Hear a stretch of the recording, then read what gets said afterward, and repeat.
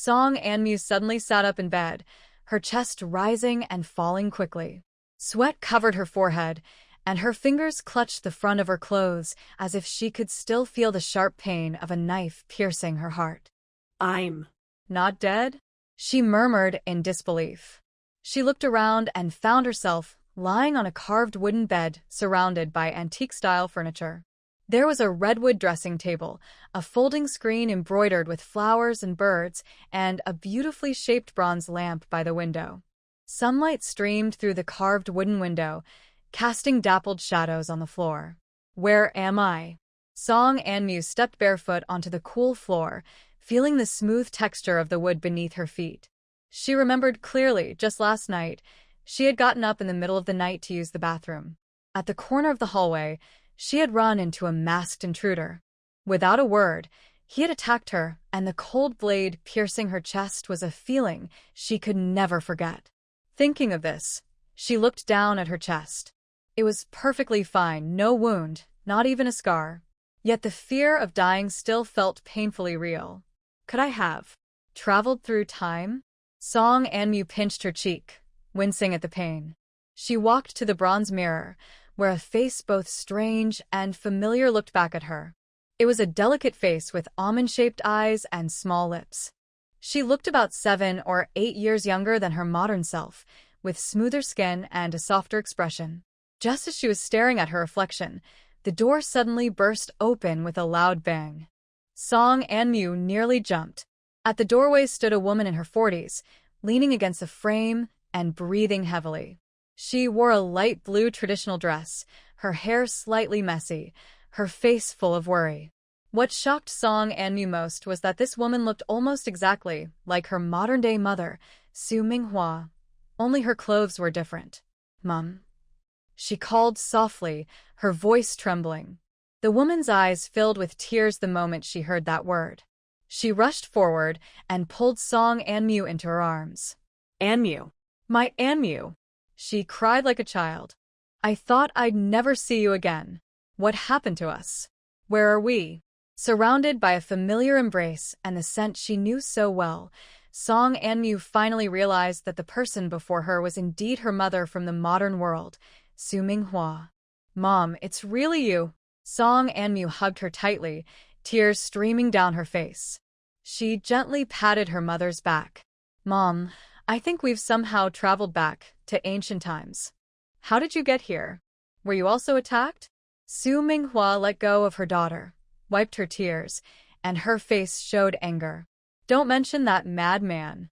I heard a noise and saw you lying there hurt. I woke your father and your brother, and when that criminal couldn't fight them off, he ran to the kitchen and opened the gas tank. The whole house exploded."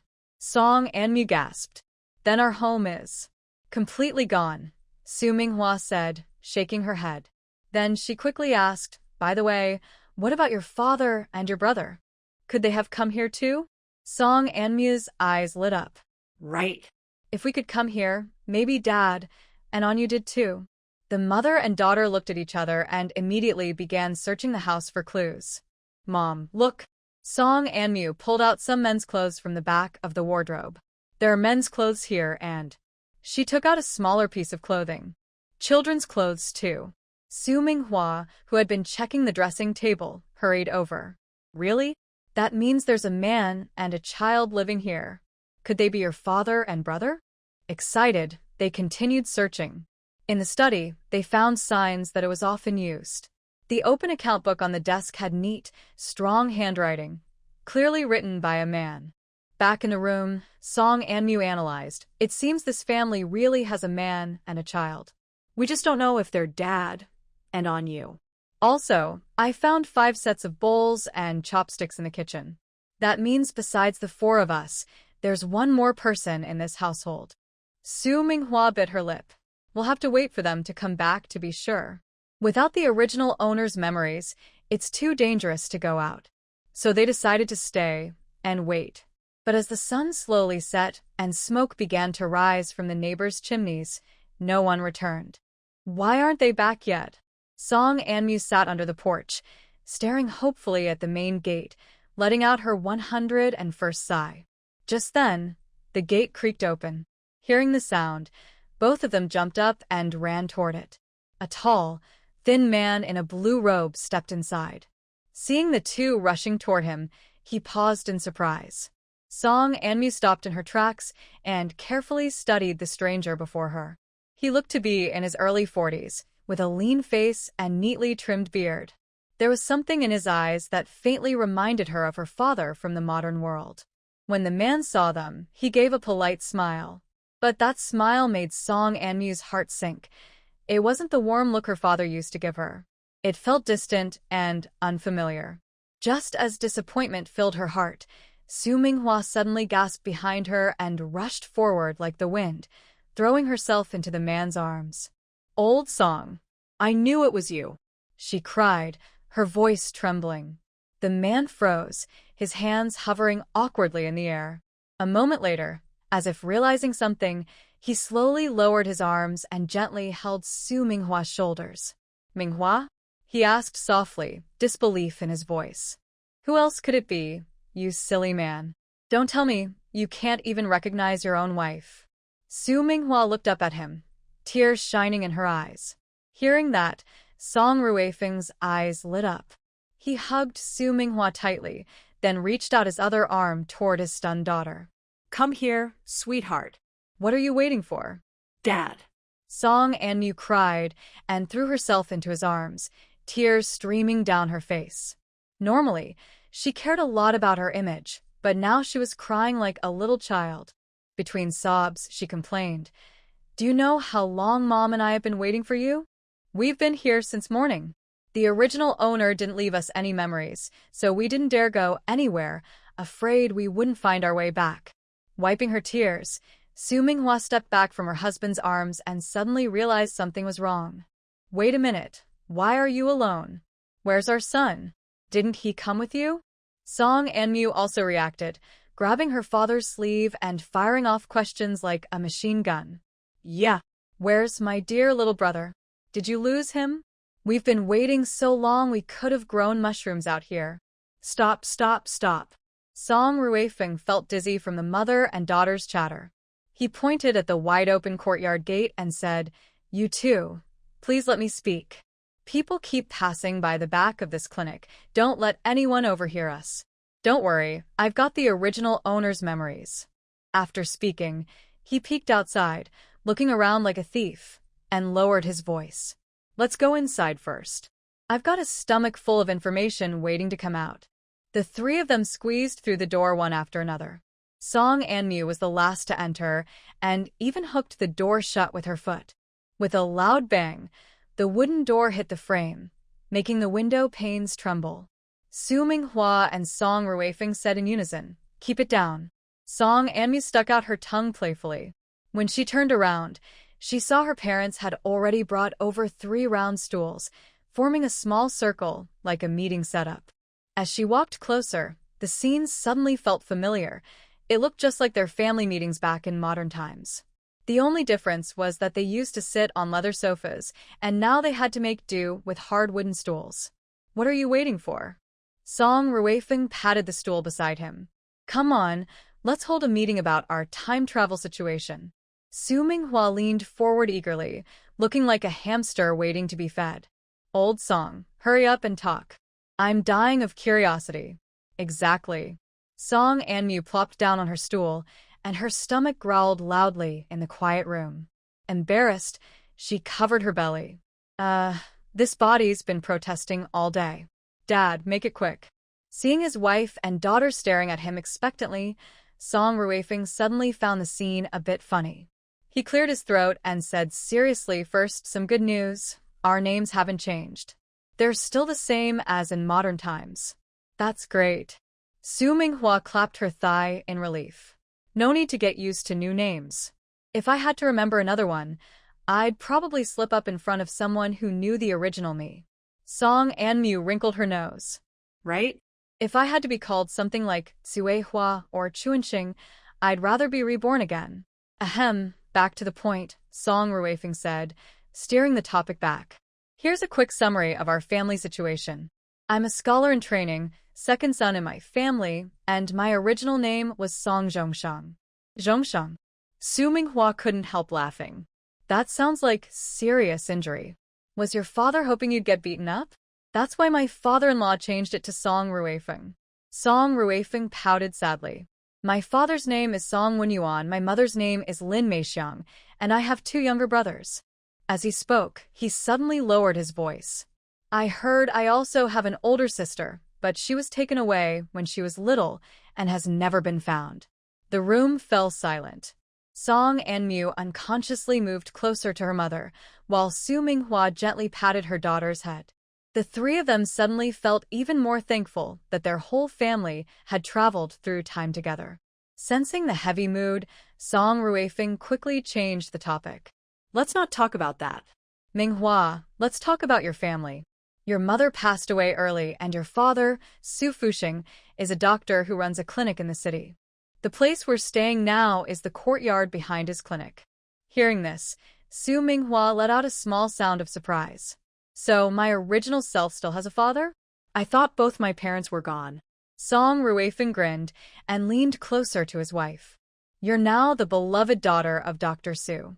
He felt sorry that you suffered in the countryside, and since I need to study at the academy, he invited our family to live in the city. Oh, and we also have an 8-year-old son. So? At the mention of her son, Su Minghua jumped up so fast that the stool wobbled. My son, on you, he came with us, didn't he? Her sudden movement startled both her husband and daughter. Song Anmu quickly pulled her back down. Mom, don't get too excited. The stool's about to fall apart. Then she turned to her father. Dad, go on, where is that little rascal now? Afraid his wife might get upset again, Song Ruifeng hurried to explain. The original you thought he was too mischievous, so he was sent to live with his grandfather in the countryside. Seeing his wife about to stand up again, he quickly added, tomorrow. We'll pack up and go see him tomorrow. Su Minghua finally sat still, nervously twisting the edge of her clothes. I just hope that child traveled through time with us too. Song Anmu quickly hugged her shoulders. Of course he did. The 3 of us are here, so Anyu must be here too. Then she suddenly burst out laughing. Just imagine Anyu, who used to be 1.85 meters, turning into a tiny 8-year-old boy. Haha, that's too funny. Her laughter made Song Ruifeng laugh as well. You're laughing at him, but didn't you also go from 21 to 10 years old? He gestured with his hand. Just this small, back in modern times, that's only about a 4th grader. Song Anmi looked down at her smaller body. I worked so hard to grow this tall, and now I have to start all over again. Su Minghua happily touched her own face. Let's look on the bright side. My skin is back to when I was 27, and even the fine lines are gone. Now that you mention it, my hair has grown thicker too. I guess that's a good thing. Song Ruifeng ran his hand through his full head of hair, but then his expression turned serious. Wait. I just remembered something important. The cheerful mood vanished, replaced by tension. His wife and daughter stopped laughing. Seeing that they were listening carefully, Song Ruifeng straightened his face and cleared his throat. The place we've come to is called the Diua Dynasty. There was just a war in the south, and now the north is suffering from disasters. Unfortunately, we landed in Yongchang City, which is in the north. The government is focused on rebuilding after the war and doesn't have much energy to manage this area. Still, they haven't completely given up. Yesterday, they posted a notice saying that if the people in the north, seeing that his wife and daughter were listening as if it were a story, not realizing how serious it was, Song Ruifeng stopped talking and looked at them. Song Anmu, who was listening with great interest, frowned in protest. What's wrong? Why did you stop? What did the notice say? Su Minghua joined in. Yes, old Song, you were talking so well, why stop now? Come on, keep going. Looking at the carefree mother and daughter, Song Ruifeng took a deep breath, trying to keep his voice calm. You're still asking? Didn't you hear what I just said? Aren't you even a little scared? Don't you have any thoughts about this? That question stunned Song Anmu. She blinked her round eyes and absent-mindedly twirled a strand of hair around her finger. She looked just like a squirrel trying to figure out where to hide its nuts. After a few seconds, she clapped her hands. Of course I have some thoughts. Based on what you said, we're living in the city now, and my grandpa is a doctor. That job must be quite profitable in ancient times, right? Song Anmu counted on her fingers. Look, first, we have a house. Second, we have a steady income. Third, the city is safer than the countryside, right? I think as long as we store enough food and water, stay home, and don't run around, we'll be fine once this disaster passes. Exactly. Sumingwa nodded quickly. We don't have any special skills to help others. Let's just bring our son back tomorrow, close the door, and live quietly. We just need to get through this period. As she spoke, she made a closing door gesture, as if that could keep the disaster outside. Song Ruifeng looked at his wife's calm expression, as if she believed someone else would handle everything. He suddenly wanted to open her head to see if it was filled with cotton. Rubbing his temples, he felt like he was trying to explain the end of the world to two carefree hamsters. He sighed heavily, a sigh so deep it could crush a camel. I knew you two weren't taking this seriously. If we were in modern times, staying home would be the right thing to do. But in ancient times, it's not that simple. The grain harvest here is already low, and now there are floods and droughts. People are getting less food every year. Even if you want to buy grain, no one is selling. He paused, then lowered his voice. And I don't think this disaster will end anytime soon. Su Minghua and Song Anmu exchanged uneasy looks. Seeing their worry, Song Ruifeng continued, when people don't have enough to eat or wear and no one takes care of the dead or the animals, disease will spread sooner or later. The word disease hit the mother and daughter like a bucket of cold water. Song Anmu's face fell, and she groaned inwardly. How unlucky can I be? Not only did I end up in ancient times without becoming a princess, but I also landed right in the middle of a disaster. Su Minghua reacted even more strongly. She clutched her chest, her face turning pale. Old Song, I can hardly breathe. She looked as if she had been struck in the chest. Seeing that his wife and daughter finally understood how serious things were, Song Ruifeng felt a bit relieved. Anyway, the government notice says that if people can't survive here, they can report to the local office, get a travel permit, and move south. The government will give each family 3 acres of land as support. He looked at the two of them to make sure they were listening carefully. I think we should go south while the government still allows it. If an epidemic really breaks out, it'll be too late to leave. Song Ruifeng spoke earnestly. You both need to be more careful. It's already hard enough for our family to live safely here. When I go back to bring on you, I'll try to persuade some people from our hometown to come with us. It's safer to travel with more people. As the head of the family made the final decision, the mother and daughter had no objections. Song Anmu shrugged, thinking, if we're leaving, then let's go. As long as we're together, nothing can stop us. Su Minghua, meanwhile, was already thinking about what to pack. All right, that's enough talking for now, Song Ruifeng said, clapping his hands. I'll find something for us to eat. After dinner, get some rest. Tomorrow we'll pack up and head home. When the three of them reached the kitchen door, the sight before them left Song Ruifeng speechless. Pots and bowls that had been neatly placed on the counter were now scattered all over the floor, as if a storm had just passed through. He stared blankly and asked what happened here? Was there an earthquake? I didn't feel anything. Song Anmu gave an awkward laugh. Hee, not an earthquake. Mom and I were checking something before you came back, so we made a bit of a mess. Then she quickly added, but it was already messy before we started, so it's not all our fault. Su Minghua frowned and said, yes, not just here. The other rooms are also a mess. When your daughter and I woke up, we were in different rooms. I think someone might have knocked us out and taken the chance to steal from the house. Hearing that, Song Ruifeng instinctively touched the back of his head and winced in pain. Now that you mention it, the reason I came home so late today was because I ran into 2 people at the end of the alley. He frowned as he recalled. They were carrying big bags and looked like they were in a hurry. I thought they were just leaving town, so I didn't pay much attention. He gave a bitter smile and shook his head.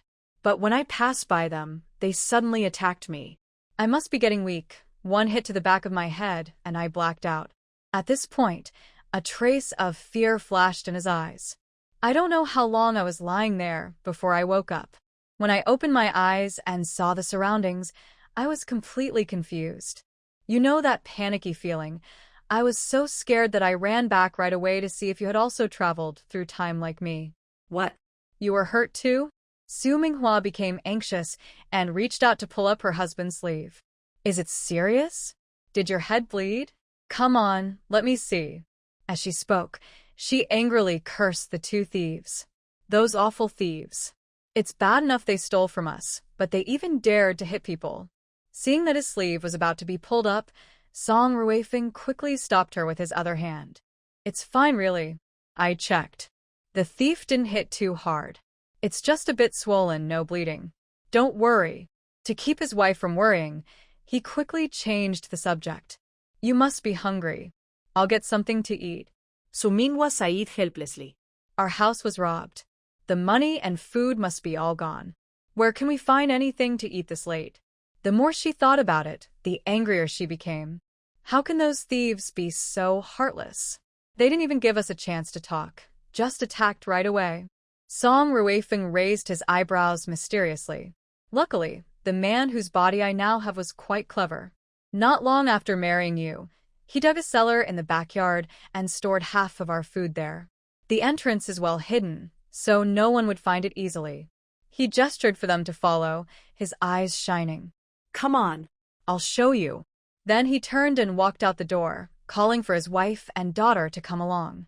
But he noticed his daughter standing still, her eyes unfocused, clearly lost in thought again.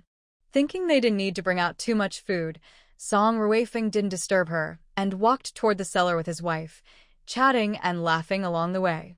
Left alone in the kitchen, Song Anmu didn't even notice she'd been left behind. Her mind was full of thoughts. Wow, thieves here are just like the ones in modern times, equally ridiculous. Thinking about their family, it's really sad. Even after traveling through time, they still couldn't escape danger. I wonder if her younger brother is facing the same situation. When Song Ruifeng and Su Minghua came back with some food, their daughter was already asleep on the table, curled up like a little cat. Her arms were resting on the table, her head buried in them, and her bottom stuck out as she sat on the stool. The sight was both funny and adorable, making them want to laugh. The couple looked at each other and quietly shook their heads. They didn't wake Song Anmu. Moving softly, they entered the room like two secret agents sneaking into enemy territory. Su Minghua washed the rice and started steaming it, while Song Ruifeng cut the meat and began cooking. They worked together perfectly, careful not to wake their sleeping daughter. Soon, the smell of food filled the kitchen. Song Anmu's nose twitched as she sniffed in her sleep, then suddenly lifted her head. She wiped her mouth with her sleeve, jumped up like a cat that smelled fish, and shouted, "It smells so good. I'll help bring the dishes. Let's eat." There wasn't much food, so it was quickly set on the table. The family sat down together, looking at the simple meal before them. For a moment, they felt like crying. It hadn't been easy, but finally they could eat. Song Anmu had never gone hungry before. Back in modern times, her home was always stocked with snacks and treats. But on her first day in the past, she was so hungry her stomach felt empty. Mr. Song and Mrs. Su had known hunger as children, but that was more than 20 years ago. Now, all three of their stomachs were growling, and they couldn't stop their mouths from watering. The food on the table wasn't anything special by modern standards, just a bowl of coarse rice, a plate of pickles, and a small dish of stir-fried meat. But hunger makes everything taste better. None of them cared about flavor. They had only one thought: fill their stomachs. There was no polite talk, no hesitation. 3 pairs of chopsticks moved like raindrops. Song Anmu ate like a hungry hamster, her cheeks puffed out. Su Minghua was like a food machine, finishing half a bowl of rice in seconds. Song Ruifeng ate quickly too, though he still tried to keep some composure, just barely. If anyone saw them, they'd think this family had just escaped a famine. No one cared about how the food tasted. All that mattered was the wonderful feeling of their hunger slowly fading away. Before long, their chopsticks slowed down, and there was hardly any food left in the bowls. The two of them quickly finished the last bits, leaving the plates so clean they almost shone. Burp. Song Anmu let out a long burp, slumped in her chair, and rubbed her round belly. Only a few empty bowls were left on the table. Even the soup had been scraped clean. "Oh, my young lady," Su Minghua said with a frown, tossing her daughter a handkerchief to wipe the oil from her mouth. "If your future in-laws saw the way you eat, they'd send you right back." "That's fine by me," Song Anmu said carelessly, burping again. "Besides, I don't want to marry anyone from ancient times. Just thinking about those families with one husband and many wives makes me feel hopeless. I'd never agree to that." Washing pots by the stove, Song Ruifeng looked up and said, "She's right. Even if I have to take care of her for life, I won't let her marry into a family like that. And her grandfather would never agree either." "TSK, that's true." Before Su Minghua could finish, Song Anmu suddenly sat up straight. "Wait a second. Did we forget something?" "Forget what?" Su Minghua looked at her daughter in confusion. "The rice jar's covered, the fire's out, the dishes are washed. What else?" "Grandpa." Song Anmu slapped the table, making the bowls clatter. How could you forget about him? "We haven't seen him all day." Su Minghua clapped her hands in frustration. "Oh no, you're right. I forgot that in this world, I still have a father. I was thinking of your grandpa from modern times who passed away early." Song Ruifeng suddenly let out a startled awe and dropped the pot with a loud clang. "This morning, father-in-law said he was going to old Zhang's grain shop in the east of the city. He once helped their son and wanted to see if he could buy some grain." Mother and daughter asked in unison. "And then?" Then. Song Ruifeng scratched his head. "Then I went to visit an old classmate." Su Minghua stomped her foot angrily. "You really have a big heart. You're the only one here with memories of this place, and my father's been gone all day. If you didn't even think about it?" Song Anmu muttered under her breath. "Doesn't that just mean Grandpa's still strong and healthy?" "Don't be cheeky."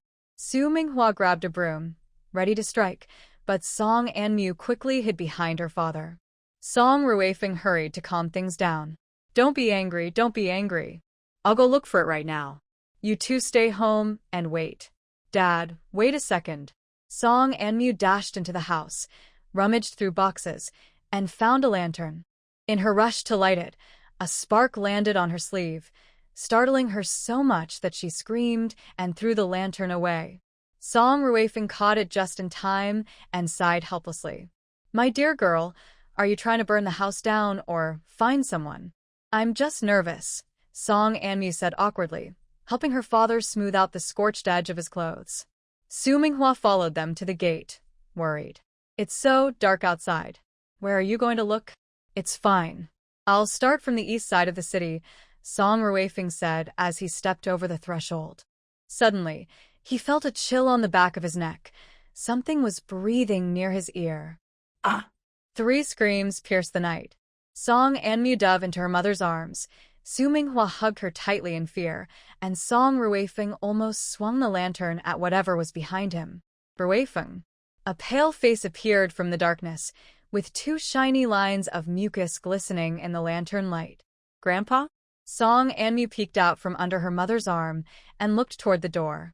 "If you want to stand guard like a door god, at least pick a warmer spot. Look at the stone lions across the street. They even have cushions." Su Fuxing rubbed his hands, shivering. I just didn't want to pass anything on to you." "Pass something on?" The 3 of them stepped back in unison. The old man wiped his nose with his sleeve, looking like a drenched old goat. Cough. "I went to the Liu family today. The patient was sick, vomiting, feverish, and weak. Several doctors said it might be an epidemic." "An epidemic?" Song Anmu's voice shot up an octave. "You mean the kind that wipes out whole villages, even the mice?" Su Minghua's legs nearly gave out. She had to grab the doorframe to stay upright. Song Ruifeng's face turned pale green in the lantern light, like a wilted vegetable. "I'll just stay outside," the old man said, shrinking back into the shadows. "You'd better pack up and get ready to leave." Song Anmu suddenly slapped her forehead. "Wait, Grandpa, you said vomiting and diarrhea and a yellow tongue coating. Doesn't that mean?" Under the expectant gazes of the other 2, She declared confidently, "It's gastroenteritis." Hey. Before she could finish, Su Minghua smacked the back of her head. "You think it's just a stomachache? Gastroenteritis? Really?" Song Ruifeng frowned and raised the lantern higher. "Father-in-law, did the Liu family call in other doctors too?" "Of course." The old man sniffled. "It looked like they were rounding people up for a big job. I barely found a chance to slip away and bring the news." Song Emu tugged at her father's sleeve and whispered, "Dad, maybe Grandpa can tell us the exact symptoms? What if we can help?" "You?" Song Ruifeng raised an eyebrow. "You haven't even read the Huangdi Neijing." "Humph. But I've watched Empresses in the Palace. I remember all the lines the imperial doctors said," she said proudly. Su Minghua rubbed his forehead helplessly. "Stop right there. That's a palace drama, not a medical textbook." As the three of them stared at each other, the old man outside stomped his feet in the cold. "Hey, can someone get me a blanket?" Song Ruifeng finally came to his senses, hurried inside, grabbed a quilt, and tossed it from a distance. The old man caught it and wrapped himself up tightly, leaving only his eyes visible. He looked like a giant silkworm cocoon. "All right," Song Ruifeng said, rubbing his hands and breathing into them for warmth. "Let's split up. Anmu, pack the valuables. Minghua, prepare some food. I'll go to the cellar and bring up the supplies. What about Grandpa?"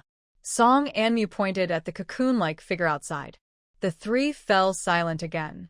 The night wind made the lantern flicker, casting shifting shadows across their faces. Finally, Su Minghua bit her lip. "Maybe we should go inside and talk it over? What if we really can help?" Outside, the old man tightened the quilt around himself, looking like a thin monkey wrapped in cotton. "Then hurry up and discuss it. I can hold on for another hour." "All right, Dad, hang in there," said Song Ruifeng, pulling his wife and daughter back into the house. Still peeking through the door crack, Song Anmu whispered, "Grandpa looks just like the man who sells roasted sweet potatoes outside our school." "You child," Su Minghua tapped her daughter's forehead. "Your grandpa is a real doctor.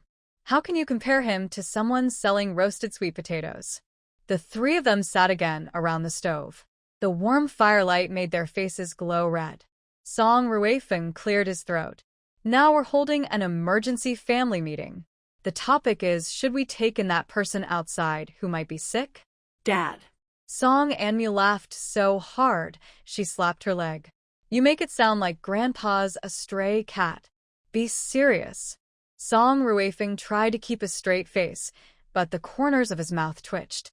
Based on the symptoms that person described, he suddenly paused and turned to his wife.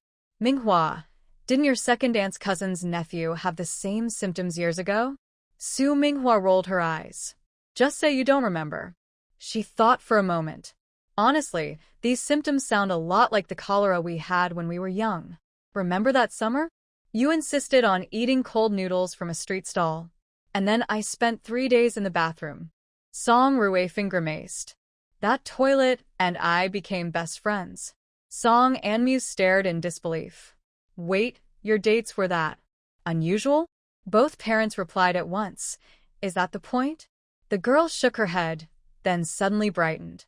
"I think these symptoms sound a lot like COVID." She started counting on her fingers. "Look, yellow tongue, that means heat in the body. Vomiting and diarrhea, that's a stomach flu. Chest tightness and restlessness. Doesn't that sound like..." Before she could finish, her father flicked her forehead. What kind of nonsense is that? "Since when does COVID cause dark urine? Have you ever seen that?" Ouch. Song Anmu jumped, rubbing her forehead. "I was just brainstorming. What if it's an ancient version of a mutated virus?" Su Minghua sighed and rubbed her temples. "Old Song, I'm starting to think our parenting went wrong. Look at this girl. She's in her 20s, but her thoughts still twist around like a maze." Mom. Song Anmu tugged at her mother's sleeve, pouting. "I'm just trying to help you think outside the box." Suddenly, Song Ruifeng slapped the table. Got it. "Let's assume the worst, it's cholera. Minghua, do you still remember the flyers the health station gave out back then?" Still doubting her teaching methods, Su Minghua quickly replied, "Yes, yes." Remember to drink light salt water and eat something easy to digest. Then she suddenly paused, her expression turning strange. But where are we supposed to get saline solution right now? Song Anmu raised her hand eagerly. I know. I saw it in a TV drama. You can mix salt and sugar. Stop. Song Ruifeng made a timeout gesture. Sweetheart, that's just a palace drama. You can't take it all seriously. He turned to his wife. I remember reading in a medical book that you can use roasted salt, and a loud sneeze came from outside, followed by the old man's nasal voice. Have you finished talking yet? My toes are about to freeze off out here. The three of them looked at each other. Song Anmu muttered quietly. That sneeze was so loud, someone might think a donkey was braying. Song Anmu. Su Minghua pretended to twist her daughter's ear. That's your grandfather. I was wrong. Song Anmu shrank her neck and hid behind her father. Dad. Help me. Song Ruifeng quickly stepped in to calm things down. All right, let's focus. I think we should bring the old man with us. We can prepare a small cart for him. If it really is cholera, we'll have some experience treating it. If not, he can still help out. Sumingwa froned. But if it is cholera, it's contagious. Mom. Song Anmu suddenly became serious. Think about it. Grandpa knew he might be sick but still came back to warn us. If we leave him here, wouldn't that be heartless? The room fell silent. The fire crackled in the stove, as if applauding her words. After a long pause, Su Minghua finally gave in. All right, but we need to set some rules. Separate dishes, separate toilet, and keep a safe distance. Song Ruifeng smiled. Deal. I'll go tell the old man. As he stood up, he remembered something. Oh, right, sweetheart, go pack your things. Remember, I know. Song Anmu jumped up and ran to her room. Only the essentials. Seeing her husband and daughter both busy, Su Minghua went to another room to pack. When she was almost done, she went to check on her daughter's room. The moment she opened the door, she nearly fainted. The floor was covered with 5 or 6 bundles, and even the bronze mirror from the dressing table had been taken apart. My little ancestor. Su Minghua shook a bundle that jingled with clattering sounds. Why are you bringing so many bowls and chopsticks? Are you planning to open a restaurant? Song Anmu replied confidently. What if we need to cook outdoors on the way? Cook outdoors? Su Minghua almost bit her tongue. Do you think we're going on a picnic? We're running for our lives, not moving house. After hearing her mother's words, Song Anmu felt as if the sky was falling. How could she forget that they had to walk the whole way? Just thinking about walking all the way south made her legs weak. She felt she couldn't even stand up, afraid that the family might freeze or starve before reaching their destination. With a hopeless look, she asked, Do you think maybe we could just stay here? Her pitiful face made Su Minghua's heart ache. She crouched down and gently brushed her daughter's hair. Silly girl, what are you saying? Even if we have to walk, we must go. You've seen how terrible an epidemic can be in those TV dramas. Feeling her mother's gentle touch, Song Anmu knew she was right. Of course she knew. She had seen it in dramas, read about it in novels, and even lived through the COVID pandemic herself. She was only complaining. For the safety of her parents and younger brother, they had to leave. After all, they had been given a new life in ancient times. If they died right at the start, it would be such a waste of this chance. While she was lost in thought, Song Ruifeng rushed in from outside. Good news. The old man said he wore a face cloth when he met the patient and drank some preventive medicine. He suddenly stopped mid-sentence, staring at the mess on the floor. You're bringing all this? Can we even carry it? Feeling guilty, Song Anmu glanced at the bundle by her feet. Dad, do you think we could hire a carriage? A carriage? Song Ruifeng gave a bitter smile. My girl, right now you can't even find a donkey cart on the street. If we can get a wheelbarrow, we'll be lucky. Seeing his daughter's disappointed face, Song Ruifeng patted his chest and promised, once we reach the south, I'll buy us a carriage. With a roof. We'll travel like real ancient folks. Hearing that, Song Anmu looked up from unpacking, her eyes shining like a little mouse that had found some oil. Then I'll take that deal. When I have a carriage in the future, My small goal is to take everyone on trips to enjoy the mountains and rivers. My big goal is for our whole family to settle down together in the south. Su Minghua threw a pile of folded clothes into the chest with a dull thud. Can you two stop daydreaming for a moment? She rubbed her sore arms and turned to her husband. Let's talk about something serious. How is my father doing? While packing, Song Anmu listened carefully to her parents' conversation. Your father-in-law. Song Ruifeng scratched the back of his head, his hair ties slipping to one side. At first, the old man insisted on staying at the clinic, saying things like, 70 is already a long life. I've lived enough. Su Minghua's hands tightened around her sleeves, and little Song Anmu looked up suddenly, the item in her hand falling back into her bundle. Seeing their worried faces, Song Ruifeng quickly added, but later, I reminded him that our bodies are gifts from our parents, and that Anyu is still waiting at home to see his grandfather. Most importantly, I told him he might not be infected at all. He wore a face covering and took preventive medicine when treating patients. I asked him to observe himself for a few days on the road, and if he stays well, he can continue traveling with us. Su Minghua took out a brush and ink, writing something on the table. Yes, I remember this illness has a short incubation period, sometimes just 1 day, at most 7. Since father only recently treated the patient, if he stays healthy after that time, we can stop worrying. Song Anmu ran over to look. On the paper were notes about cholera symptoms and treatments. She turned and asked, so where is Grandpa now? He went back to his room to pack, Song Ruifeng said, nodding toward the east. You two should make some more face covers and gloves when you have time. We'll need them on the road. Noticing his daughter's hesitant look, he smiled. Don't worry. I already told your grandfather to prepare some preventive herbs from the medicine cabinet. Feeling reassured, Song Anmu nodded and glanced at the pile of things they had to leave behind. Her mother had even found the rouge box she tried to hide. Her nose stung a little. Things that were so easy to get in modern times had become rare treasures here. Seeing his daughter's reluctant expression, Song Ruifeng patted her head gently, then turned to leave. The hem of his robe swayed as he said, keep packing. I'll go to the cellar to move the grain. As he stepped out of the room, he suddenly turned back and said, all right, Anmu, I've been meaning to tell you, from now on you should call me father, not just dad all the time. Look how quickly your mother got used to it. You should learn from her. All right, I know. Song Anmu dragged out her words, watching her father leave with a proud look, as if he had just taught her something important. She turned to her mother and said, look at him, he really thinks he's become a scholar. Su Minghua was threading a needle and almost pricked her hand when she heard that. Your father was at best a technical school graduate in modern times. A scholar? Let's just hope he doesn't forget everything he's learned. She burst out laughing, falling into the pile of clothes. Taking advantage of the moment, Song Anmu quickly hid her rouge box at the bottom of her bundle, but her mother's sharp glance froze her in place. These are hard times. Why are you bringing that?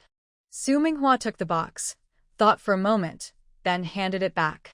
Never mind, keep it. Maybe you can trade it for food later. Song Anmu ran her fingers over the delicate floral patterns on the porcelain box and suddenly had an idea. Mother, what if we make some sachets? For now, let's finish the face covers first. Use 3 layers of fine cotton with a thin gauze in between, Su Minghua said, nodding in understanding. Then she raised an eyebrow. A modern craft expert, are we? Caught red-handed, Song Anmu let out a playful cry and dove into the pile of fabric, pulling out a piece of pale blue cloth. Watch me recreate a modern N95 mask using Ming Dynasty techniques. She rolled up her sleeves, showing her slender wrists, and struck a mock bodybuilder pose. Su Minghua tried to hold back her laughter, her shoulders shaking. Miss Song, we're escaping from danger, not joining a craft fair. This is called professionalism, Song Anmu said seriously, holding her needle and thread as she began her proud handiwork. By the time the moon was high, Song Anmu had finished her 6th face cover. She looked up and saw her mother holding a quilt, her eyes slightly red. Anmu, go get some rest, Su Minghua said softly, setting down the quilt and gently pushing her. We'll have a long journey tomorrow. Song and Mew picked up another piece of cloth and started on the seventh one. You're one to talk. You should rest too. Though they said that, neither of them went to sleep. By dawn, Song Ruifeng returned from the cellar, and the three of them began quietly moving their things like ants. The cart creaked loudly, and Song and Mew couldn't help but feel that the sound was loud enough to wake the whole neighborhood. Oh no, I almost forgot something important. Song Ruifeng suddenly shouted, pacing anxiously in circles. Without a travel permit, we'll be treated as wanderers, and the county office is already locked up for the night. Su Minghua threw a bag of millet onto the cart and glanced at the sky, which was turning pale. What's the rush? We'll handle it first thing tomorrow. We can't leave the city now anyway, so let's just go back and rest. Song and Mew thought she wouldn't be able to sleep, but as soon as her head touched the pillow, she drifted off. In her half-dreaming state, she heard roosters crowing, birds chirping, and then a loud banging on the door. Get up, sleepyhead. Su Minghua's strong voice came through the door. The sun's already up. Song and Mew rolled to the edge of the bed with her blanket, then suddenly dropped to the floor with a thud. When Su Minghua opened the door, she saw her daughter wrapped tightly in the blanket, wriggling on the ground like a silkworm in its cocoon. With that kind of fall, you could join a sports team in modern times. With messy hair and sleepy eyes, Song and Mew stumbled to the well. The water bucket slipped from her hands like a lively fish and sank to the bottom. She froze, and behind her came her father's muffled laugh.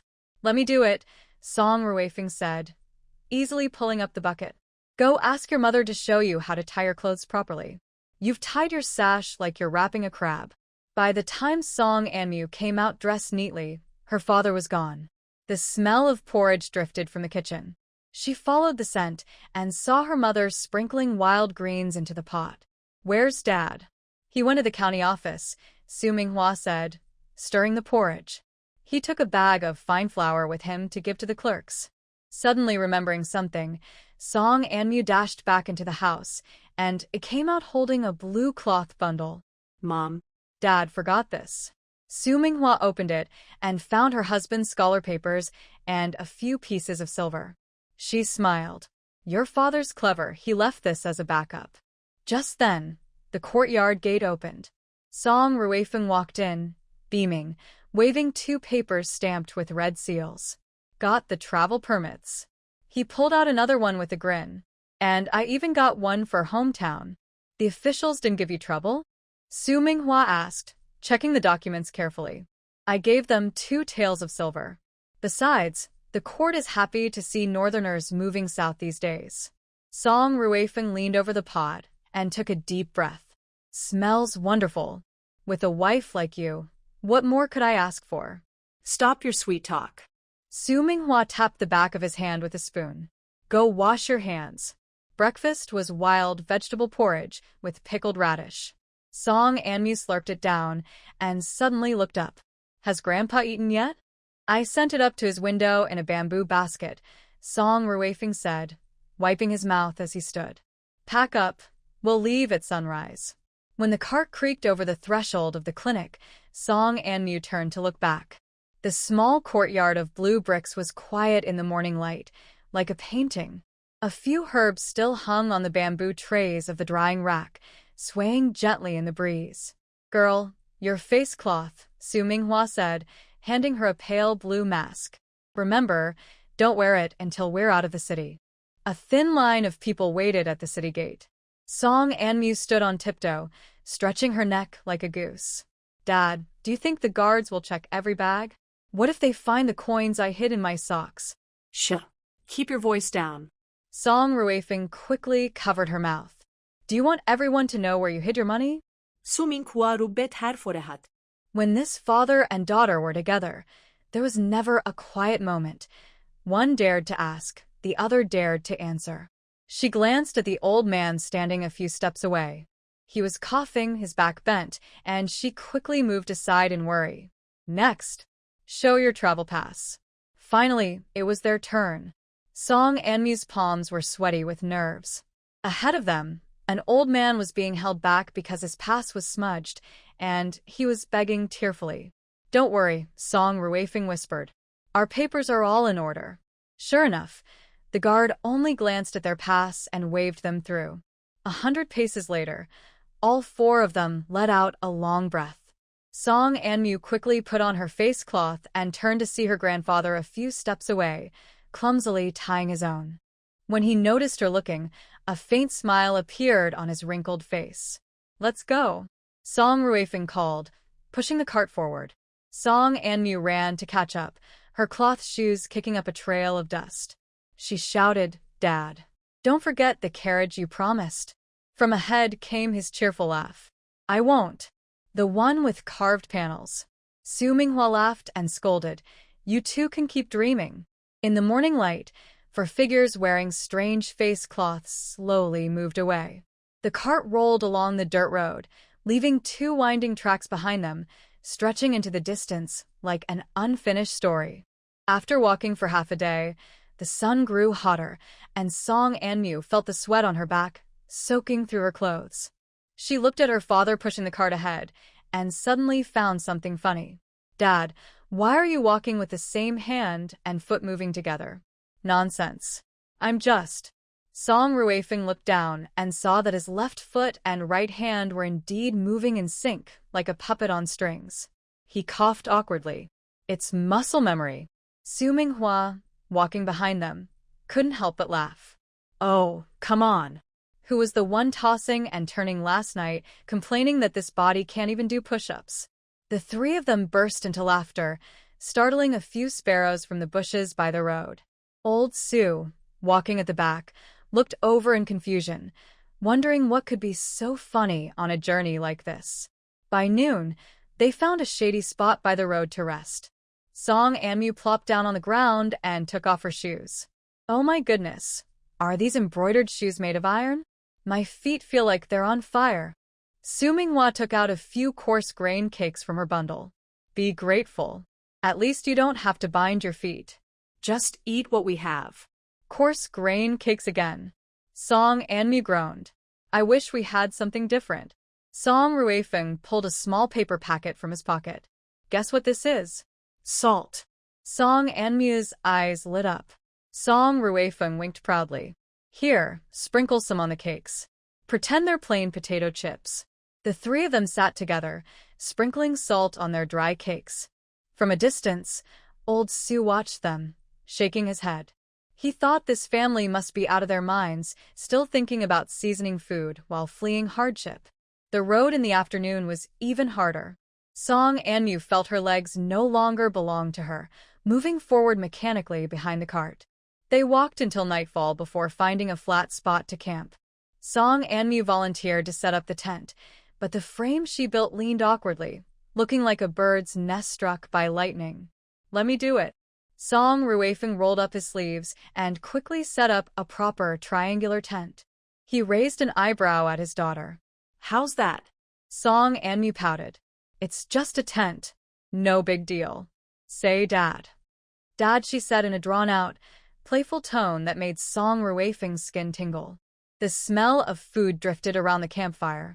Staring into the flames, Song Anmu murmured, Don't you think this feels a bit like camping? Camping was never this tiring. Su Minghua rubbed her sore calves and looked up at the sky. But the stars are much brighter than in the city. The four of them looked up together. The Milky Way spread across the sky like spilled milk. Song Anmu suddenly felt her nose sting. If only Anyu were here. Song Ruifeng patted his daughter's shoulder. We'll see him soon. Get some sleep. We still have a long way to go tomorrow. During his night watch, Song Ruifeng looked at his sleeping wife and daughter, then at his father-in-law curled up in the distance. He sighed softly. Their journey to escape hardship had only just begun. By noon the next day, they finally saw the outline of Detouring village. Before they even entered, they could already hear the noise inside, as lively as a market day. Exhausted moments ago, Song Anmu suddenly came back to life. Something's going on. Dad, let's go see. Before Song Ruifeng could stop her, his daughter had already dashed off. He quickly told Su Minghua to look after her father and hurried after her. Oh, my poor back. Old Mr. Su rubbed his aching knees and slowly crouched beside the cart. His daughter was peeking curiously toward the village, completely forgetting the old man behind her. He was used to this treatment. Reaching into the cart, he pulled out half a hard biscuit. As he chewed, he muttered, "Hard enough to break a tooth, but at least it keeps me busy." Under the big tree in the village, a crowd had gathered. In the middle, a few strong men were wrestling. Song Anmu slipped nimbly to the front and pulled out some sunflower seeds from her pocket. From the villagers' chatter, it seemed two families were fighting over who owned a snake. Song Anmu watched with great interest. Then slap. She suddenly felt something cold on her head. Still holding her sunflower seeds, she froze. Her eyes rolled upward, and she saw something grayish-green, like a rope. "Daughter, on your head." Song Ruifeng had just arrived when a cloud of dust rose in front of him. Several thin villagers, looking desperate, rushed forward shouting, "The snake! We saw it first." "Oh my goodness!" Song Anmu grabbed the creature from her head and, using all her strength, threw it like a shot put. The small gray-green snake flew through the air in a perfect arc and landed neatly on a branch of the old tree. What happened next was like the biggest drama of the year. The two families suddenly seemed to unlock some kind of martial arts skill. A tall, skinny man stepped on his brother's shoulders and jumped up the tree, while several hands below grabbed at his pants to pull him down. Two older women were fighting over the snake's tail, pulling each other's hair like two angry hens, and a young boy tried to poke the snake with a bamboo stick. Instead of hitting the snake, he accidentally knocked down a wasp nest. "Dad, look at that lady." Song Anmi tugged at her father's sleeve excitedly. "Isn't that the long-lost Nine Claw? Wow, that move looks amazing." Song Ruifeng gave his daughter a light smack on the back of her head. "Wake up. We're not here to watch a martial arts show. Let's go." He grabbed her hand and hurried away. As they left, Song Anmu couldn't help looking back, almost getting hit by a flying straw sandal. At the edge of the village forest, Su Minghua was drawing circles on the ground with a stick. When she saw the father and daughter sneaking back, she whispered, "What's going on in the village? Bandits?" Even more exciting than that, Song Anmu said, sitting down and waving her hands as she spoke. "You didn't see it. Those people were fighting over a snake like martial arts masters." "Let's focus," Song Ruifeng said, wiping his sweat. Two families started fighting. "We'd better stay quiet and wait until things calm down before going in." The four of them hid in the grass, feeding mosquitoes for half the night. Only when the last oil lamp in the village went out did they dare to move. Under the moonlight, four dark figures crept along the wall. Song Ruifeng led the way, stopping now and then to scratch his head. Even though he had inherited the memories of his past self, in the dark every house looked the same. "Dad, are you sure you know the way?" Song Anmi whispered after stepping on his heel for the third time. "Maybe I should climb a tree to check." "Stay still." Song Ruifeng stopped her just as she was about to climb. Suddenly, his eyes lit up. "See that crooked jujube tree? Your grandfather planted it himself." The four of them tiptoed to the door. Song Ruifeng took 3 deep breaths before raising his hand and knocking softly. The sound was quieter than a mosquito's buzz. "Dad, are you knocking or tickling the door?" Song Anmi rolled her eyes. "The people inside sleep like logs. You could knock until next year, and they still wouldn't wake up." The main gate creaked open just a little, and a tiny boy with a high ponytail rubbed his eyes and peeked out. When he saw them, he suddenly shouted, "Uncle, Auntie, you're back." The shout was so loud it nearly made the four of them drop to their knees. Song Ruifeng rushed forward and quickly covered the boy's mouth. "Yuan Xiu, be good. Don't yell." He pulled a piece of malt candy from his pocket. "Go wake up the adults and tell them. Tell them the government is giving out food." The little boy nodded, so fast his head looked like a pecking chick. Then he turned and ran off, his short legs moving so quickly he almost tripped over the doorstep. "Dad, whose kid is that?" Song Anmu tugged lightly on her father's sleeve with 2 fingers. She watched the boy disappear into the night and thought, if this were modern times, I'd have to record a short video of him. Amazing. Ancient child runs so fast he leaves a blur.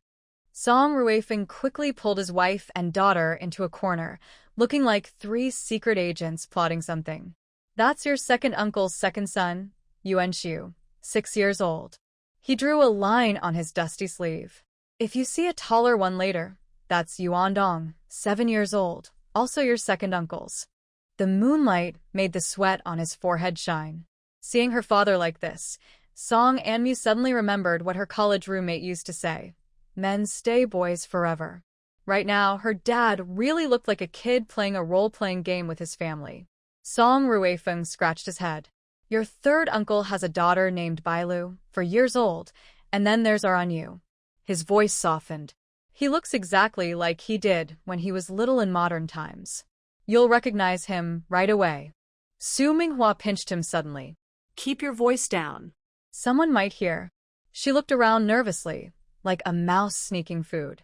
Song Ruifeng winced in pain, but didn't dare make a sound. He rubbed his arm and whispered, Anyway, when you see my brothers, just smile and nod. If you don't know what to call them, stay quiet. He imitated the tone of an old drama. Silence is golden, got it? Mother and daughter nodded seriously and made an okay sign together. Then Song Anmu realized that gesture might not exist in ancient times, so she quickly changed it to a polite bow, but moved too fast and almost poked her father in the eye. Lights gradually came on in the main hall, and the Song family, awakened by Yuan Su's loud shout, came out one by one, still half asleep. Song Anmu couldn't help laughing. It seemed that people in ancient times were no different from modern ones when it came to morning temper. Her second uncle, Song Jinxiu, was tying his belt while walking and almost tripped over himself. Big brother. Third uncle Song Qingyang saw the figure at the gate and ran over, not even bothering to put on his shoes properly. Why are you back at this hour? He asked, taking the handle of the cart. The weight made him stagger. Wow. Did you move the whole house here? Hearing the noise, the rest of the Song family hurried over to help unload the luggage. Song Anmu imitated her mother's manner and handed a bundle to a round-faced woman. She wasn't sure which aunt this was, so she just smiled politely. When the old master of the Song family came out wearing a coat, Song Anmu was staring at a spiderweb on the wall.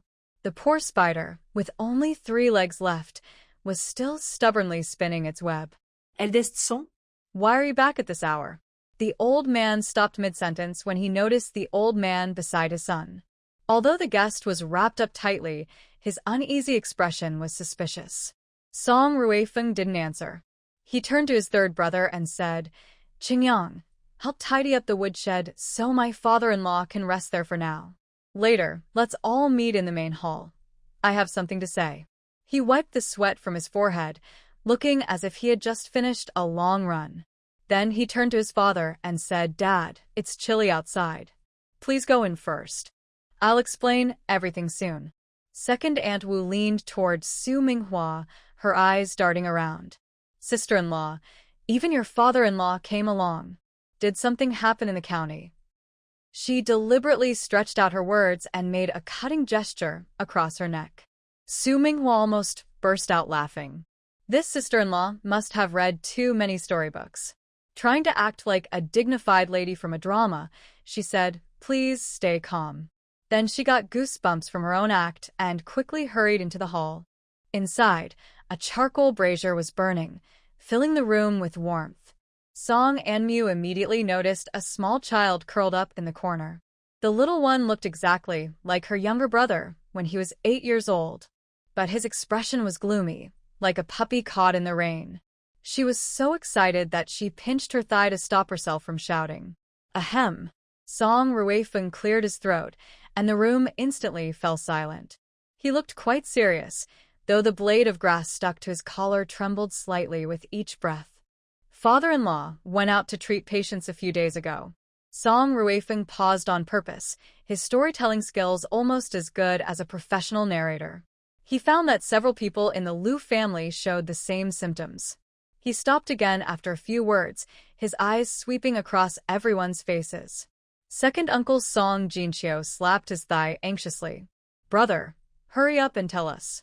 What symptoms? Vomiting, diarrhea, yellow tongue coating, and dark urine.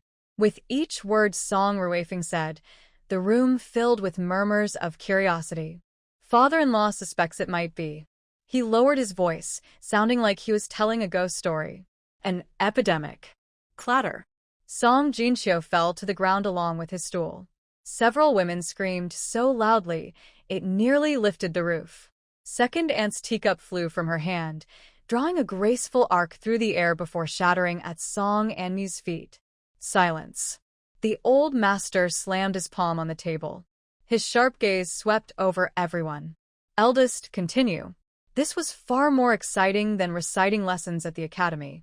Song Ruifeng swallowed hard and went on.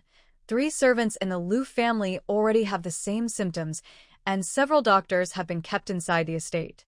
If we wait for the authorities to act, it might be too late. The government recently posted a notice encouraging people from the north to move south.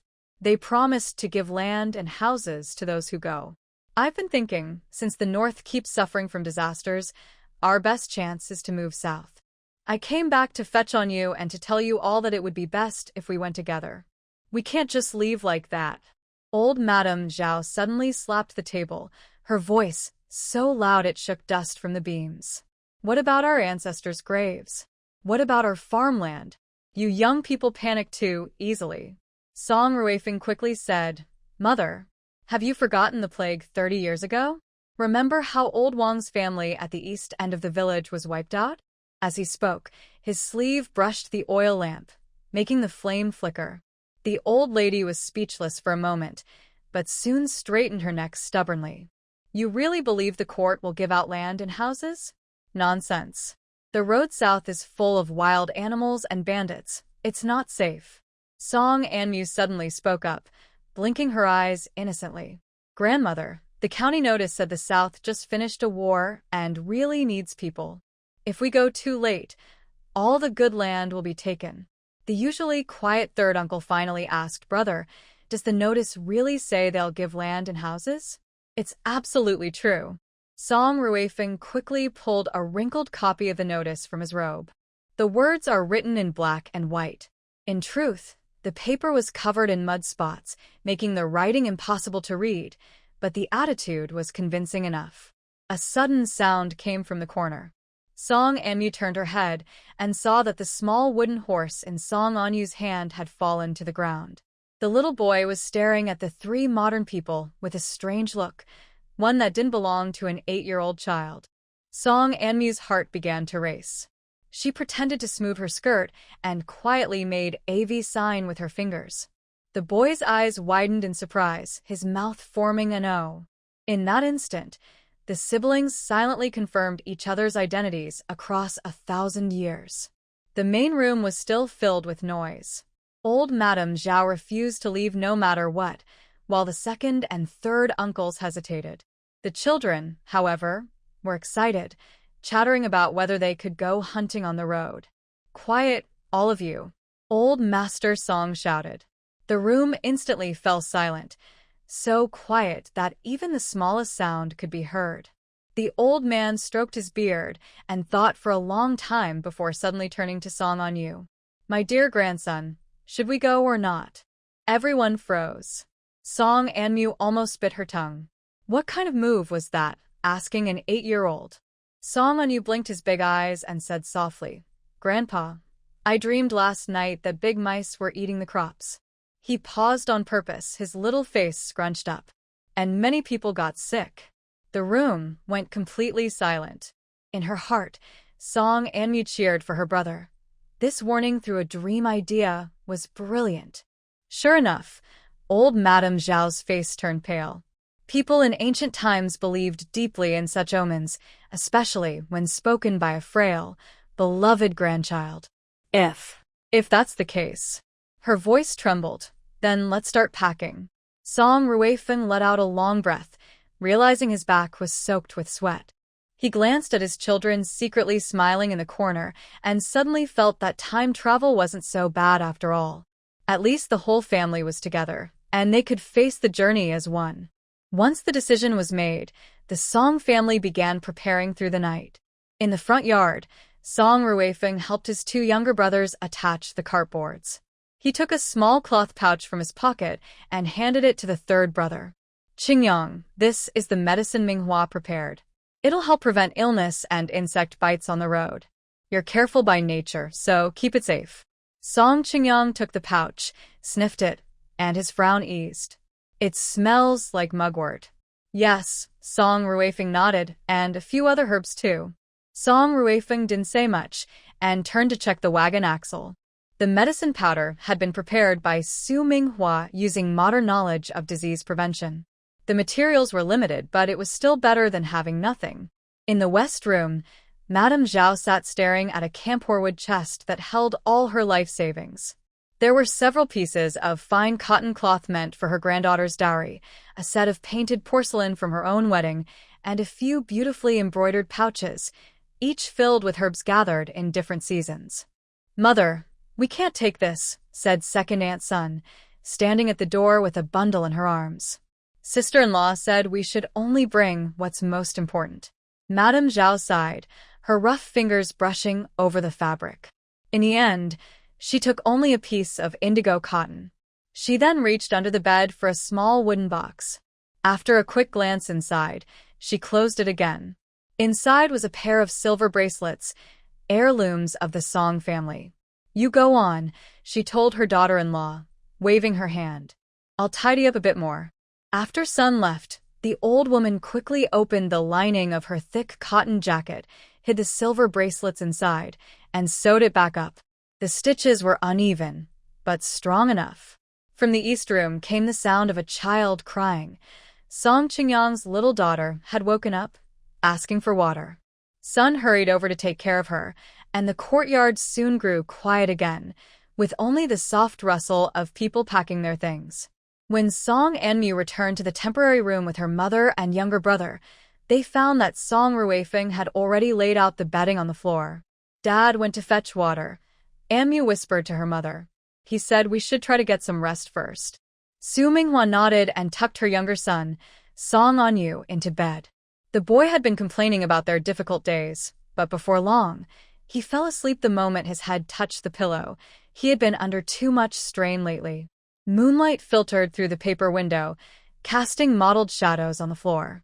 The village was so quiet now that even the dogs had stopped barking. Song Ruifeng quietly pushed the door open. His wife was still sitting by the oil lamp, sewing something. "Why aren't you asleep yet?" he asked softly, crouching beside her. Su Minghua lifted what she was working on. It was a few cloth masks. "I'm making some extras, just in case we run out." Song Ruifeng nodded, the lines on his forehead deepening. He took her hand gently. "Finish this and get some rest. Don't wait for me. I still need to go see the village head." "Now?" she asked. Su Minghua glanced out the window. "It's almost the fourth watch of the night. The later it is, the less likely we'll draw attention," Song Ruifeng said as he stood up. "Get some rest. "I'll wake you before dawn." He quietly stepped outside and ran into Song Jinxiu, who was returning from the outhouse. Rubbing his sleepy eyes, Jinxiu asked, "Big brother, you're still up?" "Yeah, I'm going to the village chief's house," Ruifeng said in a low voice. "Go back and rest a bit more." Jinxiu hesitated. "How about I go with you? It's the middle of the night." "No need." Ruifeng patted his younger brother's shoulder. "You need to look after things at home." The village chief's house was at the east end of the village, a brick and tile building that looked much grander than the nearby thatched huts. When Ruifeng reached the door, he took a deep breath and knocked on the metal ring. After a while, there was some rustling inside, followed by a cautious voice. "Uncle Lee, it's me, the eldest from the Song family." The door creaked open a crack, revealing half of the chief's sleepy face. "Ruifeng? When did you get back? What brings you here at this hour?" "It's something important," Ruifeng said quietly, glancing around. "It's about the government notice." The village chief opened the door wider and let him in. A small oil lamp flickered in the main room as the two men sat facing each other. "Uncle Lee, our family has decided to move south," Ruifeng said directly. "We're leaving at dawn." The chief frowned. "So soon? The county town isn't safe anymore," Ruifeng said carefully. "My father-in-law went to treat someone a few days ago and came back saying, Things aren't looking good. He didn't say the word plague, but when he saw the chief's face tighten, he knew the man understood. Does your father know? Yes, the whole family has agreed. Ruifeng took a crumpled piece of paper from his pocket, as if it had barely survived being thrown away. This is a copy of the government notice. Keep it. If anyone wants to leave, they can follow this route to Liangzhou. The chief studied the paper under the dim light, then sighed deeply. 30 years ago, that plague took nearly half our village. He looked up at Ruifeng, the lamplight flickering in his eyes. Do you really think it will happen again? Ruifeng didn't answer directly. Uncle Li, it's always better to be prepared. The two of them stayed silent for a while. The village chief sighed and said, Go now, before dawn breaks. I'll tell the villagers truthfully that you saw the notice and decided to head south. He took a deep breath and continued, Thank you for telling me all this. If anything happens, I'll find a way to let everyone know. Song Ruifeng stood up and bowed deeply. By the time he returned to the Song family courtyard, the eastern sky was already turning pale. He gently pushed open the door and saw his father sitting alone by the stone mill, holding a tobacco pipe that hadn't been lit. Father, you're still awake? The old man shook his head and patted the empty spot beside him. Song Ruifeng sat down, catching the faint scent of tobacco mixed with the damp freshness of morning dew. You went to the village chief's house? Yes. Did you explain everything? Not completely, but Uncle Li understood. The old man was quiet for a moment, then said, When I was 16, our village suffered a famine. Your grandfather took the 3 of us brothers and fled. On the way, my 2 younger brothers starved to death. He rubbed the pipe in his hands. Only those who survive have the right to talk about kindness and duty. Song Ruifeng said nothing.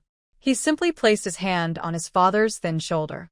Under the rising sun, their shadows stretched long across the ground. A light came on in the kitchen. The Song family courtyard was already busy. Madame Zhao crouched by the stove, pushing the last handful of firewood into the firebox.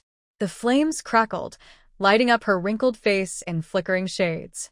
She stared blankly at the dancing fire until the porridge in the pot began to bubble over. Startled, she quickly lifted the lid, and a cloud of steam rose up, covering her face. She wiped her face and called out without turning around, Old man, bring me the jar of pickles. The old man was struggling to tie the bedding onto the cart. Hearing her, he turned and took a rough clay jar from the corner. The pickles had been made last autumn from mustard greens grown in their own field. He ran his fingers around the rim of the jar and suddenly remembered how, during the harvest last year, their second son had hidden behind a haystack to nap, only to be dragged out by his mother by the ear. Here, he said, handing the jar over, and noticed that his wife's eyes were red. Inside the main room, Song Jinqiu was stuffing dry food into his bag, acting like he was trying to pack the entire granary. Mrs. Wu tugged at his sleeve. Master, I keep feeling nervous. Our 2 acres of wheat are almost ready for harvest. Stop talking about that now, Song Jinqiu snapped, nearly dropping his corn cake. Is life more important, or is wheat more important? Do you want to keep the wheat for harvest, or do you want the wheat to keep you? Mrs. Wu rolled her eyes in frustration. Song Jinqiu quickly shoved the last piece of cake into his bag. If you're not busy, go help Mom prepare breakfast in the kitchen. Don't cause trouble here. A loud clatter came from the yard. Song Qingyang was loading a cast-iron pot onto a cart, making a noise like he was demolishing a house. Sun hurriedly wrapped the pot in a rag. Be gentle. Are you trying to wake up the whole village? I'm just in a hurry, Song Qingyang said, scratching his head. The pot slipped from his hand and clanged onto the cart. Xiao Bailu tiptoed, trying to help by handing him a rope, but Sun firmly pushed him onto a bench. You don't need to do that. Just stay over there and play. Meanwhile, Yuan Dong was pretending to check the cart's wheels carefully, as if he was grooming a horse for the emperor. He looked up and saw his brother Yuan Su sneaking a slingshot into his pocket. Yuan Dong immediately slapped the back of his head. Why do you have that? To shoot birds on the road and eat them, Yuan Su said confidently, tugging at his collar. The slingshot made his rough cloth shirt stick out into a point. In the kitchen, the last aroma of porridge wafted out. Zhao lifted the lid of the pot and stirred the thick rice porridge. She shouted into the yard. Everyone stop working. Come eat first. Her call was as effective as an imperial decree. Song Jinxiu leaned his bag against the wall. Mrs. Wu casually brushed off the dry food crumbs on his clothes, a smooth motion that seemed to have been practiced many times. Song Qingyang and Sun worked together to secure the last cast-iron pot onto the cart, both panting like two dogs in summer, sticking out their tongues. Meanwhile, Song Ruifeng was the first to rush into the kitchen. He filled a bowl with porridge and tiptoed toward the firewood shed. He quietly placed the bowl at the door and whispered through the crack, "Father-in-law, breakfast is here. After eating, we'll set out." "Okay," came the muffled reply from inside. "You should go eat too." Song Ruifeng nodded in agreement and almost stepped on his quietly approaching son when turning around. The tall young man, nearly 2 meters tall, had shrunk into a small child, looking quite adorable. "Dad, how much longer does Grandpa need to quarantine?" "I think about 3 or 4 more days," Song Ruifeng said as he pulled his son's collar and headed back. "Your grandpa is counting the days. When it's time, he'll tell us. Let's go eat. If we're late, there won't even be any porridge to lick." In the room, Song Anmu was packing dried herbs into paper bags. When he heard the call for dinner, he quickly tied the bag. Old Mr. Song sat at the head of the table, watching the people come in one after another. When everyone was seated, he said, "Eat." As soon as he spoke, everyone's chopsticks moved swiftly toward the bowls, so fast that you could see afterimages. Morning light filtered through the jujube tree branches, casting dappled shadows on the table, illuminating everyone's faces. No one spoke, only the gentle sound of chopsticks tapping bowls. Song Anyu was gobbling down his porridge when his sister kicked him under the table. "Eat slower, look at you," Song Anmu whispered. He noticed that his grandparents' bowls had hardly been touched. After finishing the meal, Mrs. Wu and Mrs. Sun quickly cleared the dishes. They packed up the commonly used items to take with them so they could use them on the road. Old Mr. Song had already prepared the cart. After checking the last bundle of ropes, Song Ruifeng wiped his sweat and looked up. The July sun was very hot, making his eyes blur. He turned and saw his father staring at a crack in the courtyard wall, lost in thought. That crack was from when he was 10 and climbed the wall to pick jujubes. His memory told him that his father had grabbed a broom and hit him on the backside, making him afraid to sit on a stool for 3 days. "Dad, it's time to go." Hearing his son's call, old Mr. Song withdrew his hand and took out a rusty copper lock. As he locked the courtyard gate, the old lock made a sharp, click sound. Mrs. Zhao suddenly covered her mouth, her shoulders shaking violently. "Old wife." Old Mr. Song wanted to say something but finally just gently patted his wife's hunched back. His rough hand could feel the protruding shoulder blades beneath her clothes, like 2 dried tree barks. As several carts creaked along the village road, Song Anmu looked back. The village was quiet in the mist, and from someone's yard, faint chicken calls could be heard. At the back of the group, old Su pushed his cart alone, walking at a steady pace, keeping about 10 yards behind. He looked like a prisoner in exile. The group had 4 carts, and everyone left their old hometown feeling either excited or sad. By noon, the sun rose higher, making the dirt road very hot. 3 young children ran around in the grass by the roadside. Yuan Dong led the way with a stick, startling a bunch of grasshoppers that jumped out. "Stop running around, come back," Zhao shouted at the little monkeys, her voice tired but trying to hide it. Sun nervously called out, "Listen to your mother and stop playing. There might be snakes in the grass." "No fear," Yuan Su waved his stick, his pants covered in burrs. "We only left after we finished playing in the grass." The smallest girl, Xiaobai Lu, let out an "Oh," and kept watch as Song and Mu hurried over to see what she was doing. The girl was squatting on the ground poking at a dark clump. "It's cow dung." Song and Mu pinched her nose and picked her up. "I don't know if it's fresh, but it sure smells bad." Song Jinxiu wiped sweat from her forehead.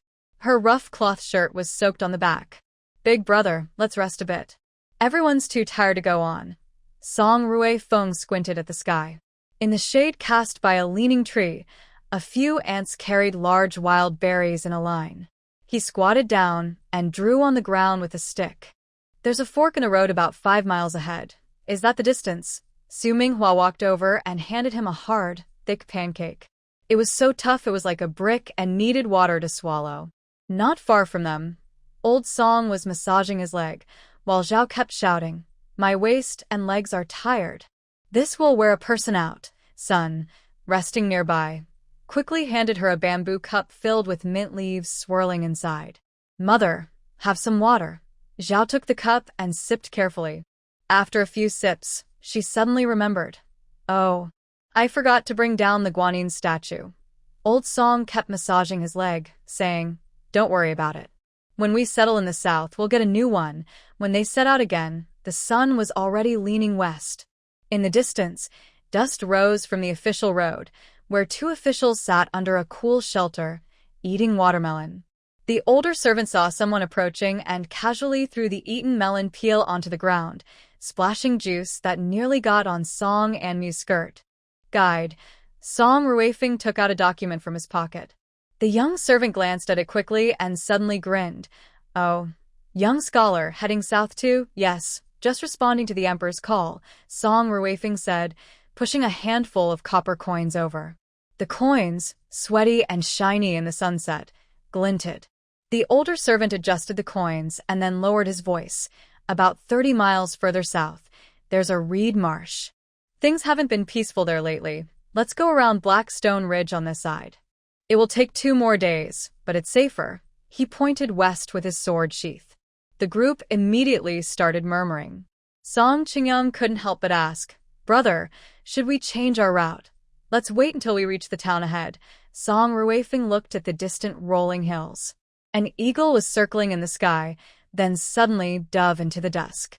When the outline of Qingsong town appeared, Yuan Su had been crying and fussing for half an hour. Wu's family was annoyed and raised her hand to hit him, but Sun stopped her. "He's hungry." "Why are you hitting him? Am I not hungry too?" Wu touched her growling stomach. They had traveled all day. Although they had some dry food, they were exhausted. As the team slowly entered Qingsong town, dusk had already fallen on the rooftops. Song Ruifeng wiped his forehead sweat, and the wheels of the cart made dull sounds on the stone road. "Let's find an inn to stay," he told everyone. Old Song nodded, took out his pipe, and tapped it against his shoe sole. The town wasn't big. Low, tiled houses lined both sides of the main street. A few older children squatted by the roadside playing with stones. When they saw the convoy, they curiously followed for a while. Song Anmu smiled at them. A shy girl hid behind her companion. "Let's stay at this one." Song Ruifeng stopped in front of a sign that read, "Fulian." The red paint on the doorframe was peeling, but the entrance was very clean. The innkeeper was a thin, middle-aged man, dozing at the counter. When he heard footsteps, he suddenly looked up, smiling immediately. "Guest, do you want a quick meal or a room?" "For rooms, please," Song Ruifeng said, pulling out his money pouch. "And some food, if you don't mind." The shopkeeper glanced at the group outside and added, "The backyard can still hold carts. Just add 5 more coins." After settling the luggage, everyone except Old Su ate alone in their rooms. The others sat around 2 tables in the main hall. The shop assistant brought bowls of mixed grain porridge, stir-fried greens, and a stack of freshly cooked pancakes. Yuan Su, who was already hungry, reached out to grab some, but Wu slapped his hand and said, "Don't be rude. Use chopsticks." Song Anyu leaned close to his father's ear and said, "Dad, I saw a notice posted behind the shopkeeper's counter." Hearing this, Song Ruifeng's brow twitched. He stood up pretending to add more porridge. The notice said that bandits had been seen near the reed marshes recently, and the authorities were offering rewards for their capture. He calmly returned to his seat. Zhao tore the pancake into small pieces and soaked them in porridge. She sighed again. "These pancakes are much worse than what we make at home." "Just eat what you can," Old Song said, scooping some vegetables onto her bowl. "When we get to the south, I'll build you a new stove." After finishing their meal, everyone asked the shop assistant for hot water to wash. They were all exhausted from the day's travel. After bathing, they all lay down in bed, almost falling asleep as soon as they touched the sheets. However, Song Ruifeng and Su Minghua lay on the ground, unable to sleep. The faint snores of the brother and sister came from the bed, and the wooden bed creaked occasionally as they turned. Turning over, Song Ruifeng whispered to his wife, "Tomorrow, we need to find a way to go around that reed marsh." Su Minghua looked out the window at the moonlight with worry. "Today's just the first day of the journey. I hope there won't be any more surprises." At dawn, Song Ruifeng woke up. To avoid waking others still sleeping, he quietly got up and dressed. He pushed open a crack in the window to look outside. The morning fog hadn't cleared yet, and the distant mountains were faint. He rubbed his face and thought about what the officer had said yesterday. Trouble in the reed marshes. "Big brother, you're up so early." Song Jinxiu came out yawning from the next room, carrying a water bucket. Song Ruifeng nodded. "Yes, we need to leave early and take a detour around Haishiling." Song Jinxiu frowned. "A real detour? That'll take 2 more days. It's better than running into trouble," Song Ruifeng said, patting his younger brother's shoulder. "Go wake everyone. After breakfast, we'll hit the road." Once the family finished packing, old Su gave the room a thorough cleaning. The inn became lively, and other people who had migrated south gathered in small groups to discuss their routes. Some insisted on taking the official road, doubting the guard's words, while others hesitated, unsure which way was safer. After leaving the post station, Song Ruifeng's group headed west. The road through Blackstone Ridge was very rough, full of loose stones. The cart jolted now and then. Song Anmu walked along, weaving grass ropes in her hands and humming a tune. Song Anmu came over and looked at what she was making. "Sister, what are you making?" "A grasshopper trap," Song Anmu replied without looking back. "Once it's ready, I'll catch some grasshoppers for Zyabela to play with." He rolled his eyes. "That's so childish. How old are you still playing with that?" "Mind your own business," she said, kicking at him. He dodged quickly and almost bumped into Uncle San nearby. Uncle Chiang caught him and smiled. "Be careful. The road isn't like home. Don't fall and get hurt." Just then, Song Ruifeng, leading the group, suddenly raised his hand to signal everyone to stop. Everyone paused, looking ahead. Around a bend in the mountain path, several cut-down trees blocked the way completely. Song Anmu squinted and said, "Something's not right." As soon as he finished, 5 or 6 men jumped out of the woods, holding knives and sticks. The leader, showing yellow teeth, grinned and said, "This road is mine. These trees are mine. Are you robbing us?" Song Anmu interrupted him directly. She put her half-made grass rope into her small pocket and clapped off the grass crumbs on her hands. "That line is too old. Change it." The bandit leader was stunned, not expecting such a response. His men behind him looked confused and exchanged glances. Seizing the moment, Song Ruifeng stepped forward and cupped his hands. "Good sir, we are just fleeing refugees. We don't have much silver on us. Stop wasting time." The bandit leader snapped back, waving his knife fiercely. "Hand over anything valuable, or don't blame me for being rude." Quietly, Song Anmu tugged at his sister's sleeve and whispered, "Sister, do you have gunpowder in your bag?" Song Anmu glared at him. "Are you crazy? Where would I get gunpowder? That's not something I can just make by hand." Listening to the 2 children whispering behind her, Su Minghua felt very anxious. She caught a quick gesture from her husband behind her back. It was a secret signal they often used at home in modern times, meaning distract them. She understood immediately and suddenly exclaimed, "Oh no," clutching her stomach and squatting down. "Mother," Song Anmu hurried over and exaggeratedly shouted. "What's wrong? Did your old illness flare up again?" The bandits were confused by this sudden change and didn't move right away. Seizing the moment, Song Ruifeng stepped forward, looking worried. "My wife has a heart condition and can't be startled. Good men, please, let me give her some medicine." He reached for his sleeve, acting hurried and nervous. In the process, he, accidentally, dropped the money bag from his arms. It clattered to the ground, coins spilling everywhere. The bandits' eyes lit up instantly. A few even instinctively moved closer. Song Ruifeng pretended not to notice, hurriedly picked up the coins and muttered, "Where's the medicine? Where did I put it?" Song Anmu's eyes twitched and suddenly he pointed at the woods and shouted, Someone over there. The bandits all turned around at once. Seizing the chance, Song Qingyang grabbed a shovel from the cart and struck the nearest thug. The scene quickly turned chaotic. Song Anmu pulled out a rolling pin from her bag and swung it at another bandit's legs. Su Minghua also stopped pretending to be sick. She grabbed a stone from the ground and started throwing it into the crowd. The bandit leader was furious and shouted, "Damn it! How dare you mess with me?" He raised his sword to attack Song Ruifeng. Song Ruifeng dodged sideways and casually picked up some dirt, throwing it at him. Ah! My eyes. The bandit leader covered his face and staggered back, accidentally stepping off the hill and tumbling down. The remaining small thugs, seeing their boss gone, panicked. They ran away chased by Song Jinxiu and Mrs. Wu, wielding shovels and fire sticks. Song Anmu picked up a bandit's dropped knife, weighed it in her hand, and said with a sneer, "This knife isn't even as good as our kitchen knife." The fight ended faster than expected. Besides Sun's arm getting a small scrape, no one was seriously hurt. She put the rolling pin back into her bag, then clapped her hands. "With this level, they're not even worth a couple of hits from us." Song Ruifeng, panting heavily, heart-pounding, said, "Stop joking. Let's go quickly. If they have accomplices, we'll be in trouble." Everyone was too scared to delay. They hurriedly moved the blocking tree aside, pushed the cart, and ran until they crossed the mountain ridge. Only then did they breathe a sigh of relief, knowing no one was chasing them.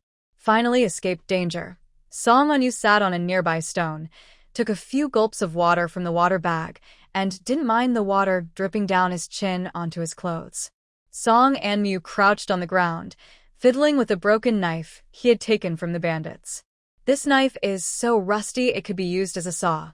You're still worried about the bandits being too strong." Su Minghua patted his daughter's head and turned to apply medicine to Sun's arm injury. "Third sister-in-law, you need to cover this wound with a clean cloth. Don't let it get dirty." Song Ruifeng carefully checked the cart, wiped sweat from his forehead with his sleeve, and finally relaxed his tense shoulders. "Luckily, the wheels are still okay." He quickly walked to his parents, concern in his voice. "Mom and Dad, are you all right? Any injuries?" Seeing that the elderly couple was unharmed, he turned to old Sue, who was leaning on a tree trunk and catching his breath, and raised his voice. "Father-in-law, are you hurt? Do you need help?" 5 steps away, Su Fuxing's face was flushed, and his chest was heaving. He raised his hand weakly and stammered, "I'm fine." Just. These old bones ran too fast. After speaking, he bent over again, gasping heavily. Old Song and his wife leaned against an old locust tree, their faces pale. Old Song supported himself on his knees, sweat rolling down his forehead into his wrinkles. He weakly waved his hand at his son, too exhausted to speak. Little Bai, curled up in Sun's arms, looked pale. Her small hands tightly clutched her mother's clothes, her finger joints white. Old Song looked at her, reached out to touch her forehead, and softly asked, "Are you scared, child?" Hearing her grandfather's question, Little Bai whispered softly, "Grandpa, I'm fine." Her voice was so quiet it was like a mosquito buzzing. "Oh, my good granddaughter." Zhao felt sorry for her and gently picked her up. Her rough hands trembled as she took a piece of rock sugar from her sleeve pocket. She put the sugar into the child's mouth. "Eat some sugar. If your mouth is sweet, you won't be afraid." Then she gently wiped the cold sweat from Bai's forehead with her sleeve. Song Jinxiu squatted beside a green stone, sharpening a kitchen knife. The blade made a sharp sound on the stone. He frowned and kept muttering, "I should have brought all those knives with me." Wu, who was checking if anything was missing from their bag, looked up and scolded him with a tired look. "How many do you think are enough? Last time we went to the market." She suddenly stopped talking and looked at the 2 children beside her. Song Jinxiu's face turned red quickly, and he sharpened his knife even faster. The 2 boys, Yuandong and Yuanxiu, were hiding behind the cart, covering their mouths to hide their giggles. Their shoulders kept shaking. When everyone had rested enough, Song Ruifeng urged, "It's not safe here anymore. Let's move a bit further and get away from this place." Everyone nodded in agreement. The orange-red sunlight shone on the mountain path, giving the tired team a warm glow. Song Ruifeng walked at the front, looking back now and then to see if his family was still with him. His cloth shoes were worn out, and the blisters on his feet hurt badly with every step. "Let's stop here," he said, stopping under a windless hillside. "Everyone take a break." Song On-yu sat down heavily on the ground, ignoring the dust. He lay flat like a big character. "My legs don't belong to me anymore," he groaned weakly, unconsciously grabbing the wild grass beside him. Old Mr. Song also found a place to sit. He frowned and looked over his scattered family members, finally resting his gaze on Song Ruifeng. "Big brother, we need to think carefully. We spent a lot on food and lodging yesterday. If we keep going like this, we won't last many days." Song Ruifeng nodded and said, "Dad is right. I thought about this too. Yesterday was the first day, and I didn't say anything. Based on the silver we have now, we can't keep staying in inns. We might have to camp outdoors." Next to him, Song Jinxiu interrupted, "Big brother, does that mean we have to camp outside every day? I don't mind staying in inns, but in the wilderness, what if we run into bandits?" Wu also agreed, "Exactly. The adults can handle it, but what about the children?" She hugged her two children tightly. Sun's wife didn't speak, but gently patted her daughter Bailu's back. It was clear she was worried too. The reactions of the family members made Song Ruifeng feel uncomfortable. After thinking for a moment, he said, "From now on, we can stay at inns when we pass by. If we find a town or village, we can look for a cheap place to stay, or ask if anyone is willing to let us stay for a while." Song Qingyang frowned and sighed, but these days, no one has much extra money. With so many of us, it might be hard to find a place. While they were talking about their livelihood, Song Anmu quietly said to Su Minghua, "Mom, I really want fried chicken legs and potato chips. I miss modern takeout." Her voice was very soft, but Su Minghua still heard her clearly. She couldn't help but smile and gently ruffled her daughter's hair. "You always thinking about silly things," Song Anmu weakly said. "Mom, I'm really craving it."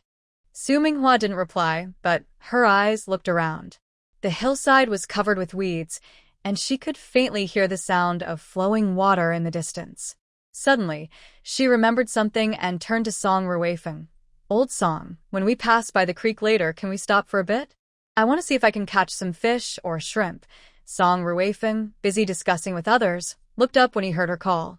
"What? Want to improve the kids' meals?" "Not just that." Su Minghua tidied her messy hair. "I was thinking maybe we can make some food and set up a small stall on the way. It's better than just waiting around doing nothing." When she said this, several pairs of eyes looked over. Song On-yu sat up quickly and said excitedly, "Mom, I want to help. I can weave fish traps," he gestured excitedly. "I learned from Uncle San before. It's not very pretty, but it will work." Song Anmu looked at her younger brother and said, "With your clumsy hands? Forget it. You might make traps, but the fish won't be able to get in." "Don't look down on me, sister," Song On-yu retorted stubbornly. "Enough, stop arguing." Su Minghua interrupted their bickering and looked at the others. "What do you all think?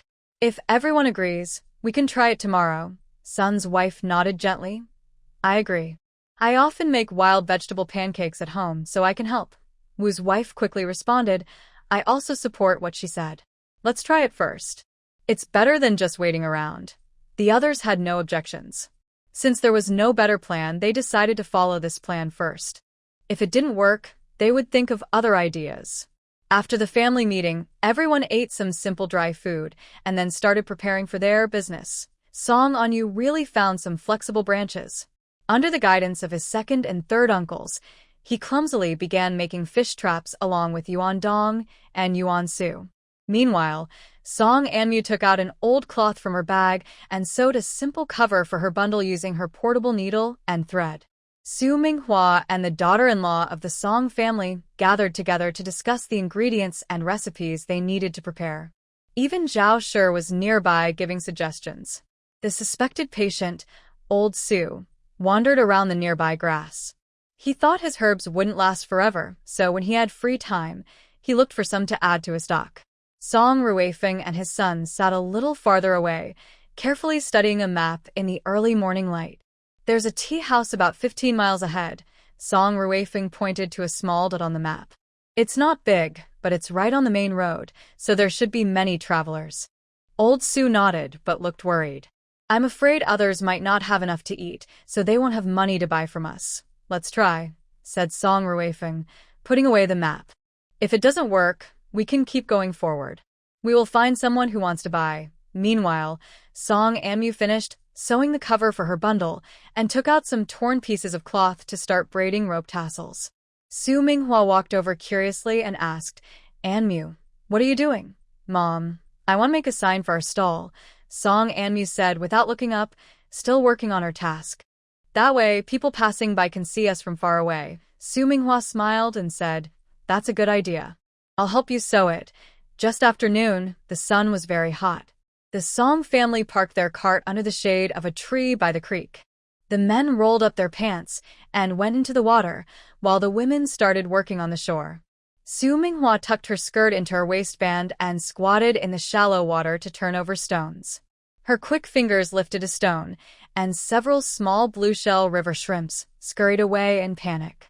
She turned to the shore and shouted, Anmu, quickly bring the bamboo tube. Hearing this, Song Anmu, who was braiding rope tassels, dropped her work and ran to the creek.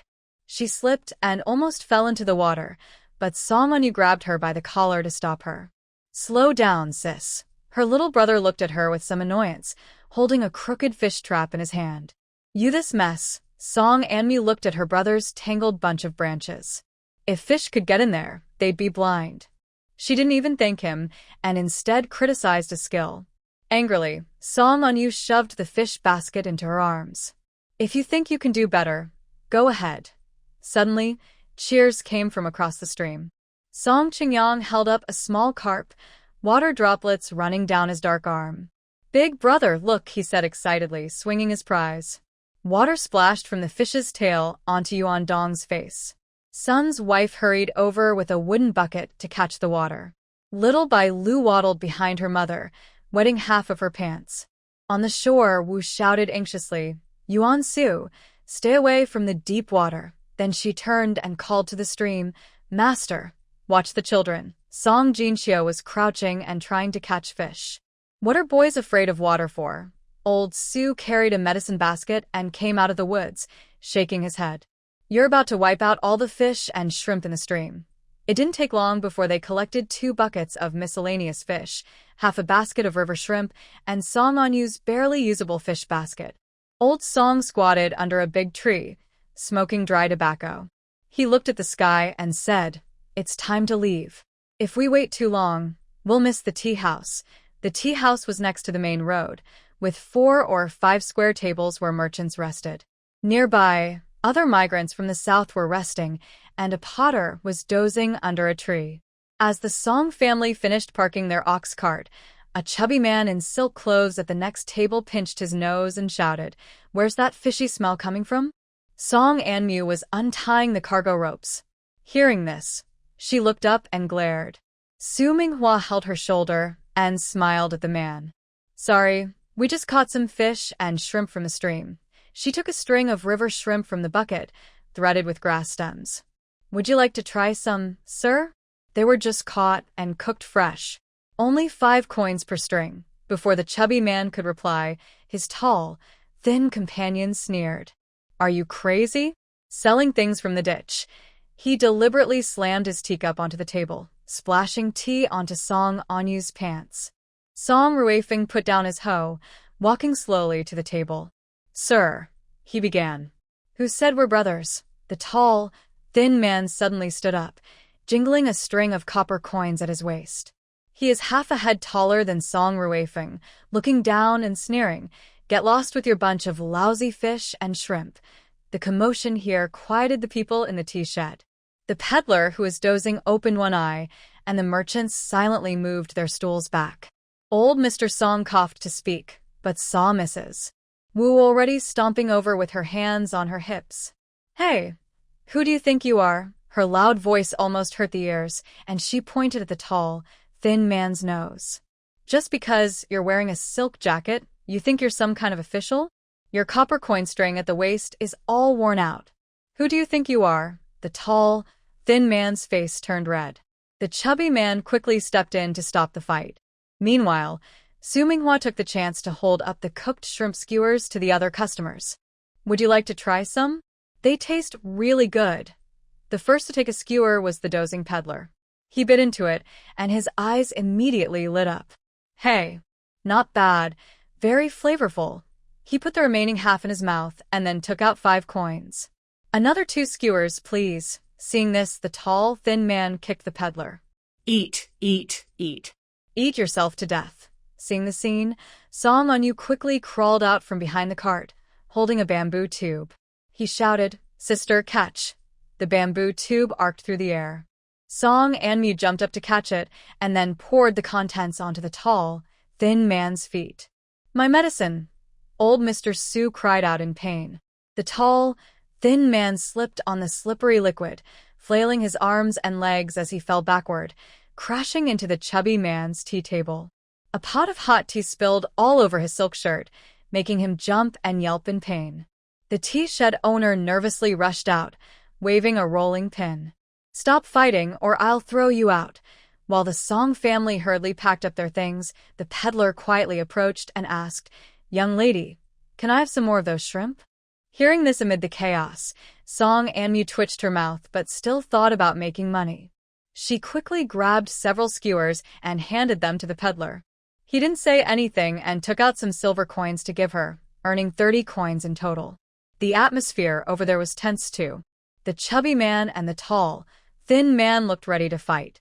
Song Jinxiu grabbed an iron shovel from the cart, and Song Qingyang silently took out a small axe. Su Minghua pushed the children toward the ox cart. On-yu, take your brothers and sisters onto the cart first. Song On-yu was so anxious she jumped up and said, I can help too. Just as both sides were ready to fight, a group of officials led by a leader stepped quickly into the crowd. What are you doing? The tall, thin man saw this and immediately changed his expression. He smiled politely and bowed. Sir, please forgive us. We were just having a small argument, but now it's all settled. The leader looked coldly at everyone, his eyes stopping on the frightened Song family members. Is everything all right? Old Mr. Song was about to speak but saw the tall, thin man give a warning look. Thinking it was better not to cause trouble, he held back his words. If there's nothing wrong, then disperse quickly, the leader said, waving his sword. He looked specifically at the fat man and the tall, thin man. If you gather again to cause trouble, I'll arrest you all. Yes, sir. The 2 men nodded and bowed, climbing onto their carriage. As the carriage wheels rolled, the tall, thin man leaned out, pretending to fix his clothes, then spat a big gob of saliva at the Song family. Song An-mu happened to look up, and the spit landed on her hand. You, she shouted in disgust and tried to chase him, but Song Ruifeng held her shoulder. Don't worry, watch your father, he said, taking the slingshot from his son and casually picking up a stone. Just as the carriage hit a bump and the wheel jarred, the stone shot out quickly and hit the tall, thin man on the back of his head. He yelped, Ouch! The tall, thin man covered his head and hurried back into the carriage. Song An-mu laughed so hard, she nearly knocked over the basket of shrimp. They set up their stall under a tree a few steps from the tea shed. Song An-mu tied a sewn cloth strip to a branch, embroidered with the words, Song Snacks, in pretty characters. Sun's wife built a small clay stove to cook shrimp, Wu's wife squatted on the ground killing fish, and Su Minghua handed out freshly roasted taro to some children. By around noon, they had sold all their river fish. Old Mr. Song counted the copper coins, a smile creasing his face. After subtracting costs, we made 73 coins today. He strung the coins together and put them in his shirt pocket, patting his full pocket. We've sold everything. Let's pack up and go. Wu's wife was scraping fish scales off the chopping board. Hearing this, she threw her knife into the bamboo basket happily. You know, this business makes more money than farming. She brushed her arms, which were covered with fish scales, with her clothes, then quickly tied up the basket used for carrying river fresh. Second sister-in-law, take it slow. This basket is still dripping water, Sunshire said, bending down to steady the tilted bamboo basket. Song Qingyang hurried over to help, and the couple tied the wet basket onto the cart. Xiao Bai Lu sat by the wheel, playing with a small ant using a stick. Song and Moo took down the cloth cover from the tree branch and shook off the cottonwood fluff stuck to it. As they prepared to leave for their next destination, Song and Yu suddenly grabbed his sister's sleeve. "Sister, do you smell that?" he sniffed loudly. "It seems like someone is cooking meat behind the tea shed." Song and Moo sniffed in that direction. The aroma of meat wafted from the backyard of the tea shed. She tiptoed and looked around, faintly seeing someone adding spices to a pot. Suddenly, she remembered something. She turned around and pulled out the basket for river shrimp, which still had a few escaped shrimp stuck at the bottom. "Mom," she said excitedly, holding up the shrimp basket. "Later, let's make spicy shrimp." From afar, Zhao's strong voice urged, "Hurry up. We need to reach the inn before dark." The cart slowly moved onto the main road. Song and Moo tied her crafted rope tassel to the front of the cart, the red tassel swinging as the cart moved. Song Jinxiu pushed the cart, while Yuan Dong and Yuan Su chased after the wheels, running wildly. Zhao caught them by their collars, saying, "If you keep causing trouble, I'll leave you here to feed the wolves." The mischievous kids immediately calmed down and obediently followed their father. By late afternoon, the Song family finally saw the outline of the inn. Zhao wiped her sweat and stood by the road, counting people. Elder brother pushes the cart ahead, and second brother keeps an eye on Yuan Dong and Yuan Su. His energetic appearance made Song Rui Feng feel envious. "Mom, take your time. The main road isn't smooth. Be careful not to twist your ankle." "Dad, how much farther to the inn?" Song and Yu, who was leaning forward, asked. Just as Song Rui Feng was about to answer, his mother's loud voice interrupted. "I'm not that useless." "Third brother, hold your daughter steady." Song Qingyang quickly helped his daughter onto the cart, and Sun Shi hurried over to hold her in her arms. The little girl was clutching half a cookie, munching happily. At that moment, Wu Shi let out a sharp cry. "Oh, dear. Yuan Su, you naughty kid, you tore your pants again." She grabbed her young son's ear and used her other hand to wipe the mud off his pants. "Mom, be gentle," Yuan Su begged, grimacing. Yuan Dong was hiding behind their father, giggling secretly, but Song Jinxiu pulled him out roughly. "You think it's funny? Weren't you the one stepping in the water puddle just now?" Amid the arguing, the black-tiled roof of the inn finally came into view. It was a two-courtyard house, with 2 lanterns hanging at the entrance. Outside the yard wall, several carts were already parked, showing that many people had arrived before them. "Finally, we're here," Song Ruifeng sighed happily, stopping the cart near the inn stable. Su Minghua immediately started untying the luggage. The innkeeper leaned lazily against the doorframe. Seeing their large group, he straightened up a little. "Are you here for food or a room?" "Rooms, definitely rooms," Zhao quickly answered. "There are many of us, so we need 4 rooms." She reached into her pocket and took out a cloth bag filled with copper coins she had saved for a long time. The innkeeper took the bag, counted the coins, and chuckled. "Dear guests, this money only covers 2 rooms." Old Master Song coughed and said, "Then just 2 rooms. 1 for the men, and 1 for the women and children." He turned to Old Su, who was standing alone in the distance. "Father-in-law, you? I'll set up a small shelter near the stable." Old Su waved his hand. "With my health, I don't want to pass on any illness to everyone." Song Anmi moved closer to Song Ruifeng. "Dad, should Grandpa stay alone in the stable?" "It's fine. When we camped before, we set up tents, and Grandpa learned how to do it. I believe he can manage." For everyone's sake, they had to let Old Su do his part. In 2 or 3 days, they would be free again if everything went well. After paying, the innkeeper smiled and said, "The well is in the backyard. You can fetch water yourself. The kitchen is also available for your use, but firewood will cost extra." Once their accommodations were settled, Zhao immediately started giving orders. "Second family, take the children to gather firewood. Third family, set up our pots. Big brother, take the 2 younger brothers outside to see if you can find some food." Following the orders, Song Ruifeng called his brothers. "Let's go to the river and see if we can catch some fish or shrimp." Wu had already started wandering around the inn with his 2 sons. Yuan Dong was poking at things with a stick, and Yuan Su was copying him. The brothers stirred up the grass and bushes, making a big mess. "You 2 little rascals, Mrs. Wu grabbed a wooden stick, ready to hit them. The children were so scared they immediately behaved and obediently followed their mother to pick up branches. Song and Mew carried a bamboo basket and squatted on the riverbank, identifying wild vegetables. She plucked a plant and asked, "Mom, is this shepherd's purse?" Su Minghua came over to look. "That's gray-green vegetable, and it's edible too." She bent down and pulled another plant. "This is the real shepherd's purse. See? Its leaves are shaped differently." Song Anyu squatted nearby and pointed at the ground. "Hey, look. There are mushrooms here. Don't touch them." Su Minghua quickly stopped her son. She pointed at the gills under the mushroom cap and said, "Have you watched short videos? Some mushrooms look blurry, but are poisonous. See? Bright-colored ones are usually toxic."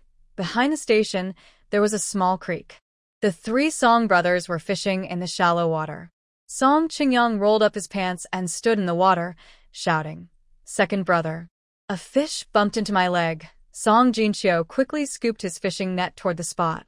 Sure enough, he caught two small carp about the size of a palm. "Good job.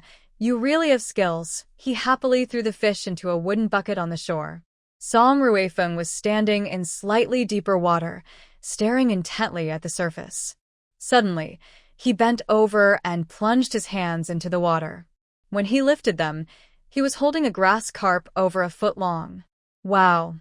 Big brother, you're amazing." Jinxiu stared with wide eyes. Qingyang also came over. "Big brother, where did you learn that skill?" Song Ruifeng smiled silently.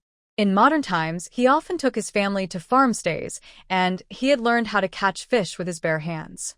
As the sun was about to set, the two groups, having gathered a good harvest, met at the backyard of the station.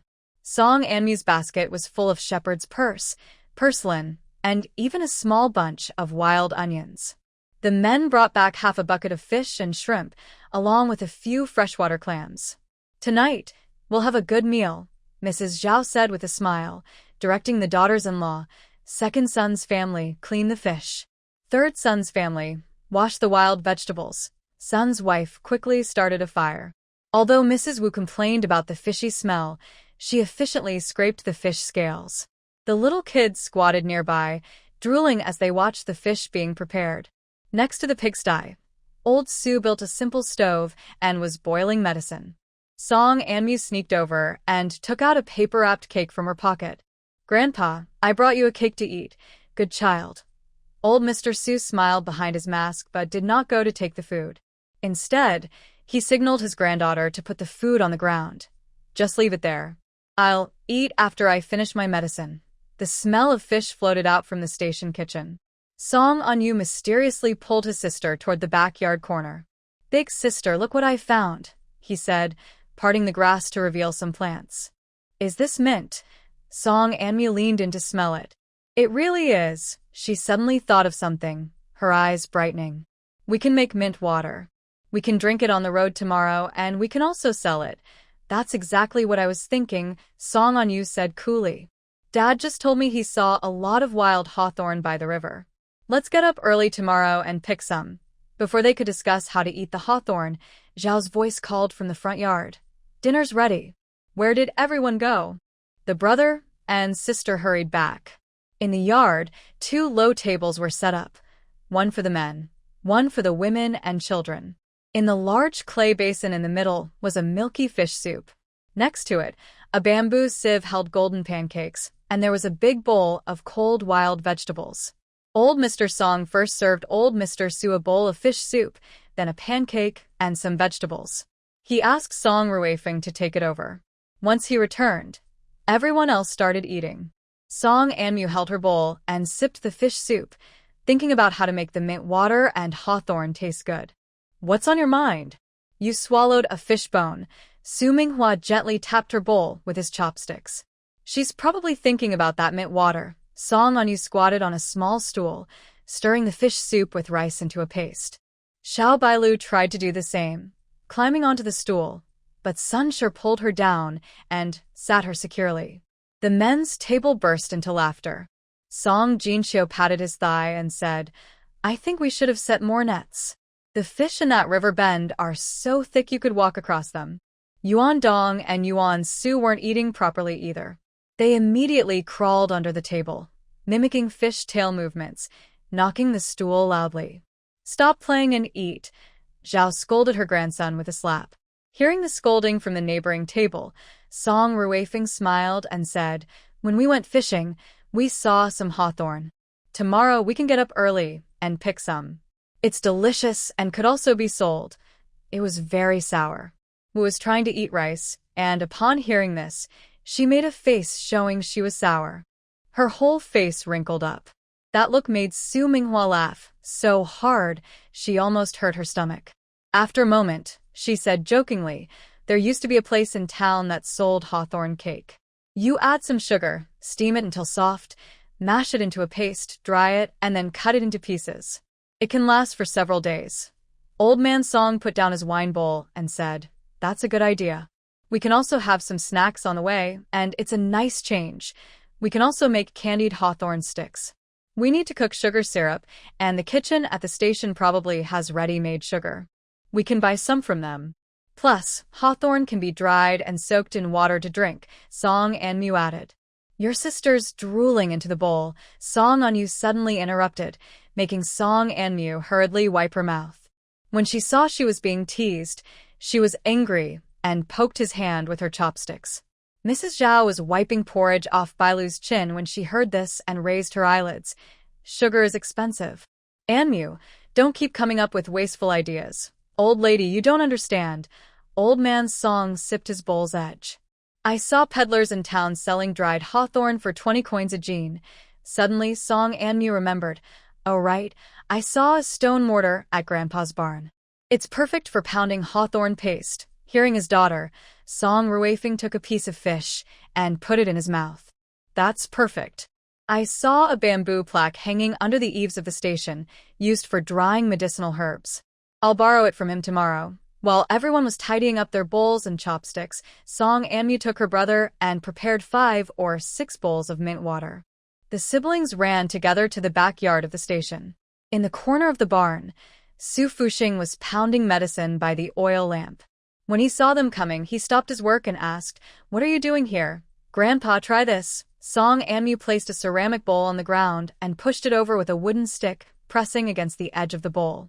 Old Man Su suspiciously picked it up and tasted it. The next moment, his eyes widened. "Huh? What's this flavor?" Just as they were about to take it back to the main yard to share with the family, they happened to meet a station guard carrying a lantern on patrol. He sniffed and came over. "Young lady, what's in this bowl?" "I smell something good from far away." Song Anmu held the bowl and offered it forward. "This is my special mint water." The guard leaned in to smell it. "It smells really refreshing." Immediately, Song Anmu grinned mischievously. "Big brother, want to try? It's made from crushed mint leaves. It's very cool to drink on a hot day."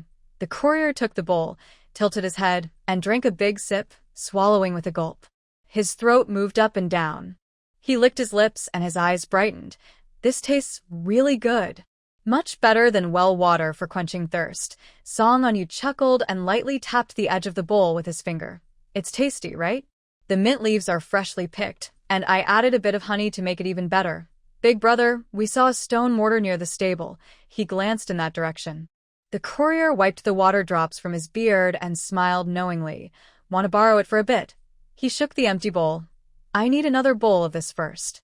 "That's easy." Song Anmu turned to run toward the kitchen, then suddenly stopped.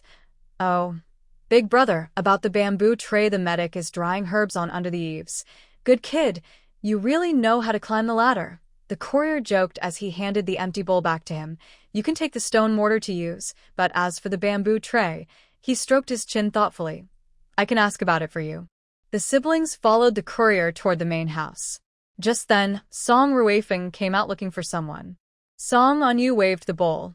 "Dad, we're taking mint water to the medic." He leaned in and whispered, "And see if we can borrow the bamboo tray." Song Ruifeng raised an eyebrow and nodded, brushing off some grass from his daughter's collar. "Go ahead. Your mother and I will wait for you to come back and sleep." He looked toward the stable. "Is your grandfather's tent set up securely? It might get windy tonight." Song Anmu gave his father a thumbs up. "Don't worry. We've pressed the corners of his tent with stones." After talking to Song Ruifeng, the three continued toward the medic's house. The medic was an old man with a thin body and a white beard. He was sitting under the lamp, writing in a ledger. When he heard their purpose, he smiled and stroked his beard. "Young ones, you're quite good at business, trading mint water for my bamboo tray." Though he said this, he already got up to take down a few bamboo trays hanging on the wall. "Remember to return it tomorrow. I still need to dry some buplurum." They successfully borrowed the bamboo tray. After thanking the courier and the medic, the siblings said goodbye and returned to their room, handing over the tools to Song Ruifeng. Early the next morning, the men of the Song family left with empty baskets. Old Song led the way, followed by Song Ruifeng and his two brothers.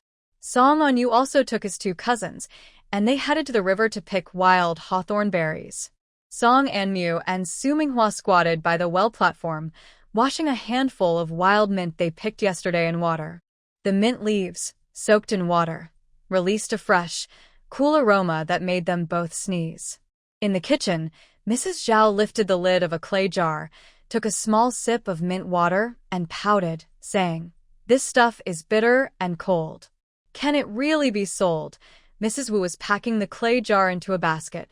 Hearing this, she smiled and said, "Mother, don't underestimate it." This morning, the courier asked me if I still had some. She quickly tied the basket's rope. Bai Lu, help second aunt carry this small jar. Bai Lu responded with a nod, standing on tiptoe to hold the jar. Today, she wore a clean linen dress, and her hair still carried the smell of firewood from the kitchen. Outside the station, under a big tree, the Song family set up a small snack stall. Song Anmu laid the washed mint leaves on a wooden board, while Su Minghua was cutting fresh river fish caught yesterday. Sun's wife squatted by a small fire, boiling sauce in a pot. The salty, fragrant smell mixed with the cool scent of mint drifted far away. Bai Lu held a large lotus leaf as a sign, reciting the advertising words she learned from Song Anmu, loudly and cheerfully. "Mint water. 2 coins a bowl. 1 sip, cool and refreshing, makes you feel so cool inside, you'll sweat less. Come buy some." The first to come over was a merchant wearing a straw hat. He wiped sweat from his neck, took out 2 copper coins and asked, "Little girl, does it really work like you said? Try it and see." Bai Lu tiptoed and handed him a rough clay bowl. The merchant took the bowl, tilted his head back, and took a sip. Wow. "That tastes amazing," he exclaimed, rubbing his chin and pulling out 2 more coins. "Give me another bowl." Nearby, people resting also gathered around in small groups. An old man with a weathered face finished his mint water and squinted, saying, "Young lady, can I try some of that fried fish and shrimp first? If I like it, I'll buy some." Su Minghua smiled and scooped a spoonful of fish and shrimp onto a banana leaf. "Try this, old sir. It's cooked with purple basil. Very tasty." The sun gradually rose, and the mint water in the clay jar was almost gone. Zhao was counting the strings of copper coins, unable to hide her smile. At this moment, Bai Lu happily pointed into the distance and said, "Look, Dad, and the others are coming back." They looked over and saw the men carrying baskets full of bright red hawthorn berries, piled high. Song Jinxiu shouted from afar, "Make way! These delicate fruits can't stand the sun." Song Onyu ran to the front, panting, with water dripping from his pant legs, and 2 wild berries rolling onto the muddy ground from his arms. He hurried over and said, Sister, listen. Dad, and I found something by the river. First, have a drink," Song Anmu interrupted, covering his brother's mouth with a blue ceramic bowl. The boy drank most of the bowl, then his eyes lit up like a wild cat, and he excitedly told Song Anmu, "Guess what we saw when we picked hawthorns? A big patch of wild mint. It's 10 times thicker than the ones behind the station's backyard." Old Song, brushing hawthorn leaves off his clothes, slowly approached and said, "And Moo, when I was picking fruit, I thought about it. If these red berries dry out, they can be stored longer." Both grandfather and grandson said at the same time. Zhao smiled and handed her husband a cup of mint water. "Only you two would think of that." From behind, a messenger from last night, Zhang Dashan, called out, "Song family sister-in-law, save 2 bowls of mint water for us." This broad-shouldered man was filling water into the horse trough. His nose was covered with grass clippings as he ran out. Sun Shi hurriedly scooped a bowl and handed it over. Zhao put a string of copper coins into her belt and said, "This mint water is selling faster than expected. Just as the old man has returned, let's pack up." A few wives hurriedly sold the last few bowls of mint water to passing footmen, then packed up the stall and followed everyone into the inn. In the backyard near the well platform, Bai Lu tiptoed to look into the bamboo basket. "Mother," second aunt said, "there's still half a basket of river fresh." Sun Shi was squatting beside a wooden tub, quickly covering the remaining river fish with a damp cloth. "The sun is too fierce today. We need to use well water to keep it fresh." While speaking, she noticed Song Anyu's pant leg dripping with water and casually wrung it out. "Did you go into the river again, you little monkey?" "No, I just got a little wet," Song Anyu responded to Aunt 3, then poured wild berries from her arms into a rough ceramic bowl. She smiled happily and said, "Try these, they're very sweet." Seeing that the berries looked good, Song Anyu picked one and put it in Bailu's mouth. The little girl immediately made a sour face.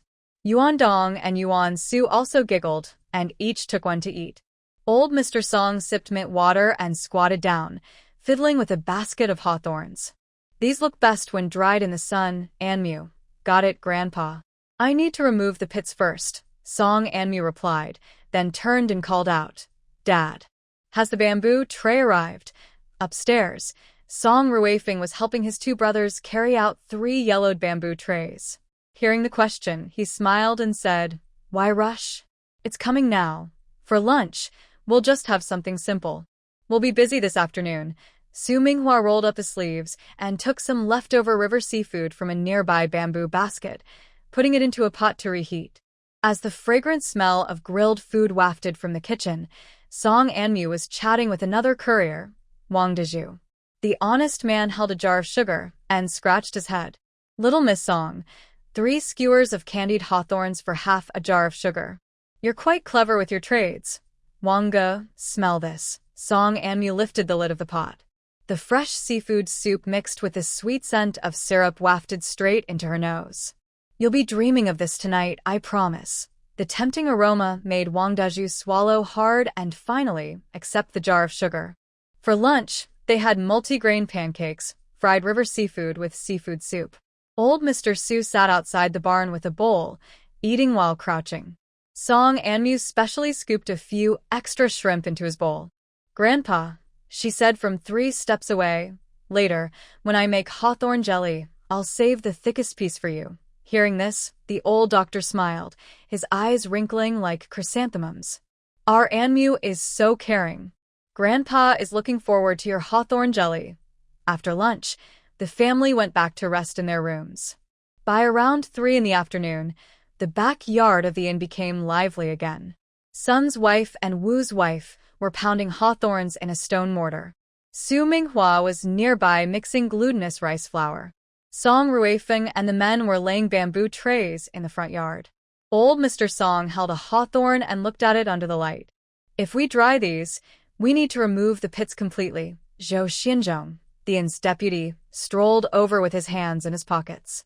The thin, white-bearded old man squinted at the bamboo basket and brushed the white frost on the hawthorns with his sleeve. "Old Song, these look perfect for drying in the sun. When they're ready, give me some too." Under the eaves of the kitchen, Song Anmu was guiding her younger brother and sister to string hawthorn berries. Bailu held a bamboo skewer and accidentally pricked her finger, causing a drop of blood to form on her fingertip. Trying to show off, Song Anyu squatted down to blow on his sister's finger, then casually put a wild berry into her mouth.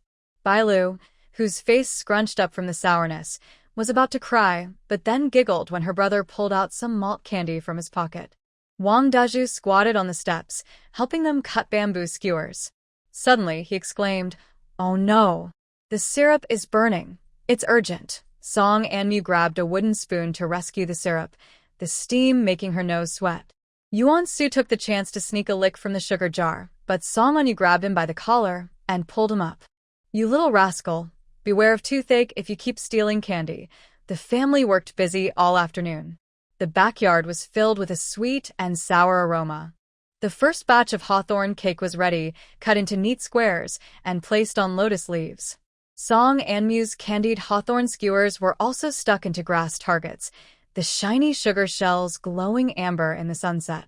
Near the horse shed, fragrant mugwort smoke rose gently. Old Sue had already lit mugwort to ward off mosquitoes. Bailu, holding a piece of hawthorn cake, wobblingly walked over. "Grandpa, here's your cake."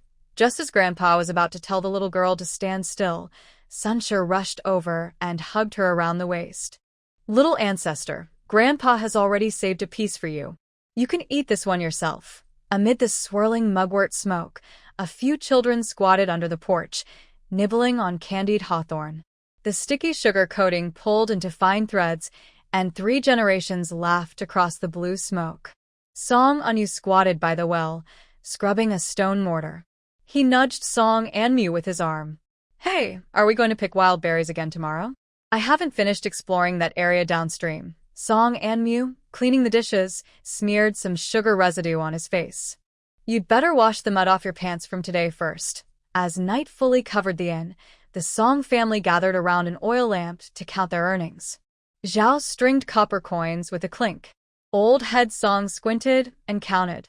"We kept 2 baskets of fresh hawthorn, and the rest turned into candied skewers. The river fish and mint water sold pretty well today, earning us more than before." His rough fingers moved over the abacus, the beads clicking crisply. Several bamboo trays were laid out on the ground, with the dried hawthorn slices neatly arranged. Song Anmu looked up at her grandparents counting money, a small smile forming on her lips. Hearing the old couple struggle to count, Su Minghua nudged her husband with his elbow and whispered, "Old Song, go help Dad and see how much we made today." Song Ruifeng squatted beside her, using a charcoal pencil to write something on paper. Hearing her, he looked up and said, "Today, we earned 237 coins. Father, please review this," he said, handing the paper to Old Song.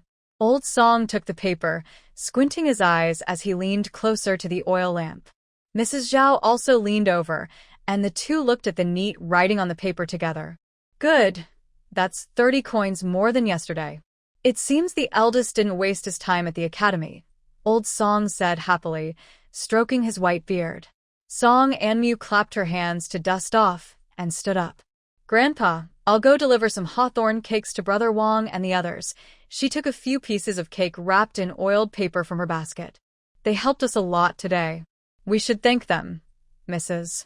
Zhao was about to speak, but Old Song nodded first. "Go ahead, come back early." Carrying her basket, Song Anmu left the house. The cold night wind immediately seeped into her collar, and she shrank her neck. The inn yard was lit by moonlight, making it look pale. She heard a few coughs from the stable area. She paused for a moment, looked toward the stable, then turned toward the side room where the guard stayed. When she reached the door, she knocked. Wang Daju's honest face appeared at the door. Seeing Song Anmu, he looked puzzled. "Miss Song, is something the matter so late?" She handed over the oiled paper package. "Brother Wang, these are the hawthorn cakes we made. Please try some." Wang Daju took the package. The warm cakes inside could be felt through the paper. He scratched his head shyly. "That's too kind of you. It's not easy running a business. Our own homemade, not worth much," Song Anmu said with a smile. "And today, we're grateful for your help." Wang Daju looked back into the house and smiled at Song Anmu. "Miss Song, I want to tell you something. Our boss said there's an empty room downstairs, originally used for storing odds and ends. Since it's getting colder, and your grandfather is still staying in the stable, I arranged for him to stay there tonight." Song Anmu's eyes lit up. "Really? Is that possible?" "Of course," Wang Daju nodded. "Our boss said that an old man shouldn't stay in the stable. Money isn't a problem. If it's not enough, we can reduce the rent by half. Consider it a gesture of friendship." A warm feeling filled Song Anmu's heart. "Thank you, Brother Wang. I'll discuss it with my family." He jumped back to the room, and Song Anmu relayed Wang Daju's words to the family. Zhao was the first to speak. "That's good. The old father-in-law is quite old. The stable isn't a place for people to live. Old Song was smoking a dry pipe, smoke swirling around the oil lamp. Oldest son, if that's the case, we should quickly arrange a place for the father-in-law. Song Ruifeng put down his charcoal pen. Dad, I think we should stay a few more days at this station. First, to observe my father-in-law, and second, to save some travel money. I think the same, Su Minghua added. We should take this chance to earn more money. When we settle in the south, everything costs money. While playing with his younger brother, Song Onyu interrupted. Grandpa, we can also explore other foods. Mom and the others said several guests asked today if there are other snacks to eat. The rest of the Song family had no objections. Old Song and Zhao exchanged glances. Zhao spoke. Then it settled. Stay 3 more days. Oldest son, go tell the station staff to arrange a room for the father-in-law. Song Ruifeng stood up. I'll go now. Anmu, bring me some hawthorn cake and candied hawthorn. I'll also deliver some to the station staff. Song Anmu handed him a basket. Dad, Brother Wang said the room fee can be halved. He took the basket, nodded, and left. The moonlight was like water in the yard. He took a deep breath and headed toward the side room where the station staff stayed. Passing by the stable, he stopped. Old Su was sitting beside a cart, boiling medicine, the pot bubbling. Father-in-law, Song Ruifeng called softly. Hearing his voice, Old Su looked up. His white beard shimmered silver in the moonlight. Ruifeng, it's so late. What's the matter? Song Ruifeng squatted down and explained about the station staff's arrangements. Old Su shook his head. Living in the stable is fine for me. I don't want to cause you trouble. Father-in-law, please don't refuse, Song Ruifeng insisted. Anmu and the others are worried you'll catch cold. Besides, your situation is special. If you catch a cold or get winded, we need to judge whether you've been infected or just caught a cold. Old Su hesitated for a moment but finally nodded. All right, I'll pack up and go to the room with you. He arrived at the station staff's room and gently knocked. The door was opened by Zhang Dashan. They were eating hawthorn cake sent by Song Anmu. Seeing him, they quickly invited him in. Brother Song, is this about the old man? Wang Dezhu swallowed the pastry in his mouth and asked. Song Ruifeng placed the basket on the table. Yes, I told my daughter about my father-in-law's situation when she returned. Thank you both for your care. We really appreciate it. Zhang Dashan waved his hand. Brother Song, you're too polite. It's not suitable for the old man to stay in a barn. We decided to stay here for 3 more days. Here is the rent for the next few days, Song Ruifeng said, taking out some copper coins. And also for my father-in-law's room. Seeing the coins, Wang Dezhu quickly declined. Didn't we agree to pay half? Has Sister Song not told you? Song Ruifeng insisted, pushing the coins toward him. You've been kind to us. We should follow the rules. We've earned some silver these days, so we can pay the rent. The rest of the coins in the basket are a thank you gift. The 3 exchanged a few more words. Song Ruifeng said goodbye and left. Inside, Wang Dazhu and Zhang Dashan looked at the food in the basket and smiled at each other. That Song family is really nice, Zhang Dashan said, picking up a candied hawthorn and putting it in his mouth. The food they make is also very tasty. Wang Dezhu nodded while biting a candied hawthorn. Yes, that Sister Song is clever. Her candied hawthorns are prettier and tastier than those sold in the city. Her brother is also smart. He's only a little kid, but he's quick with numbers, even faster than me. I heard the old man staying in the barn is a doctor. I wonder how he got sick and ended up living alone there, Zhang Dashan asked. Wang Dezhu chewed the hawthorn and shook his head. There's an old saying, doctors don't treat themselves. But I don't think that old man looks sick. They went upstairs. Song Ruifeng first told his parents about what had happened, then returned to his own room. When he pushed the door open, he saw his son already asleep. His wife and daughter were still busy. They were organizing hawthorn and mint leaves for tomorrow, waiting for someone to come back. Everything is arranged, Song Ruifeng whispered. My father-in-law has moved into his room. Su Minghua, who had been anxiously waiting, finally let out a sigh of relief. That's great. Dad is staying in the barn. I was worried he might catch a cold or get sick. Song Anmu yawned softly. I'm a little sleepy. Since Dad is back, let's go to sleep. We can deal with the rest tomorrow. The inn gradually grew quiet. The Song family members went to sleep one after another. Only the oil lamp still cast a faint light. Song Ruifeng gently got up, tucked his son's quilt, checked the materials needed for tomorrow, then blew out the lamp and lay down. Moonlight seeped through the window crack, drawing a silver line on the ground. Song Ruifeng looked at the moonlight and thought about life before crossing over. Although life is hard now, being together as a family brings simple happiness. Song Anmu turned over in bed, still dreaming about counting her candied hawthorns. These peaceful days lasted for 2 more days. On the 3rd day, everyone in the Song family eagerly waited for old Sue's diagnosis. Early in the morning, Song Jinxiu and Song Qingyang said they wanted to go to the river to catch small fish and shrimp to fry, and also bring back 2 baskets of wild hawthorn.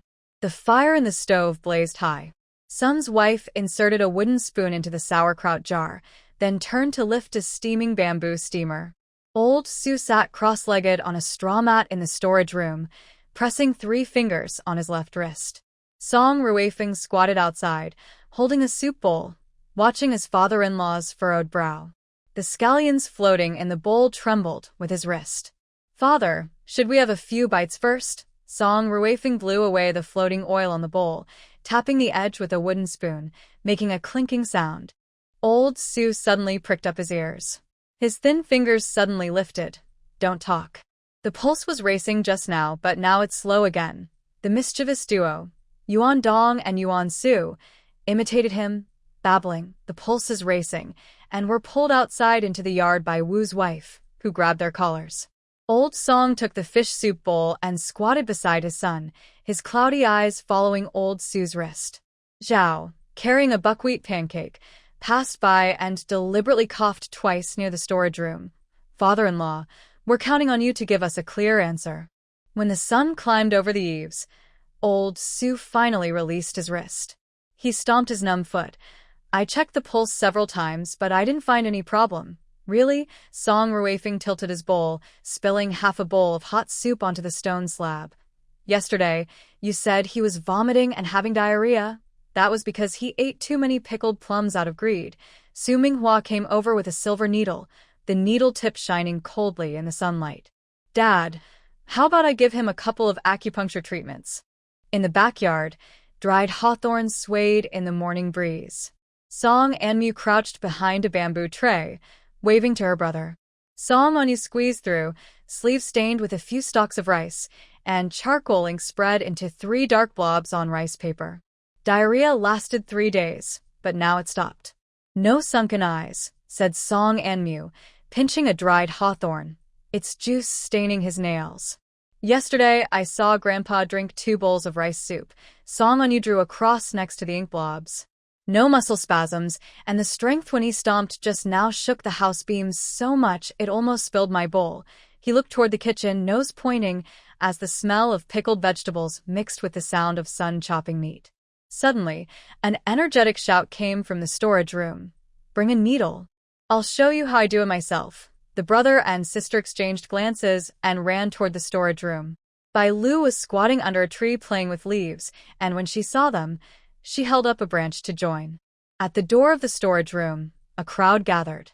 Old Su rolled up his sleeves, poked a silver needle into his tiger's mouth, and the needle tip trembled 3 times. Zhao clutched her apron, gasping, and Old Song's hand holding a bowl trembled. "See that?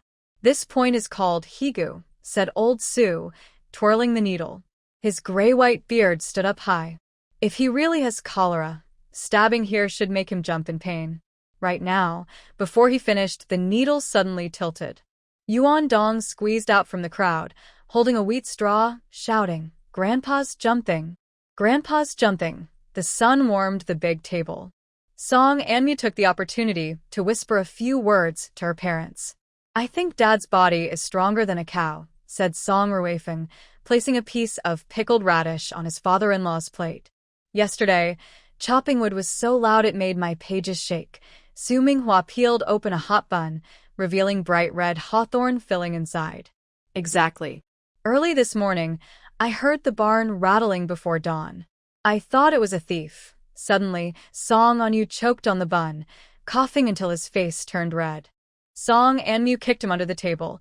Zhao scolded Sun for adding too much salt, and Wu hurried to wipe the mouths of the two little ones. In the late afternoon, when the sun was setting west, the Song family gathered behind the haystack in the barn. Song and Mu made a chain of dried hawthorn, and Song and Yu used charcoal to sketch on paper. The 7-day observation period is over, no typical symptoms. I've been watching Dad's bathroom habits these days, said Song Ruifeng, rubbing his hands dusted with grass. The first 2 days he was a bit loose, but by the third day it was normal. Su Minghua was doing some crafts, looked up at the comment and scolded, "You, a grown man, watching your father-in-law go to the bathroom. This isn't about fearing misdiagnosis." Song Ruifeng shrank back, a straw stuck in his hair bun. "Cholera is most dangerous because of dehydration, but my dad has been drinking water more than a horse these days." Song Enmu put a hawthorn necklace on her brother's head. "If you ask me, Grandpa just ate too much and got a stomach ache." The other night, he ate 5 buns at dinner alone and sneaked into the kitchen to look for pickled plums. The old horse in the stable snorted loudly, and dust fell from the haystack behind them. The 4 hurriedly scattered, just as they saw Sun's wife carrying a bucket of wastewater. Bai Lu was squatting by the well, playing with stones, looking up at the adults brushing grass off themselves. Song Enyu was drawing and writing on paper when suddenly he paused and said, "Actually, there's another strong piece of evidence." The 3 of them all turned to look at him. "Cholera patients have rice water like stool." Song Enyu lowered his voice. "But Grandpa's cough, you all saw it." Su Minghua patted him on the back of his head. "Scholars talk nonsense." But after the pat, he chuckled softly. In front of the storeroom, old Su stood with his hands on his hips in the yard. A breeze blew past, lifting the hem of his gray cloth shirt, revealing his tightly tied trousers. Everyone watched carefully. He struck a horse stance, swinging his fists vigorously, making Yuan dong, and Yuan Su clap and cheer. Old Song was smoking a dry tobacco pipe, the sparks flickering faintly. "It's good if you can fight boxing. It's good if you can fight boxing." In the front yard, Zhou Xianzhong was counting with an abacus, 2 courier guards sitting on chairs fanning themselves. "The Song family has been making noise for so long," Zhang Dashan said, wringing a damp cloth over his arm. "What are they doing?" Wang Dezhu wiped his forehead with a cloth and smiled. "The other day, I saw Miss Song stringing hawthorn lanterns. Bright red ones hanging all over the bamboo frame, swinging like bells in the wind. These 2 idle people were chatting, but Zhou Xianzhong coughed loudly, unable to watch. "What are you bothering about?" "The merchant caravan from the north left 3 bags of rice in the warehouse yesterday. Hurry up and tidy it up." The gray cloth shirt was blown tightly against his bony back, and the abacus beads clattered faster. The 2 scolded but laughed and moved to work. Meanwhile, the person causing the commotion, old Su, stood with his hands on his hips in the backyard. The old horse was chewing grass and flicking its tail, while the bamboo tray with dried hawthorns was swaying in the wind. Mrs. Zhao carefully picked up the hawthorn pieces blown away, listening to the hearty shouts nearby. "Watch carefully. This move is called White Crane Spreads Its Wings." Then with a thud, the old man staggered and knocked over the wooden bucket. The ceramic jar of pickled vegetables spun around next to the cart. "You're so energetic." "I say Grandpa just has indigestion." Song Anmu quickly put down her work, stood up, and helped him up. Su Minghua came out of the kitchen holding a medicine bowl. Seeing her father leaning on the cart and rubbing his knees, she turned to scold her husband. "I told you to watch Dad drink the digestion tea. Why are you letting him mess around again?" Her scolding made Song Ruifeng awkwardly smile and hide behind the haystack, with a piece of wheat straw still stuck in his hair. "Dad said he would drink after doing horse stance exercises. I just finished the 3rd one." Song Enyu tucked the charcoal pencil behind his ear and shook the paper filled with writing.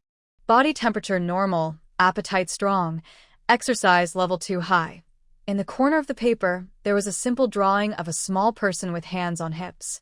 It was a quick sketch of old Su doing horse stance exercises. "Grandpa is excited now that he's free. He can't hold back his excitement," Song Anmu said with a suppressed smile as she poured water over mint leaves. The sound of cicadas mixed with the hot wind blowing against the backyard's earthen wall. Su Minghua was stirring sugar syrup with long bamboo chopsticks. Some caramel shells stuck to the edge of the iron pot. She casually used a copper spoon to knock them off and handed them to Yuan Su, who was eagerly waiting. Zhao was packing dried hawthorn into a coarse cloth bag. She looked up and saw Song Ruifeng pouring mint water into a bamboo tube. At this moment, Sun carried by Lu out of the room. The little girl held a candied hawthorn stick and pointed toward the river, saying, "I want to pick fruit with my brother." Old Song was squatting beside the cart sharpening a sickle. Hearing this, he looked up at the sun. "That works. I'll take a few kids to the river to get some fresh air." Water splashed from the whetstone into a ceramic bowl, startling a small animal drinking at the edge of the bowl, which scurried onto the haystack. "Wait, I want to go too," Old Sue shouted and quickly ran into the storage room, then came out carrying a bamboo basket. Song Anyu was packing charcoal pencils into a cloth bag. He looked up and asked, "Aren't you supposed to teach Yuan Dong about herbs later?"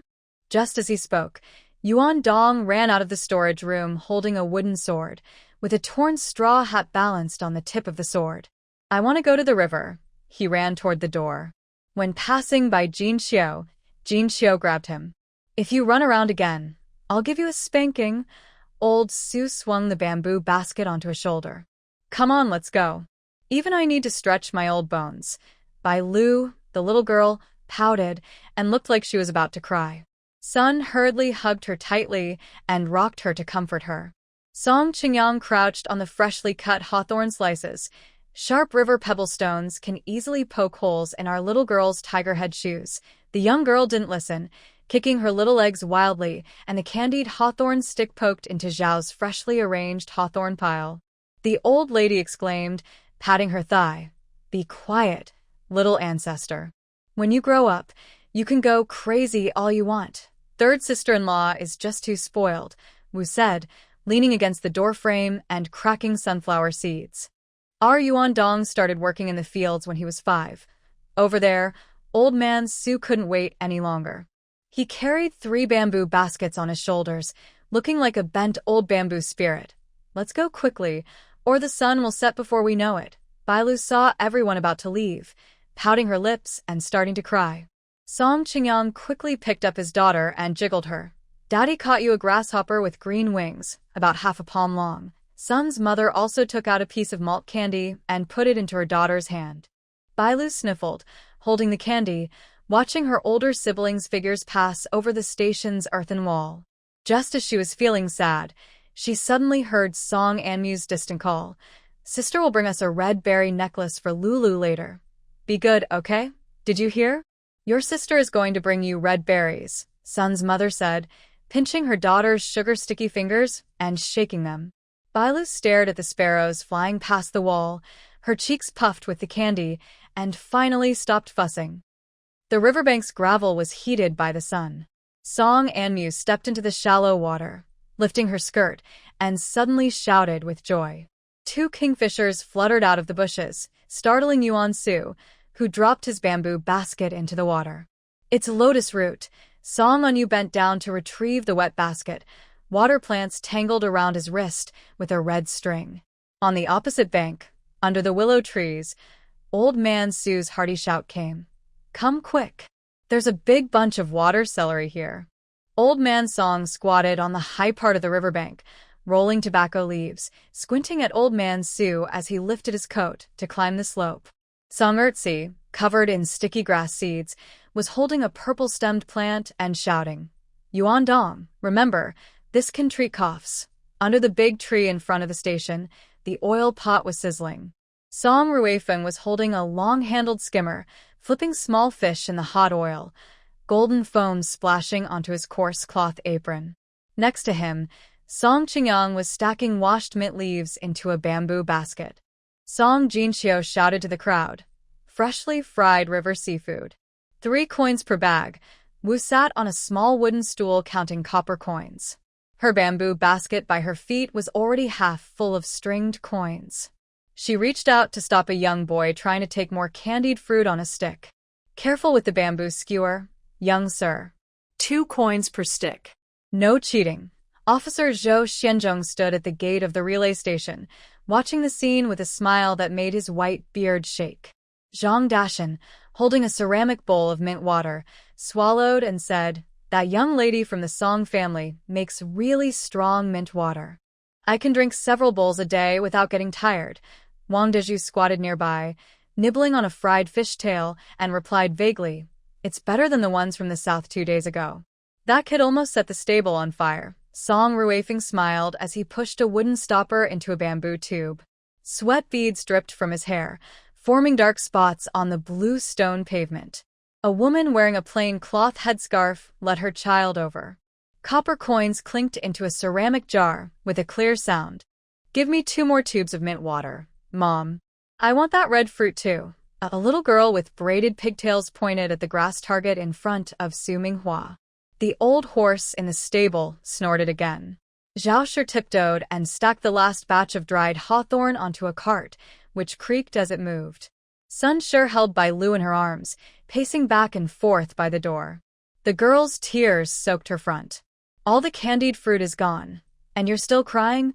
Sun Shi wiped her daughter's face with her sleeve, sticky with sugar residue. Bai Lu sniffled and pointed toward the riverbank, her bamboo skewer nearly poking Sun Shi's chin. Zhao Shi brushed hawthorn crumbs from her clothes and said, "Little one, the riverbank is full of rocks. If you fall or hurt yourself, what will we do?" She casually wrapped the scattered hemp rope on the cart into a circle. "Big brother and sister will be back soon. Let's guess what they might bring back, okay?" Bai Lu's crying eased a little, but her little tiger head shoes still kicked. Sun Shi gently bounced her up and down. "Your aunt said yesterday she'd teach you to make grasshoppers, but now she's in the kitchen."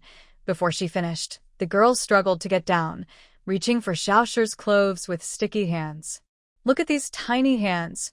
Zhao Shi pinched her wrist and took out a rough cloth handkerchief. "Your second uncle brought back some reed stalks. Shall we go make little windmills?" Tears still clung to Bai Lu's eyelashes, but her eyes brightened. Sun Shi took the opportunity to hold her again. At this moment, under the willow shade by the river, Old Song squatted on the riverbank, turning over wet mud.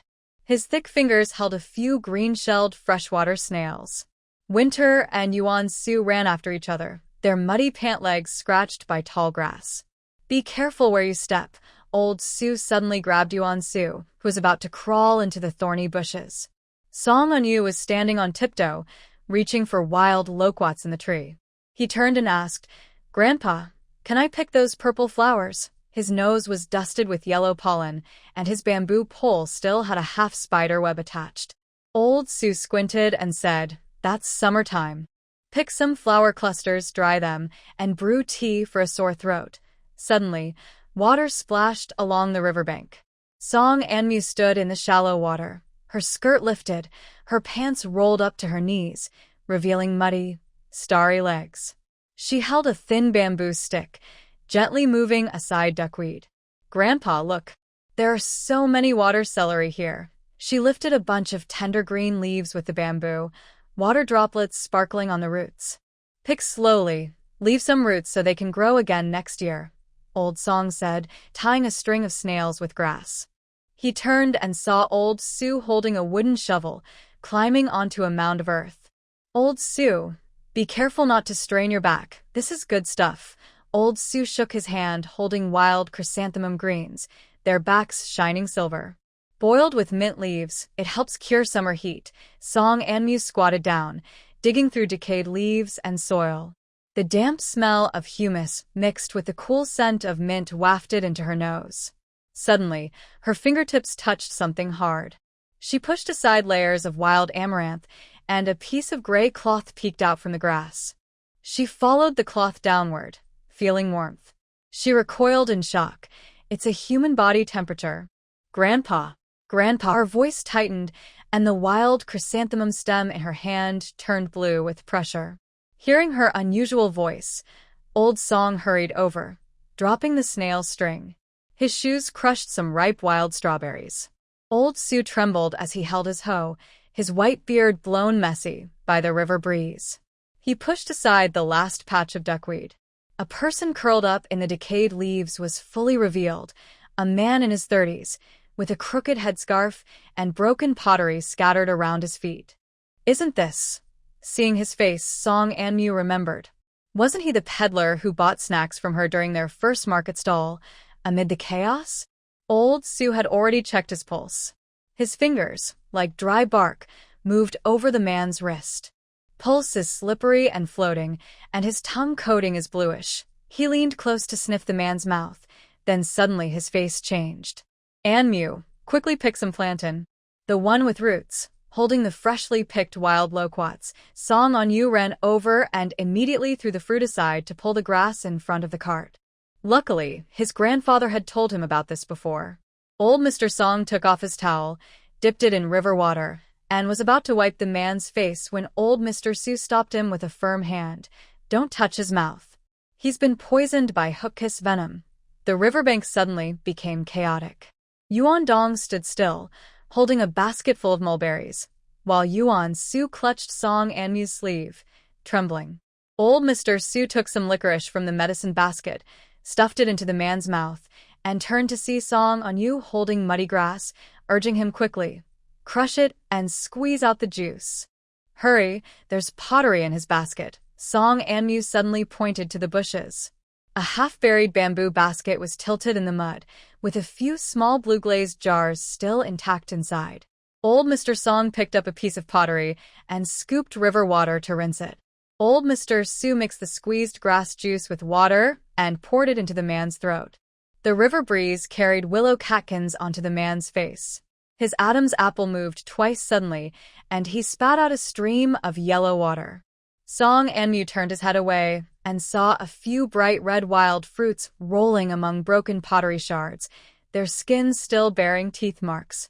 Greedy old glutton, old Mr. Su used to stick to poke at the wild fruits, sneering, "These are close relatives of snakeberries. We call them ghost lanterns. They look tempting, but eating 2 bites can be deadly." He then took a porcelain bottle from his pocket, poured out 2 black pills, and stuffed them into the man's mouth. By late afternoon, the peddler finally opened his eyes. The first thing he saw was the swaying willow branches, then 4 or 5 different faces. He tried to sit up, but old Mr. Su pressed his shoulder. "Lie still. You almost lost your life to the underworld. My pottery." His voice was hoarse, like sandpaper. His eyes swept over the shattered blue-glazed pottery, and he closed them in pain. Song Anmu handed him a water pouch. He drank a few sips, then suddenly stiffened, staring at the medicine pouch on old Mr. Su's waist with realization. "You're a doctor? No wonder. No wonder what?" Old Mr. Su was grinding herbs and looked up sharply. "No wonder you didn't die from eating poisonous grass?" He threw the herbal residue into the river. "You're lucky. That ghost lantern mixed with wild mint reduced the poison by 1/3. If you had eaten only the red fruit, we would be digging your grave now." The peddler chuckled awkwardly and scratched his head. His headscarf slipped to the back of his neck. "My name is Chin-san, and everyone calls me Chin-san-guan." He reached for his waist and took out a paper-wrapped item. "This is honey from the cliff the other day. Thank you all for saving me." Before he finished speaking, he started to cough violently again. Song Anmu squatted among the broken pottery shards and picked up a small, intact clay stove. "This one isn't broken. There were dried leaves stuck to the stove, and thick sugar residue coated the inside." Chun Songwan's eyes lit up. "Good eyesight, little brother. This is a style from the previous dynasty's stove, perfect for boiling mint paste." Old man Su suddenly interrupted. He pinched a mint leaf and rubbed it between his fingers. "Your stove has too much sugar residue. You need to boil it with soapberry water." The river surface shimmered with golden red ripples. The group gathered around Chun Songwan as they headed back. Song Anmu carried a bamboo basket filled with water celery, listening to the peddler chatter. "Go 50 miles south. There's a wild chestnut grove. The chestnuts are bigger than a thumb, and they taste great." He suddenly sneezed. Old man Su dabbed mint ointment on his neck, making him shiver from the coolness. Smoke rose from the blue tiles of the relay station. Zhao's loud voice drifted with the wind. "Old man, picking wild vegetables until sunset again." Her words suddenly stopped. She glared at the man in gray clothes who had appeared, accidentally dropping her copper coins on the ground. The people packing up hurriedly bent down to pick up the coins. Zhao pouted and crouched on the ground to pick up coins. Her blue cloth skirt was stained with dust. As Song Anmu approached, she heard her grandmother scolding. She casually placed her bamboo basket on a wooden stool and crouched down to help pick up coins. Yuan Dong slipped past her, holding 3 copper coins and stuffing them into Zhao's hand. "Grandma, here." Chen Songwan's dusty straw sandals stopped outside the door. Old man Su carried a basket of medicinal herbs and squeezed inside, brushing herbs against his sleeve. "Excuse me, let me through. I need to put this basket in the kitchen." Song Ruifeng helped up a fallen stool, digging out 3 copper coins from under its legs. When he looked up, he saw the man in gray. He stood up and asked, "Who is this, brother?" Yuan Su, like a monkey, hung from Chen Songwan's leg. The man didn't get angry. Instead, he took out 2 sour jujubes from his pocket and started eating. Some dried mushrooms fell from his collar. Old man Song brushed mud off his pants and entered the relay station. He knocked the teapot on the table edge. A greedy ghost found by the river, surnamed Chen. The aroma of stew with mixed fish drifted from the kitchen, making Chen Songwan swallow hard. Su Minghua came out carrying a ceramic basin, stacked with golden baked pancakes.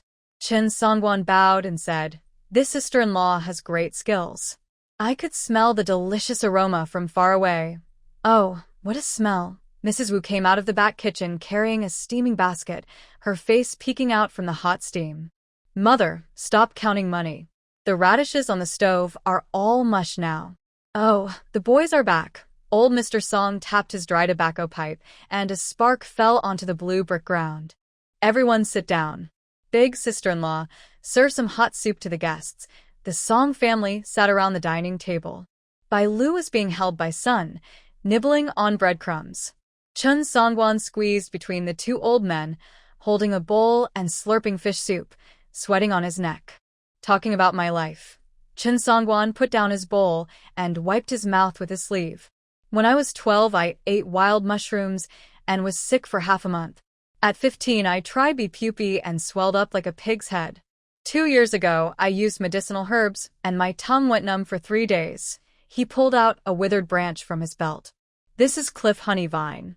Chew it twice, and you'll taste sweetness for half a day." Song Qingyang took the branch and sniffed it. Bai Lu reached out to grab it, but Chen Songwan also pulled out a clay whistle from his sleeve. "Kids can play with this safely."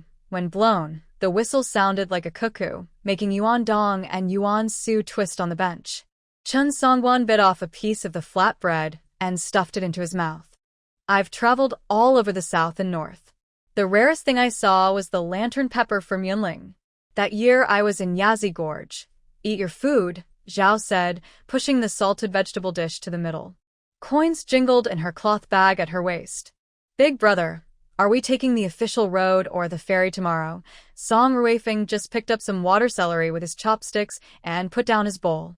"Mother, it depends on the weather." Talking about the shad at the ferry, Chen Songwan suddenly raised his voice, his small beard with rice grains trembling.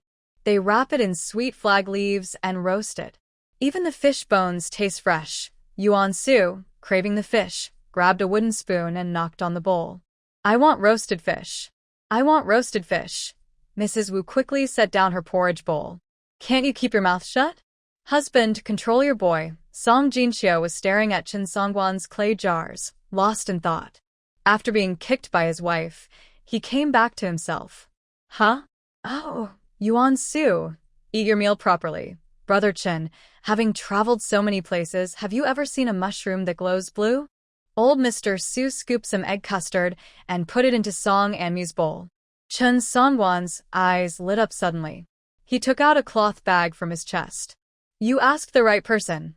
Look at this ghost face mushroom, combined with 7-step vine to cure snake poison. If eaten alone." He suddenly noticed Zhao's pale face, and his voice grew softer. "Of course, ordinary people should not try this." Song Anmu chuckled softly. "Your cloth bag is quite unique.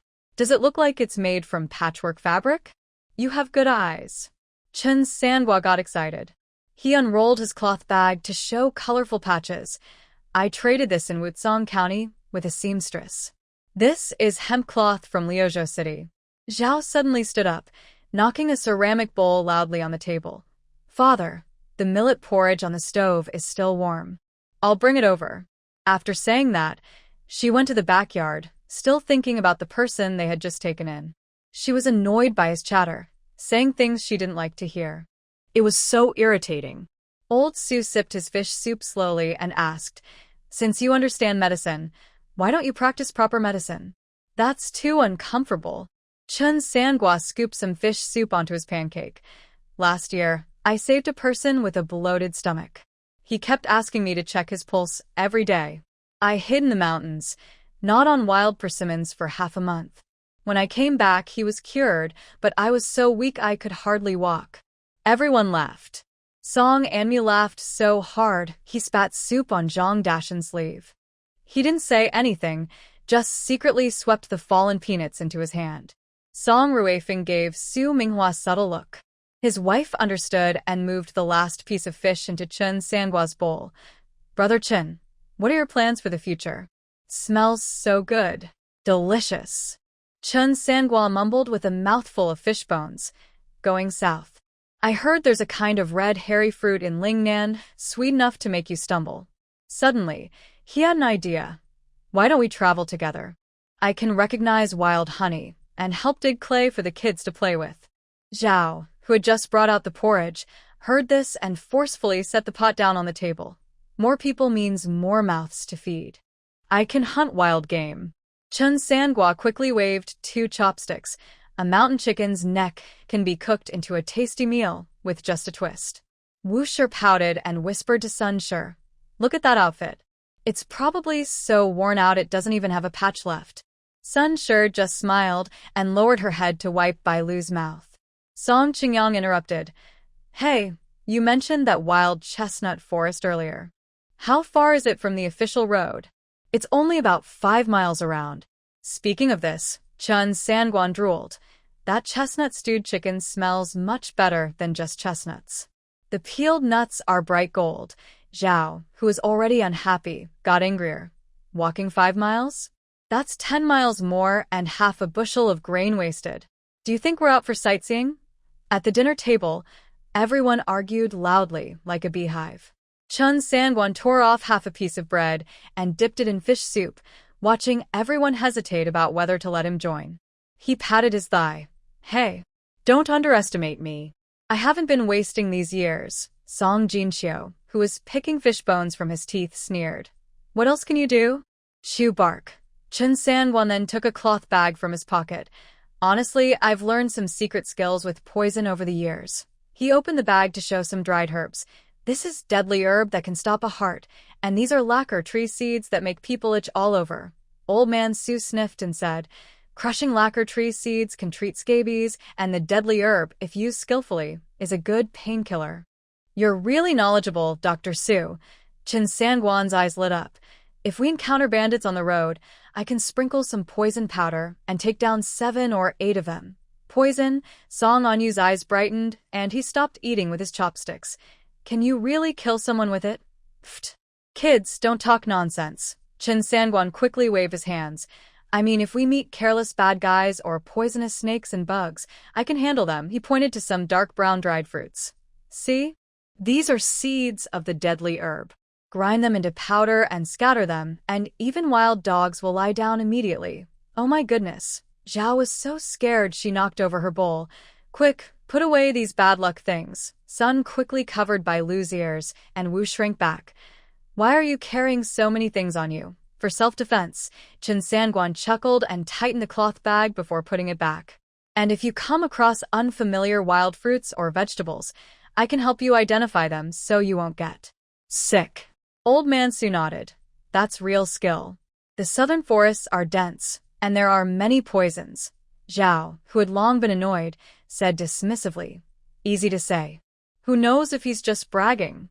Besides, he's been poisoned himself before, so how can we trust him to identify poisons?" Chin Sangwan choked a bit, awkwardly scratching his head. That's different. I ate it just to try it out. If I really wanted to avoid poison, I would be much smarter than most people." Song Anmu rested her chin on her hand and looked at him. "Besides using poison, What else can you do? You can't just rely on that to work with us, right? I can make money. Chin Songwon immediately straightened his back and patted the bamboo basket beside him. See this? Pottery. People buy this everywhere, and I can also make some extra money on the road. The table suddenly fell silent for a moment. Song Jinxiu and Song Qingyang looked at each other, both grimacing. Wu Shi couldn't hold back and burst out laughing. With your broken pottery bowls and jars, how much money can you really make? Actually, my sister-in-law doesn't know this, Chin Songwan said as he brushed off his clothes and stood up. He took out a crooked clay teapot from his basket. Look at this glaze, these patterns. The patterns are cracked all the way to the bottom of the pot. Song On Yu poked at the crack with chopsticks. If your craftsmanship could make money, I'd switch to making mud figurines tomorrow. Wang Dezhu passed by carrying a steaming tray. Hearing this, he couldn't help but laugh out loud. Chun Songwan was anxious and pounded the table. Young brother, what you're saying? When we get to the next town probably won't even buy the raw clay, Song Anmu said, lifting a cracked ceramic bowl. Your bowl was fired too long. The glaze has too much coarse sand, and it sounds like a broken gong when tapped. She flicked the edge of the bowl, which indeed made a dull sound. Chun Songwan was not convinced, and took out another clay teapot from his basket. This teapot is quite unique. The glaze is very even. It could sell for at least 20 coins in the city. Song Anyu took the teapot and turned it over. The bottom still had mud stuck to it, clearly just dug out from the riverbank. He held back a laugh and asked, Uncle Songwan, are you really planning to carry this basket of pottery all the way to the south? Of course. Chin Songwan was about to nod, but suddenly noticed everyone at the table looking at him with a "Are you crazy?" expression. He quickly changed his words. Ahem, I mean this basket will definitely sell out quickly. Then I can travel light and be more convenient. Seeing his confident look, the old man's Song raised an eyebrow and asked, Oh? How many days have you been carrying this basket of pottery? Chin Songwan blinked. 5 or 6 days. Song Anmu narrowed her eyes and gently tapped the table. Then why is there still so much left? Surely none of it has been sold. This question made Chin Songwan freeze instantly, and his ears turned visibly red.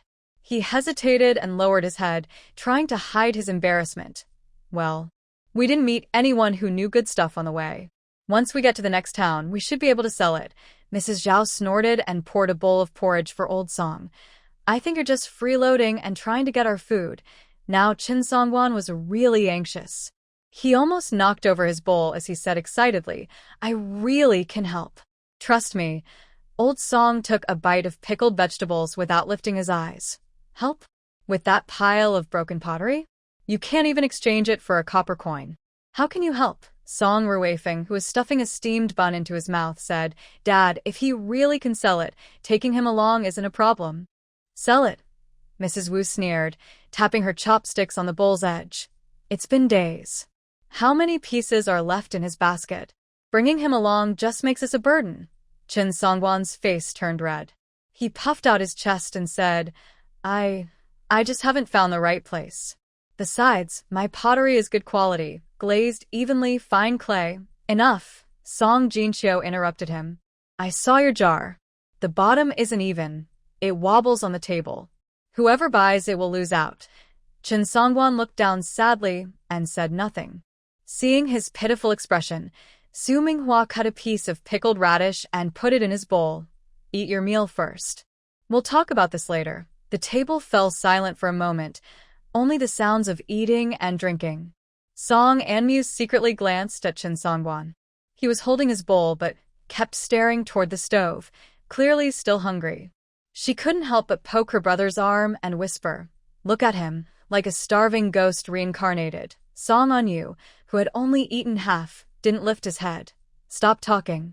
Grandma will scold us again later. Sure enough, Mrs. Zhao, with sharp eyes, saw Chin Songwan reaching for the steamed buns in the basket. She immediately slapped his hand with her chopstick. Eat. Eat. All you do is eat. Do we have wind-blown grain? Chin Songwan retracted his hand, awkwardly smiling. I just need to grow taller. Bah, Mrs. Zhao rolled her eyes. You're grown up. Still need to grow taller? You're just a glutton. Old Song put down his bowl and wiped his mouth. All right, everyone stop arguing. If you want to go together, fine. First, deal with these broken things. We can sell them cheaply to the station guests and see how much we can get back. That can't be allowed. Chen Songwan hugged his bamboo basket like a protective mother hen. These are all top quality. I spent a lot of money to make them. Top quality, Mrs. Wu sneered. Brother Chen, your pottery isn't even fully glazed. How much could it be worth? Either we smash them now or keep them, Mrs. Zhao said coldly.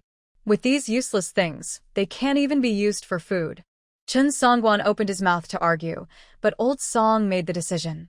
Either you deal with the pottery and come with us, or you keep these and go alone. Pick one.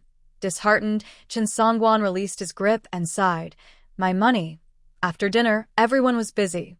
Song Anmu helped Mrs. Wu clean the dishes, while Song Anyu was called by Old Su to gather the herbs they picked today. Finally, the men of the Song family helped Chen Songwan place the pottery at the station door. Traveling merchants could buy one for 3 coins and carry it away. Chen Songwan squatted at the station door, sighing at the pile of pottery. A station guard, Zhang Dashan, passing by, patted his shoulder. What's wrong, brother? Not sold yet. Chen Songwan looked sad. A few were bought, but I spent everything to get these. Now I have to sell them cheap. It hurts. Wang Deju stepped over, picked up a jar and weighed it. Actually, these jars are good for storing pickles or something. Maybe our station should buy a few. Chen Songwan's eyes lit up. Really? How many do you want? Zhang Dashan smiled. There are just 3 of us station guards and the station master. 1 each, how about? Chen Songwan thought for a moment and forced a smile. All right, at least I can recover some costs. Elsewhere, after wiping the table, Song Anmu slipped into the yard and saw Chen Songwan bargaining with the station guard. She listened for a while and couldn't help but speak up. You're asking too much. They're artisans after all. Wang Deju scratched his head. Then, how about adding 1 more coin? Chen Songwan immediately nodded. Deal. Song Anmu rolled her eyes. You're really easy to fool. As it grew darker, Station Master Zhou Xinzhong came over with a lantern. He looked at the remaining pottery and said, All right, I'll take the rest. The station still needs some containers. Chen Songwan was so moved, he almost cried. Station Master Zhou, you're such a good person. Zhou Xinzhong waved his hand and said, We each take what we need. Finally, the problem was solved. Chen Songwan was in a good mood, turning a string of money on his finger and humming a tune as he returned to the backyard. Song Anyu was setting up a tent. Seeing him come in, he casually asked, Have you finished dealing with the pottery? Chen Songwan happily nodded. Sold out. Though I lost a bit, it's better than carrying it around. Song Anmu peeked outside the door. Don't run around again tonight. We have to leave early tomorrow. Don't worry, I promise I'll sleep honestly, Chen Songwan assured, patting his chest. Late at night, everyone was asleep. Chen Songwan lay in the tent, tossing and turning, but unable to sleep. He reached into his pocket and took out a small cloth bag containing a few bright red wild fruits. I picked these by the river during the day. They smell pretty good, he muttered, secretly popping one into his mouth. The fruit was sweet, sour, and juicy. Chen Songwan squinted, enjoying it, when suddenly his tongue went numb. He sat up quickly, covering his throat. No, this isn't right. Song Anyu, hearing the noise, opened the tent and asked, What's wrong? Chen Songwan couldn't speak anymore. His face turned pale, and he suddenly collapsed. Father. Mother. Someone help. Song Anyu was terrified and hurriedly shouted for help. Everyone was awakened. Old Su rushed over with a medicine box. Seeing Chen Songwan's condition, his face darkened. He was poisoned at noon, and now he can't control his mouth. Zhao, who had run over, was furious. This troublemaker. Are we still leaving tomorrow? Old Song followed, looking serious. First, save him. We can deal with the rest tomorrow. Old Su opened Chen Songwan's mouth to check. He picked up half a leftover wild fruit from the corner, sniffed it and sighed. It's poison ivy fruit. Eating it can cause numbness at first, and in severe cases, it can be deadly. Song Qingyang and Sun Shi were busy boiling hot water. Su Minghua threw licorice into the medicine jar.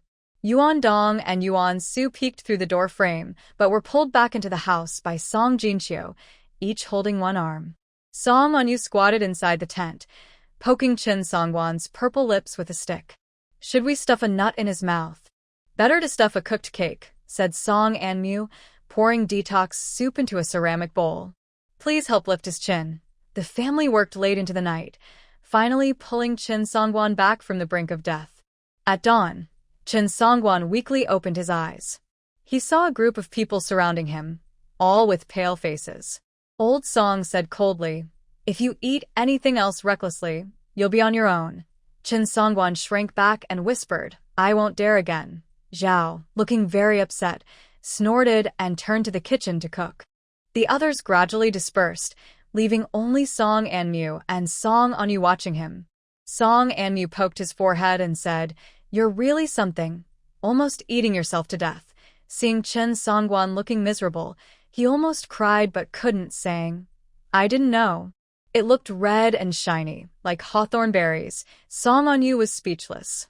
"You don't know what's safe, yet you eat it randomly. No wonder you keep getting sick." In the yard, Song Ruifeng was explaining the delay to the courier. Zhou Xianzhong stroked his beard and smiled. "It's okay, staying one more day isn't a problem." In the kitchen, Zhao was banging the pot and muttering, "Taking such a troublemaker on the road is really a sin." Wu, lighting the fire, chimed in, "Exactly, mother.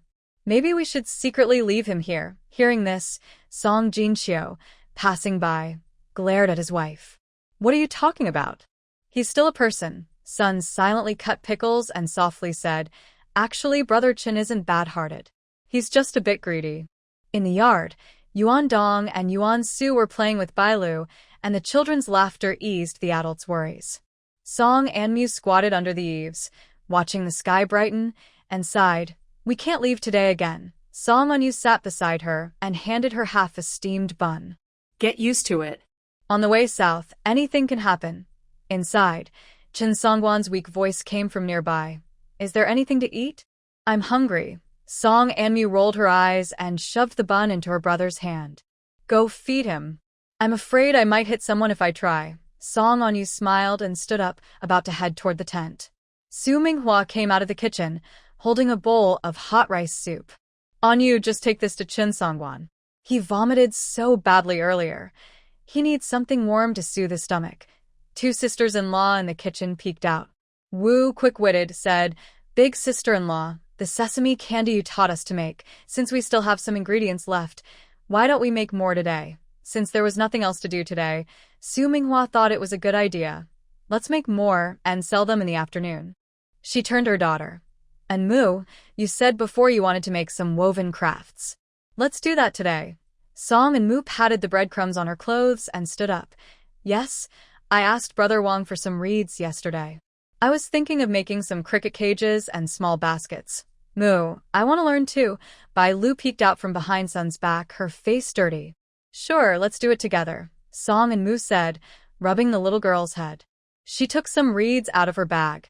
The green leaves still felt a little damp. She straightened the stems and picked out a few even ones to set aside. Bai Lu squatted nearby, holding a reed in her small hands, playing with it as the leaves slid between her fingers. She looked up and asked, "Mu, how do I twist this?" "Look, first cross two reeds like this," Song and Mu said, her fingers moving quickly. Soon, she made a small circle with the reeds. Yuan Dong and Yuan Su ran out of the house, each holding half a bun. Yuan Su came closer to look, but Yuan Dong pulled him back. "Don't push, I can't see." Two old men sat nearby, eating pears. Old Man Song waved his hand at a little bug crawling around him.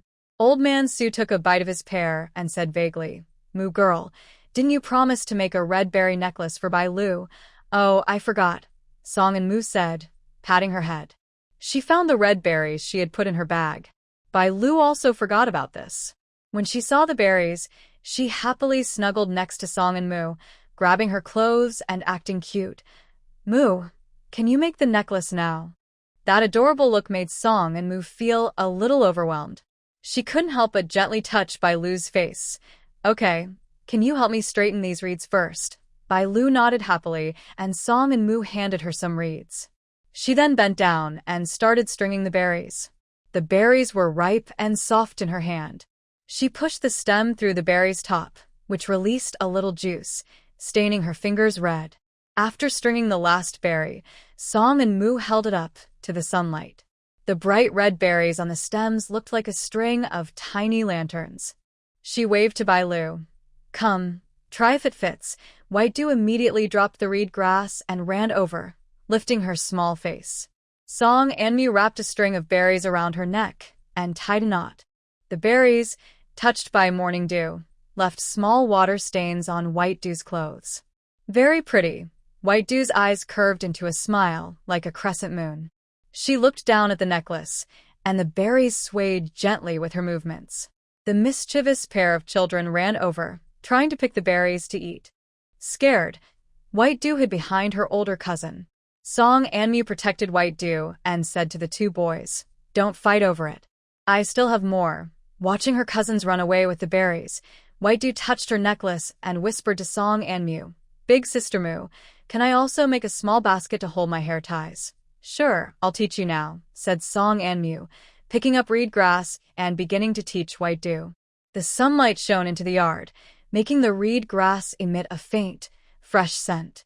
Old Mr. Song finished eating a pear, wiped his hands on his clothes, and came over to watch them weave the basket. Song and Mu's fingers moved quickly around the reed grass. She picked up the bottom of the basket she had made and started inserting the stems upright to form the sides. White Dew watched her, trying to imitate, and pushed the reed grass into the gaps. But she pushed too hard and bent the woven part out of shape. "Be gentle," said Song and Mu, fixing the bent stems and pressing White Dew's small hands onto the basket. "Feel it, you should follow the pattern." Yuan-Shu squeezed over and shouted, "I want to learn too." "Mu Jia, teach me how to make a grasshopper." Yuan Dong spat out the pear seed and came over to watch.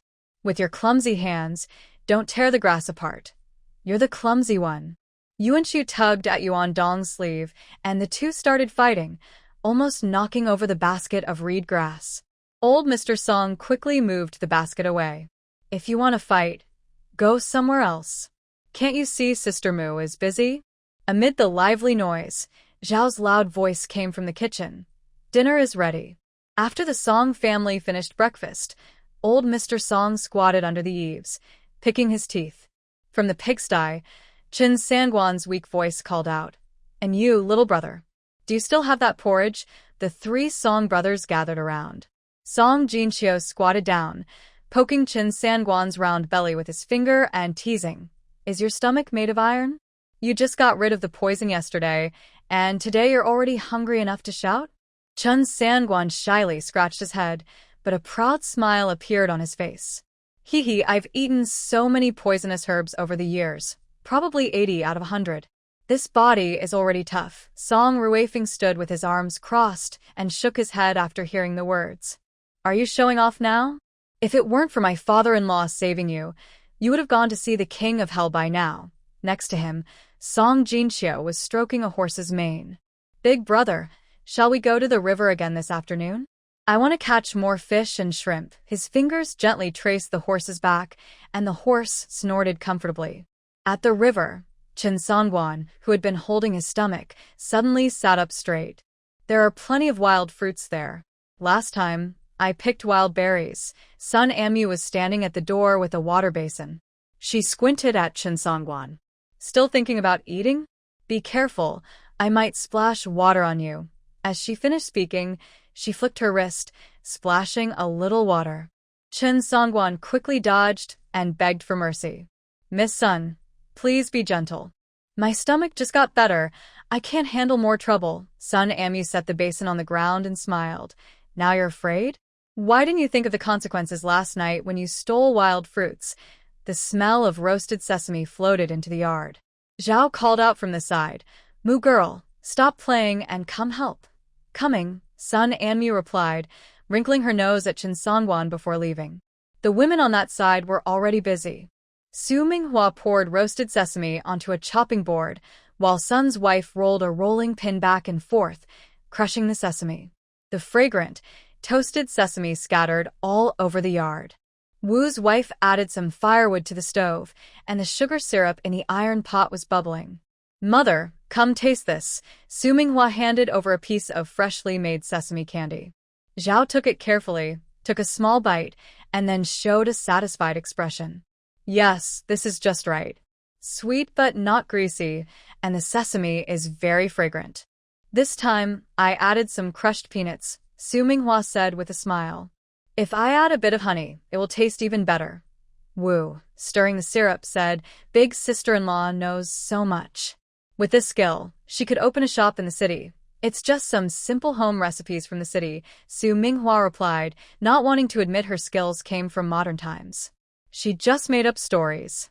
Luckily, the Song family didn't know much about this kind of thing. Hearing her daughter's footsteps, she kept working. "Anmu, go get the small basket you made. We're going to use it to store the sugar." Son Anmu responded and took out several woven baskets she had made earlier, some round, some square, with some decorated with patterns. Zhao was surprised to see the delicate grass crafts. "When did Anmu learn such skills? Look how beautiful this weaving is.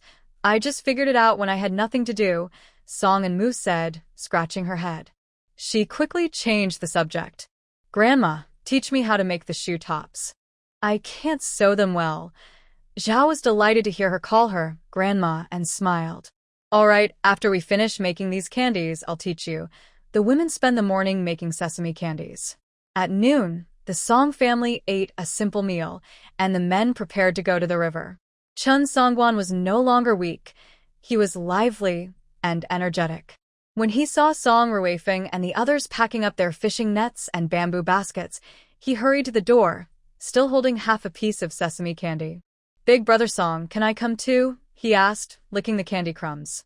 "I have a good nose and can smell the fish schools. Plus, I'm in good shape and need to move around." Song Jinxiu, who was fastening a machete at his waist, chuckled. "Are you trying to fish or pick wild fruit? Forget last night when you were lying on the ground, foaming at the mouth." Chen Songguan was anxious and kept rubbing his hands. "No way. I promise I'll just help with the work." He grabbed the empty bamboo basket from Song Qingyang and hung it on his back. "Look, I've even prepared the tools." Song Ruifeng, feeling overwhelmed, finally relented. "If you want to go, then let's go quickly. If we wait too long, it'll get dark." Chen Songguan cheered and pulled Song on you. "There's a purple flower by the river. It's so pretty. I want to try it. I wonder if it tastes as good as the candies." Before Song on you could scold him, Song and Mu rushed out, holding a half-finished grass craft. "You're still eating recklessly. If you get poisoned again, no one will help you." Song Ruifeng patted his daughter's shoulder. "Don't worry, we're watching." He turned seriously to Chen Songguan. "Songguan, let's be clear. If you eat things recklessly again, we really won't take care of you." The mischievous Chen Songguan stood straight and promised, "I'll just look. I swear I won't eat recklessly anymore." After the men left, the women packed the finished sesame candies and rice cakes into baskets and prepared some simple cooking tools. Song and Mu and Bai Lu arranged their grass crafts on a rough cloth, baskets, small animals, and decorative flower wreaths. The two playful boys couldn't wait any longer. They jumped around the stall, eager to explore. "Later, you'll be in charge of shouting," Song Anmu said, pinching Yuan Dong's face. "Shout loudly, and if you sell well, you'll get candy as a reward." "I want to shout." Yuan Su raised his hand. "I can say, don't miss this chance." Mrs. Wu patted her son's bottom. "You clever little boy, you've learned a lot." Soon, the entrance of the station became lively. Su Minghua and Mrs. Zhao managed the snack stall, while Sun and Mrs. Wu helped out. Song Anmu was showing the children how to make crafts. Some passers-by stopped to watch. A well-dressed woman picked up a decorated basket. "How much is this small basket?" Just as Song Anmu was about to answer, Bai Lu cheerfully said, 3 coins each, madam. It can hold needles and thread, and it's very sturdy." The woman smiled at the girl. "All right, give me 2. Their first sale made the children cheer. Yuan Dong and Yuan Su worked harder to shout, attracting more people to come and look. Meanwhile, Su Minghua's sesame candies were selling well. Mrs. Zhao happily collected the money and whispered to her daughter-in-law, "Manhwa, your skills are really good. Just these pastries can earn dozens of coins a day." Su Minghua poured more sesame into the pot. "Mother, once we settle down in the south, let's open a small shop. You can be the shopkeeper." Mrs. Zhao beamed with a smile. "My eyes are too old to be a shopkeeper." Just then, a noisy sound came from afar. Song Anmu looked up and saw her father and others returning, carrying a string of fish and holding a bunch of wild vegetables and herbs. This bountiful scene made Song Anmu wonder if their family had almost exhausted all the fish, shrimp, and plants near this river. Chun Sangwon was walking last, holding something in his arms, looking down as he walked. "What did you pick again?" Song Anmu frowned and reached out to grab his arm. Several bright red wild fruits rolled onto the ground. "I was just looking. I didn't eat any," Chun Sangwon hurriedly explained. Song Anmu said helplessly, "Sister, he saw us gathering herbs and recognized some edible wild fruits. He insisted on bringing them back to show you." With suspicion, Song Anmu picked up a fruit and sniffed it. "This really looks edible." She split the fruit open, revealing the flesh inside. "It smells sweet." Chun Sangwon grinned proudly. "See? I told you I can tell the difference. Can you tell if you were poisoned last night?" Song Anmu gave him a quick look, but still put the fruit away. "Let's ask Grandpa when we get back." In the inn's main hall, two old men sat on a bench, drinking strong tea and chatting with the courier. Zhou Xianzhong was refilling their cups. "I heard the south gets a lot of rain, good for growing rice," Zhou Xianzhong said. Old Su nodded. "Yes, I've heard that the soil and water there are good for people." Old Song smoked a dry pipe. "As long as we have some land to farm, anywhere is fine. Our family needs a big, open place." Chun Sangwon ran quickly, swinging his thin legs like a windmill, his hair bouncing as he moved. Song Anmu held a wild fruit and followed him to the inn's entrance. Song Anmu carried some wild vegetables, walking slowly at the back, occasionally kicking a small stone on the road. "Grandpa, look at this." Chun Sangwon crouched in front of Old Su, holding the wild fruit up like a treasure. "Grandpa, take a good look," Song Anmu said, following closely. She placed the fruit into Old Su's palm. Old Su was listening to Courier Zhou talk about rice farming in the south when the sudden appearance of the fruit startled him. He squinted his old eyes, pinched open the fruit's skin with his nails, and tasted a drop of juice on his tongue. Chun Sangwon was nervous, stretching his neck forward like a student waiting for exam results. It's a wild jujube," Old Su said, splitting the fruit into 3 parts and sharing with Zhou Xianzhong and Old Song. "It's hard to find them now. They only get sweet after the frost."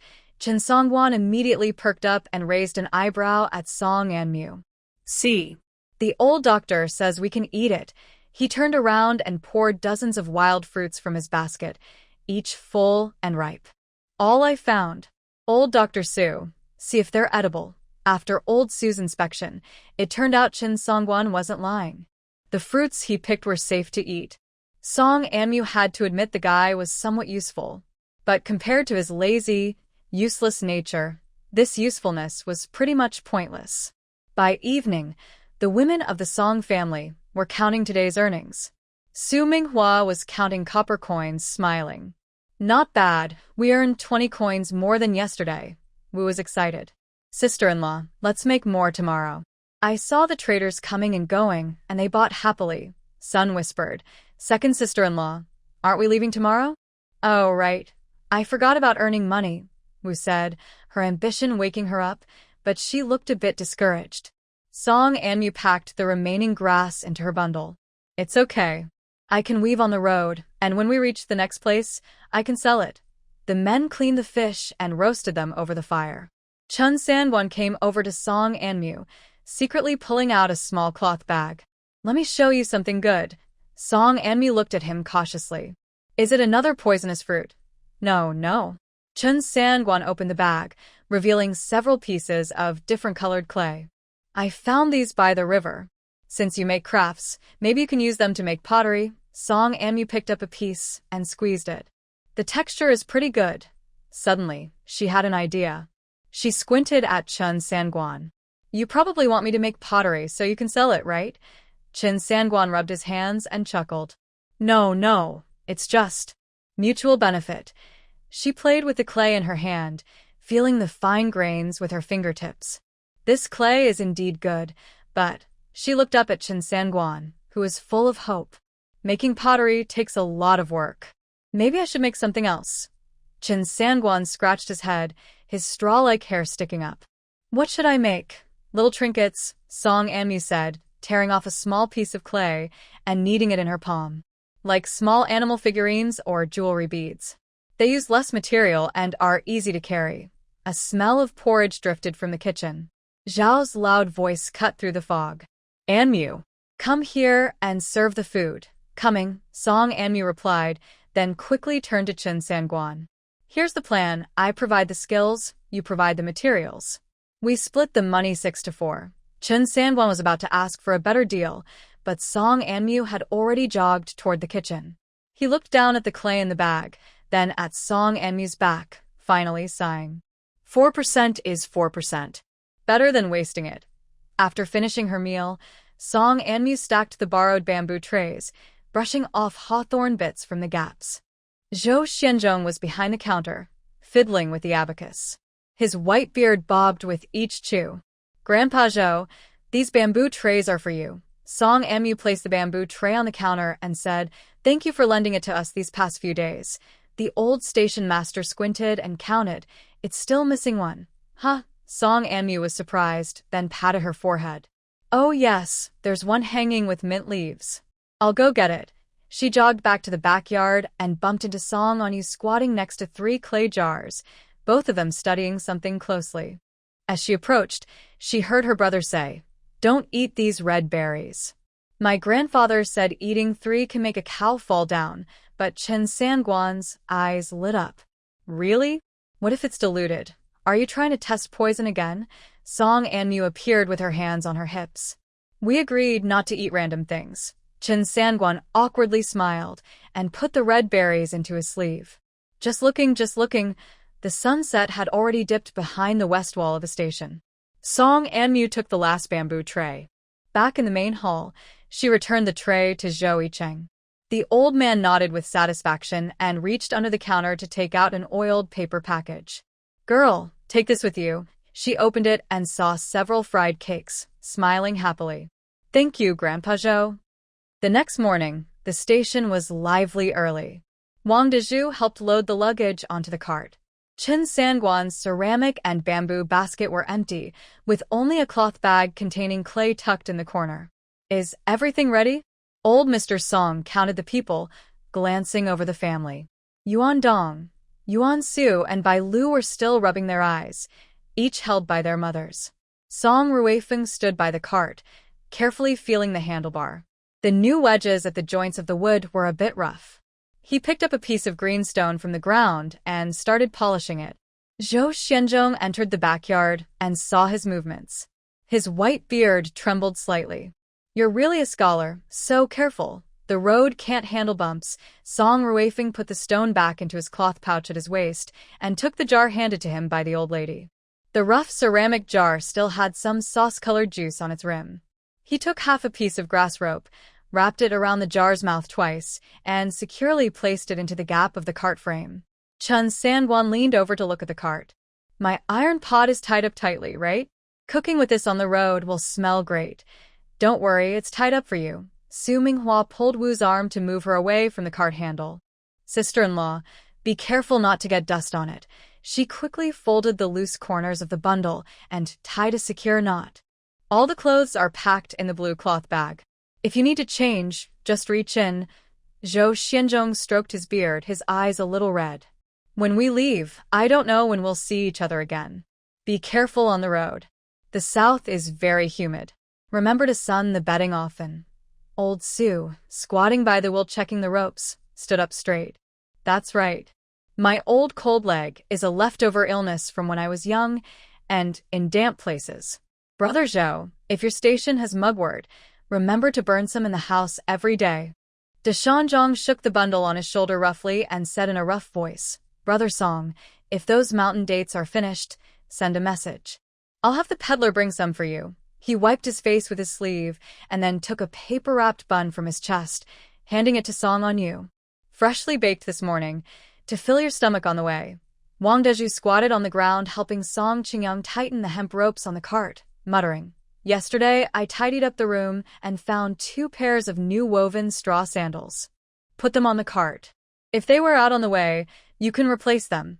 After speaking, he looked up at Song Anmu, who was tying the bundle on the cart. Miss Song, is your jar of pickles steady? Song Anmu, standing on tiptoe, tied the last bundle tightly. Hearing this, she turned and smiled. Brother Daju, straw sandals are more durable than clay jars. My 2 jars of pickles might break before we reach the south. She then jumped down from the cart, took a small cloth bag from her bosom, and handed it to Wang Deju.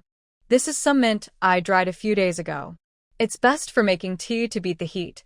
Sun's wife carried by Lu over and handed a pair of cloth shoes to Zhou Xianzhong.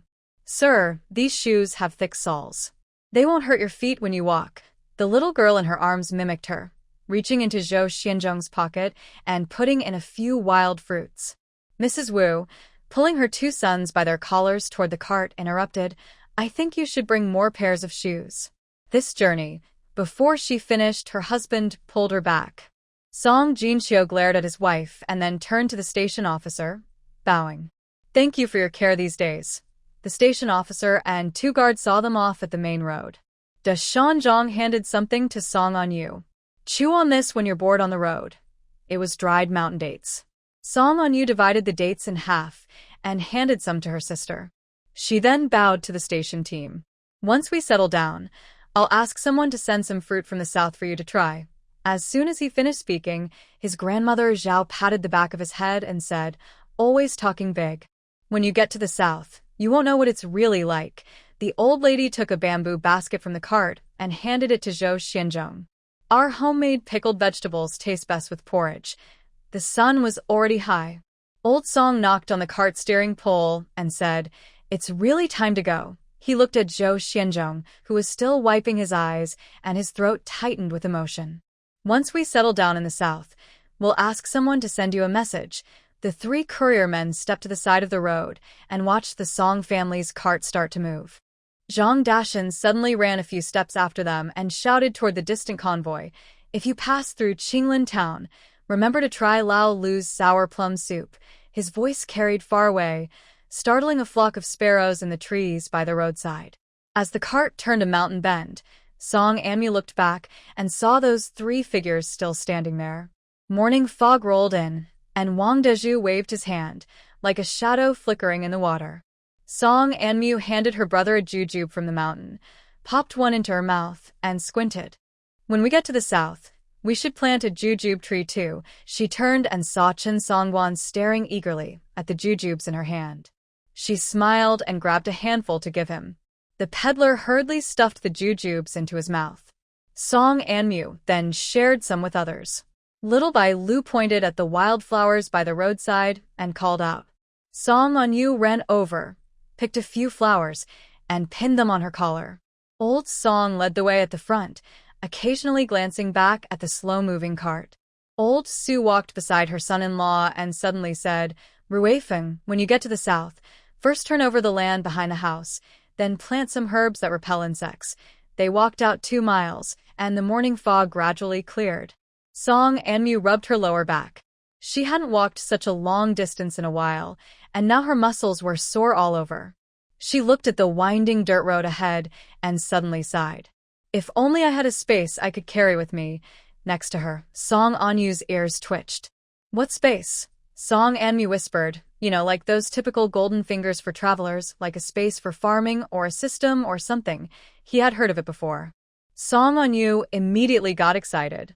If I had a system, I'd definitely choose one that boosts agility, so walking wouldn't be tiring. I want a storage space too.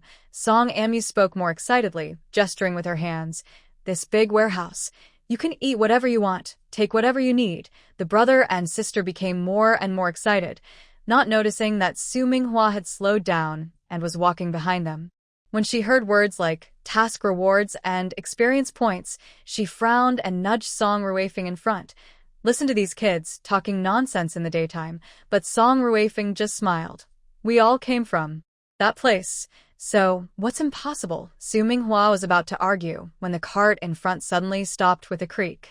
Chen Sanwan pointed at the wild grass by the roadside. There's purslane.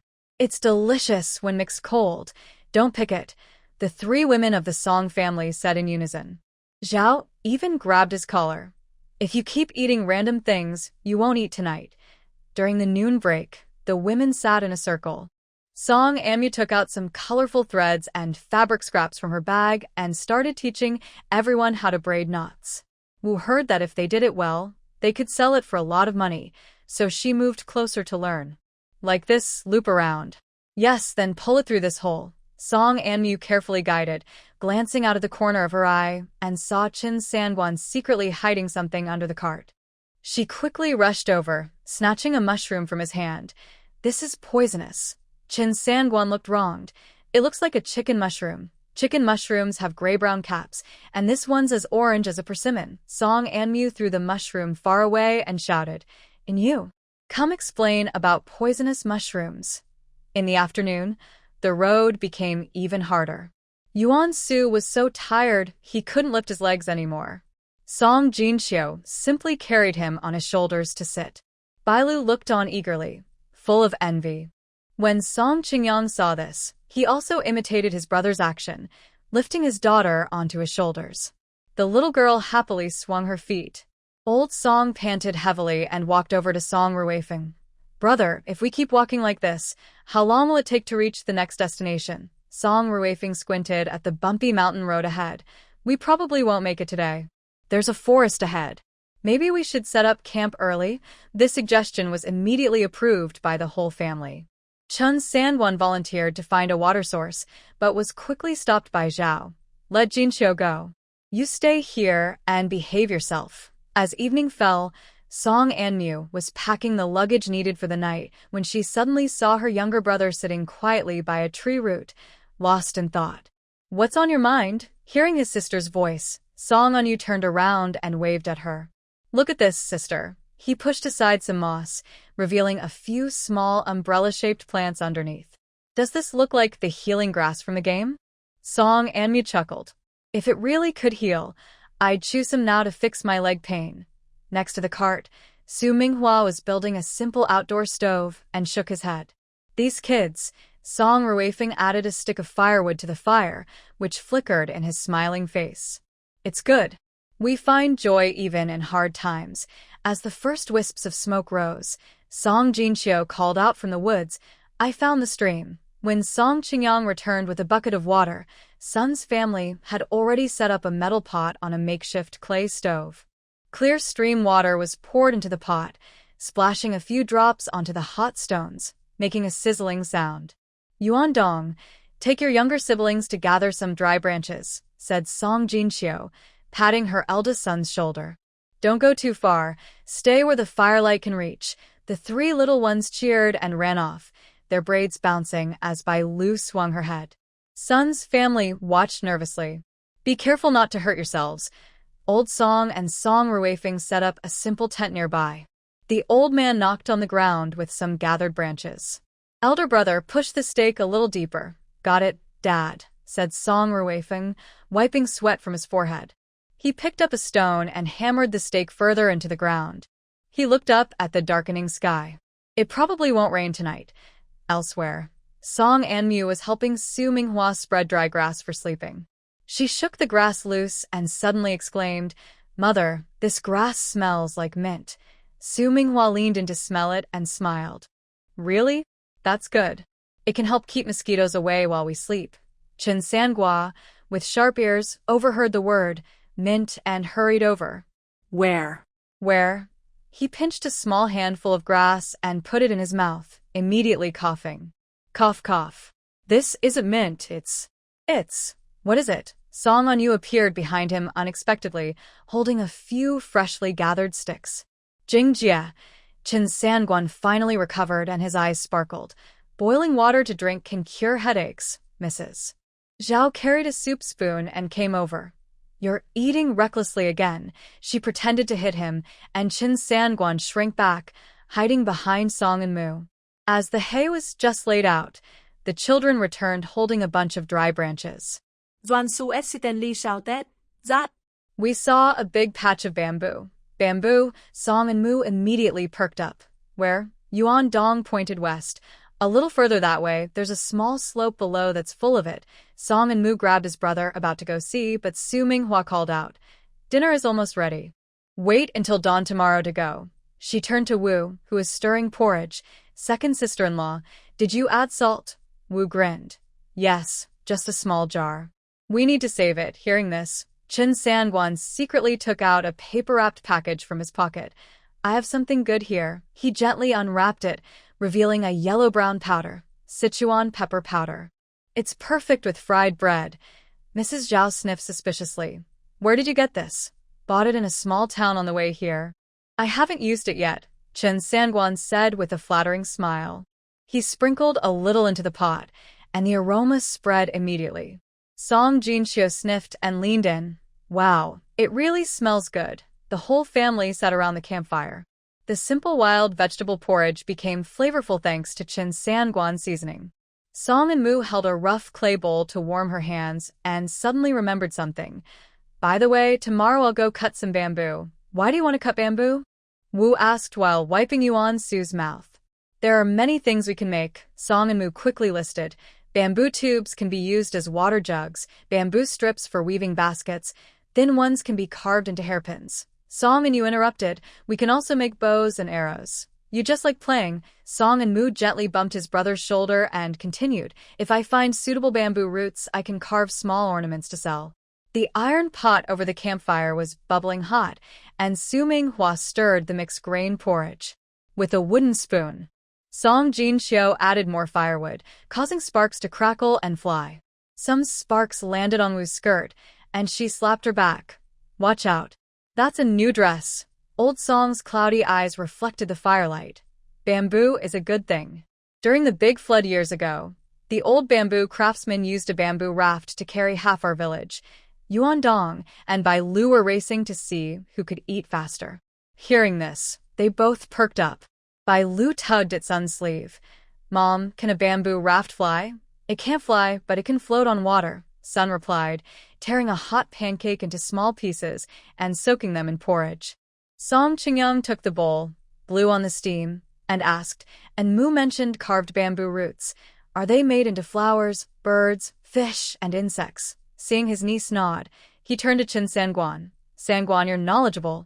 Do you know the market price for these kinds of items?" Chen Sanguan, holding his third toasted bun, choked and stretched his neck. Old Su patted his back twice. "Eat slowly, no one's rushing you." This greedy fellow took a sip of cold water before catching his breath. "South of the river, the culture is rich. A small carved bamboo root can sell for quite a bit. If you carve a longevity figures have big foreheads," and Moo said, picking up a stick and gesturing on the ground. "You need a thick old bamboo root, about the size of a bowl." Song Ruifeng poked at the fire with a stick. "Bamboo can also be made into water-wheel gears, but you need old bamboo that's 3 years old." He broke a dry branch to demonstrate the teeth and bite, then suddenly Yu interrupted. "If the gear turns, it can drive a spring mechanism. If made into a crossbow." "Stop, stop." Zhao clanged his long spoon against the pot. "Talking about carts and crossbows, are we planning to go to war?" "I think we should make more bamboo baskets and mats. They'll be useful in the south." Chen Sanguan suddenly sniffed loudly. "Speaking of the south, bamboo shoots with meat, salted fresh fish, oil-braised spring bamboo shoots." He listed each dish, his throat bobbing with each name, and finally he groaned, patting his thigh. "Too bad there are no bamboo shoots in the north this month." Su Minghua smiled and added a spoonful of porridge. "You sure know how to eat. When you get to the south, I'll make sure you eat fresh bamboo shoots until you're full." Wu Shi nibbled on a bun. "Fresh bamboo shoots don't last long. If only we could dry them, then they'd be great for soup. Just grab a handful. They'd taste really good." She looked at the little monkeys running around after finishing their meal. Yuan Su was holding a stick like a sword, trying to compete with Yuan Dong. Old Song tapped the edge of his bowl, and everyone gradually quieted down. "All right, tomorrow we camp for another day. The women and children stay at the camp." The men split into 3 groups. The eldest leads in Mu and Yu to find bamboo roots, the second and third cut bamboo poles, and I, Old Sue, and Sangwon go to look for herbs. Everyone tidied up the dishes. Song and Mu shared the remaining colorful thread with Aunt Sun and Aunt Wu. Auntie Sun, Auntie Wu, I will teach you how to make a new pattern. Aunt Wu took the thread and sat by the campfire. I still haven't figured out that knot from earlier today. The three women leaned close and studied the knots together. Song and Mu patiently demonstrated. Wrap this thread from underneath, then pass it through this loop. Yes, just like that. The men took turns keeping watch. Song Ruifeng was on the first shift, sitting with the old man. The night breeze rustled the treetops, and inside the tent, the children's even breathing could be heard. After finishing the last knot, Song and Mu looked up and saw Aunt Sun leaning against a tree, dozing off. Auntie Sun, Auntie Wu, rest now. She gently woke Aunt Sun and carefully packed the half-made rope into her bag. Aunt Wu yawned. Can this skill really make money? Of course, said Song and Mu confidently. The grass crafts we made before sold well, she smiled. When we reach the next safe place, I'll teach you even finer techniques. Manhwa approached and handed them their coats. It's cold at night, wear these. She glanced at Aunt Sun and whispered to her daughter, your third aunt is gentle. Don't let her tire herself too much. Got it, said Song and Mu, tightening her clothes. She turned to her two aunts. Let's rest now. We'll finish the rest tomorrow. Later that night, Song Ruifeng gently woke Song Jinxiu for his shift.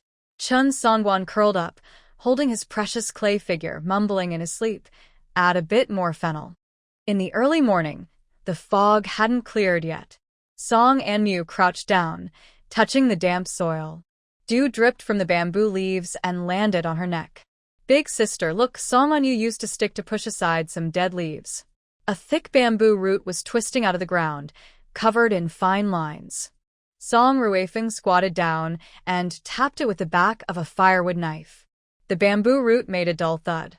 Old bamboo roots like this are the best for carving, said Song and Mu, untying her rope and pointing.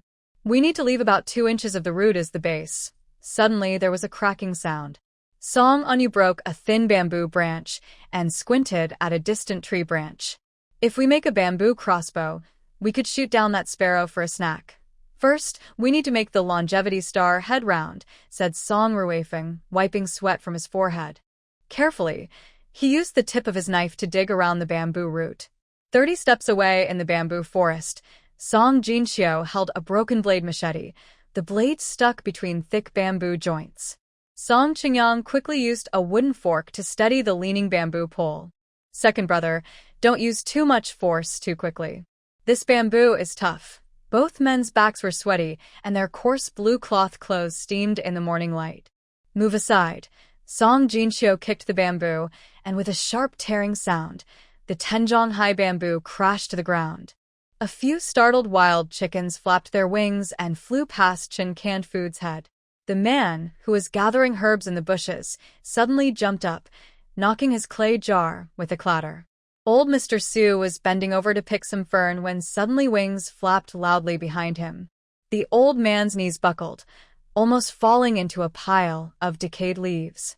Hearing the noise, Old Head Song had already grabbed his herbal hoe, holding it in front of him. Brightly colored wild chickens darted out from the dry branches and fallen leaves. Catch them alive! Chen Canfu pounced like a colorful leopard. The wild chicken kicked with its red claws and took off into the air, its tail feathers just brushing his nose. Chen Canfu looked at the 3 chickens perched on the tree branch and swallowed hard. Meat, meat, chicken legs, wings, neck. Even if I only catch one, I must get it. Do you catch wild chickens like that? Old Head Song picked up a broken stone and threw it at the tree trunk. The chickens scattered loudly, but then gathered again elsewhere. These things are smarter than monkeys. You think they're just village chickens you can catch easily? Chen Canfu tugged at the hemp rope around his waist and started rolling up his pant legs. Brother Song, look at that one over there in the east. Its tail feathers are bald, so it's probably an old hen. Its legs must be slow. While talking, he already moved behind the tree. Suddenly, he let out a strange cry and darted out, startling the 3 chickens to scatter in all directions. Old Mr. Su was still gathering herbs when he suddenly felt a gust of wind brush over his head. Without thinking, the old doctor swung his basket aside. He took off his outer shirt and covered his head with it. The gray cloth shirt, like a fishing net, covered the flapping chicken. The old man lunged forward, pinning it down, his white beard getting speckled with chicken feathers. Got it. Chun canned food jumped over, trying to lift the shirt. Old head Song slapped his hand. Be gentle. If it escapes, what will you eat? The three men's heads gathered around the gray cloth shirt. Inside, a creature was thrashing. Old Mr. Su trembled as he reached out and touched a chicken's claw. We need to tie its legs with fine vines. Before he finished speaking, the other two chickens suddenly charged out of the bushes and started pecking at their foreheads. Chun Sangwon ran with his head down and tail between his legs, tripping over a tree root. A paper-wrapped oil cake fell from his arms, and the smell of fresh butter cookies immediately spread through the forest. The wild pheasant, which was about to fly away, suddenly stopped and waddled over to peck at the food. Old Man Song quickly swung his belt and caught the fattest one. The other, trying to escape, was sprayed with yellow medicinal powder by Old Man Su and tumbled into a pile of dry leaves. Chun Sangwon stared in shock and asked, Dr. Su, did you poison them? The tangerine peel powder mix with cocklebur makes the chickens confused, Old Man Su said as he tied the chicken's legs with a rope. He suddenly hissed and retracted his hand. These sick chickens even peck at people. Old Man Song carried the three wild chickens on his hoe, with their tail feathers dragging on the ground, leaving curved tracks behind. Chun Sangwon walked while massaging his lower back. I should have brought a bamboo basket. If only I had. If you hadn't thrown the butter cookies just now, you'd still be in the woods trying to imitate monkey calls. Old Man Song kicked aside a broken branch blocking the way, and suddenly stopped. Old Su, look at this plant. Is that golden thread lotus? The three of them leaned closer to the crack in the rock. Chun Sangwon took the opportunity to sneakily take the wild chicken tail feather from Old Man Song's waist and tuck it into his clay jar strap. Old Man Su waved his hoe over the roots, but didn't dare to strike. The roots are covered with moss. It might be hard to dig. Suddenly, a bamboo rat scurried out of the crack, startling the wild chickens into flapping their wings. Chun Sangwon picked up a stone to throw, but Old Man Song stopped him. Enough.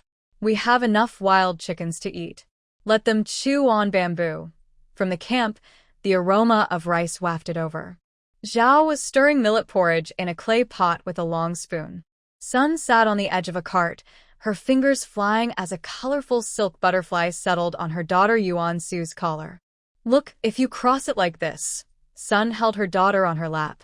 Suddenly, she paused.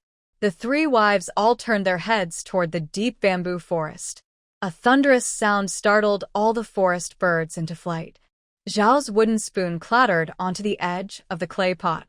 At that moment, Song and Mu was lying on the ground, her nose just half an inch from the bamboo roots. The loud noise had made her ears ache, but when she looked up, she saw a cloud of bamboo leaves rising 20 steps away. Song and Yu spat out dirt from her mouth and clenched a half-length hemp rope in her hand. I told you the old bamboo root was deep. Didn't I tell you not to pull the rope and just to tie it? Song Rui Feng rubbed his numb tiger's mouth. 3 people worked together to dig out a bamboo root as big as a stone mill. The tangled roots were sticky with wet mud. Song Amu took off her water pouch and washed away the dirt. Suddenly, she let out a soft sound. She found a dark red pattern embedded between the knotted roots, just like on the forehead of the longevity star. Over at the herbal gathering, the 3 felt they had gained a lot. They decided to take their treasures back to the camp. In the forest, Old Man Su shouted, 3 jars. Don't pick that red mushroom. Chin Sanjar quickly retracted his hand and turned to pull at the dried tree bark to find wood ear mushrooms. Old Man Song led the way, and a wild chicken fluttered from the hoe, making a few quick flaps. On the east side of the camp, Song Jinxiu was stacking cut bamboo pieces. Song Qingyang held blackened tongs and pulled out several fragrant bamboo tubes from the fire.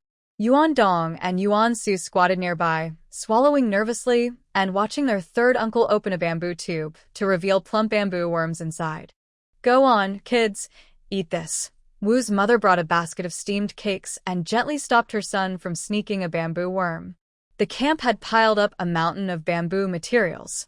The fresh juice still seeped from the broken ends.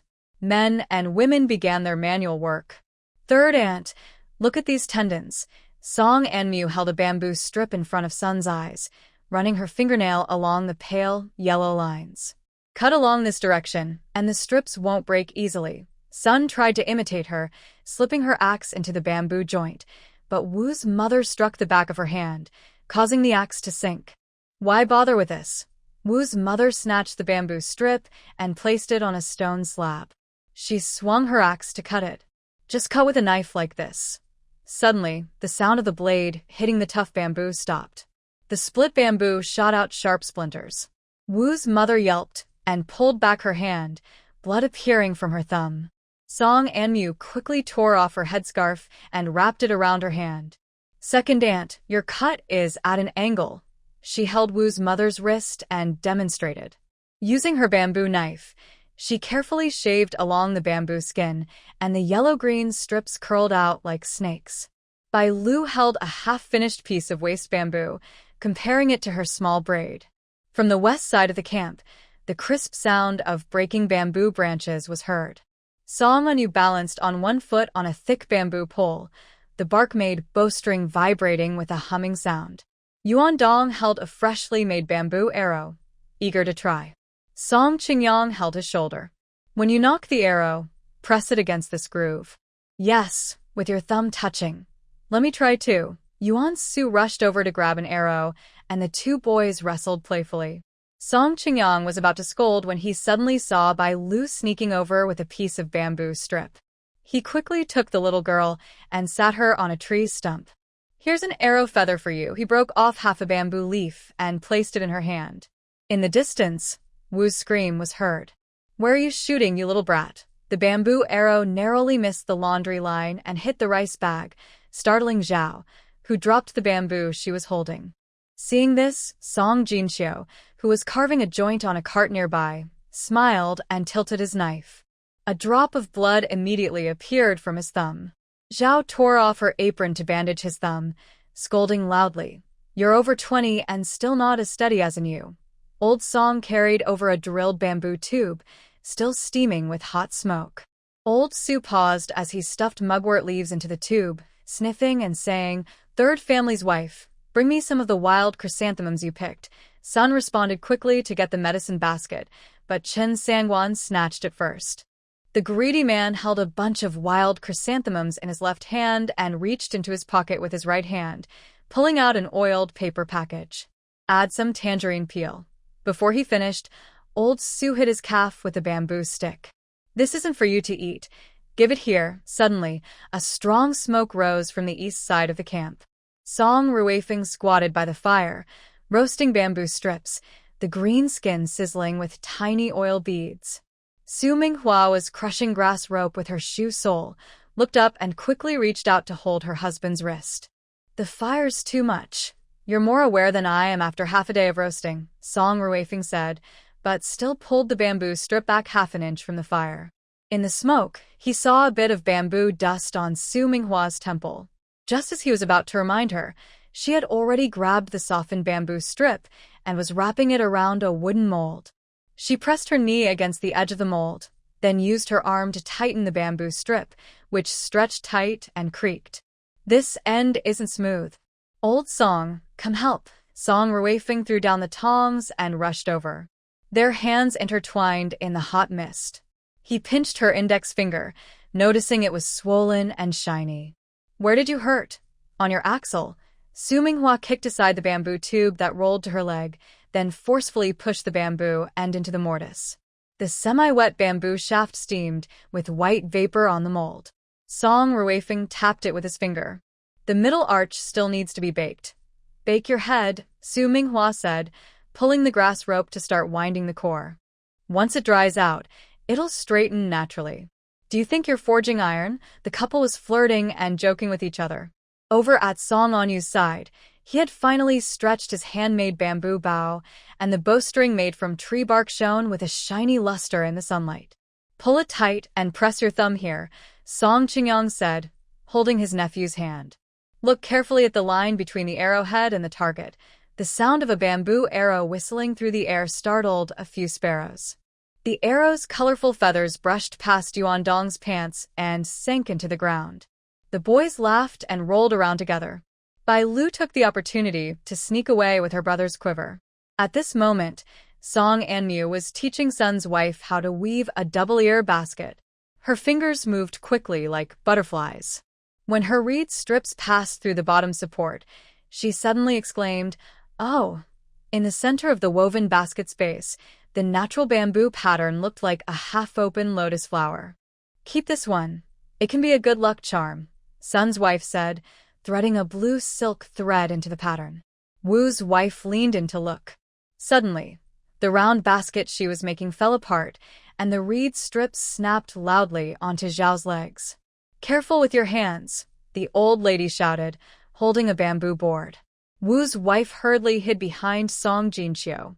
Amid everyone's laughter, Chen Sangua ran into the crowd carrying a bunch of red berries, shouting, "Try this. It's good for health and energy."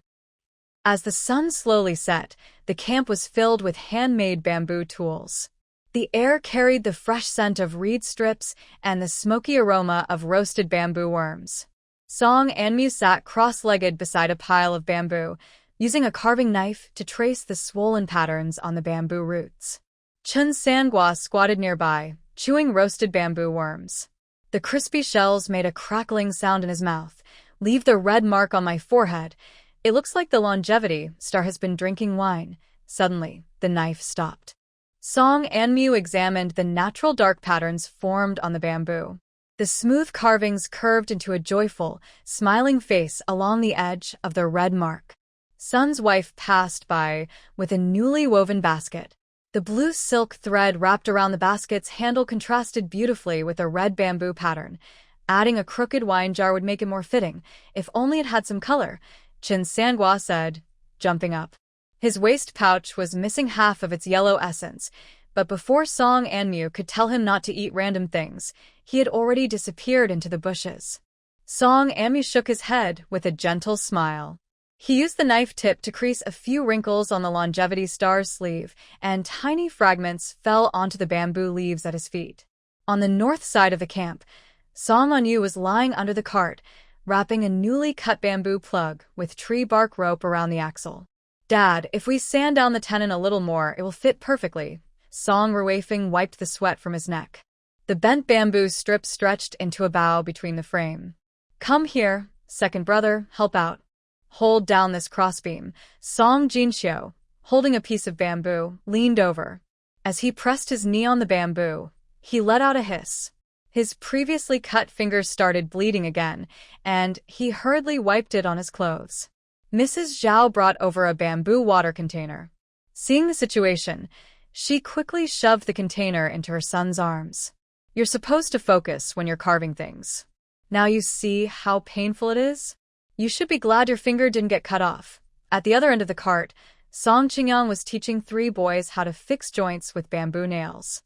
Bai Lu was stuffing small pieces of bamboo into the seam of the cart. Her father grabbed her collar and pulled her away. "Wrap some silk thread around the cart's yoke to prevent chafing your hands." The young girl happily ran to join the women. Wu was holding a basket woven by Sun and looking at it carefully.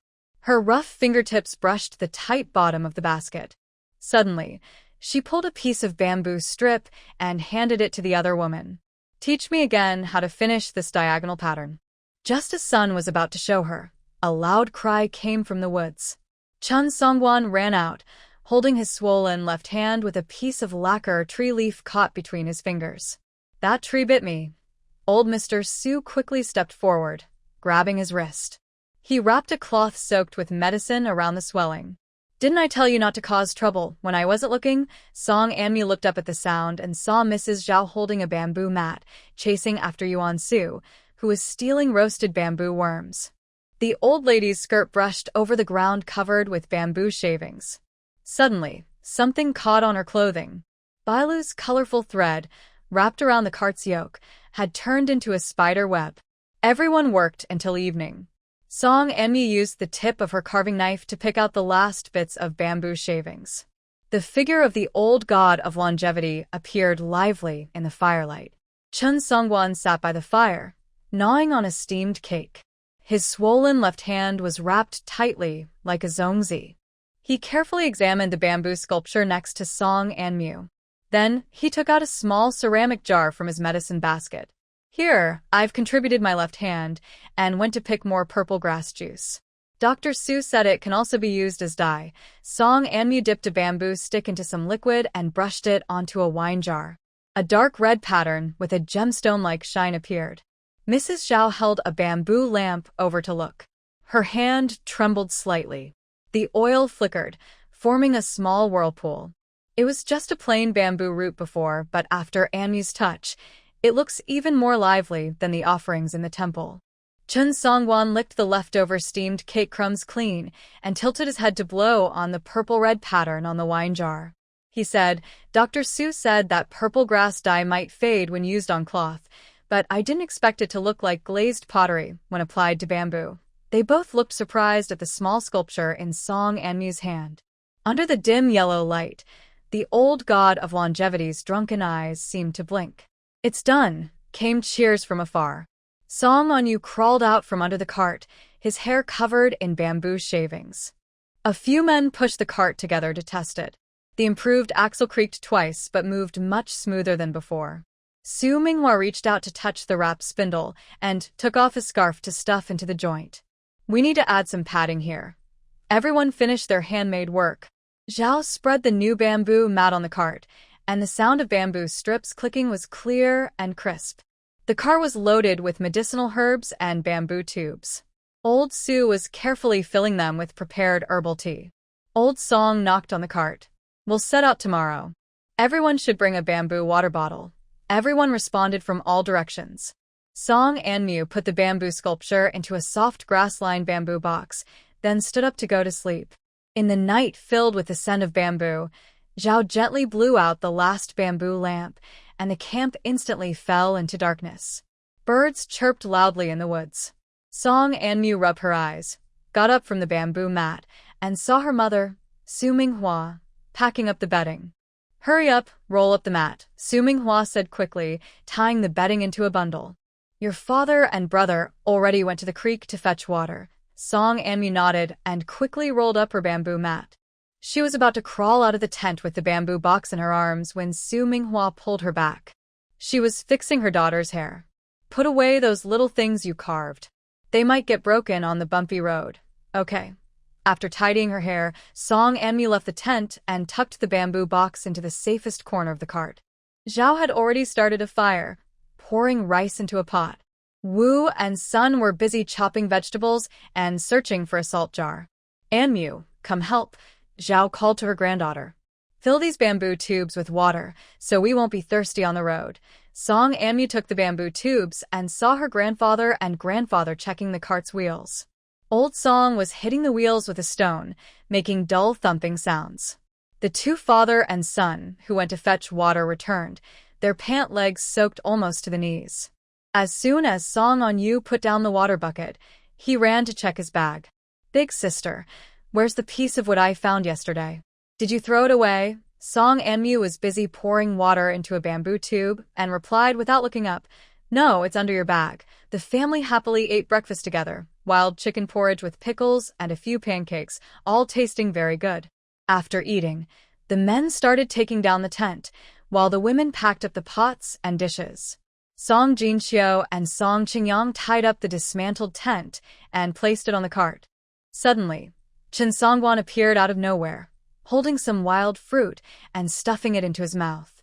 These fruits are sweet. Do you want some? He then moved closer to Zhao's family, but she waved her hand dismissively. Go away. Who wants to eat the wild fruits you pick? Last time, I ate that sour fruit you gave me, and my teeth still hurt from it. Smiling, she stuffed all the fruits into her mouth. Chen Songwan helped Zhao pack the last few pieces of luggage onto the cart. Old Mr. Song started calling out, Hurry up and pack quickly. Today, we need to cross Pingshampo, so we should leave early. 15 minutes later, 4 carts moved along the mountain path. Song On-yu led the way, with his bamboo water bottle swinging as he walked. Suddenly, he stepped back 2 steps and asked his sister, "The longevity figure you carved yesterday, how do you plan to sell it?" Before Song On-yu could answer, Zhao's voice interrupted from behind. "Sell what? That smiling longevity figure is so charming.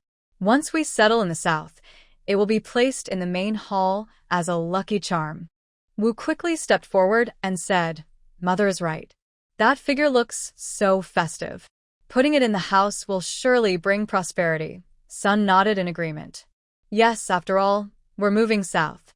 We need a lucky symbol to protect our home." However, Chen Songwan was unconvinced. "That's thanks to luck. Amu's skill is so good, she could sell it for at least a few dozen taels of silver. No, maybe even over 100 taels." Hearing this, Zhao was furious. She glared and said, "Money, money, money. Do you think everything can be bought with money? Why not?" Chen Songwan argued. "If you have money, you can buy anything. Besides, Anmu can carve the first one, then carve a second. After selling it, she can just carve another one." Zhao suddenly stopped and pointed at Chen Sangwan's nose, scolding him. "You greedy fool. What do you know? This one is the most spiritual. It can be kept at home to protect the whole family." "Protect what?" Chen Sangwan replied indifferently. "If it really could protect us, why would we have to leave our hometown and move south?" This remark hit a nerve, and Zhao's face turned red with anger. "You, Chen Sangwan, eating at my house, and you dare to curse that my family won't be safe. I wouldn't dare." Chen hurriedly waved his hands. "I just meant that selling this bamboo carving could be more profitable." "More profitable? Don't talk nonsense." Zhao refused to back down. "I think you're just jealous and want to make a profit from it." "Everyone, be quiet." Old Song stopped walking, placing his cart on the ground with a thud, causing dust on the road to fly up. Old Su stroked his beard and smiled. "And Mu's skills are her own choice. Let her decide." Everyone stopped and turned to look at Song Rui Feng and his wife, who were walking at the back. Su Minghua was weaving a sun hat with grass rope, and he said softly, "Let the child decide her own things." Song Rui Feng nodded in agreement. "We all respect the child's own ideas." More than 20 pairs of eyes looked at Song and Mu, who was playing with some dogtail grass by the roadside. Suddenly, she was noticed, and the grass she was holding snapped with a pop. The little girl blinked and looked around at everyone. She scratched her sunburned nose and suddenly pointed to the sky, shouting, "Hey, look at that cloud. Does it look like a candied fruit stick?" As everyone instinctively looked up, she had already run to the other side of the cart, grabbed the edge, and giggled. "I don't know how to handle it for now. Maybe we should just follow Grandma's advice and offer it." Zhao immediately looked proud, like a victorious rooster, and snorted at Chen Sangwan. She even deliberately shook her head, making him puff up his cheeks in frustration. Old Song poked Chen Sangwan's back twice with a bamboo stick. "I think you're just bored and should come push my cart," Chen Sangwan wailed. "Ah, I don't want to push. I just finished unloading the pottery and I feel light. How can you eat if you don't push the cart?" Old Song glared. "All you do is eat and argue. Doing some work won't kill you."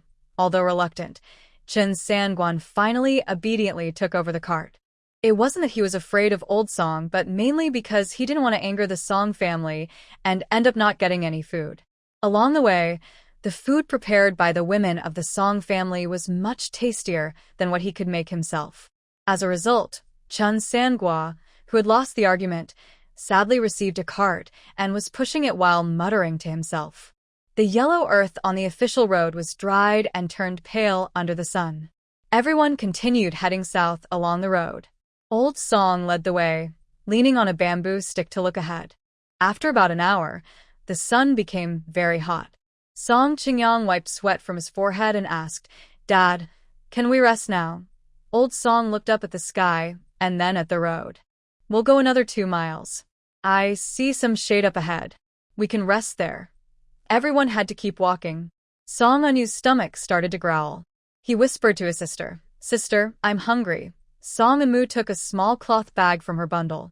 "Here, leftover flatbread from breakfast." Song Anyu reached out to take it, but Chen Sangua, pushing the cart, wasn't done talking. "What's so good?" Share some with me too. Go away. Song and Moo shoved the bag toward her brother. That's all we have.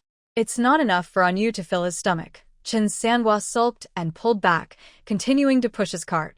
The wild grass on both sides of the mountain path looked droopy and tired, just like him. Feeling a bit thirsty, he was about to take water from a bamboo tube when suddenly he felt a chill on the back of his neck. He looked up and saw dark clouds gathering, slowly eating up the blue sky. Song Rui Feng squinted at the clouds and said, "Looks like a storm is coming. Everyone, hurry up." As he spoke, his veins bulged on his hand. He quickly pushed the cart forward, making it move very fast. The bamboo tube hanging on the cart made a sharp, urgent sound, like a drum beating to summon help. Everyone hurried to run. Chen Sanhua panted heavily, sweat dripping from his chin onto the handlebar. Old Song slowed down. Oh my goodness! The cart's axle is about to spark. Just then, big raindrops started hitting Wu's blue cloth scarf on her head. She shouted anxiously, "Head of the family, quickly cover the grain bag with the tent." The whole group suddenly became chaotic. Zhao immediately rushed to the box holding the longevity doll, hugging it tightly. Song Jinxiu and Song Qingyang hurriedly set up the tent. Wu shouted loudly for the two boys not to run around, but her face was covered in rain. Sun's wife held White Dew, looking very worried. "Keep going." Song Rui Feng swung the bamboo mat into the air. Chen Sanhua barely caught it, trembling as he quickly covered the grain bag. This man was soaked by the rain and couldn't open his eyes. He kept muttering, "Dr. Su, your herbs are wrapped up tightly. Last year, I saw Moldy Chai Hu in town." Old Su was currently bending over, stuffing medicine baskets under the cart. Hearing this, he was so angry his beard trembled. "When I was gathering herbs, you were still wearing open-crotch pants." After a few words, he was soaked with rainwater, coughing hard. Finally, four carts formed a crooked circle, with over a dozen people holding up a tent in the middle. San Guanchen had somehow picked a lotus leaf and placed it on his head. Water was gathering at his feet, forming a small stream. "If we sell that old man, we can ride a covered carriage. Then we won't have to worry about the rain." "You're so talkative." Zhao slapped the lotus leaf off his head. The rain immediately poured onto his face. Song Amu stared at the water pouch bulging on the tent and suddenly poked a hole in it. Su Minghua covered the last part of the tent over the cart. Turning his head, he saw his daughter's action and couldn't help but laugh. This girl always finds something fun. Sun held her trembling daughter by Lu and muttered, "Thank heavens, it's finally raining. Our land has been dry for over 2 years. Stop talking nonsense." Wu twisted her wet clothes. "It's pouring now, and that makes traveling harder. The muddy road makes pushing the cart even more difficult. It's just causing us trouble." The rain grew heavier, and the tent started leaking. Several men had to take turns holding up the leaking spots. San Guanchan huddled at the edge, half his shoulder wet, but he didn't dare complain, afraid the Song family would get annoyed. The rain came suddenly and stopped just as quickly. Sunlight filtering through the clouds made the wet bamboo leaves shine like jade. Everyone crawled out of the soaked tent, looking like drowned rats. Song Ruifeng shook the water from his hair. He looked at the dark clouds rolling in the sky and frowned. "Dad, we need to hurry. Look at those clouds pressing down like mountains. There's probably a big storm coming." Old Song hadn't responded yet, when San Guanchan slumped on the muddy ground, groaning. "Still moving? My legs are cramping. We have to go, even if they're broken," Zhao said, glaring at him and tugging his clothes. "Didn't the eldest say there's a big storm coming? Do you want to sleep in a puddle and get bitten by mountain mosquitoes? Get up and push the cart." The old lady was quick and careful. She took out the old man's figurine, looked at the sky to make sure it wasn't damp, then put it back in the box and hugged it again. As the group moved again, Yuan Dong suddenly pointed at a puddle by the roadside and shouted, "Fish! There are fish swimming!" Sure enough, a few small carp, about finger length, were swept into a shallow hole by the rain, frantically wagging their tails. The children wanted to catch the fish, but their mothers pulled them back, saying, "Wait a moment. If there's no food at the station, we won't even catch mudskippers. This made Chen Sanguan feel energized. He pushed his cart hard, panting but still talking. I know the kitchen at the station. Last time, I saw them pickled sour bamboo shoots. Song Jinxiu interrupted him, saying, Come on, you barely know the kitchen. You probably haven't been in there more than a few times. Amid the laughter, Wuxia pointed ahead and shouted, Look, the station's flagpole. The faded green flag fluttered in the wind like a torn leaf, but to this soaked group, it was more precious than a royal banner. Bailu was already lying on Sun Shi's shoulder, asleep, clutching a half-eaten mixed-grain cake. Song Qingyang's straw sandals had lost one sole, making a clattering sound as he walked. The last half-mile was especially difficult. Chen Sanguan's cart will sink into a mud pit. He grimaced and shouted, Dr. Su, come help. Your herbs are heavier than a stone mill. Old Su pretended not to hear. Instead, Song and Yu and Song and Mu ran to help push the cart. When the three of them pressed their heads together to push, Chen Sanguan muttered, Girl, next time carve a yellow ox pulling a cart. I'll help sell it for you, mind your mouth first. Song and Mu wiped mud from her face and helped her brother push the cart out of the mud. Ahead, Song Rui Feng looked back at the darkening sky and shouted loudly, Hurry up. We're almost there. When everyone hurried into the station gate, Chen Sanguan just pushed the cart into the stable, and the brick walls of the station were pounding with raindrops. Inside the station hall, many merchants, seeking shelter, crowded together. 6 station guards hurried around, too busy to stand still. Old Song tucked his pipe behind his back and pulled Zhao Shi to the counter. The station clerk sat behind the counter, counting with an abacus, not even lifting his eyelids. A shared room costs 30 coins, and hot water costs an extra 5 coins. 30 coins. That's highway robbery. The last station charged only 15 coins for a shared room, Zhao Shi said, trembling as she clutched her purse. If you want a room, pay up. If not, find another place quickly, said the new guard, who looked like a bamboo pole, waving his arms as if pushing people away. There are 3 more groups waiting to stay. As the commotion grew louder outside, a crowd started to push and shove. One man forced his way into the door, and the gatekeeper quickly grabbed the latch, shouting, What are you pushing for? If you push any harder, you'll all be thrown out. Su Minghua wrung out her soaked sleeve and said, Mother, Bailu is already burning. This was the most effective thing to say. Although Zhao's hand trembled as she counted coins, she still managed to hand over 90 coins.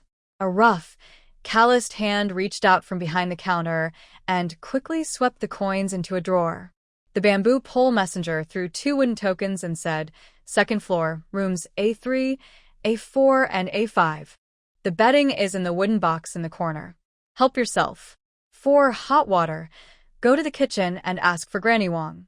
Just as Song Qingyang was about to bend down to move the luggage, Bailu suddenly started crying. The young girl, soaked by the rain, looked exhausted, but now she was crying loudly and clearly.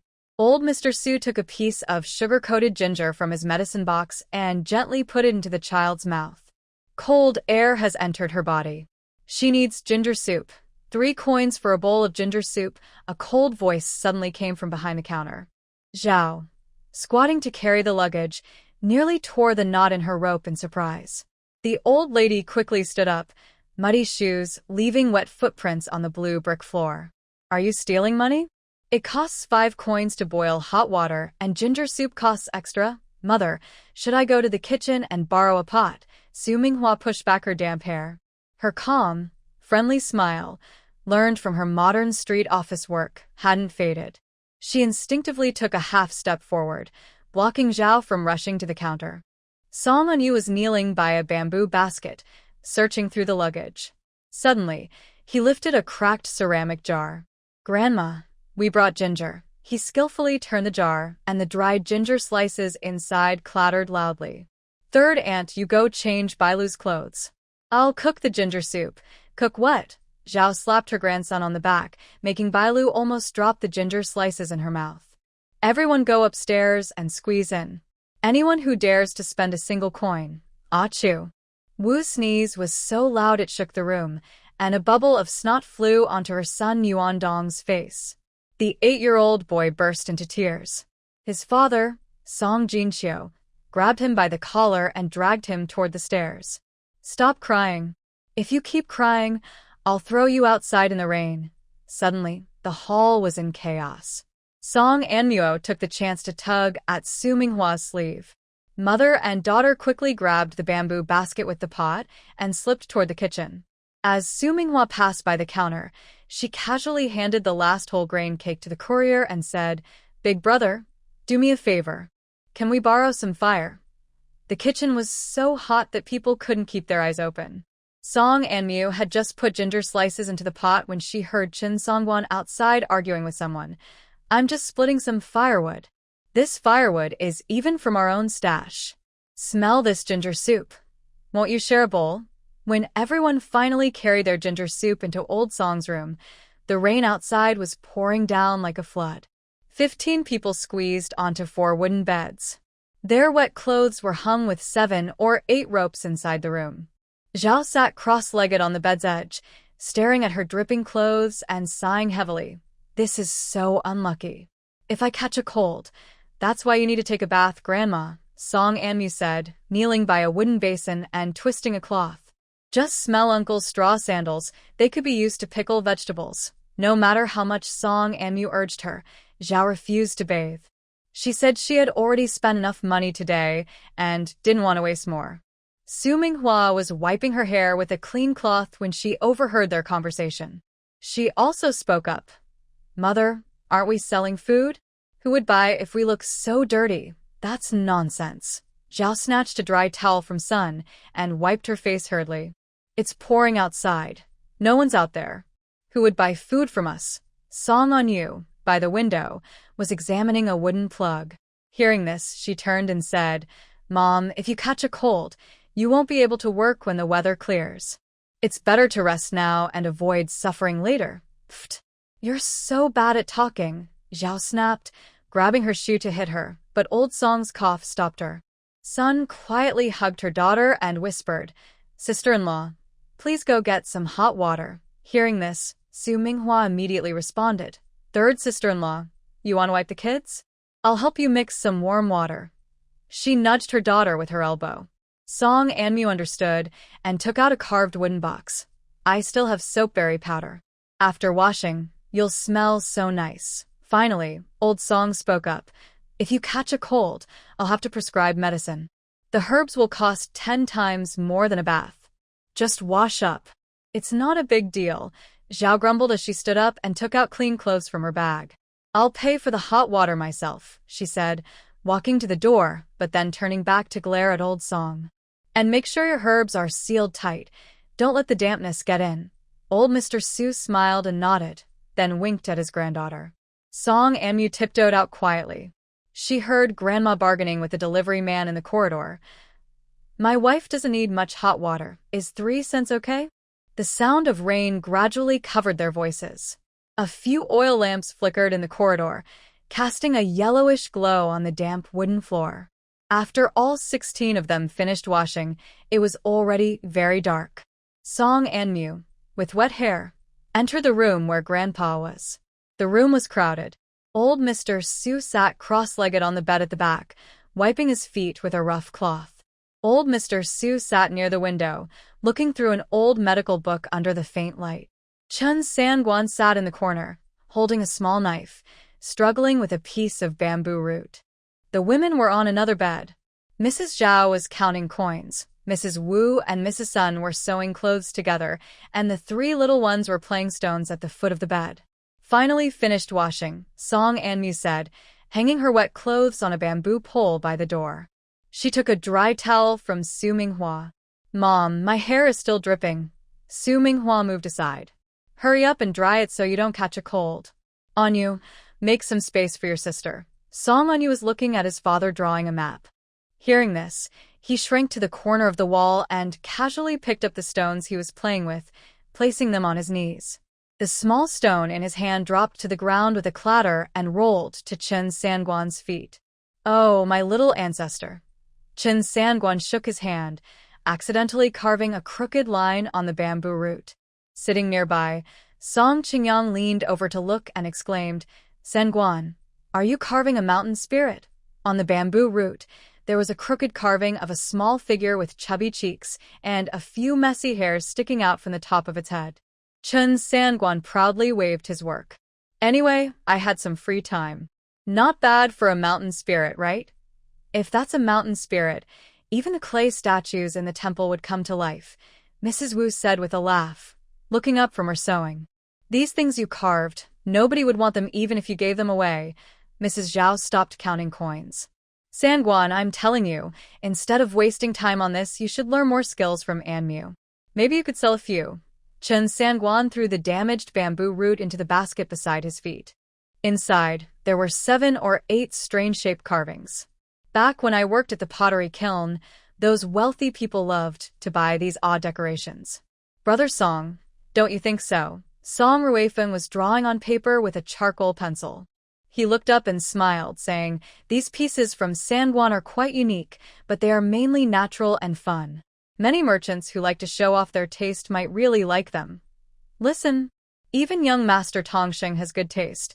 Chen Sangguan was so excited that his small knife almost poked his knee. Song Anmu went over and pulled aside a bamboo basket, taking out a 3-legged toad. Uncle Sangguan, why does your toad look like it's poisoned? Everyone in the room burst into laughter. Old Song coughed and said seriously, let's get to the point. If this rain continues for 3 or 5 days, we will spend a lot of silver on lodging. I asked the courier, and there's an abandoned tea pavilion 30 miles south, which can at least block the wind and rain. Can a tea pavilion fit 15 people? Zhao said, stringing the coins back onto a rope. I think if the rain eases tomorrow, we should leave quickly. I checked, and in 4 or 5 days, we can reach Qinglin town, which was mentioned earlier by Brother Zhang. There's a big cart shop there, and a bed costs only 10 coins a night. Song Qingyang stroked his daughter's hair and said, Mother, 4 or 5 days isn't long, but if the rain is as heavy as today and there's nowhere to hide, it will be. He didn't finish his sentence. Just then, the rainwater on the eaves outside was pouring down on the stones, as if in response. Zhao was annoyed and said, so what do you all suggest? Should we really squeeze into that tea pavilion? No one responded immediately. Instead, Chen Sangguan, who was carving wood slowly, brought up an old story. If you ask me, if we really can't stand it, we could sell Anmu's lucky statue. Aunt Zhao, don't talk about it being a treasure to protect the house. We should head south first, right? Then we won't have to worry about where to stay. The room fell silent. The oil lamp flickered, casting shadows on everyone's faces, making them look bright and dark. Zhao didn't like hearing this, but she didn't argue this time. Old Song finally finished wiping his feet and threw the cloth into the basin. If it really comes to it, we'll sell her. Like I said, people are more important than things. Zhao opened her mouth but only tucked her coin purse into her pocket. Wu and Sun exchanged glances and kept sewing. Suddenly, Song Anyu said, actually, Uncle Sangguan, you could try selling those bamboo carvings for a higher price. What? Song Jinxiu almost jumped out of bed. Just these broken things. Song Anmu was still drying her wet hair. Actually, they're not bad. I saw at the station counter a missing arm Daruma doll. Maybe the station master would like these quirky little items carved by Sangguan. Ah. These unique small objects. Quirky? What kind of quirks? What exactly were you trying to say just now? Chen Sangguan was unhappy. He kept asking Song Anmu to explain, but she ignored him, just looking up at the ceiling. Song Ruifeng thoughtfully tapped his charcoal pen. Rare items are valuable. Although Sangguan's carvings are rough, they are one of a kind. Tomorrow, I'll write some labels like Wild Mountain Wonders Unique Collection. Stop, stop. Su Minghua shook out a dry cloth and threw it onto a bamboo pole. You 3 keep coming up with bad ideas. Sangguan, how much do you think these bamboo carvings are worth? Chen Sangguan sat up straight. If someone knows the value, maybe 3 or 5 coins each. Seeing everyone's surprised looks, he quickly added, but if sold as a set, like the 12 zodiac animals, are these zodiac animals you carved? Song Anmu held up a round ball with horns. I thought it was moldy dumpling balls. Everyone laughed, even the passing station guards who leaned on door frames, shaking shoulders. Amid the laughter, Song Qingyang suddenly said, Actually, Anmu could teach Sangwan to carve practical items, like ear pickers or hairpins. That's better than these. He weighed the crooked carvings in the bamboo basket. More useful. That makes sense. Chun Songwan patted his thigh. A small knife cut a slit in his pants. He casually pulled out a thin object from the bottom of the basket. Look, this is the itch scratcher I carved yesterday. Song Anmu took it and tried it on her back. Suddenly, she froze. Uncle Songwan, why are there burrs on this? Ouch! She trembled, dropping the itch scratcher near Song Anyu's feet. He picked it up, tested it briefly, then grimaced with a grimace. Such a sin. Zhao finally couldn't hold back. Chun Songwan, stop making all these useless things. Haven't you ever been reliable? Just then, the room was knocked on. A station guard peeked through the slightly open door. Honored guests, the station master asked if you want to order porridge for tomorrow morning? 3 coins for full, half price for children. Old Man Song had not yet answered when Mrs. Zhao suddenly jumped up. Are they stealing money? Who knows? We have our own food. Mother, don't do that, Su Minghua said, pulling her down to sit. Then he turned to the messenger and smiled. Please tell the courier that we brought our own food. After the messenger left, Mrs. Zhao was still upset. Su Minghua explained to her, Mother, this isn't a big village market. If we offend the courier or his assistants, they might raise the price of lodging. I know that, Mrs. Zhao replied, but I still feel angry. I've never seen such a greedy station. As the oil lamp dimmed, Song Anmu felt her eyelids grow heavy. She leaned on Su Minghua's shoulder and, in a daze, saw Chen Sangwan carving bamboo roots by the last bit of light. Wood shavings floated in the beam of light. Song Ruifeng and Old Man Su whispered to each other. The scratch of charcoal on paper could be heard. Someone yawned, and soon yawns spread through the room like a chain reaction. Everyone go to sleep, Old Man Song said, taking a puff of his pipe. Tomorrow, we'll decide whether to leave or stay depending on the weather. Everyone responded, then they paired up and left for their rooms. The smell of mud and horse manure in the stable filled their noses. Mrs. Zhao tugged at Old Man Song's sleeve and moved a few steps deeper inside. An old horse tied to a post snorted loudly. Its tail swept through the hay, kicking up tiny dry grass particles. Mrs. Zhao lowered her voice and tightly clenched her clothes hem. A shared room costs 30 coins. 3 rooms are 90 coins. Heating water costs extra. This station is more greedy than the county officials. Old Man Song took out his pipe, tapped it in his palm, and a spark from the bowl landed on the dry hay. He stepped on it to put it out. The last station we stayed at made us quite a bit of money. And, suddenly, there was a loud clattering outside as a messenger carried water buckets. He hesitated, unable to finish his sentence. Are we going to die? Mrs. Zhao, frightened, grabbed her husband's sleeve. When the noise faded, she let go. Do you think money grows on trees? We still have 800 miles to go south. She tiptoed to look at the horse trough. She saw shadows of Yuan Dong chasing Yuan Su on the paper window of the big shared room. 2 boys were running around the bed in a wild game. Old Man Song gently tapped his pipe on a wooden post. Didn't the eldest say this morning, when the rain stops, we will take you to look for soapberry trees in the woods. And Mu has come up with a new way to weave grass and Minghua. He suddenly stopped here, his cloudy eyes flashing in the dim light. When we set up our stall, did you hear how those traveling merchants praised our food? Zhao was about to argue, but suddenly she choked on a sob. The light from the barn's roof shone just right on her hairpin. This hairpin was made by Mu from bamboo. She turned her face away and tugged at her pouch at her waist. The sound of copper coins clinking mixed with the rustling of grass. It's true that my brothers and I will sometimes get distracted over money. Don't worry about it. Old Song suddenly raised his voice, startling the old horse that lifted its hoof. He quickly lowered his voice. This morning, the second daughter-in-law helped make pancakes, and she didn't complain even when she burned her hand. The third daughter-in-law is gentle by nature, and the second and third respect their older brother. He poked his wife's arm with the tip of his pipe. Do you think everyone is like those spoiled kids from the Wang family? Suddenly, a wild cat darted out from behind the grass pile. Zhao clutched her chest and took 2 steps back, her embroidered shoes stepping into some half-dried horse urine. She kicked her foot and cursed at the bad luck. When she looked up, she saw the old man's face illuminated by the light. His face, carved with gullies by the north wind, twitched with every wrinkle. When we reach the south, the oldest will be the captain, the second will handle the sails, and the third will manage the anchors. The three brothers, Old Song's pipe traced a curve in the air. Only by tying ourselves together like a hemp rope can we find a way to survive. Outside the barn, Wu called out to his two sons to go to bed. Zhao pinched the small silver coins in her pouch. These were her private savings given by her eldest daughter-in-law. She hid them in a crack at the very back, without even telling her husband. The moonlight passed over her hairpin, casting a long shadow on the muddy ground.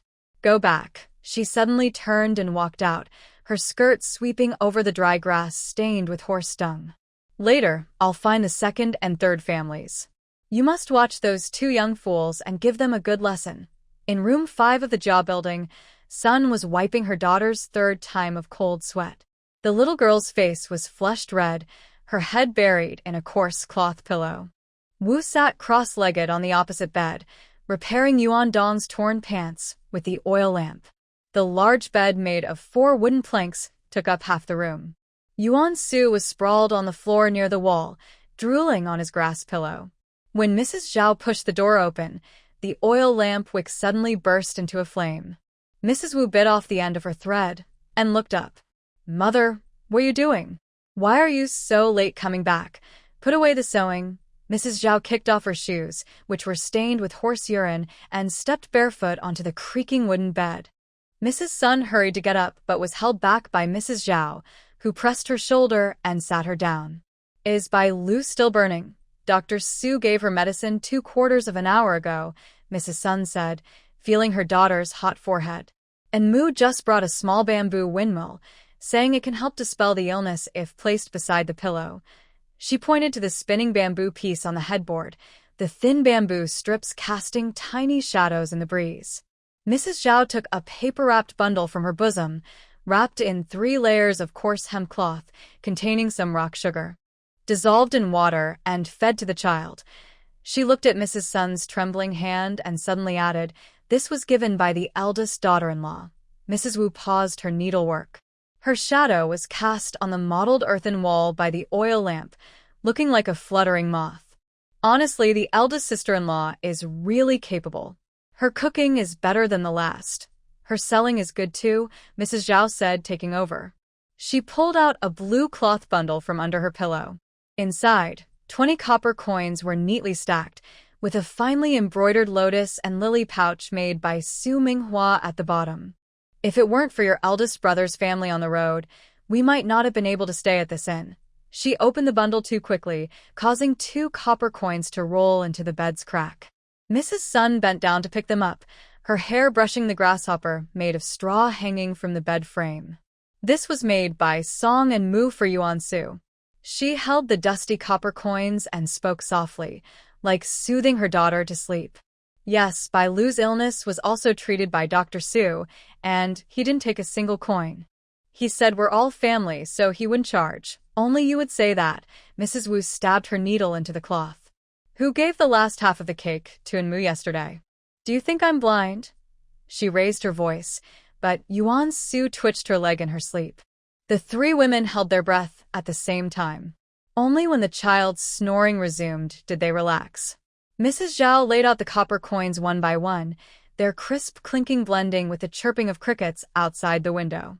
When we reached the south, her thin fingers brushed over the string of coins. You 3 sisters-in-law. She suddenly grabbed Mrs. Wu's hand and pressed it onto the coins. Minghua's cooking skills, Anmu's craftsmanship, and your eagerness to learn. Mrs. Wu pulled her hand back as if burned. The bamboo bracelet on her wrist hit the bed frame. It was the one Anmu had given her yesterday. At that time, Anmu had said, I'll give second aunt a bamboo bracelet first. When I earn more money, I'll replace it with a silver one. Mother, don't say that. Mrs. Wu pulled over Yuan Dong's torn pants and continued sewing, though her stitches went crooked. If it weren't for sister-in-law and Anmu, who knows where we'd be now. Madam's son fed the melted sugar water to Bailu and smiled softly. Don't worry, mother. From now on, we'll always follow sister-in-law's lead.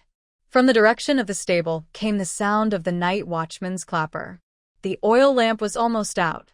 Before blowing out the flame, Madame Zhao glanced one last time at the spinning bamboo windmill by the bed. Moonlight slipped through the torn window paper, casting the shadow of a straw grasshopper onto the string of coins. It swayed gently, as if about to leap. The window paper in room number 3 rustled in the wind. Old Sue was snoring against the wall, while Chen Songguan curled up on the outer bed, holding a clay jar filled with herbs. Old Song sat cross-legged in the middle of the shared bed. The end of his pipe tapped against the wooden board, leaving a small dent. Song Jinxiu and Song Qingyang sat on either side of him. The old man suddenly struck his pipe between them, startling them so much that 2 pieces of angelica root rolled out of the herb jar. The eldest daughter-in-law taught your wives how to make flatbreads and even shared her precious sauce recipe. From the stable came the sound of an old horse chewing hay. Song Jinxiu took out a straw cicada from his pocket. It was something his older brother had made yesterday to amuse Yuanxiu. Last time Yuanxiu wanted a bamboo dragonfly, Big Brother carved one for half an hour under the hot sun. He rubbed the straw wings with his thumb. His palms were full of cuts, yet that night he still helped fix the cartwheel. Song Qingyang took out a handkerchief with 3 pieces of rock sugar wrapped inside. Sister-in-law's throat was already sore, but when she heard Bailu coughing, she didn't even drink her ginger tea. She gave the sugar to the girl and slipped this to me. In his sleep, Chen Songguan smacked his lips, and the clay jar rolled to the old man's feet. The straw crafts you taught your wives to make. Old Song picked up the jar. Have you counted how much money you've earned from them? The boss's family didn't take a single penny from you. The sound of the night watchman's drum seeped in from outside the courtyard wall. As the old man blew out his pipe, sparks from the extinguishing fire landed on Song Qingyang's pants. Without the boss's wife and in Mu's new things, your wife is still wearing last year's wooden hairpin. Remember to be more careful in the future.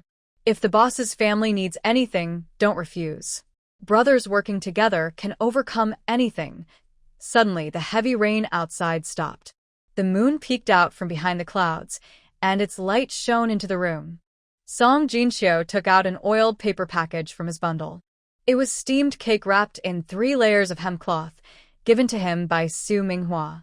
He broke off a piece and shared it with his father and brother.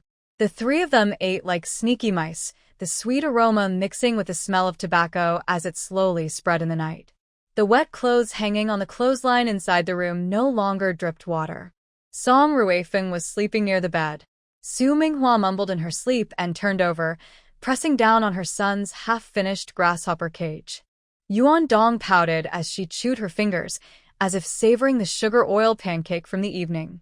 Suddenly, the snoring from Chen San's jar next door stopped for a moment. He twitched his nose and turned toward their room. Inside, a bamboo basket hid Zhao's pickled, spicy radishes. The night guard leaning against the porch dozed off. The lantern swayed in the night breeze. Moonlight spilled over the haystack in the stable, illuminating the muddy horse hoof prints on the ground. Mu was awakened by an itch in her throat. She groggily turned over, and faint cat calls drifted in from outside the window. The wooden bed creaked painfully against her back. She could feel Su Minghua's warm arm pressed against her back through the thin blanket. Her brother's feet were kicking her calf. She propped herself up on one side, reached for a thin hemp rope by her pillow, and used the moonlight to tie her loose hair. Father Song Ruifeng curled up at the far end of the shared bed, like a little shrimp. Mother Su Minghua covered her face with a handkerchief and snored. Her brother Song Anyu's straw sandals still hung from the bed frame.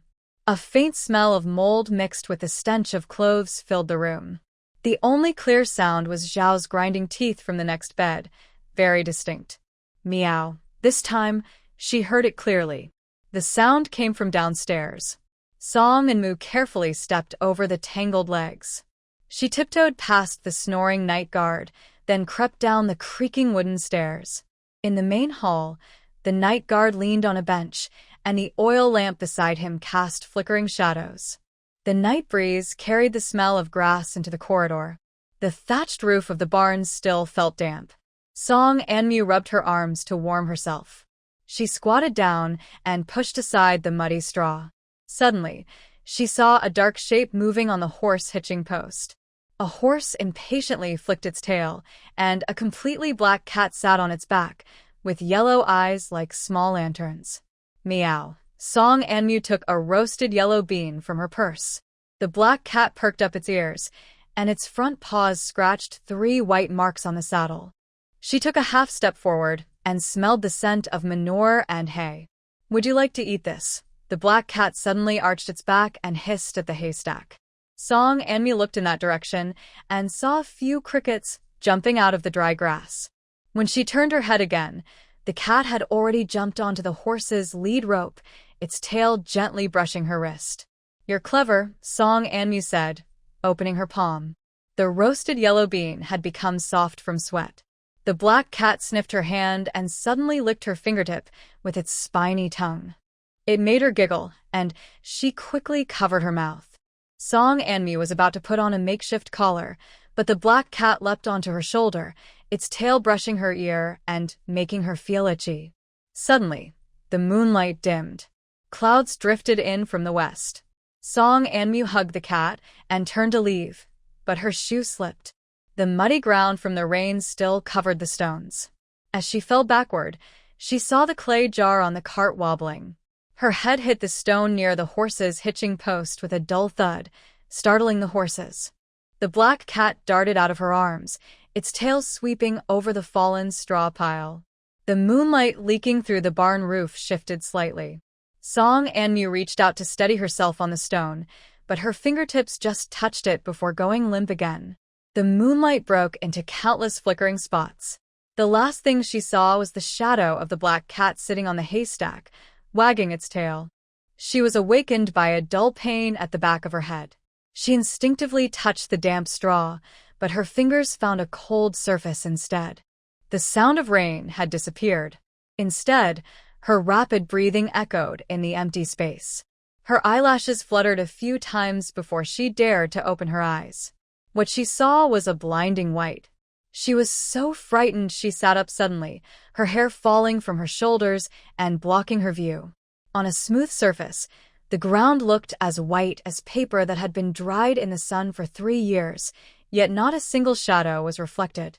"Father? Mother? And you?" The voice was swallowed as soon as it was spoken. She supported herself on her weak knees and spun around 3 times to make sure there were no walls, doors, or windows. When the hairs on the back of her neck stood up, she suddenly remembered the black cat that had just run out. Maybe she fell and ended up in some strange place again? Her nails dug into her palms, hurting a little. It wasn't a dream. She staggered forward a few steps, and her white dress brushed past her ankles, but no matter how far she ran, it felt like she was standing still. Just about to squat down and cry, she suddenly heard a soft, faint sound. "Who?" She hurriedly wiped her face and noticed that the white fog in the southeast corner had thinned a bit. As the mist moved, a corner of a blue stone slab appeared faintly. She leaned in to look, but suddenly the whole space looked like a watercolor painting soaked in water. The white emptiness quickly faded into light gray. While backing away, Song Anmu tripped over something and sat down hard on the soft dirt. The previously empty ground now churned with deep brown furrows, and the smell of wet soil filled her nose. The 5 black characters to be unlocked. Farming area floated in the air. Her muddy fingers trembled slightly. She stood up and saw a moss-covered stone well about 3 steps away, with the words "to be unlocked," Spirit Spring written on the well's edge in ink. Before she could go closer to check, a fuzzy black head suddenly poked out of the well.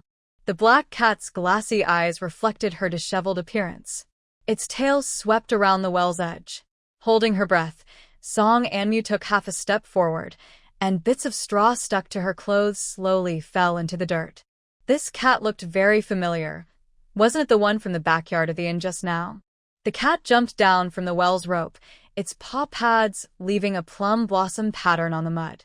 Song Anmu watched as it trotted to the edge of the field and then stopped, staring at something in the distance. Following the cat's gaze, she saw the originally gray sky suddenly tear open with a crack, and golden light spilled through, shining on the field below. Just as her foot brushed the moss on the well's edge, she suddenly fell into a soft, dark space. When she opened her eyes again, the gray sky above had turned into a glowing dome, like someone had made a giant lantern out of rice paper. She instinctively grabbed her collar, and a few pieces of straw slipped through her fingers, drifting away and disappearing into the fog at her feet. Hi. She almost choked on her own saliva.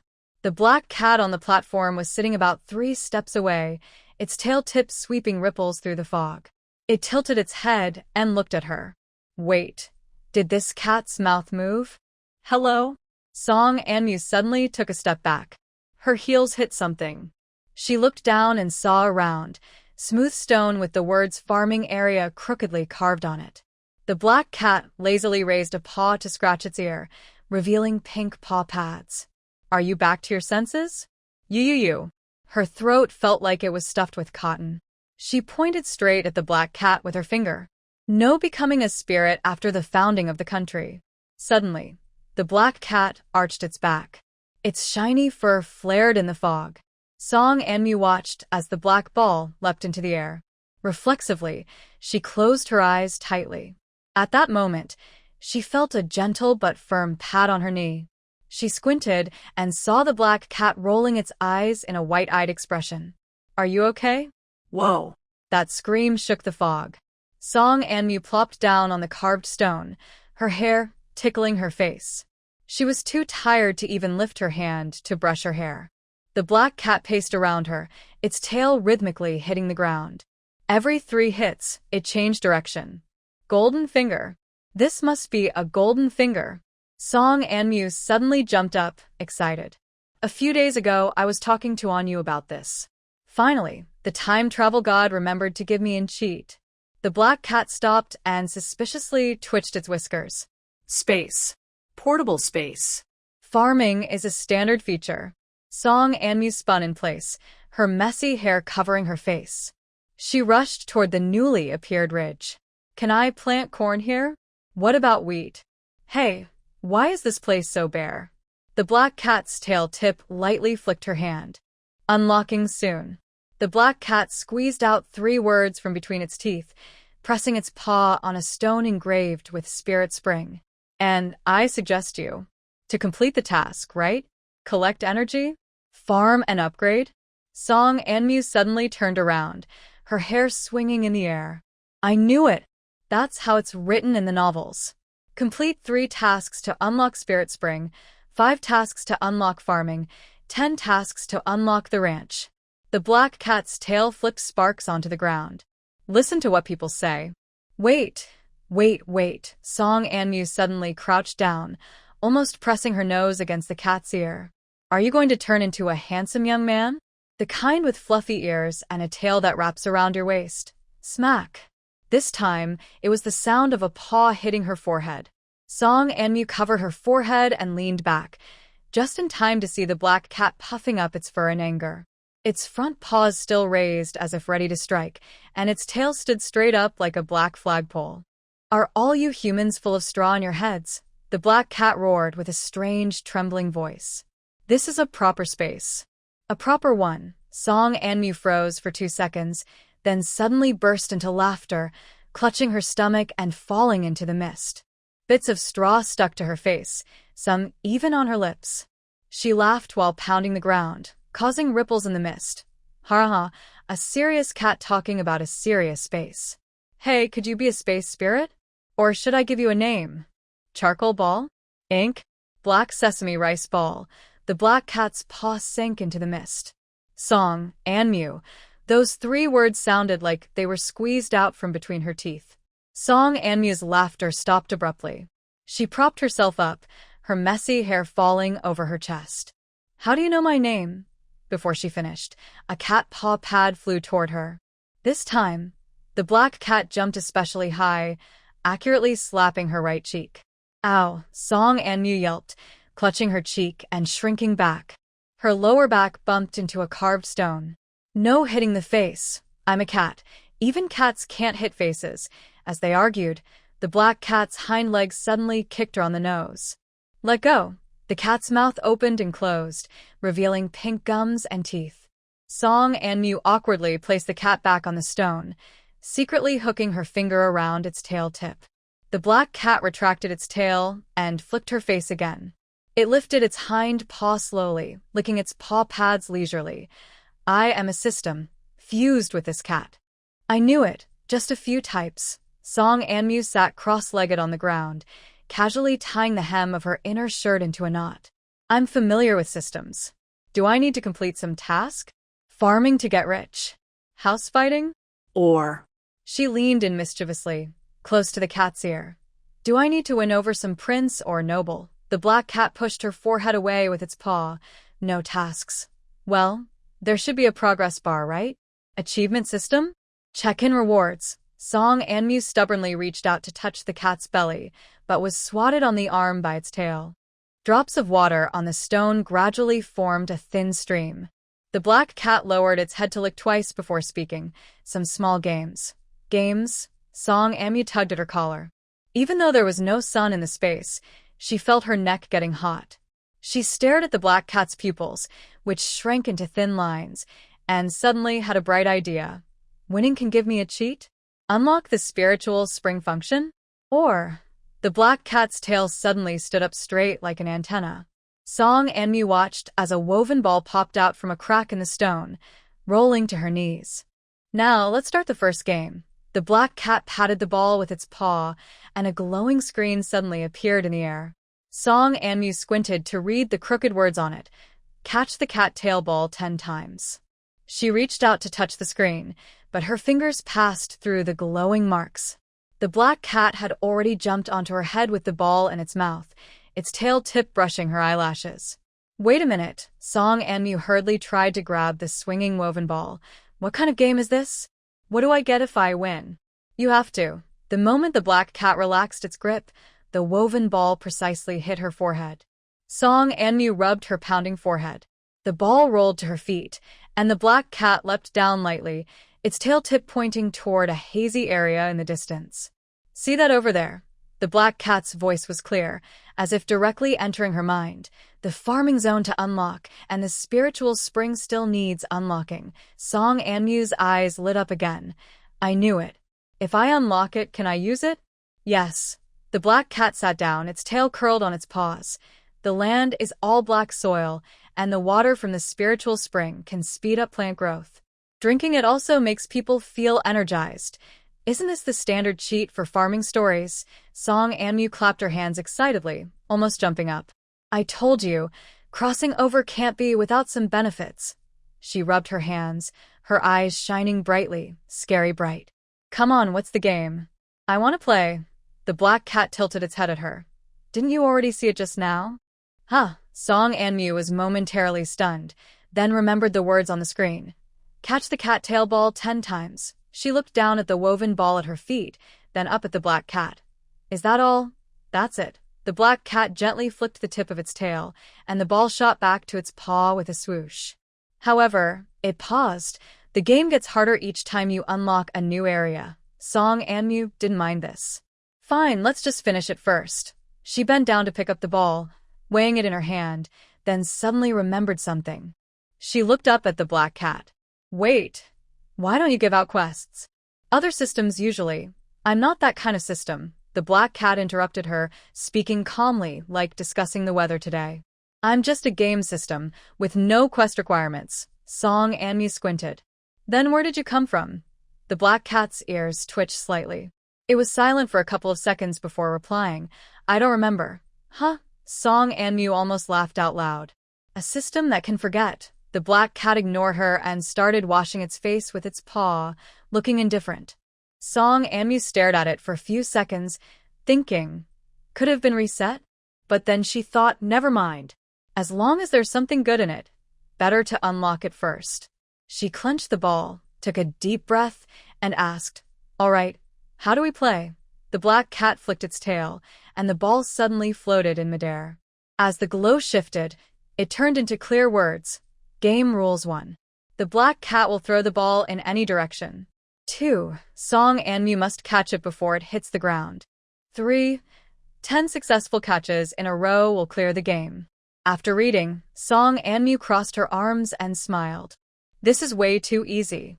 I'm a frisbee catching expert in modern times. The black cat's whiskers twitched, but it said nothing. Instead, it flicked its paw, and the ball shot toward her left shoulder. Ow! Song and Mew hurriedly reached out to catch it. Just as her fingertips brushed the ball, it suddenly hit the ground with a loud smack. Missed. Missed. She forced a laugh, picked up the ball, and threw it back to the black cat. Again, the second time, the ball flew over her head. She jumped but missed. The third time, the ball whistled past her ear. She turned around too quickly and almost tripped herself. By the 8th try, Song and Mew was panting heavily, beads of sweat forming on her forehead. She stared at the black cat, grinding her teeth. You're definitely messing with me. The way this ball flies is totally unnatural. The black cat lazily licked its paw and asked, Still playing? Yes. Song and Mew wiped her forehead and said fiercely, I don't believe I can't do it. This time, she focused all her attention, staring hard at the cat's tail. Sure enough, when the ball flew out, she quickly turned sideways and firmly caught the ball in her arms. Ah! Got it, she cheered, swinging the ball proudly. But before she could celebrate for 2 seconds, the black cat flicked its tail, and the ball flew out again. Hey, that doesn't count. 10 times in a row, the black cat lazily reminded her. You only counted the first one just now, Song and Mew. Finally, after countless tries, she succeeded in catching the ball 10 times in a row. At the moment the ball hit the ground, a soft click sounded from afar, as if something had been unlocked. A light mist dispersed slightly, and the blurry outline of the farmland area became clear. There was a square piece of black soil, looking soft and rich. Unlocked, Song and Mew cheered and jumped up. But when she landed, she stepped on her clothes and fell flat on her backside with a thud. She ignored the pain and quickly got up, crawling toward the farmland area. Squatting in the field, she reached out and grabbed a handful of soil. The cool feeling made her squint happily. Just as she was about to ask what the next game was, she suddenly shivered. Wait, she suddenly turned around. How long have I been here? Won't the people outside notice I'm gone? The black cat strolled over, its tail tip sweeping her ankle. Oh, you've been inside for over an hour. They probably are looking for you everywhere outside. Hearing this, Song and Mew's heart tightened. Oh no, she had to get out quickly. She prayed her family wasn't on their way to report her missing. She anxiously picked up the black cat. Let me out quickly. Oh. Can I come back in again? How do I get in? Tell me fast. The black cat lazily flicked its tail, a hint of amusement in its golden eyes. Why are you panicking? It said slowly. You're already bound to me. You can come and go anytime. That made Song and Mew feel relieved. She decided to go back first, and come in again when she had more time. Can I go back now? Of course, the black cat nodded. Do you want to go out now? Yes. Yes. Yes, she nodded repeatedly. Let me out quickly. As soon as the words left her mouth, everything suddenly went dark, and a familiar feeling of weightlessness hit her. Why do I keep fainting like this? That was her last thought before losing consciousness. The rain was still falling heavily. When Song and Mew opened her eyes again, the pain at the back of her head hadn't lessened at all. She reached out to touch it and felt something sticky. In the dim light of the station's backyard, she saw dark red blood on her fingertips. This broken space, she muttered softly, struggling to stand up from next to the hitching post. They can't even heal my wounds. The rain drummed steadily on the station roof, and in the front yard, she heard hurried footsteps and noisy sounds. She vaguely heard someone shouting words like, looking for someone or missing, and her heart sank. Oh no, they are definitely looking for me. Just as she was about to get up, she suddenly heard rustling sounds from the cart. A tall, thin figure was crouched on the cart, rummaging through something while muttering to himself. I remember there was half a pancake left. Where did I put it? Song Anmu recognized him as Chun Sangua, a former pottery seller who now kept thinking about the food made by the Song family women. Right now, he looked like a sneaky mouse, searching through a bamboo basket on the cart. "Aha, I found it," Chun Sangua suddenly cheered, pulling out an oiled paper package from Zhao's bamboo basket. He eagerly unwrapped it, revealing half a pancake. He grabbed it and stuffed it into his mouth. As he turned around, his arm accidentally bumped a ceramic jar, which nearly fell but was caught hurriedly by him. Oh my goodness! He wiped non-existent sweat from his brow, carefully placing the jar down, still holding half a pancake in his mouth. "If I break Sister Wu's pickled vegetable jar, she'll definitely scold me." While speaking, Chun Sangwa suddenly saw the figure near the hitching post and was so startled that crumbs of pancake sprayed out of his mouth. Cough, cough. "Amu? Why are you lying here?" He hurried over in a few steps, crouching down without forgetting to stuff the remaining pancake into his pocket. "Everyone's been looking for you like crazy." Just as Song Anmu was about to answer, Chun Sangwa's eyes widened in shock. Wow. "Why is there blood on the back of your head?"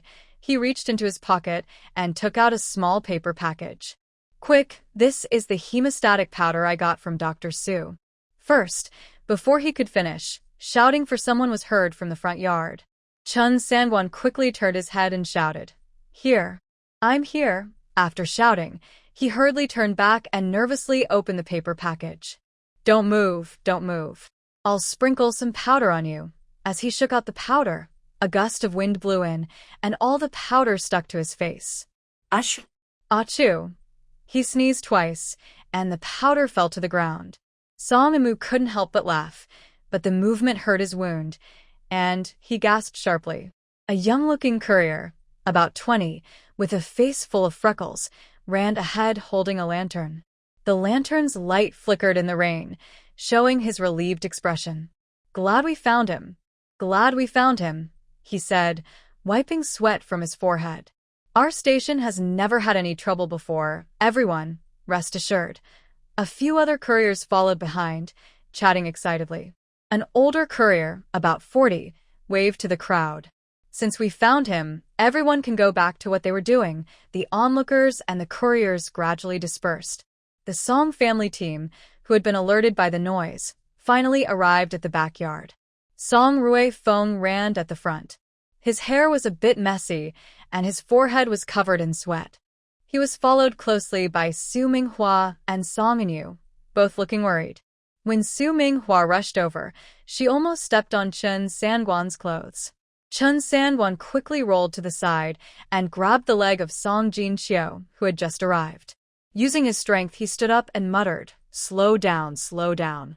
And Mu hit her head on the hitching post. Su Minghua then noticed the bloodstain on the ground. Her face turned pale.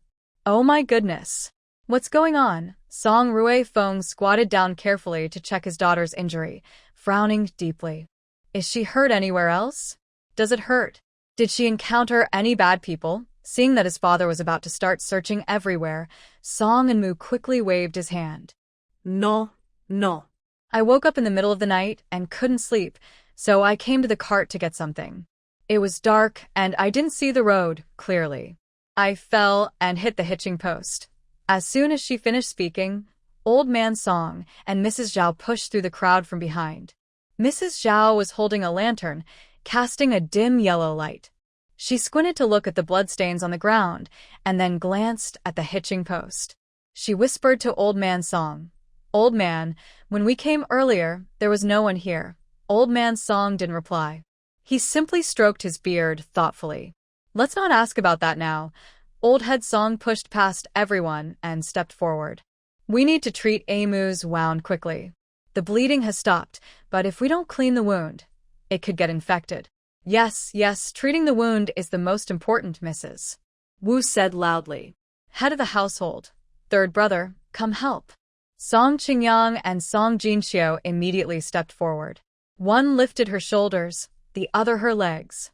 Everyone started talking at once, helping in their own way. Standing nearby, Song Anyu didn't speak, but kept her eyes fixed on her sister's wound, her lips pressed tightly. She felt dizzy and wanted to vomit. The wound on the back of Amu's head rubbed against Uncle's belly, causing her to cry out in pain. Ouch. Everyone, don't move. Song Ruifeng suddenly raised his voice. If you carry her like that, you might hurt Amu's wound. I'll carry her. You all step back. Everyone stepped back a few paces. Song Ruifeng bent down, slipping one arm under Amu's knees and the other behind her back. He carefully lifted her horizontally. Dad, I can walk, Amu said softly, feeling a bit embarrassed. Don't move around, Song Ruifeng scolded softly, his tone full of concern. You've bumped your head so badly, and you're still pretending to be strong. He carried his daughter quickly toward the second floor of the inn, with everyone following behind. No one noticed. A black cat with glowing yellow eyes silently followed the crowd, weaving skillfully between their legs and climbing upstairs with them. Inside room 4 of Building A, Song Ruifeng carefully laid his daughter on the bedroll. The room was shared by their family of 4 and Yuandong. Yuandong was rubbing his eyes and climbing out of bed, clearly awakened by the noise. What happened to Sister Mu? He asked sleepily. Seeing Song and Mu lying on the bed with blood on her pillow, his small face immediately scrunched up. Blood. It hurts. It's okay, Yuandong, Song and Mu forced a smile. I just fell by accident. Old Mr. Su opened his medicine box, took out some herbs and clean cloth strips. Mrs. Sun brought hot water, and Su Minghua gently wiped blood around his daughter's wound. Hold on a bit, Su Minghua said with concern, his hands moving very softly. Song Enmu bit her lip and nodded. When the cloth touched her wound, she couldn't help but let out a small cry.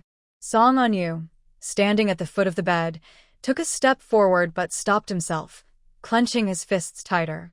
Bone is fine, old Mr. Su said after checking. It's just swollen, the skin is broken, and there's some bleeding. Apply medicine and rest for a few days. He took some green leaves from the box, crushed them in a bowl, added some yellow powder, then dropped a few drops of clear liquid, mixing it into a paste. This is Blatilla striata leaf and yellow coptis powder, with a bit of tea oil, he explained while applying the medicine. It helps reduce inflammation and stop bleeding. As soon as the ointment was applied, Song Enmu winced in pain and took a sharp breath. Song Ruifeng immediately held her shoulder. Hold on, it will be over soon. Old Mr. Su quickly placed a clean cloth over the wound and wrapped a long cloth strip around Song Enmu's head, tying it securely. Done, he said, closing the medicine box. Don't get water on it or move too much in the next 2 days. I'll change the dressing tomorrow. Everyone finally relaxed. Mrs. Wu patted her chest. That was so scary. Early this morning, Anmu was gone and she bled so much. Exactly, Song Jinxiu agreed. We almost turned the station upside down, Song Qingyang said gently. It's a blessing that she's safe. Mrs. Sun went to tidy up the messy room, saying as she worked, Is Anmu hungry? I'll go get some porridge. I'll go. Su Minghua stood up. Everyone stopped crowding. Go have breakfast. We just need to stay here with Anmu. Sangua Chen stayed quiet the whole time, standing still in the corner of the room like a piece of wood. It wasn't that he didn't want to speak, but the atmosphere was too serious. He was afraid he'd get scolded if he said something wrong. When everyone left, he also followed. Before leaving, old Mr. Su looked back at Song Enmu, hesitating to speak. In the end, Zhao's wife pulled him away. The room quickly emptied except for the Song family of 4 and Yuandong. Song Enmu exchanged a glance with her parents and younger brother, then glanced at Yuandong, who was crouched by the bed playing with her clothes. Su Minghua nodded slightly to show she understood. She smiled and said to Yuandong, Yuandong, would you like to go to the kitchen with Annie to make porridge? Sister Mu wants some hot porridge. Yuandong put down her clothes and looked up at her. Is there sugar? Yes. Annie has hidden a piece of malt sugar, Su Minghua said, reaching into her sleeve to show a half piece of candy. Yuandong immediately jumped down from the bed and held her hand. After the two of them disappeared down the corridor, Song Enmu ran to the door, locked it, and pressed his ear to listen. Sis, just tell me. I'll keep watch. Song Enmu sat up straighter, still feeling a dull pain at the back of her head from her injury. A few days ago, you and I were talking about how crossing over should come with some special power, and now I have one. Before she finished, a cat's meow suddenly sounded. A shiny black cat crawled out from under the bed, its tail tip covered in some grass. Because of it, Song and Mew pointed at the black cat. When I fainted, I entered a space with black soil and a spiritual spring. She quickly explained about unlocking the beanbag game and the farming area. The black cat jumped onto the bed, licking its paws, its tail flicking lightly against the bed. Song Ruifeng reached out and touched his daughter's forehead. Are you confused? How can a cat's tail throw a ball? Suddenly, the black cat spoke. Do you want me to demonstrate? Wow. Song Ruifeng stepped back several paces and bumped into the wall. Song On Yu almost knocked the latch off the door. The black cat tilted its head, its golden eyes glowing faintly in the dim room. Song On Yu was the first to recover. He walked to the bed, squatted down, and looked directly at the black cat.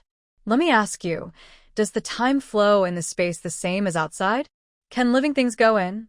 After being surprised, Song Ruifeng also crouched down curiously and asked, can others use the space? Does it have storage functions? The black cat's tail curled into a loop. It explained the space's functions to the three of them. Right now, only Song and Mew can enter and leave. The space can unlock a trading shop, but you need to play a matching game. To unlock shared access, you have to flip cards. Of course, each time you unlock a new feature, the game's difficulty will increase. It pawed at the bedsheets, saying, the warehouse function is in the third stage. As for the flow of time, suddenly, the black cat perked up its ears. Someone's upstairs. Song On Yu quickly stepped back to the door and Song and Mew chuckled. We really are family. Our questions are almost the same. She rubbed the back of her head and muttered softly. It's just that I didn't think to ask these before, or rather, I didn't have time to ask. The sound of footsteps in the corridor faded away. Song Ruifeng rubbed his hands and paced inside the room. And Mew, once your injury heals, let's play the game and get us inside first. Then, the black cat lazily spoke. Hold on, shared access needs the spiritual spring unlocked first. That's easy. Song and Mew lifted the blanket to get out of bed, but Song Ruifeng pressed her back down. She obediently lay back on the bed. Once I feel better, I can handle it all. The black cat chuckled and wagged its tail. Dream on. You failed several times in the farming zone before passing. Don't you have any idea? When exposed publicly like this, Song and Mew felt embarrassed and blushed, shouting, That's because the flying ball kept flying at weird angles, so I failed. Song On Yu, lost in thought, suddenly had an idea. Can I ask, can we use someone else to unlock the game for us? The black cat looked at him appreciatively. You're clever, thinking of that. Yes, you can, but first, the shared access must be unlocked. Big sister, once you unlock the shared access, I'll help you finish the remaining game. Song On Yu said with determination. Song and Mew puffed her cheeks and tugged at the blanket, then suddenly deflated. It's good to have help, but that broken flying ball game is just impossible. The black cat stretched lazily, jumped off the bed. The space stuff is done. I'm going out to play now. If you need anything, just call me in your mind. I can sense it. Just as it took a few steps toward the windowsill, the door was gently knocked. Outside, Su Minghua's voice was heard. Song On Yu, initially alert, relaxed his tense shoulders. He removed the latch and slightly opened the door. The black cat swiftly slipped out, startling Su Minghua, who almost spilled the porridge bowl she was holding. Wow. Where did this cat come from? Su Minghua, still shaken, steadied herself. Yuan Dong peeked behind her and saw the black cat, immediately cheering. Meow. The next moment, he was about to run over, but Song On Yu quickly turned him back with quick reflexes. Come on. Brother will take you to play jump rope with Yuan Su. Seeing the two boys go into the next room, Su Minghua closed the door and sat down. How did that cat get inside? In the steam of the hot porridge, Song Ruifeng quietly told her what had happened earlier. Su Minghua paused while scooping porridge, then finally sighed. Such strange things really do happen. She blew on the cooled spoonful of porridge and fed it to her daughter. Eat your porridge first. We can think about this more when your injury heals. The bowl of porridge was soon finished. Outside, the rain grew heavier again. Song Ruifeng tucked the quilt around his daughter. Sleep for a while. We'll go next door to talk with your grandfather about the plans. The door was gently closed. Song Anmu stared at the ceiling beam, lost in thought. Outside, the rain tapped on the tiles like tiny claws scratching. She was drowsily thinking about what to plant in the farming area, her eyelids growing heavier. After 3 days, the rain finally stopped. Water still dripped from the eaves, and the sun peeked through the clouds. Song Anmu sat on the steps of the inn. The wound on the back of her head had scabbed over. She gently touched the hard scab with her fingers. "Don't touch it." Su Minghua brushed her hand away and put a piece of candy in her mouth. "Your grandpa said the scab should fall off on its own." Song Qingyang was tying luggage onto the cart. Hearing this, he smiled. Anmu healed really fast. Yesterday, she was complaining about feeling dizzy. That's right. Sun's wife pushed the new basket into the cart and fixed it. It's thanks to Uncle Su's herbal remedy. It's cool and soothing. I even want to ask for some to keep. Wu's wife carried her bundle out of the inn, carefree. Do you think that herbal medicine was given for free? A few days ago, I saw Big Brother secretly slipping money into Uncle Su's bundle. As she approached the cart, Song Jinqiu tugged at her sleeve. "You're so talkative." He glared at his wife, then turned to his niece with a smile. "Anmu, later you'll sit in Uncle's second uncle's cart. I'll put a soft mat for you." Old Song coughed at the door. Everyone immediately quieted down. The old man checked the ropes on the cart one by one. When he reached his eldest son's cart, he stopped. "Big brother, are the dry foods your wife steamed all tied up securely?" "Don't worry, Dad. I wrapped them in 3 layers of oiled paper." Song Ruifeng was loading a pile of bamboo carvings into the cart, including a wild-haired mountain spirit statue. A stray hair from the statue got caught in the gap of the cart's board. He pulled hard, almost poking Zhao Shi, who was nearby counting copper coins. Zhao Shi yelped and dodged, dropping the coins all over the ground. Yuan Dong and Yuan Su immediately crouched down to pick them up. The 2 children bumped their heads, making Bai Lu giggle. "These broken things are still called treasures," Zhao Shi muttered, rubbing her waist.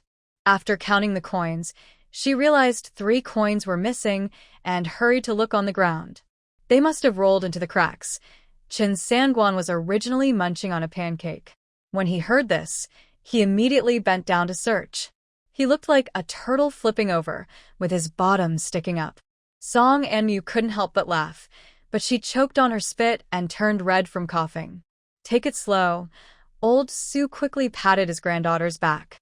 Turning his head, he saw Chen Sanguan picking up a muddy copper coin from the gutter. He frowned and said, "Just throw it away. It's so dirty." "It's okay, I'll wash it," Chen Sanguan said, rubbing the coin on his sleeve. Then he proudly waved it at Zhao Shi. "Grandma, check if I counted right?" After packing up their belongings, their cart rolled over the damp dirt road. Song Anyu tugged on his father's sleeve. "Dad, how much money did you make selling bamboo items at the inn?" "The basket sold for 20 coins, the round basket for 15. Your sisters taught your second aunt how to weave that double-handled basket, and it was the most expensive." Song Ruifeng shook the cart. "There's a manager at the silk shop in the inn. He said those bamboo patterns are lucky, and he bought them for a silver coin each. Your grandma and 2 aunts were so happy they almost lost their way." Next to them, Song Jinqiu overheard and couldn't help but speak up. "I think Sanguan was luckier. Someone actually wanted his ugly-looking stuff." He lifted his chin, pointing at the mountain spirit statue with no ears on the cart. "That style was bought by a peddler for 5 coins. He was so happy he was still nibbling on a chicken leg late at night." Chen Sanguan, who was ahead, heard this and turned around shouting, "What do you mean ugly? That's called rustic charm. Don't you understand art?" His loud voice made other pedestrians look over. Song Anmu sat on the cart, swinging her legs. Her head injury had healed quite a bit, but she still felt dizzy after walking for a while. The warm sunshine on her neck reminded her of the dog they used to have in elementary school. "What are you thinking about?" Su Minghua handed her a water pouch. "Thinking about our old Dalhuang." Song Anmu whispered as she took a sip of water. "If it's here, I could catch a few field mice for a snack."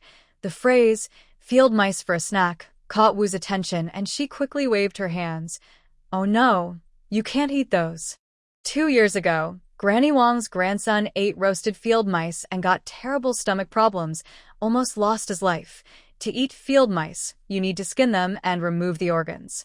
You can scald them in hot water first, then easily peel off the fur, Chen Sangua said, noticing everyone's strange looks. Well, I ate some when I was very hungry before. As the sun reached overhead, the outline of the city wall appeared in the distance. Song Jinxiu excitedly pointed ahead. Look, that's Qinglin Town, right? I remember Brother Zhang said their sour plum juice is really good. I knew you'd want to eat. Wu pinched her husband's arm but couldn't help swallowing saliva. But after walking for so long, we're a bit thirsty. At the city gate, a long line was forming. Some officials lazily checked the passes. Song Ruifeng just took out his documents when suddenly, loud arguing broke out ahead. Are you reasonable? I was the first in line. A woman in a blue cloth dress tugged at a tall, thin man's sleeve. Who said that? I was clearly the first to reach the spot. The tall man, holding a bundle, shouted, sticking out his neck. Next to them, an old man carrying a shoulder pole tried to calm them. Calm down, both of you. It's just a line. None of your business. The tall man suddenly pushed the old man. The old man staggered a few steps, bumping into the Song family's cart. Chen Sangua's carved bamboo cart clattered, scattering pieces everywhere. A crooked-mouthed god of wealth rolled into the middle of the road. My rare item. Chen Sangua cried out and rushed to rescue it. Seeing he caused trouble, the tall man turned to run, but the woman in blue grabbed him tightly. Trying to run? No way. During the struggle, the tall man suddenly swung his arm, causing the woman to lose her balance and fall backward. Be careful, Song Anmu instinctively reached out to help, but she was bumped by the woman. She was already sitting on the edge of the cart, and the collision made her fall straight into a mud pit. Anmu! Sumingwa shouted in alarm. The tall man took the chance to break free and run, but he stepped on the bamboo carving, slipped, and fell face first into the mud. Chen Sangua rushed over and held him down. Pay for my god of wealth. The scene was chaotic. Song Anmu crawled out of the mud pit, wiped her face, and found she was holding something. It's the head of the crooked-mouthed fortune god. The body had long since flown away. She got out of the mud, looked down at the fortune god's head, which had a funny expression carved on the bamboo. Now only the head remained, making it look even more silly, and she couldn't help but laugh out loud. Still laughing, Su Minghua hurried over to help her, took out a handkerchief and wiped her face. Did you hurt anywhere? I'm fine. Just my clothes are dirty. Song Anmu shook off the mud from her skirt. She looked up and saw that the bamboo carving of the fortune god was still pressed on the tall, thin man, and they were tangled together. Song Jinxiu had already rushed over to help, grabbing the man's collar. How dare you bump into my niece? Just you wait. Second brother, Song Ruifeng stopped him. Don't cause trouble. He stepped forward, pulled the bamboo carving of the fortune god away from the man, and said to the man, Sir, you bumped into someone. You should apologize. The man got up, still with mud on his face, and looked around nervously. Seeing that several men from the Song family had gathered, he reluctantly bowed. Sorry. Sorry. Then he tried to slip away. Hold on. Chen Songwan stopped him, pointing at the scattered bamboo carvings on the ground. These are items for sale. Several are broken now. You have to pay for them. Pay? The man widened his eyes. Just these broken things. How can you talk like that? Mrs. Zhao was unhappy. She picked up a cracked bamboo basket. These are proper crafts, sold at least 15 coins each at the market. More and more onlookers gathered, pointing and whispering. Isn't that Lu Air from the town? He's causing trouble again. Seeing that things were getting worse, Lu Air reached into his pocket, took out a few copper coins, and threw them on the ground. That's enough. Then he pushed through the crowd and ran away. Hey! Chen Songwan wanted to chase after him, but old Su called out. It's enough. We need to pack up and get moving. Song Anyu squatted down and counted. Only 7 coins. Forget it, Song Ruifeng waved his hand. It's better to find a place in town to rest. Everyone reorganized the cart. Song Anmu helped pick up the bamboo carvings. noticing most of them only had chipped paint and weren't truly broken. She quietly put the carved bamboo head into Uncle San's bundle. San's uncle, I'll glue it back later. Uncle San grinned. All right, when we sell these, I'll give you half the money. No, 3/10, 3/10. As he smiled awkwardly, the group slowly moved forward. When it was their turn, the city guard glanced at the guide and then looked at their muddy clothes. Where are you from? From Qingshan County in the north, Song Ruifeng replied politely. We are people responding to the emperor's notice to move south. The guard snorted and looked around at the bamboo items on the cart. You can enter the city, but each cart needs to pay 2 coins. What? Zhao almost jumped. The people in front paid nothing, but now we have to pay. Those are local folks, the guard said impatiently, tapping the table. You people, who knows if you'll cause trouble inside? If you don't pay, stay outside. Old Mr. Song gently held Zhao back and quietly handed over 8 coins. The guard weighed them, and then waved them through. After passing through the city gate, the town of Qinglin was busier than expected. Shops lined both sides of the street, with colorful signs hanging outside. The air was filled with the smell of food and faintly of roasted chestnuts. First, find a place to stay, old Mr. Song said. Big brother, go ask about that big cart shop Brother Zhang mentioned. Song Ruifeng nodded and approached an old man selling pancakes. The old man pointed to the west. Follow this street straight ahead. When you see the pharmacy, turn right.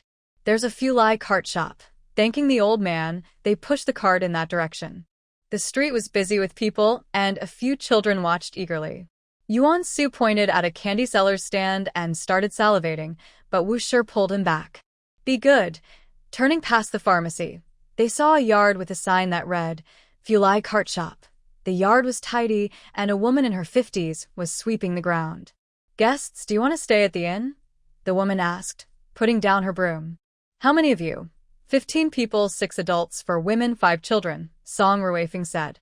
I heard your beds cost 10 coins per night. The woman smiled and nodded. Yes, 10 coins for a shared bed, 6 coins for children. Hot water is free, and you can cook in the backyard. This price is really affordable, much better than the previous inn. Zhao immediately decided to stay here. After settling the luggage, the women were busy fetching water and washing clothes. Song Anmu helped wring out the clothes when she suddenly heard low voices from the next room. There are so many people migrating south. Yes, the shopkeeper said there aren't enough rooms. Song Anmu was about to listen more closely when Su Minghua called her from the yard. Anmu, come help Mom hang the clothes. Coming, she replied, pushing the thought of what she just overheard aside. She hung the clothes, and Chun Sanguan had already bought several bowls of sour plum soup, inviting everyone to drink. Brother Zhang really didn't lie. Everyone in line says Lu's sour plum soup is the most authentic in town. Chun Sanguan proudly showed off the drink he brought. I waited in line for a long time to get this. If I had come later, it would be gone. Try it. Song Anmu took a bowl and took a sip. The sour, sweet, and cold taste made her squint her eyes. All the fatigue from the journey seemed to melt away with this sip of sour plum soup. She sipped slowly, feeling the sweet and sour flavor spread on her tongue. Even the pain at the back of her head seemed to ease a little. Drink slowly, don't choke. Su Minghua gently patted her back. Then she turned to Chun Sanguan and said, This sour plum soup is really good. Thanks for running this errand. Chun Sanguan chuckled and took out a small cloth bag from his pocket. I also bought some plum preserves for the kids to enjoy. Yuan Dong and Yuan Su immediately gathered around, staring eagerly at the bag. Wu Shi was about to scold them when old Song waved his hand. Let the children eat. They've had a hard day too. The sunset's glow shone through the courtyard wall, casting dappled light on the blue stone slabs. Song Anmu held her bowl, watching her family gather in the yard to rest. Wu Shi and Zhao Shi were counting copper coins from their purses. Song Jinxiu and Song Qingyang checked the ropes on the cart. Song Ruifeng sat by the stone table, sketching on paper with charcoal, occasionally looking up to discuss with 2 old men. This frame is best made from old bamboo. It's flexible and less likely to crack. Old Song pointed at the drawing, tracing the pattern with his finger. Old Su picked up a corner of the blueprint and squinted with blurry eyes. I still have some tung oil in my medicine box. Applying it can help prevent rainwater. Song Anyu leaned in, holding a piece of candied fruit in his hand. Song Anyu shook her head and said, I didn't think much. I just feel that even though we've left our hometown, it's really nice to be together as a family. Hearing her sister's feelings, Song Anyu looked in the same direction and suddenly nudged her with his elbow. Hey, look at what Dad is drawing. Song Anyu leaned forward to look and saw that Song Ruifeng was sketching a strange device on paper, which looked like an improved version of a cart. Dad is working on his invention again, Song Anyu said with a smile to her brother. Last time, he said he wanted to add some shock absorbers to the cart, and he almost took apart Uncle San's cart. Just then, Song Ruifeng, who had been focused on his drawing, turned his head and waved at them. You two, come help Dad take a look at this. The siblings got up and walked over. They saw a detailed drawing of a small bamboo sunshade with measurements written beside it. I was thinking, after all this sun and rain on the road, if we add a foldable sunshade to the cart, we won't have to worry about finding a place to hide from the rain like last time, Song Ruifeng explained excitedly. Old Mr. Song stroked his beard and nodded. That's a good idea. Anmu, you're good with your hands. Tomorrow, I'll go to the market with you and your two uncles to buy some materials. Let's see if we can make it. Before she could reply, Chen San, who was working on a bamboo sculpture, came over and said, I want to help too. My skills have improved a lot recently. Suddenly, the courtyard gate was pushed open. A man in a brown short jacket peeked inside. Is the lady of the house here? A woman from the kitchen came out. I'm here. Are you looking to stay at the inn? The man shook his head and looked around the yard, finally focusing on the bamboo items on the cart. I run the grocery store across the street. I heard some craftsmen came here. Are you selling these bamboo items? Mrs. Zhao immediately stood up. Yes. Of course we're selling. She quickly walked to the cart, picked up a bamboo basket, and said, Look at this craftsmanship. It's sturdy and durable. This basket can hold a lot. Come over and see what you need. We have everything here for sale. Song Anmu watched her grandmother suddenly become lively and cheerful, and she couldn't help but smile secretly. Su Minghua gently pinched her hand. Go ask your second aunt to bring the new woven basket. Before long, the yard became lively. The man noticed several bamboo baskets and bags, and when he turned to see Chen Sanguan's bamboo carvings, he also became interested. He picked up a crooked-nosed mountain goat sculpture, looked at it from all sides, and frowned so deeply that he looked like he could squash a fly. Chen Sanguan quickly explained, This is a mountain ghost, used to ward off evil. Look at its unique shape and interesting design. Buying one is a good deal. The man was skeptical but finally decided to buy 2 bamboo baskets and 1 bamboo carving. Before leaving, he asked specifically, How long will you stay in town? My shop owner might want to order some goods.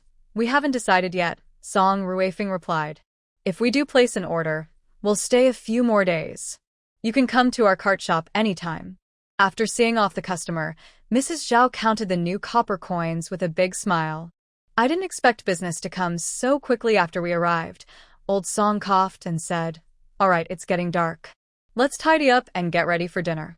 Old eldest daughter-in-law, what will you cook tonight? Su Minghua smiled and answered, I bought some fresh vegetables. I'll make a hearty meat soup and steam some buns. We'll help too, Sun Shi said, pulling Wu Shi toward the kitchen. As they passed by Song and Mu, she winked and said, And Mu, after you're done with your work later, teach second aunt that new way of making noodles. It was completely dark now. The lanterns at the cart shop lit up one by one. After dinner and a bath, everyone was relaxing in the yard. The children were playing and chasing each other nearby, while the adults chatted in small groups. Song and Mu sat on the steps, watching this warm scene. Suddenly, she felt that the road ahead might not be so hard to endure. Moreover, she had a space where she could farm. Once her head stopped spinning, she planned to go in and finish the remaining 2 game levels. From afar, the gong of the night watchman sounded. Old Song stood up. Everyone go to bed early.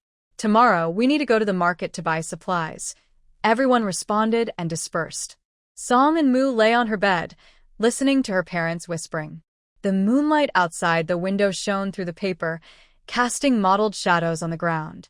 She gently touched the scab on the back of her head, closed her eyes, and soon fell into a deep sleep. The next morning, as Song and Mu rubbed her eyes and got up from the bedroll, she saw Su Minghua tying her brother Song and Yu's belt. In the yard, the sound of men packing carts could already be heard. "Wake up." Su Minghua turned to see her daughter sit up and quickly handed her the neatly folded clothes. Hurry and get dressed. "Your grandfather said he wants to go to the pharmacy early to sell some medicine he prepared.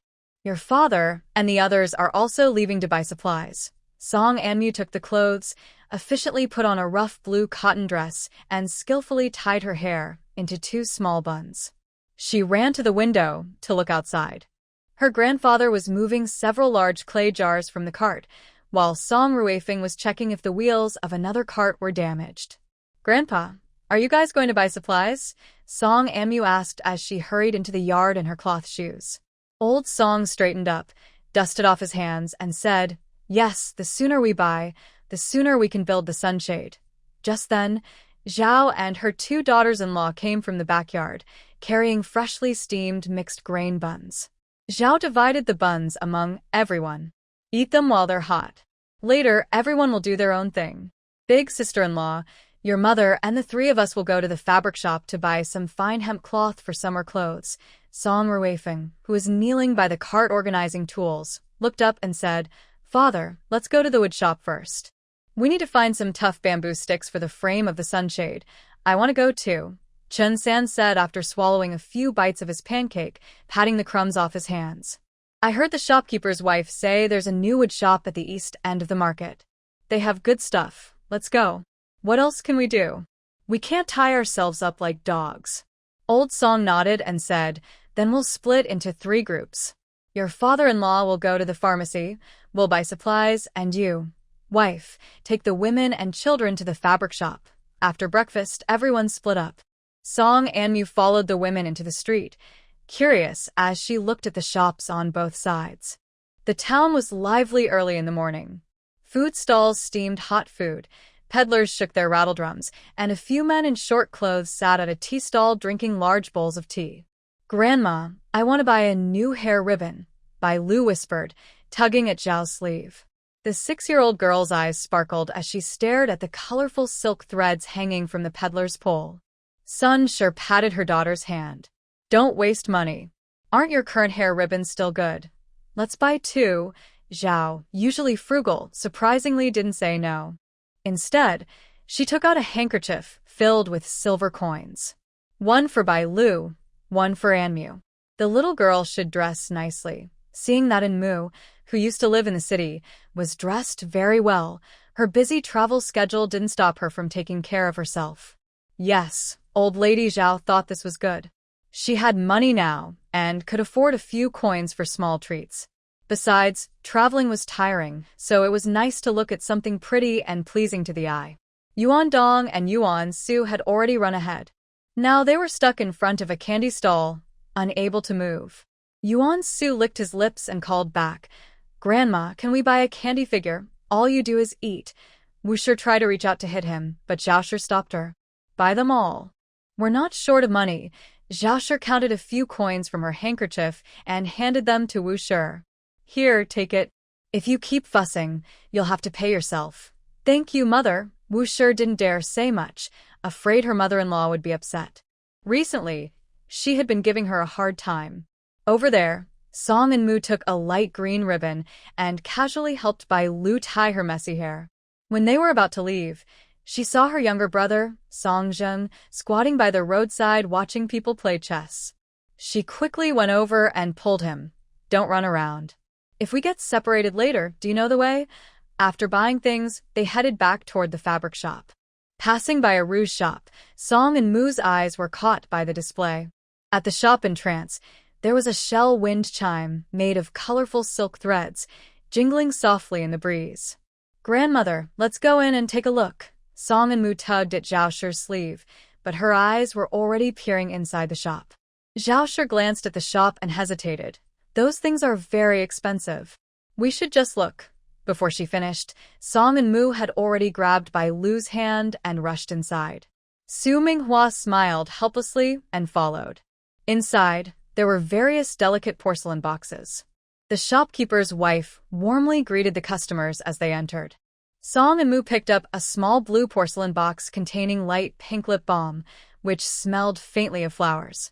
"Mother," she turned and ran to her mother, "I want to buy a few boxes of rouge with the money I saved from my crafts." Su Minghua looked kindly at her daughter.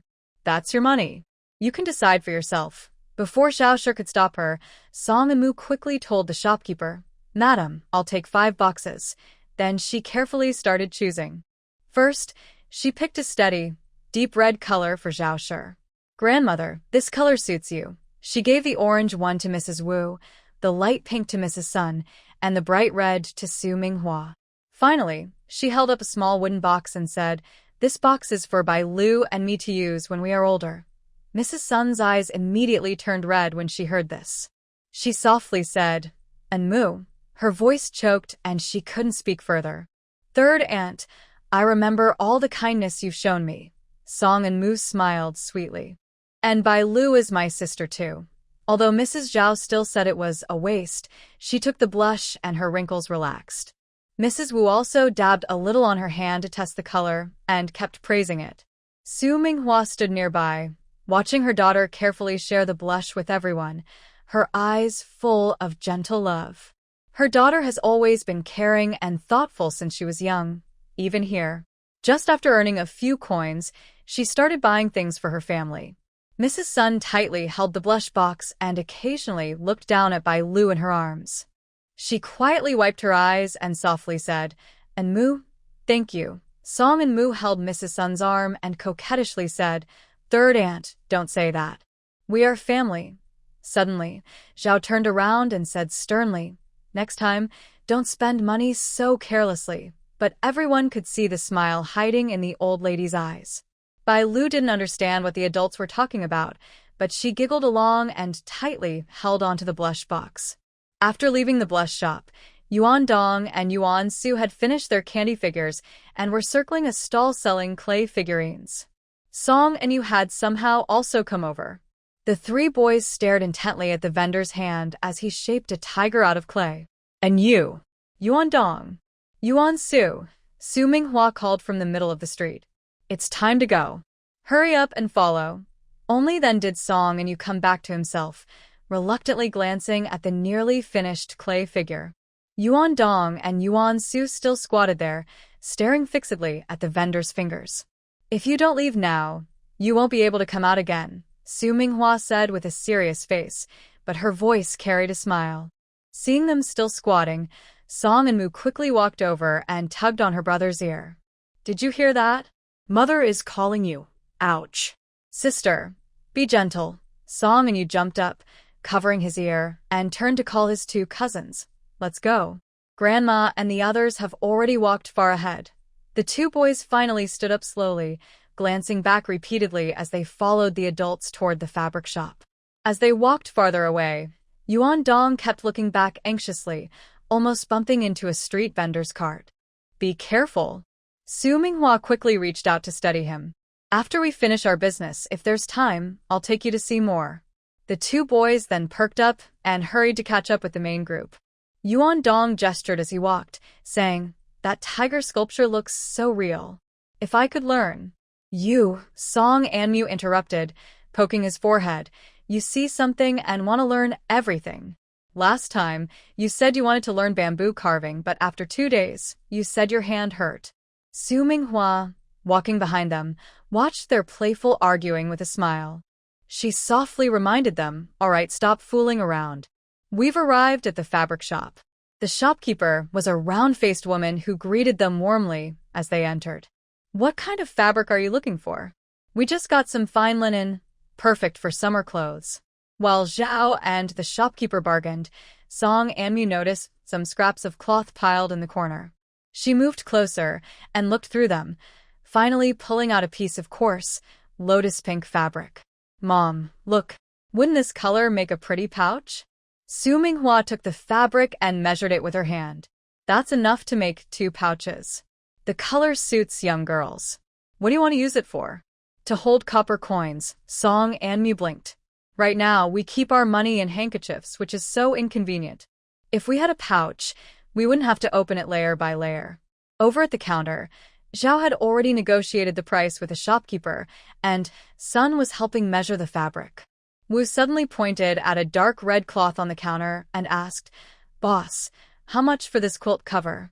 The shopkeeper tapped his abacus. "A bed cover needs 6 feet. That will be 20 coins. "That's too expensive," Wu said, shaking her head. She then saw the fabric scraps in Song Anmu's hand and asked, "How much for those leftover pieces?" In the end, the women bought not only fine linen for clothes but also paid 5 coins for a large bag of fabric scraps. When Song Anmu carried the bundle of fabric out, she saw Yuan Dong and Yuan Su squatting by the street, playing with stones. The two boys were arguing fiercely over whose stone was rounder. "Stop arguing." Song Anmu took out a few smooth pebbles from her pocket. "Here, you can play with these." Old Mr. Su carried his medicine basket to the door of the pharmacy. He looked up at the sign with the words, Jishir Hall, and adjusted his clothing. The pharmacy had just opened in the morning. The young apprentice was sweeping outside when he saw someone approaching. He quickly put down his broom and came forward. "Are you here to sell medicine, sir?" The apprentice asked smartly, glancing repeatedly at the basket on Mr. Su's back. Old Mr. Su nodded kindly. "Please inform the shopkeeper. I have some homemade ointments and pills I'd like him to see." The apprentice led Mr. Su inside. The air was filled with a strong smell of herbs. Shelves behind the counter were full of various medicinal ingredients. The shopkeeper was a middle-aged man with a goat beard, reading a ledger. When he saw someone enter, he put down his brush. "Sir, what medicine do you need?" the shopkeeper asked politely. Mr. Su carefully placed his basket on the ground and took out a few rough clay jars. "I'm not here to buy medicine. I've been practicing medicine for many years and made some ointments and medicinal wine. I'd like the shopkeeper to take a look." He opened a small blue porcelain jar. Inside was a light green ointment. "This is a mosquito-repelling and anti-itch cream made with mugwort, mint, and more than 10 other herbs. It works quickly on mosquito bites during summer." The shopkeeper took the jar, dabbed some ointment on his finger, smelled it, then tested it on the back of his hand. It has a fresh scent and feels cool on the skin. It's quite good." Mr. Su then took out a brown clay jar. "This is a medicinal wine for injuries and bruises, soaked with herbs like sanchi and safflower for 100 days. It's very effective for blood clots and swelling." The shopkeeper poured a little of the wine into his palm, rubbed it, and nodded. "The medicine is strong and good quality." He paused thoughtfully. "How do you plan to sell these medicines?" Mr. Su confidently replied, "The mosquito-repelling ointment is 5 coins per box. The medicinal wine is 10 coins per bottle. I also have a digestion aid pill made from hawthorn and dried tangerine peel, taken after meals to help digestion, at 3 coins for 1 pill." The shopkeeper picked up a pill, broke it open, and sniffed it, surprised. "This digestion pill has a special formula, better than what we sell here." He thought for a moment and said, "All right, I'll take 20 portions of the ointment and 20 bottles of the medicinal wine. For the digestion pills, I'll start with 50 pills. If they sell well, I'll order more from you." Hearing this, Mr. Su's face lit up with happiness. He quickly bowed his hands. "Thank you very much for your trust." The shopkeeper asked the apprentice to bring out some copper coins. As he counted, he said, "If your medicines sell well, we can establish a long-term supply agreement. I don't know how long the old gentleman will stay in town." Old Mr. Su carefully stored the copper coins. "Our family is staying at the Filai car shop. If the shopkeeper needs to order anything, he can find me anytime." After finishing the transaction, old Mr. Su carried his mostly empty medicine basket and left the pharmacy. The sunlight shone on his face full of wrinkles. He touched the copper coins in his pocket and thought to himself, "These coins are enough to buy some good food for the children and to get some things needed for the road." When he reached the street corner, he saw an old man selling candied hawthorn on a stick. Suddenly, he remembered that his granddaughter, Song Anmu, loved to eat this. Old Mr. Su took out 2 coins and bought a stick. He carefully wrapped it in oil paper and put it into his medicine basket. "Anmu will be happy when she sees this," he muttered to himself, walking cheerfully toward the car shop. On the way, he happened to see Zhao's family heading toward the big cart shop. Old Mr. Su quickly waved and called out, "Mother-in-law, have you finished shopping?" Seeing his face glowing with health, Zhao knew that the medicines he made were selling well. She smiled and said, "Yes, we've finished shopping. Everything we needed is bought. You finished too, right? We can go back together." The older kids should be back soon from buying bamboo. Old Mr. Su took out the candied hawthorn and waved at Song Anmu. "Anmu, look what Grandpa brought you." Seeing the sweets, Song Anmu cheered and ran over. She took the candied hawthorn, broke off a piece, and put it into Bailu's mouth. She also divided one for her brother and Yuan Dongyuan and Yuan Shu. Finally, she started eating herself. Seeing her sensible behavior, old Mr. Su felt warm inside and thought that all the early morning running around was worth it. Meanwhile, Song Old Man and his group arrived at the timber shop. The shop wasn't big, but the wood piled outside looked fresh. The shopkeeper was a middle-aged man with a short beard. He was squatting and brushing tung oil on the wood at the door. When he saw them, he quickly stood up to greet them. "What kind of wood do you want to buy?" the shopkeeper asked, putting down his brush and wiping his hands on his clothes. Song Ruifeng stepped forward and cupped his hands. "We want some flexible bamboo for making a carport." Old Mr. Su went straight to the bamboo pile, pulled out a piece, and bent it in his hand. "This one isn't flexible enough. It will break easily if used for a carport." He casually moved the tung oil at the door aside. The shopkeeper smiled and said, "Good eye, sir. There's new bamboo in the backyard. It's very flexible.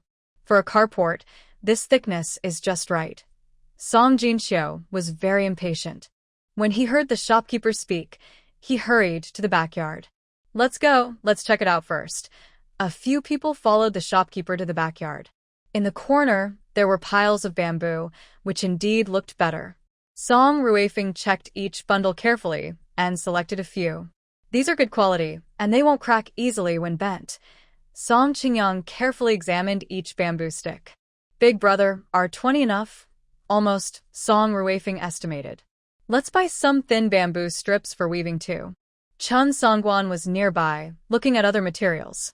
He pointed to a bundle of curved bamboo strips and asked, "Do you sell these?" The shopkeeper smiled.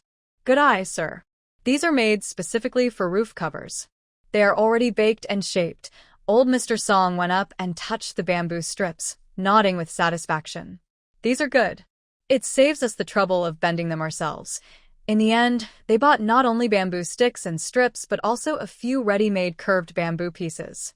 When paying, old Mr. Song bargained with the shopkeeper and saved 3 coins. "Excuse me, is there a blacksmith nearby?" Old Mr. Song asked. "We also need some metal fittings for fixing things." The shopkeeper cheerfully pointed the way. "Follow this street west, cross 2 intersections, and you'll see Blacksmith Wang's shop. His metal fittings are the strongest." Thanking the shopkeeper, Song Ruifeng and the others carried their large load of materials toward the blacksmith shop. When they arrived, the sound of hammering could be heard from afar. Blacksmith Wang was a broad-shouldered man, swinging a hammer to strike a piece of red-hot iron. When he heard they wanted to make a roof, he put down his hammer and wiped his sweat. To fix the bamboo, you need these grooved metal pieces. They cost 2 coins each. Song Ruifeng picked up a piece and examined it carefully. "Is the thickness enough? The road is bumpy, and if it's too thin, it won't last and might deform." "Don't worry," Blacksmith Wang patted his chest. "All my metal pieces are made from good iron. They are very sturdy." Old Mr. Song counted how many they needed and took out his purse. 12 of these, and buy a pack of nails too." The women and old Su returned to the carpentry shop. Song Anmu and Song Anyu were helping their grandfather organize the empty ceramic jars. Suddenly, lively noise came from the front yard. Old Mr. Song had returned with the men. When they saw him, everyone went to greet him. Old Su looked at their harvest and asked, "Did you buy all the materials?" "All set." Old Song patted the bamboo material he bought. "We can start working this afternoon." Mrs. Zhao hurried to prepare the meal, while Mrs. Wu and Mrs. Sun went to the backyard to start the fire. Song Anmu sat next to her grandfather, looking over the materials they had purchased. "This curved bamboo piece is really clever," she said, touching the smooth surface. It's ready to use, saving us a lot of work. Song Anu squatted nearby, handling some metal parts. Dad, should we leave an opening on the roof of the shed? It can catch rainwater on rainy days. Sun Ruifeng's eyes lit up. Good idea. We can make a movable cover that opens for ventilation on sunny days and closes to keep out rain. Chen Songguan was eating a cucumber from the kitchen, mumbling, I think we can hang a few bamboo tubes on the side of the shed to hold small items. Everyone was sharing ideas excitedly, making the yard lively like during a festival. Su Minghua carried a bowl of vegetables from the kitchen and saw the scene, smiling. Let's eat first. We need strength to work. Lunch was mixed grain rice with pickled vegetables, and Mrs. Zhao also cooked a pot of wild vegetable soup. Everyone sat in the yard, eating happily. Even the pickiest, Bai Lu, finished all her rice. After a short rest, the men started building the shed. Old Song supervised the roasting of bamboo strips, occasionally giving tips to Song Jinxiu on controlling the fire. Rui Feng was in charge of assembling the frame, while Qingyang followed the plans to weave bamboo strips. The women weren't idle either. Su Minghua and Song Anmu sewed rain covers from scraps of cloth, and Zhao led Wu and Sun to twist hemp ropes. A few children ran around the yard, stopping now and then to watch the adults work. Song Anmu looked after the kids, sitting on the steps. He used broken bamboo pieces to make some bamboo helicopters for the children to play with. As the sun set in the west, the first sunshade frame was finished. Old Song circled the cart, checking and adjusting here and there. Tighten this part a bit more for better strength, he said. Rui Feng followed his father's instructions to adjust the joints.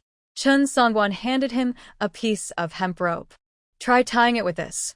With Old Song's guidance, the work went faster. Before dark, the first sunshade was securely attached to the cart. Tomorrow, we'll make the other 3, Old Song said happily, patting the new shed. Let's rest early tonight and get plenty of sleep. Everyone finished their tools and went back to rest. Song Anmu lay on the bed, listening to her younger brother's steady breathing, and gently touched the new hair tie on her wrist.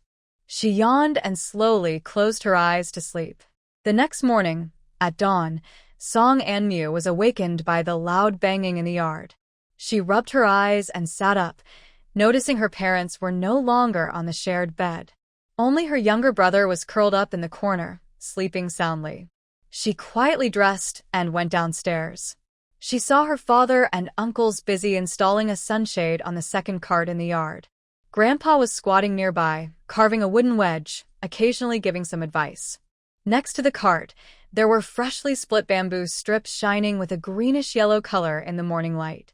Hearing the noise, Su Minghua peeked out from the kitchen, holding a wooden spoon. Wake up. Come help light the fire. We need to make 20 buns this morning. Song Anmu jogged into the kitchen and saw Zhao and 2 ants already kneading dough. Wu was slapping the dough loudly, and Sun was quickly dividing the kneaded dough into small pieces. That many buns. Song Anmu knelt by the stove and added some firewood. Zhao, kneading the dough, said, the shopkeeper from the grocery across the street wants 20 bamboo baskets, 10 carrying baskets, and 5 bamboo carvings this morning. She pointed toward the yard. Once your dad and the others finish the cart shed, they'll need to work quickly. We also need to prepare enough food. Just then, someone knocked on the door. The man from the grocery store said, Song family sister-in-law, our shopkeeper says if the bamboo baskets are made quickly, he wants 10 more. Su Minghua wiped his hands and went out. Is Manager Lu in a hurry? The man scratched his head. Not exactly urgent. As long as we can deliver in 3 or 5 days. All right, Su Minghua agreed happily. Please tell Manager Lu to pick up the goods in 5 days. The kitchen became busier.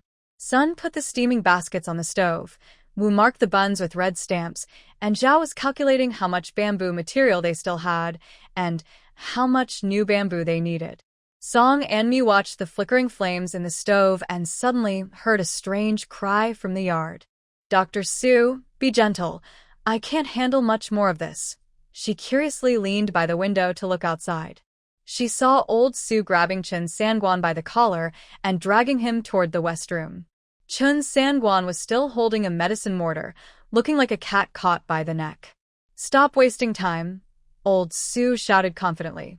Yesterday, the pharmacy ordered 50 pills of digestion medicine. Today, they must be finished. Since you know herbs, come help me. The door to the west room slammed shut. Soon, the sound of pounding medicine could be heard. Song and Moo was watching happily. Her mother handed her a basket of greens. Stop daydreaming. Go wash the vegetables by the well. The yard was steaming with heat. Song Rue Fong and his 2 younger brothers, shirtless, were installing the last carport. Sweat ran down their backs. Old Song sat in the shade, weaving bamboo strips. The women came and went, bringing cold tea to the men and then returning to the kitchen to keep busy. After lunch, Song and Moo helped her mother count the finished bamboo items. Su Minghua used a charcoal pencil to mark numbers on a wooden board. 7 big bamboo baskets, 13 more needed. 4 baskets of handles, 6 more needed. She turned to Zhao, who was scraping bamboo strips. Mother, Lu's shopkeeper wants bamboo carvings. What designs are you thinking of? Zhao wiped bamboo shavings on the ground. I plan to make simple, practical items like pen holders and paperweights. And Moo is skilled with her hands. For the finishing touches, she can carve some flowers and birds. At that moment, the courtyard gate was knocked again. A young boy in a blue short shirt peeked in. Is Dr. Su here? I'm Littlely, an apprentice from Jiantang. The door to the west room creaked open. Old Su peeked out. Is the digestion medicine sold out? The apprentice hurried inside, pulling a cloth bag from his pocket. Dr. Su, this is a 50-cent deposit. Our shopkeeper said the digestion pills sell very well. Please prepare another 100 pills. Also, 30 boxes of mosquito repellent ointment and 20 bottles of medicinal wine. He shyly rubbed his hands. The shopkeeper said, if it's convenient for you, delivery within 3 days would be best. Old Su took the cloth bag, weighed it, then shouted toward the west room. Chen Sanguan. Stop being lazy. Go buy some mugwort leaves. Chen Sanguan came out looking worried. As he carried his medicine basket, he muttered softly, what kind of trouble have I gotten into? Good pottery isn't selling, and now I have to suffer like this. Before leaving, the apprentice remembered something. He turned back. By the way, Dr. Su, our shopkeeper asked if you can make a medicinal ointment for children's fever reduction. Recently, many children in the town have a fever. Old Su stroked his beard and thought for a moment. I have a remedy that mainly uses bupleurum and scutularia. Tell the shopkeeper, I will try making 10 boxes first. If it works well, I will increase the amount. After sending away the apprentice, the yard became busier. Song Jinxiu shouted loudly, Big brother, why can't we fix this beam in place? Song Qingyang squatted beside the cart and whispered, Second brother, maybe your bamboo slats are crooked. In the West Wing room, there were occasional sounds of pounding medicine and the wailing of Chen Sanguan. Dr. Su, did I put too much of this medicine? The family worked until evening. Song and Mew helped her aunts move the finished bamboo items to the eaves to dry. Mrs. Wu counted and nodded with satisfaction. At this rate, we can finish most of it by tomorrow. Sun's wife picked up a bamboo basket and carefully checked the edges. This needs to be smoothed more to avoid scratching. In the kitchen, the aroma of stew wafted out just in time. Zhao lifted the lid, stirred the bubbling soup, and turned to Su Minghua. Old eldest daughter-in-law, go call them to wash their hands and eat. At dinner, Chen Sanguan gobbled his food like a starving beggar. Old Su couldn't stand it and tapped his hand with chopsticks. Eat slowly. No one is fighting you for food, Chen Sanguan mumbled. You let me work all afternoon, and I can't have a few more bites? He then took a piece of pickled vegetable. Sister-in-law Song's pickles are even tastier than the ones at Zue Xianlu in the county. Night fell, and the second floor of Fu Lai's cart shop was quiet. Song and Mi sat cross-legged on the innermost bed, absent-mindedly twirling her hair. The wound on the back of her head no longer hurt, though it occasionally itched. She gently touched the scabbed area to make sure it had fully healed. Big sister, hurry up. Song Onyu squatted opposite her, eyes shining brightly. I can't wait to see that space. Song Ruifeng sat by the door, his ear pressed to listen for sounds outside. Be quiet, don't wake the neighbors. But he couldn't help but lean closer to his daughter. Su Minghua was tidying the bedding quietly. Anmu, Does your head still feel dizzy? If you're uncomfortable, don't force yourself. Song Anmu patted her head and said, I've been taking my medicine properly these past few days. Now that I'm healed, I should unlock that broken spirit spring first. She took a deep breath and tried calling out silently, Black Cat? Are you there? Suddenly, the room went quiet. Song Anmu held his breath and stared eagerly at the space under the bed. After a while, just as Song Anmu was about to call again, there was a muffled thud from under the bed. Ah, a familiar voice complained, why is there so much dust under the bed? A shiny black cat crawled out from under the bed, flicking its paws as if trying to shake off dirt. Under the moonlight, its golden eyes looked especially bright in the dark. Why is your whole family awake so late at night? The black cat jumped onto the bed edge, its tail flicking impatiently at the blanket. Song Ruefeng quickly made a shushing gesture. Keep it down, the neighbors are sleeping. What's there to be afraid of? The black cat licked its paws. I set up a soundproof barrier. Even if you make noise outside, no one will hear. Song Anyu's eyes lit up. Wow, that's amazing. That'll make talking easier in the future. Don't worry about that now. Song Anmu grabbed the black cat's front paw. My injury is healed. Can I go into the space to play the game now? Unlock the spirit spring early, so Dad and Mom and Anyu can go in too. The black cat tilted its head and looked at her. Are you sure?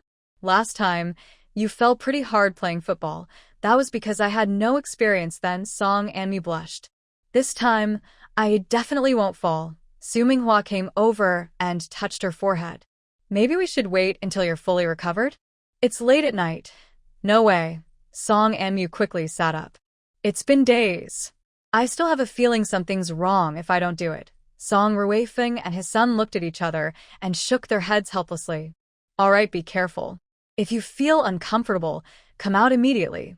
The black cat flicked its tail. Are you ready? Remember, this is the Spirit Spring unlocking game, different from football. Song Anmu nodded firmly, sat cross-legged, and the black cat raised its front paw to gently tap her forehead. Suddenly, everything went dark. When she opened her eyes again, she was standing on that familiar black land, with the locked well standing beside her. Song Anmu brushed off her clothes and squatted down to touch the dark soil beneath her feet. The soft, moist feeling from her fingertips carried a faint scent of grass and trees. What's this torturous game this time? She muttered quietly. Suddenly, a row of wooden buckets appeared in front of her, each filled with liquid of different colors. The black cat strolled over calmly. Pour the water matching each color into the correct spots. 3 mistakes and you fail. That's all? Song Anmu relaxed a bit. It sounds much easier than playing croquet. She leaned in to look at the buckets. The red, yellow, and blue liquids shimmered under the moonlight, with green and purple nearby. A barrier appeared with 5 indentations, each marked with strange symbols. Wait, what do these symbols mean? Song Anmu scratched her head. Could it be a riddle? The black cat's voice sounded a bit mischievous. Here's a hint. Think about what your mother cooked for dinner tonight. Song Anmu frowned and tried to remember. Her mother had made. Oh yes. Pickled radish, wild vegetable soup, and... Her eyes suddenly lit up. Red matches chili peppers, yellow is pickled radish, green is wild vegetables. She quickly poured the red liquid into the indentation with a flame pattern and the yellow into the sun pattern. With a click, 2 of the indentations lit up. Too easy. Song Anmu proudly grabbed the green bucket, but when she poured it into the leaf pattern, she heard a failure sound. How did I mess up? She stared in disbelief. The lazy black cat's voice came again.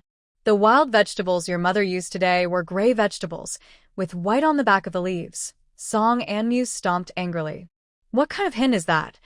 She looked at the remaining indentations and suddenly noticed that the edge of the moon-shaped slot was slightly bluish.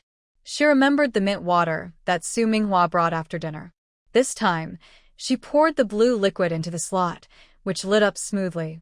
For the last 2, she chose purple and green based on her intuition, and, surprisingly, both were correct. The words indicating the puzzle disappeared with a rustling sound, and the spiritual spring was fully revealed before her eyes. The water was crystal clear, with a faint white mist floating on the surface. Song Anmu squatted down, just about to reach out and touch it, when suddenly a force pulled her away. She opened her eyes to see 3 anxious faces leaning in. "How is it?" Song Anmu asked first. Song Anmu grinned. Done. The spiritual spring is unlocked. The black cat sat on the pillow, wagging its tail. "Don't celebrate too early. We still need to play the card-flipping game for shared access.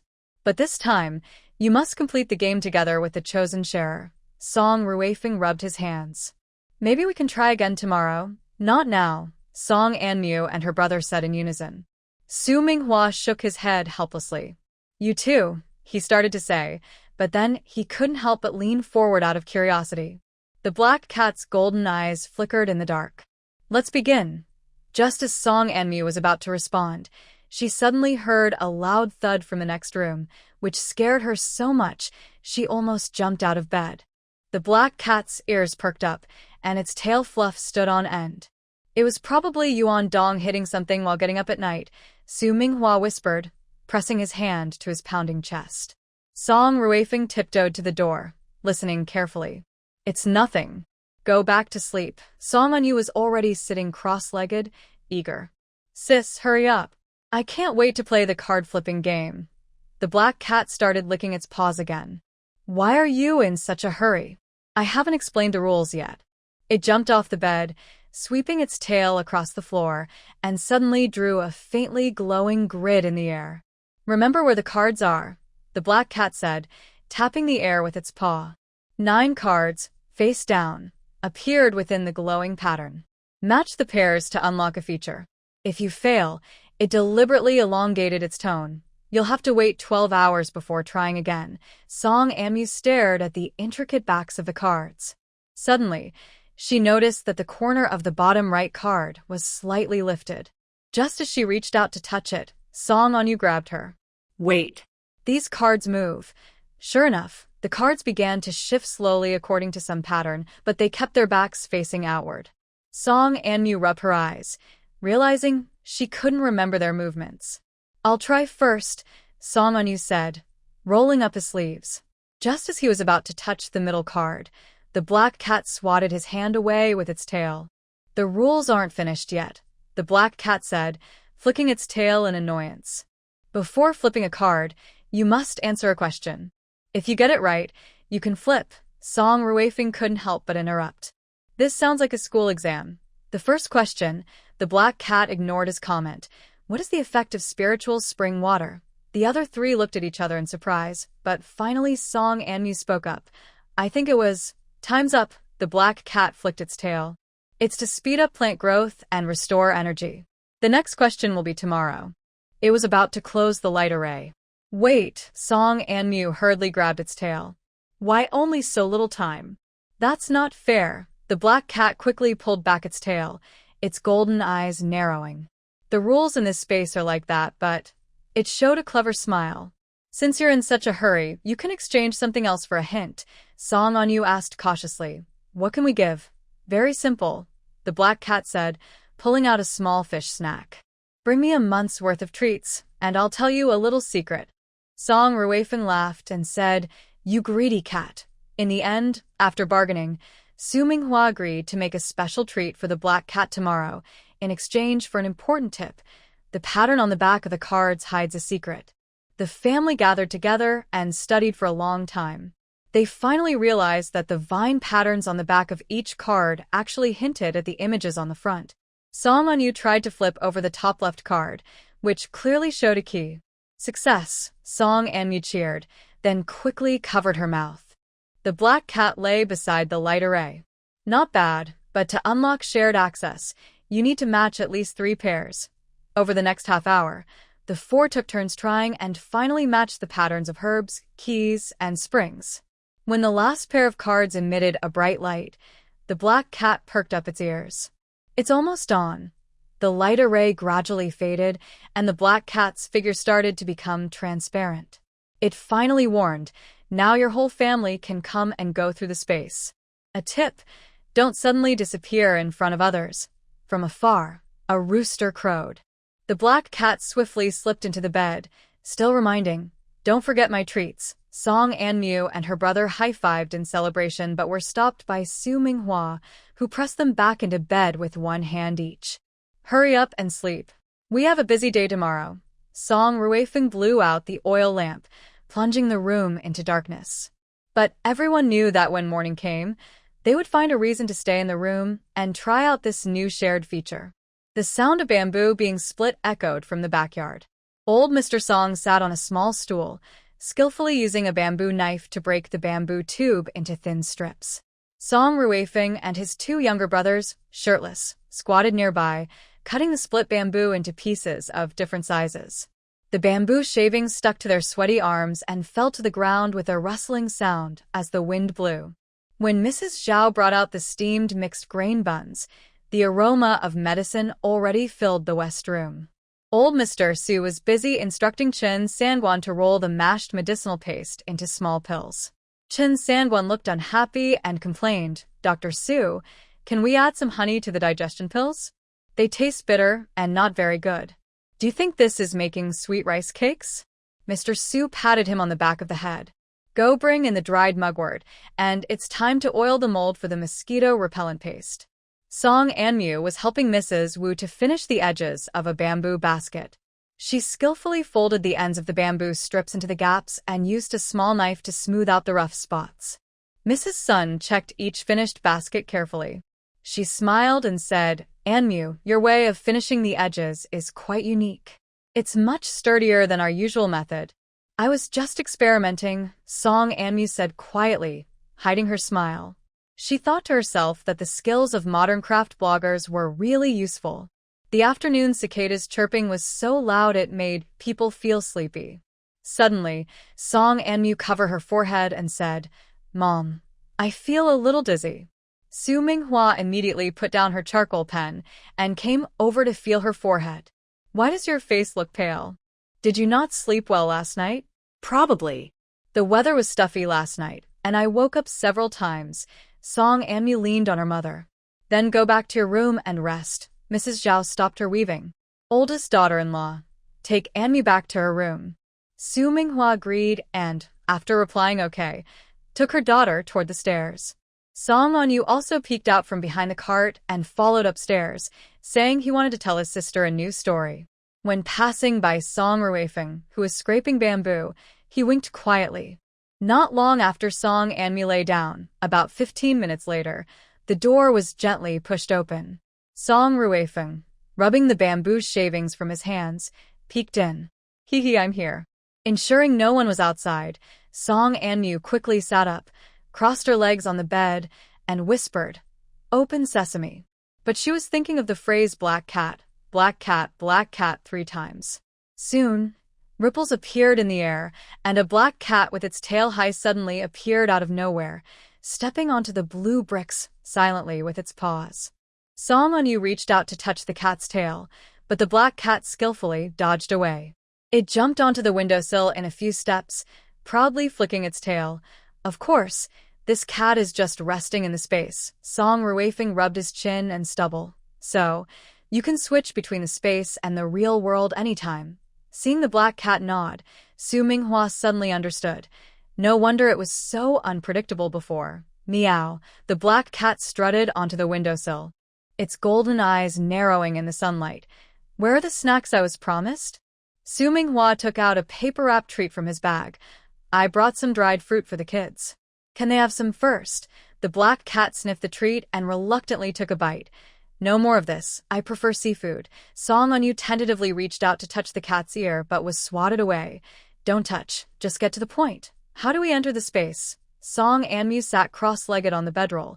"Can all 4 of us go together, or do we have to go one by one?" The cat pawed at the dried fruit, then bit into it and said vaguely, "To enter the space, just think about going in. To come out, just think about leaving. Pretty simple, right?" No one answered because the 4 of them had already entered the space. The black cat snorted, picked up the dried fruit, and followed them in.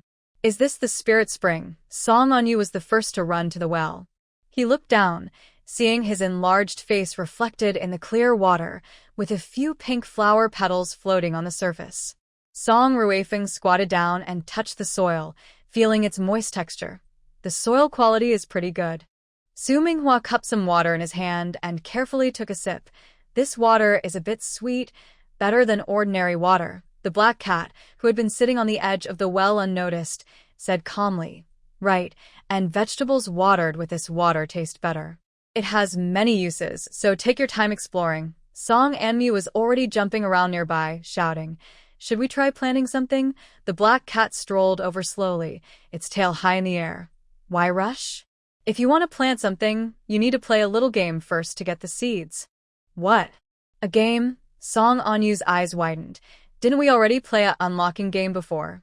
The black cat squinted its eyes and grinned slyly. "Yes, but playing the game can earn you seeds that don't exist in this era. Also, if you want to use the spirit spring, you have to play the game too. Each use of the spirit spring is only valid for 1 month. That's so unfair." Song Anmu stomped her foot in anger. "Who made such rules?" Song Anmu stroked his chin and asked, "Can we plant outside seeds?" The black cat flicked its tail. "Of course, but..."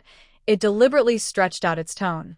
"The seeds you get from the game are special items not available in this era, like improved varieties with doubled yield or special crops that can adapt to different climates." Song Anmu's anger almost burst out, but she blinked and fell silent.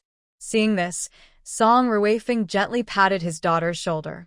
"Let's try the game first. If we can't pass, we can use outside seeds later." Su Minghua asked curiously, "Black cat, what game are we playing this time?" The black cat waved its paw in the air, and a semi-transparent screen appeared. "This time, we're playing Memory Match. There are 20 cards here, with 10 pairs of different seed patterns. Match 6 pairs within 15 minutes to get a basic seed pack." The screen displayed 20 cards face down, each decorated with beautiful vine patterns on the back. "Isn't this similar to last time?" Song Anmu whispered. The black cat confidently replied, "Last time was unlocking features. This time is about getting supplies." "Can they be the same?"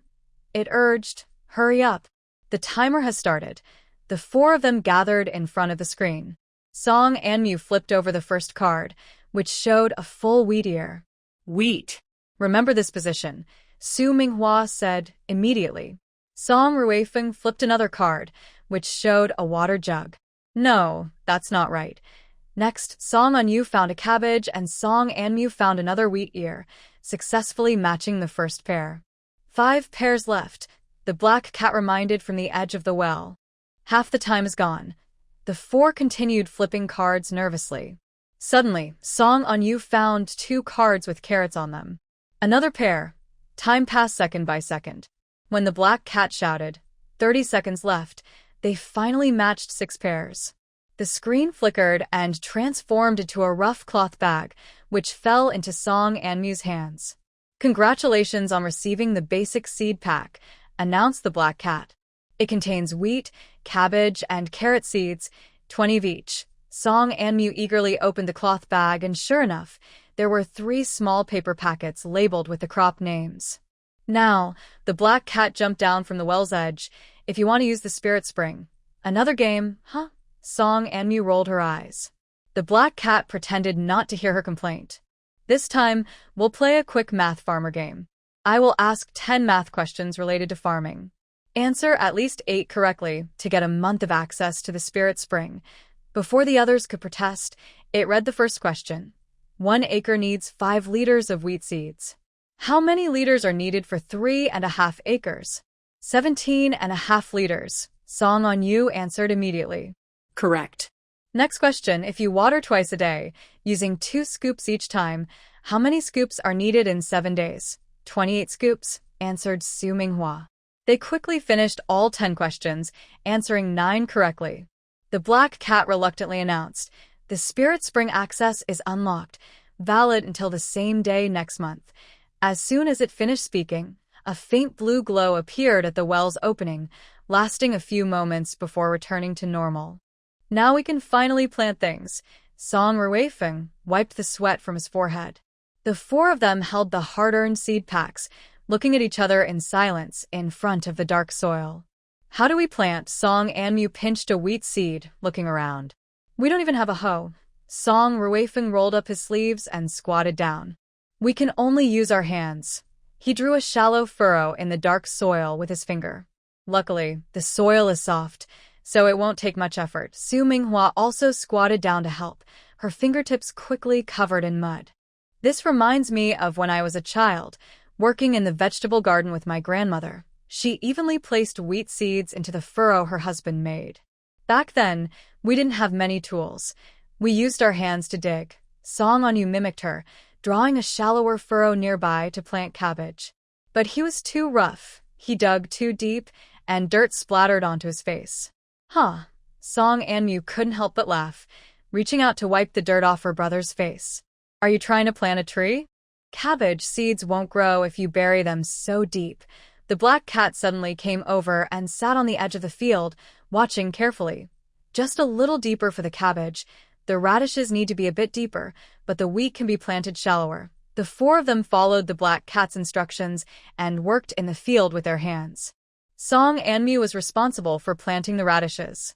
She carefully used her fingertips to poke small holes in the soil, placing 2 seeds in each hole, then gently covering them with a thin layer of dirt. Is this okay? She asked uncertainly. The black cat looked closely and said, It's okay, but remember to leave enough space between the plants, or they won't grow well. Su Minghua had already finished planting the wheat, gently pressing the soil with his palm. Song Ruifeng carefully marked each row so they wouldn't forget what they had planted later. After working for about half an hour, the 4 of them finally finished planting all the seeds. Song Anmu straightened her sore back and looked at the small plots they had cleared by hand. There were 3 rows of wheat, 2 rows of cabbage, and 1 row of radishes. Though a bit crooked and uneven, they had managed to plant everything. Should we water it with spiritual spring water? Song Onyu looked eagerly at the well. Won't it grow too fast and be discovered later? Su Minghua was a little worried. The black cat licked its paw and said, If you water every day with spiritual spring water, it will grow faster, but the taste will get worse. The vegetables will look fresh, but they won't taste good. Hearing this, Song Anmu looked disappointed. So, all our effort would be wasted. The black cat flicked its tail and said, It's not impossible to use it, just don't pour too much at once. Water it every now and then, and it will grow faster than outside, and the flavor will be better. Song Onyu thought since it was just an experiment, anything was fine. They could secretly eat the vegetables themselves if needed. He suggested, Why not give it a try? The 4 of them immediately decided to do it. Without proper tools, they carefully scooped the spiritual spring water with their hands and poured it onto the soil, worried about overwatering and affecting the taste. The black cat sat on the edge of the well, supervising and occasionally reminding, Less water. Even less. They finished the tasks of tilling, planting, and watering. Song Anmu rubbed her fingertips, complaining, My hands are all rough now. Su Minghua took her hand and looked at it. We really need to bring some tools next time. Doing everything by hand is too hard. Just as they were discussing, the black cat suddenly perked up its ears. There's movement outside. We should go out now. Oh no. Song Anmu looked down and saw mud stains on her skirt. She hurried to the spring, scooped up some water, and wiped the stain. Remarkably, wherever the spring water touched, the mud disappeared instantly, and the fabric looked as good as new. Song Onyu imitated her, using the spring water to wash his face. Suddenly, even the dirt between his nails vanished. Su Minghua and Song Ruifeng quickly tidied their clothes. In a blink, all 4 looked neat again. Can the spring be used like this? Song Anmu whispered in surprise. The black cat impatiently flicked its tail. Hurry up. Someone's at the door. The 4 hurried back to the room. Song Anmu just got into bed pretending to sleep when the door was gently pushed open. Zhao came in with a steaming bowl of red sugar water. Seeing her granddaughter lying listlessly, she frowned and touched her forehead. Why do you still look so pale? Song Anmu coughed twice. Maybe I caught a chill last night. Zhao handed her the red sugar water softly. You're still weak. Don't overexert yourself. Drink this first. Later, I'll bring you some porridge. She then glared at Su Minghua. You two, stop fussing with those bamboo baskets and watch the kids. Su Minghua nodded quickly. Yes, mother. I'll stay here and keep Anmu company. Zhao looked at Song Ruifeng. Big brother, you shouldn't just stand around. The bamboo is not finished yet. Go help out. Song Ruifeng was about to get up, but Song Anmu grabbed his sleeve, looking pitiful. Mom, can Dad stay with me a little longer? I still feel dizzy. Zhao was amused and a little annoyed by her. She reached out and poked her forehead. You're so grown up, yet still acting spoiled. Fine, fine, your dad can stay a bit longer. After Zhao's footsteps faded at the staircase, Song Anmu quickly sat up, pulled back the blanket, and whispered, Hurry, let's go back and check again. The four exchanged smiles, holding hands, silently thinking, enter the space. Suddenly, everything blurred, and they found themselves back on the land inside the space.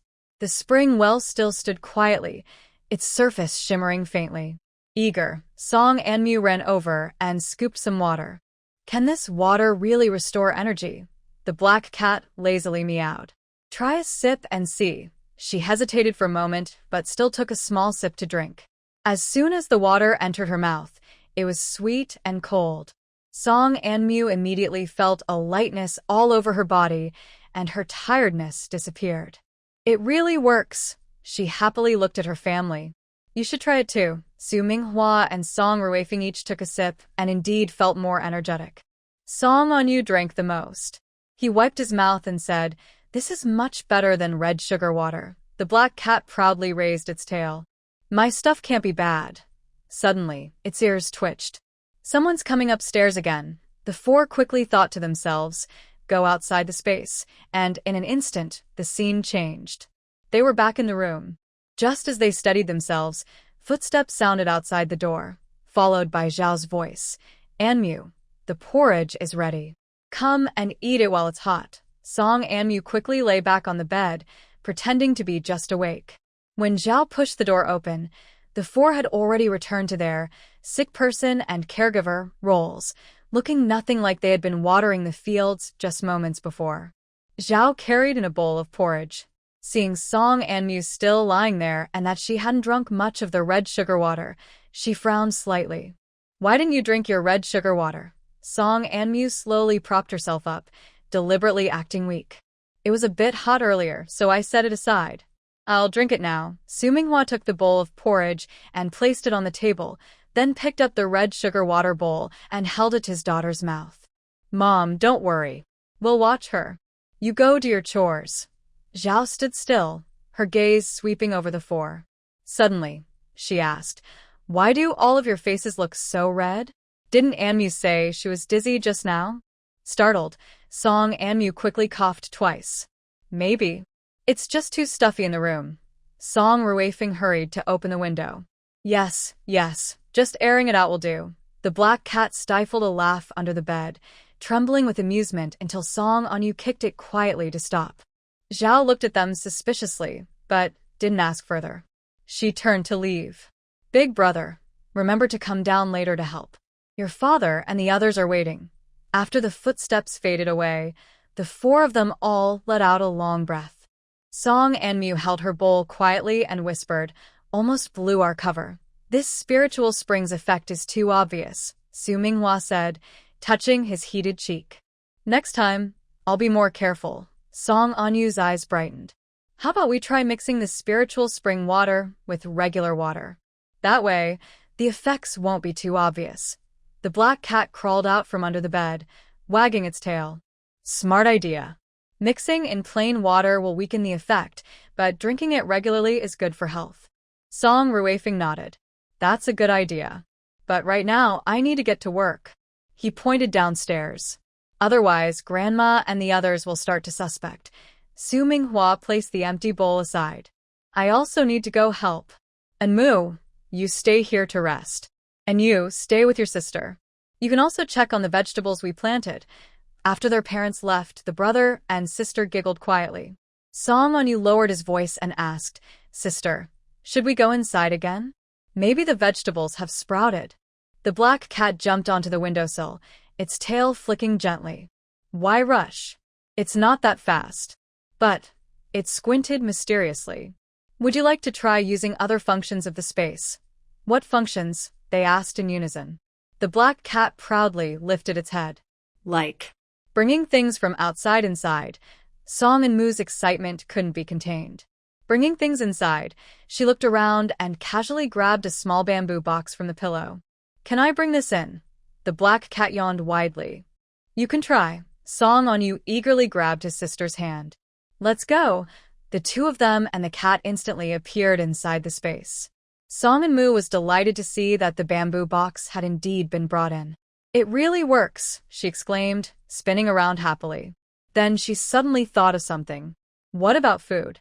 Can it stay fresh?" The black cat jumped onto the edge of the spiritual spring well. "Try bringing some in and you'll find out." Song On-yu had already squatted down at the vegetable patch.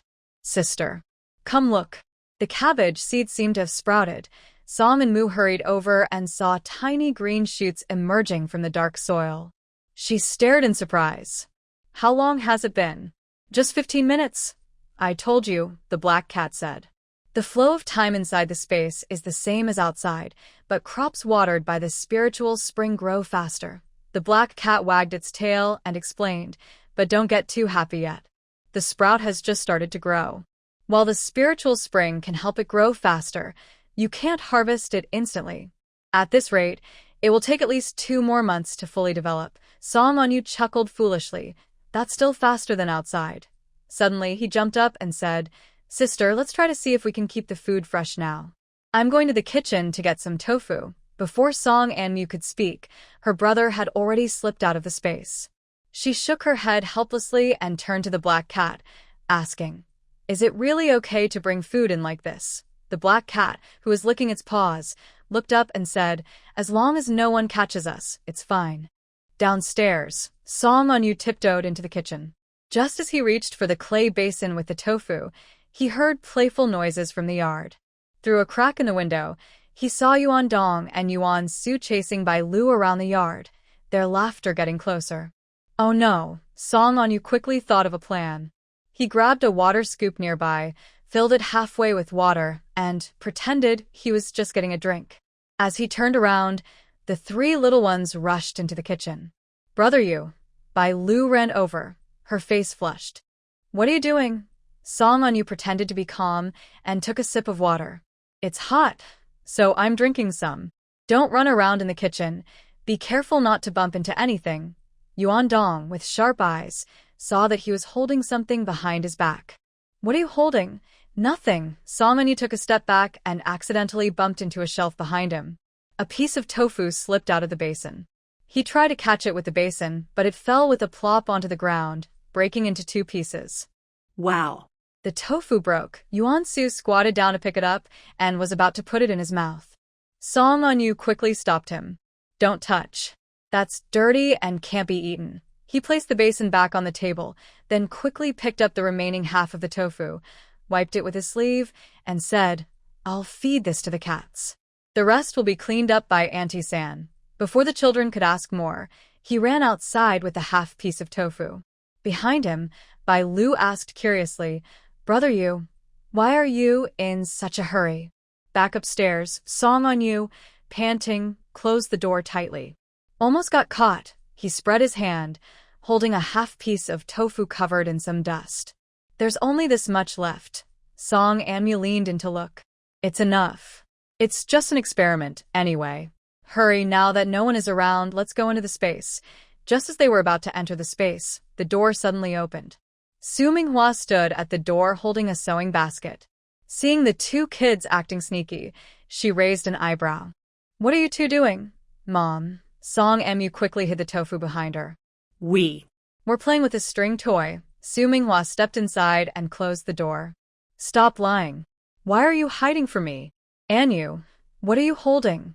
Song On-yu awkwardly opened his hand. "Just half a piece of tofu." TSK. Su Minghua frowned. "If Grandma sees this, she'll definitely scold you. We just wanted to see if the space can keep things fresh," Song An-mu pleaded, tugging at her mother's sleeve. "Just this once, Mom. Please keep it a secret." Su Minghua sighed helplessly. She took a clean piece of rough cloth from the sewing basket. "At least wrap it up before taking it in." She helped them wrap the tofu, then suddenly said, "Wait, someone is upstairs." Soon, they heard Zhao's voice outside the door calling, "Oldest daughter-in-law, are you done with the sewing?" We're waiting to use it. Coming right away, Mom, Su Minghua answered loudly. She nodded to her son and daughter, then took out the sewing tools from her bag, placed them in the basket, and left. Song Anmu and her brother quickly seized the chance to enter the space. The black cat was napping by the spiritual spring and was startled by their sudden appearance. Can you make less noise? Look. We got the tofu. Song Anmu proudly placed the cloth bundle on the well platform. The black cat sniffed and asked, Is it broken? Don't worry about that. Song Anmu carefully opened the cloth. Is this okay to leave like this? At that moment, ripples appeared in the space, and Su Minghua's figure suddenly appeared beside them. She was holding a bamboo basket. I sneaked some vegetables in. Why did you put the tofu on the well platform? Song Anmu stuck out his tongue. We forgot to bring a container. Su Minghua shook her head and took a small woven box from the corner, the one Song Anmu had brought in earlier, and casually left there. She placed the tofu inside.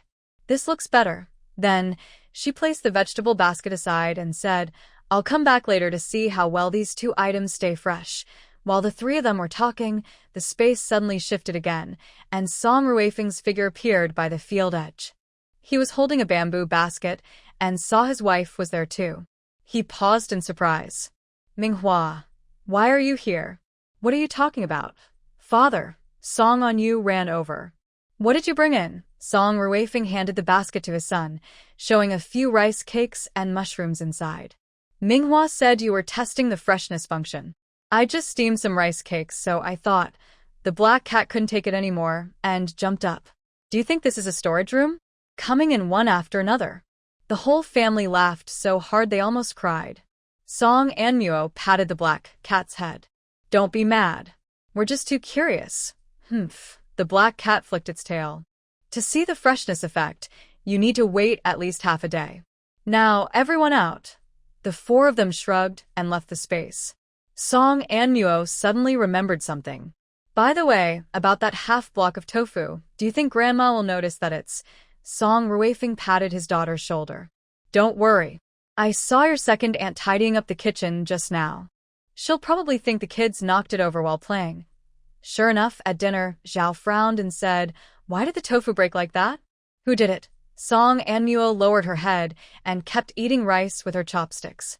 Song Anmu pretended to choke on his food, coughing to hide his guilt.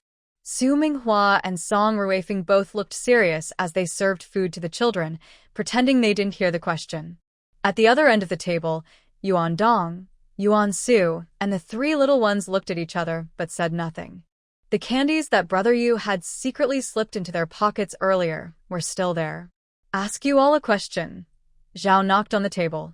Who broke the tofu in the kitchen? Bai Lu blinked her big eyes and whispered. It was an accident while we were playing. Yes, Yuan Dong quickly added. We were chasing each other and bumped into the table. Yuan Su stuffed a big mouthful of rice into his mouth and nodded repeatedly, puffing out his cheeks. Zhao looked around suspiciously and finally sighed. From now on, no more playing in the kitchen. Do you hear me? The three children nodded in unison and then secretly glanced at Song Anmu. He winked at them and silently mouthed, There will be candy tomorrow. The four members of the Song family felt tense during the meal. After returning to their room, Song Anmu quietly patted his chest and said, That was so scary. Luckily, the little ones helped cover for us. Now we need to check the experiment results, Song Ruifeng whispered. Half a day has passed so we can see how well the space preserves things. They tiptoed and sat together, holding hands as they entered the space. Just as they steadied themselves, a black cat suddenly appeared out of nowhere. Finally, I've been waiting impatiently, the cat said. Quick, check the food. Song Anmu eagerly ran to the spiritual spring. The tofu inside the small bamboo box was still pure white, with no sign of yellowing. Song Anmu carefully poked it with her finger and exclaimed happily, It's still so tender, and it hasn't turned sour at all. Su Minghua picked up a basket of wild vegetables and poured out the leaves. The once wilted greens now looked crisp and fresh, with clear veins and jagged edges.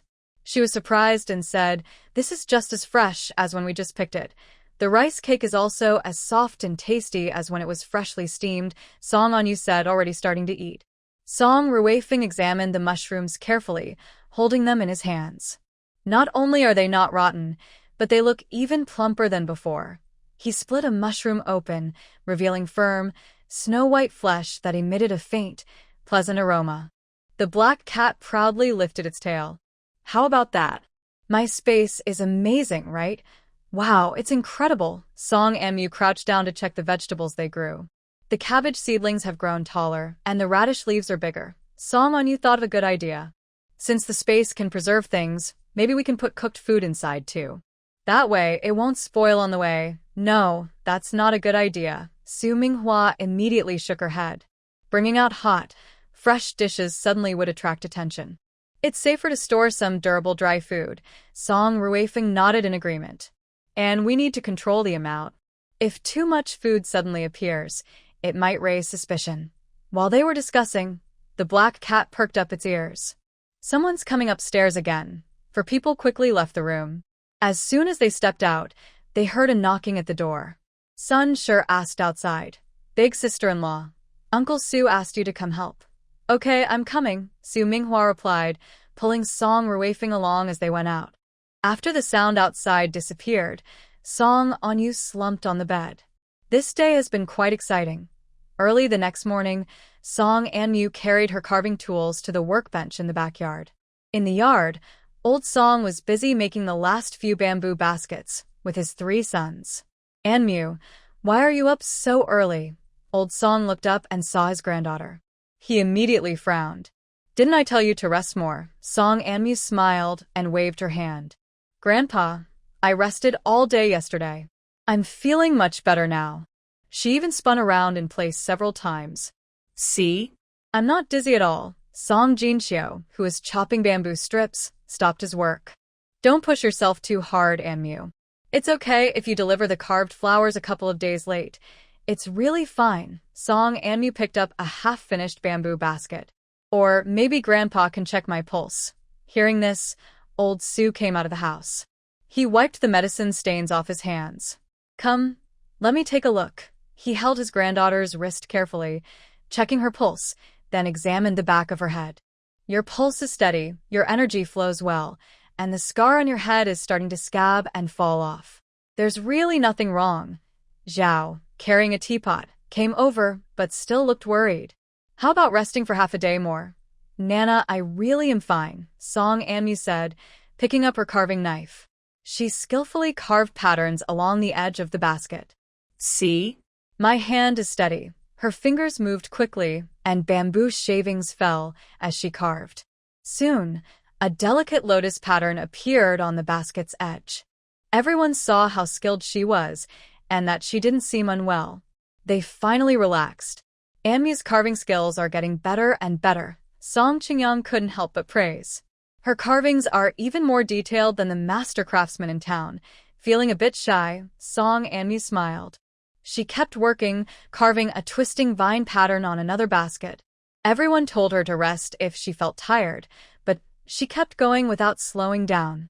She knew in her heart that finishing this batch of orders early would make her family feel at ease. By noon, Song An Mew finally put down the last bamboo sculpture. She stretched lazily and looked happily at her work. The 20 bamboo baskets were carved with different patterns, each with its own style. The 10 carrying baskets had unique features, and the 5 bamboo sculptures looked very lifelike. Finished, she cheerfully announced. Old Mr. Song came over to check carefully and nodded. Good, we can deliver it to Manager Lu this afternoon. Mrs. Zhao brought a bowl of red date soup. Drink this to boost your energy and blood.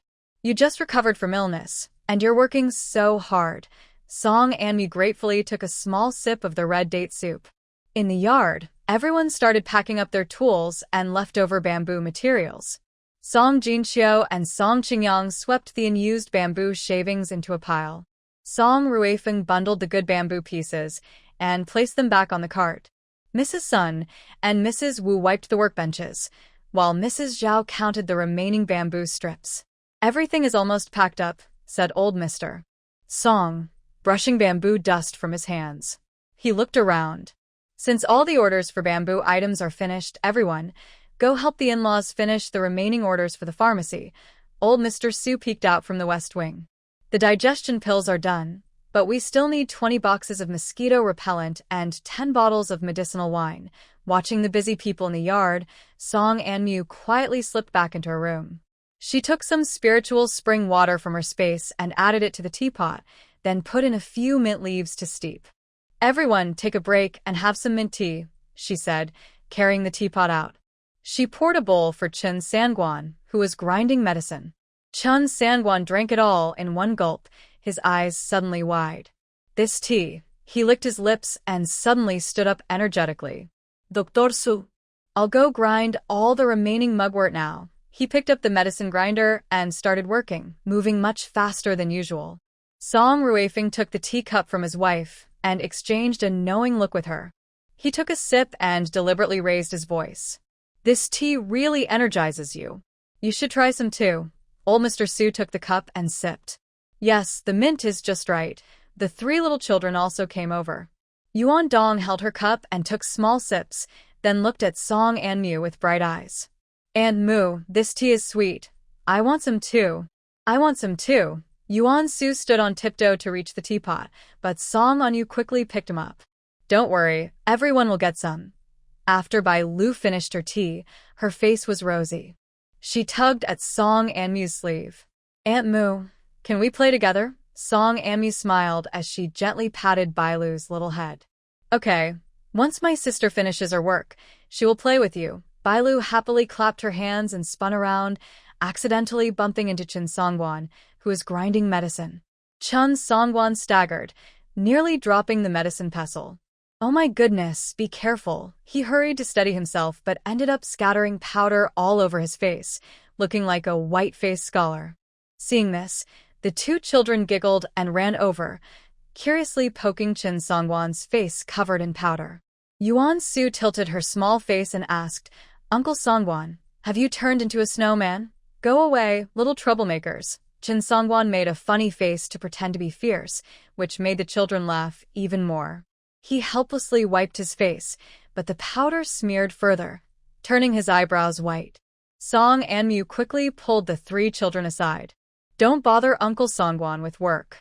Sister will teach you how to make butterflies with bamboo leaves, okay?" "Okay." The three kids answered in unison and immediately sat around Song Anmu. Sun's mother watched this warm scene and smiled as she said to Su Minghua, "Sister-in-law, look at Anmu, she's so good with children." Su Minghua also showed her motherly smile. "That girl is quite patient." She then looked at old Su, who was carefully measuring herbs. "Dad, do you think it's time to add some new ingredients to the mosquito repellent ointment?" Old Su looked up, stroked his beard thoughtfully. "Yes, this year's mosquitoes are especially fierce. We should improve the formula." He called out to Chen Songwan, "Songwan, go get those wild chrysanthemums I dried." Chen Songwan, who was about to slack off, suddenly remembered the mint tea he drank earlier. Somehow, he felt energized and quickly replied, "Got it." He hurried off to fetch the herbs. Song Jinxiu and Song Qingyang, the brothers, were measuring herbs. After drinking tea, they worked together very smoothly. Song Qingyang smiled and said, "Second brother, your technique is much more accurate than before." "That's right." Song Jinxiu wiped his sweat. "Even the finest balance is steady in my hands now." Mrs. Zhao and Mrs. Wu were making medicinal ointment. For once, they weren't arguing. Mrs. Wu stirred the medicine pot and said in surprise, "Mother, look at the color of this ointment." Mrs. Zhao squinted and examined it. "It looks more even than usual." She turned her head to look at the teapot, lost in thought. Song Ruifeng took the opportunity to refill everyone's tea. Mrs. Sun smiled and said, "Big brother looks very healthy today." "You look the same," Song Ruifeng said meaningfully. Everyone is in good spirits. The yard was lively and busy. Chen Sangwan was grinding medicine while humming a tune. Suddenly, he remembered something and called out to Old Man Su, "Dr. Su, I'll go pick some fresh mugwort leaves." Then he ran off quickly, his steps light and swift. At sunset, all the herbs were prepared. Old Man Su looked at the results happily. Today's work was very efficient. Even Sangwan was so diligent. Of course, Chen Sangwan just carried a bundle of mugwort leaves back. Hearing this, he puffed out his chest. When I get serious, even I am a bit scared. Everyone laughed. Song and Moo noticed Yuan Dong and Yuan Su circling the teapot and quickly went over to put it away.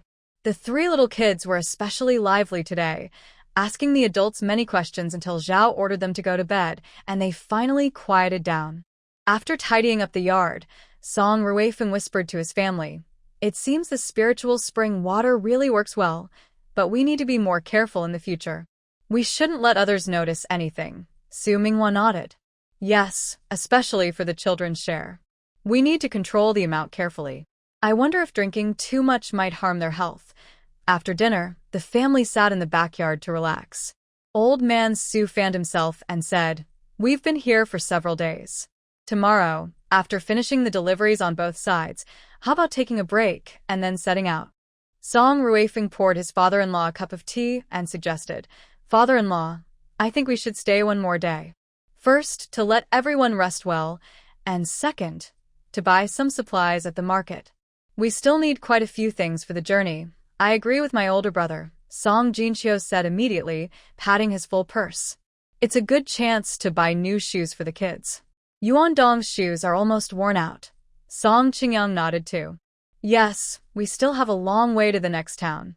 We've earned quite a bit this time, so it's time to restock the household." Mrs. Zhao unusually did not oppose. Instead, she smiled and said, "Yes, we should do some proper shopping. We need to buy oil, salt, soy sauce, and vinegar, and also replenish rice and flour." The three children, hearing about the market visit, became excited and gathered around. Yuan Su tugged at his grandmother's sleeve. "Grandma, I want to buy a spinning top. I want a candy figure," the soft voice said gently. Yuan Dong also didn't want to be outdone. "I want new shoes." Chun Sanguan chimed in. "Should we buy some good wine too? To help us relax on the road." Seeing Zhao Shi glare at him, he quickly changed his words. "I mean, buy some medicinal herbs for preparation," Sun Shi teased with a smile. "Sanguan, I think you're craving wine, right?" Wu Shi also joined in. "Exactly, I saw you hiding something earlier." Old Mr. Song listened to everyone's discussion and finally made a decision.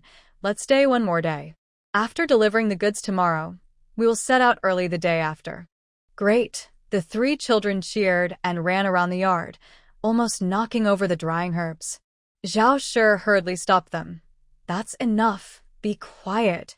It's time to sleep." Su Minghua got up to help pack the tea set, quietly saying to Song and Moo, "Remember to buy some seeds tomorrow."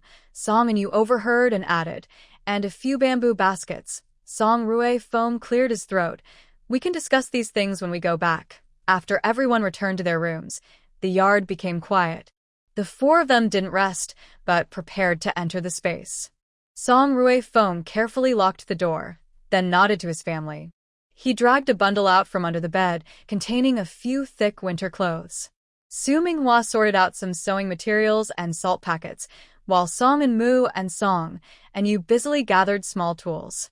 "Let's put the unused items inside first," Song Ruifeng whispered, "so we don't take up space on the cart." With various items in their hands, the four of them thought for a moment and entered the space. The black cat was curled up sleeping by the spiritual spring, only moving its ears when it heard the noise, too lazy to open its eyes. Wow! The four quickly ran to the field. The wheat leaves had grown to a palm's length, lush and upright. The cabbage was spreading its thick leaves, layered on top of each other. The white radish tops were the most vigorous, a bright green. "Growing really well," Song and Moo whispered, carefully touching the vegetable leaves. "Much faster than outside." Su Minghua folded the winter clothes she brought and placed them in a dry corner. "Store these thick clothes here first. When it gets cold, we can take them out." She also took out a salt jar, carefully wrapping it in oil paper. "Keep some salt too, in case it gets damp on the way." Song Ruifeng neatly arranged the farming tools by the field edge and casually pulled a few weeds. "Tomorrow's market day.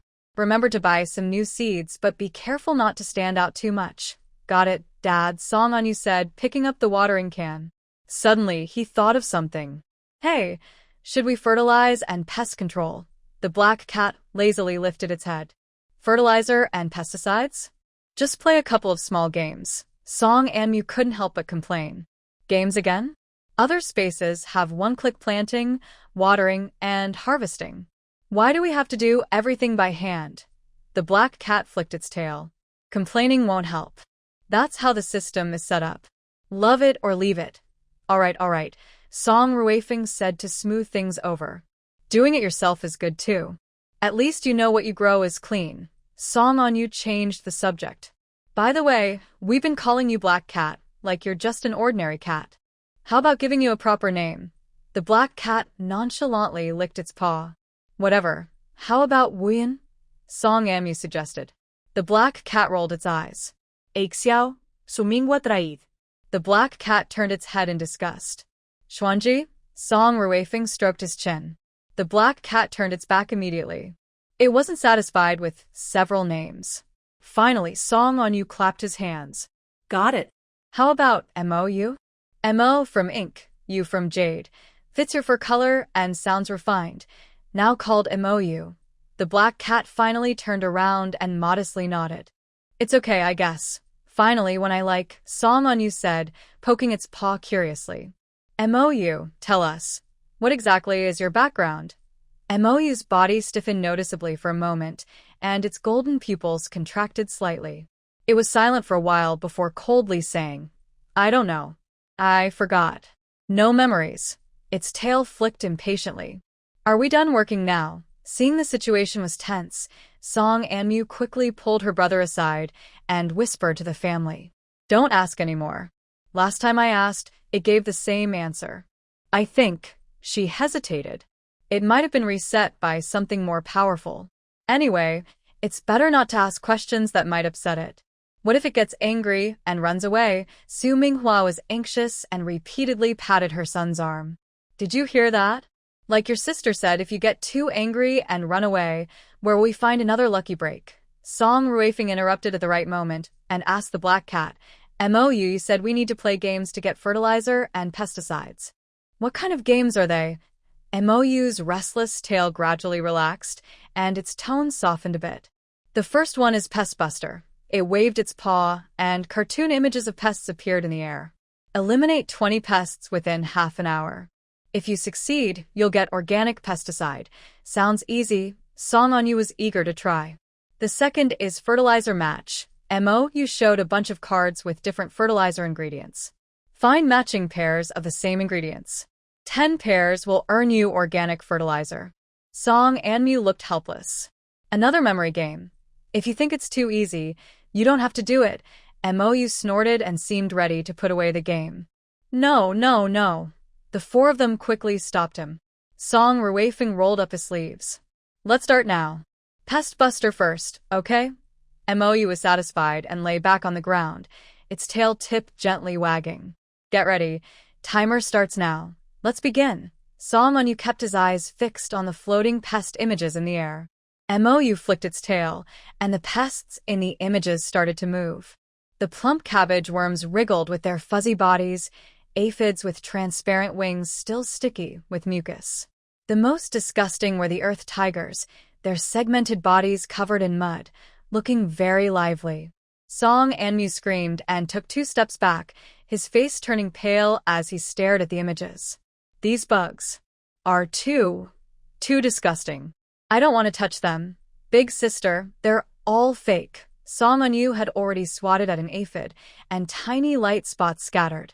Su Minghua gently held her daughter's hand. Don't be afraid. Look, she demonstrated by lightly tapping a cabbage worm, which immediately turned into light spots and disappeared. It's not dirty at all. Song Ruifeng also comforted her. Just like playing with fly swatters. The timer had started, and the pests were darting around in the air. Song On You had already eliminated 3, but there were too many pests. He couldn't handle them all alone. Still 17 left. MOU lazily reminded them. A quarter of an hour has already passed. Song Anmu bit her lip, watching her family busy around her. Finally, she gathered her courage, closed her eyes, and gently swatted at an aphid. With a soft sound, she carefully opened her eyes and saw her hands were clean. I did it, she exclaimed happily, but when she saw another plump green caterpillar, she couldn't help but shrink back. Big sister, look over there. Song On-yu suddenly shouted, pointing behind her. She turned around and saw 3 large locusts rushing toward her. She screamed in fear and reflexively waved her arms wildly, surprisingly knocking them away. "Well done," praised Song Ruifeng. Gradually, Song An-mu realized that although these bugs looked gross, they wouldn't really touch her. She started to learn from Su Minghua, pressing gently instead of hitting randomly. "Only 2 more," Mo's voice came. 30 seconds left. The 2 tricky locusts kept changing direction just before being caught. Song An-mu took a deep breath, waited for the right moment, and struck with both hands, finally eliminating them. Phew, she sighed in relief, noticing her palms were sweaty. Mo took out a small porcelain bottle. Organic pesticide, dilute with water before use. Curious, Song On-yu opened it and sniffed. "Huh? Smells like garlic." "Garlic extract is a natural insect repellent," Su Minghua explained with a smile, gently squeezing his daughter's shoulder. An-mu was very brave. Feeling a bit shy, Song An-mu touched her earlobe. Although she still felt a little scared inside, she was less afraid now. Looking at the pesticide in her hand, she suddenly thought that these disgusting bugs weren't so scary after all. As long as they could protect the crops they worked hard to grow, all the effort was worth it. "Next is fertilizer matching," Mo yawned, flicking his tail. Suddenly, 20 cards appeared in the air, face down, arranged neatly in 4 rows. Song An-mu stepped closer and saw that each card's back was decorated with different vine patterns, which looked much better than those gross bug images. "The rules are simple," Mo said, stretching lazily and lying back again. "Find pairs of cards with the same fertilizer ingredients. Remember, you only have 10 mistakes allowed." Song Ruifeng stroked his chin and observed carefully. "It seems every card has a different pattern. That makes it easier to remember." The game began. Song On-yu flipped the first card. Monopotassium phosphate. "This one's pretty common." Su Minghua turned over another. "Oh no, it's dipotassium phosphate, just 1 word off." "This one is ammonium nitrate," Song An-mu said carefully, as she revealed the 3rd card. The 4 of them took turns flipping cards, trying to remember which fertilizer matched each position. Song On-yu quickly pressed 2 cards. "I found it! These 2 are humic acid." Moyu flicked its tail. Correct. 9 pairs left. As the game went on, they realized the fertilizer names were very similar, and it was easy to mix them up. Song An-mu accidentally confused potassium sulfate with ammonium sulfate, losing 1 chance. "This is harder than the pest game," Song An-mu said, wiping sweat from her forehead. "These names are too easy to mix up." Song On-yu suddenly had an idea. "Wait, let's change our method. We can group the cards we've already seen by type." The strategy worked. The mother memorized nitrogen fertilizers, the daughter took phosphorus ones, the son handled potassium, and the father remembered organic fertilizers. They reminded each other and worked together more smoothly. "This one's superphosphate," Song An-mu shouted. "The match is in the bottom right corner," Su Minghua quickly pointed out. Gradually, Song On-yu noticed a pattern. "Look, the organic fertilizer cards all have little flower designs." With that discovery, they matched 3 more pairs, but only had 2 chances left. "Just 2 pairs to go," Song Ruifeng said nervously. "Let's be careful." Song An-mu took a deep breath and flipped a card. Ammonium bicarbonate. "There." Song On-yu pointed to a card in the top left corner. Match. The 4 held their breath, searching for the final pair. "It's potassium sulfate," Su Minghua said, trying hard to remember the matching card. "I think it's..." Before she could finish, Song An-mu quickly turned over a card. "Not that one, this one." As the last 2 cards turned into glowing lights and disappeared, Moyu nodded with satisfaction. "Not bad. Faster than I expected." It tossed out a rough cloth bag. "Organic fertilizer. Use it properly." Song On-yu eagerly caught it, opened his pocket and sniffed. "It smells a bit like fermented bean cakes. Now we can finally take good care of our vegetable field," Song Ruifeng said with a smile.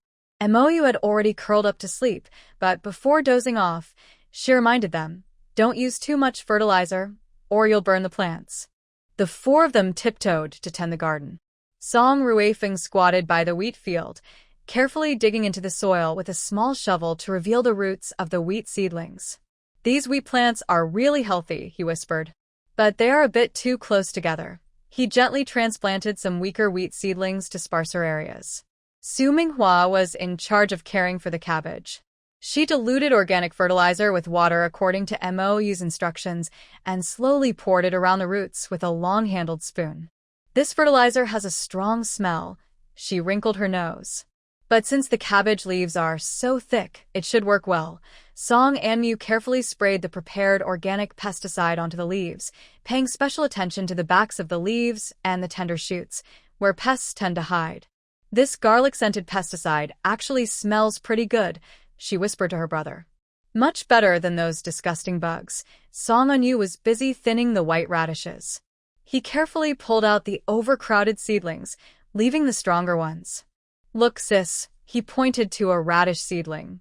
"This one's root is starting to swell." He loosened the soil around each radish with a small stick to help the roots grow better. "Water evenly," Song Ruifeng reminded. "We should still dilute the spring water. Don't pour too much." Su Minghua took out a prepared bamboo ruler to measure the crop growth. "The cabbage is already 5 inches tall, an inch taller than yesterday." Song Anmu recorded and sighed. "It's not as impressive as those space farms with one-click planting, but watching them grow day by day gives me a real sense of achievement." The four of them worked together. Song Anmu loosened the soil, Song Anmu watered, Su Minghua fertilized, and Song Ruifeng checked each plant's health. Whenever he found diseased leaves or insect eggs, he immediately removed them with a bamboo clip. "This cabbage has yellow spots on its leaves," Song Ruifeng pointed out. "It might be lacking potassium." Su Minghua immediately prepared some potassium-rich fertilizer water to nourish the cabbage, while Song Anmu carefully removed the diseased leaves to prevent the spread of illness. After working for most of the morning, they finished tending to all the crops. The four of them stood on the field's edge, looking at the lively vegetable garden. The wheat seedlings were green and tall, the cabbage leaves thick and shiny, and the radish tops lush and green. "Once we harvest," Song Anyu said excitedly, "we can eat the vegetables we grew ourselves." "Sho, speak softly," Song Anmu pointed to the peacefully sleeping MOU. "Don't wake it up." They quickly packed up their tools and stored the remaining fertilizer and pesticides properly. Su Minghua gently placed the snacks he brought beside MOU, who was sleeping. Before leaving the garden, Song Anmu looked back at the green vegetable patch, a small smile appearing on her face. Although it was hard to do everything by hand, this down-to-earth work made her feel very grounded and secure. The next morning, the backyard was busy with people. Old Song gathered the family to assign tasks. "Today, we'll split into 3 groups." Old Song cleared his throat. "The oldest son's family and the father-in-law will go to the pharmacy to deliver medicine. I, along with the second and third sons, will go to the general store. The wife and 2 daughters, along with the children, will go to the market to buy supplies." Mrs. Zhao nodded and started planning what to buy. "Let's first buy rice, flour, and cooking oil. After you finish delivering the goods, you can go to the market." The 2 delivery teams and the shopping teams set out at the same time. Song Ruifeng pushed a cart full of medicine boxes, while Old Su counted the items beside him. San Guanchen carried a bulging bag with the last few boxes of mosquito repellent, and Su Minghua's daughter and son helped carry a few small medicine boxes. "Masterly at Jian and Tang is a good person," Old Su said as they walked. "But he talks a lot." When they arrived at Jian and Tang, Masterly greeted them warmly with a smile. "Dr. Su, I've been waiting for you. The digestion pills have sold very well these days, and many customers are waiting for more." Old Su nodded to his son-in-law to bring the medicine boxes inside. "Everything is ready, and we've brought the mosquito repellent and medicinal wine, too." Masterly checked the medicines and looked pleased. "The quality is just as good as always." He hesitated for a moment, then finally said, "Dr. Su, you're probably leaving Qinglin town soon. About your prescription. Would you be willing to part with it?" "Of course, we can discuss the price." Old Mr. Su hesitated. The recipe wasn't passed down from his ancestors, but it could still be sold. He wasn't sure how much to sell it for yet. He stroked his beard and looked thoughtful. Well, seeing this, Song Ruifeng spoke at the right moment. Father-in-law, why don't you discuss it carefully with Manager Lee at the medicine shop? We need to buy some things for the road anyway. Manager Lee immediately understood and clapped his forehead. Yes, yes. With my poor memory, come inside, Dr. Su. Let's talk about this recipe properly. He politely stepped aside to make way. Old Mr. Su thought his son-in-law's idea was good. All right, 3 jars. You stay and discuss with me. Chun Songguan was excited when he heard about business talks. He straightened up and patted his chest. Leave it to me. Manager, you know how good Dr. Su's recipe is. As he spoke, he led old Mr. Su and Manager Lee into the inner room confidently, as if he knew the place well. He kept talking about the benefits of the recipe, acting like an experienced businessman. Manager Lee was quick to notice and ordered the servants to bring tea. The 3 of them soon started lively discussions inside. While they bargained, Song Anmu's family quietly slipped away. Meanwhile, old Mr. Song and his 2 sons went to the general store. Manager Liu saw the bamboo crafts they brought and admired them. This craftsmanship keeps getting better, he sighed. You should have moved further south. It's a pity. I wanted to order more. Old Mr. Song smiled and bowed. Thank you for your kind words, Manager Liu. We've been delayed in Qinglin town for a few days. We have to leave quickly. After leaving the pharmacy, Song Anmu's family didn't go straight to the market. Instead, they turned into a quiet alley. They needed a safe place to make a detailed shopping list, especially for items to secretly store in their space. They went deep into the alley, checked that no one was around, and Song Ruifeng took out a small notebook from his pocket. He looked sneaky and said, Let's write down what we need to buy first. Song Anmu raised his hand immediately. I'll handle the seeds. I saw a seed stall on the way here. I'll go straight there later. I am going to buy tools. Song Anmu wrote in her notebook. A small shovel, a water ladle, and a few clay jars for storing spiritual spring water. Su Minghua softly said, I'll be responsible for buying some food. We should also get some durable dried dates, pickled vegetables, and salted meat. Song Ruifeng took the notebook and wrote, I'll look for suitable tools and containers. The things we gather can be stored in bamboo baskets or similar. As the 4 of them discussed, suddenly footsteps sounded from the alley entrance. The brother and sister hurriedly hid their notebooks in their sleeves, and one pretended to tie his shoe, forgetting that they were in ancient times. They both froze awkwardly, standing still. A peddler carrying a load slowly passed by. He looked curiously at the one pretending to tie his shoe. Maintaining his composure, Song Ruifeng smiled and asked, Brother, do you know if there are any bamboo crafts sold nearby? The peddler shook his head, indicating he didn't know. After he walked away, the 4 of them sighed in relief. Su Minghua whispered, Let's go to the market first. We can buy whatever we see. We'll need it eventually. They arrived at the market, crowded with people. The shouting vendors filled the air. Zhao's family was bargaining in front of a grain shop, while 3 children nearby looked around curiously. Split up, Song Ruifeng whispered. Meet back here in half an hour. Song Anmu was the first to slip away, heading straight to the seed stall he had seen earlier. The stall owner was an old farmer with a wrinkled face, displaying various seed bags. What kind of seeds do you want to buy, little one? The old farmer asked with a smile. Song Anmu squatted down and asked clearly, Uncle, how much for these cucumber seeds? And eggplant seeds? I also want some vegetable seeds. Seeing a child selling seeds, the old farmer chuckled happily and asked, Little one, are you alone? Where are your grown-ups? Meanwhile, Song Anmu carefully selected at a general store. She picked up a few clay jars and knocked on them. Boss, how much for these jars? I want 5. Then she pointed to some tools. I'll take this small shovel and water ladle too. Su Minghua first went to a dried goods shop. He paused in front of shelves filled with cured meats, pointing at the glossy, smoked ham. 10 jin of this meat. He also asked the shopkeeper to weigh 5 jin of dried dates and casually bought some pickled vegetables and dried fish. When paying, he chatted a few words with the shop owner about family life. Then Su Minghua moved to the meat shop. She carefully selected a piece of pork with a good mix of fat and lean meat and asked the butcher to cut off 10 jin, about 5 kilograms. While the shop assistant wrapped the meat in lotus leaves, she casually asked, "Is today's lamb meat fresh?" Learning that it was slaughtered early this morning, she ordered another 5 jin of lamb leg meat. Song Ruifeng was weighing tools in front of the blacksmith shop. He happily bought a new chopper and 2 small iron shovels. Before leaving, he exchanged a few words with the blacksmith about blacksmithing tips.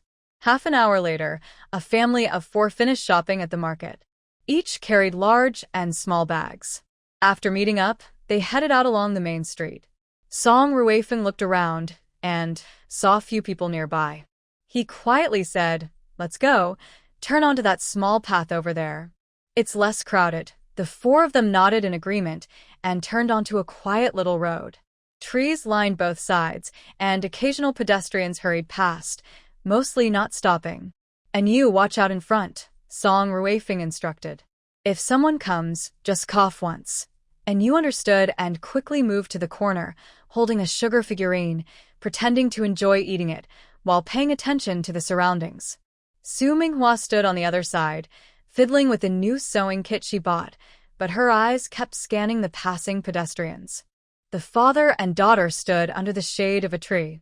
They quickly unpacked their bags, carefully putting seeds, clay pots, iron shovels, and other important items into their space. They moved swiftly, and in a short while, several cloth bags were empty. "Done," said Song Anmu, folding the empty cloth bag and tucking it into her sleeve quietly. Song Ruifeng nodded slightly and waved to the mother and son. "Let's go. Meet up back home." The 4 of them walked out of the small path casually. Just then, they saw Chun Songwan looking around and coming this way, muttering, "Strange, where did this family go?" "Uncle Songwan," Song Anmu called out quickly. "Did you settle the deal?" Chun Songwan proudly patted his money pouch. "Of course. Your grandfather's recipe sold for 15 taels of silver." He curiously looked at the packages in their hands.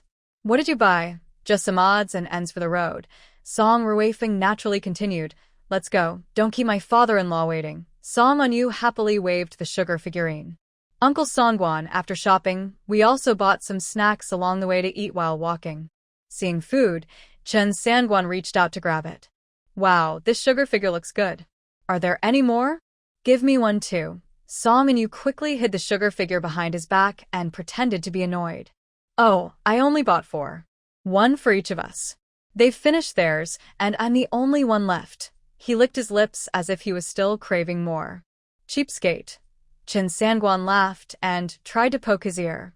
"Next time, remember to bring one for Uncle Sangwan too." Song Anmu quickly took a small paper bag from his sleeve and handed it over.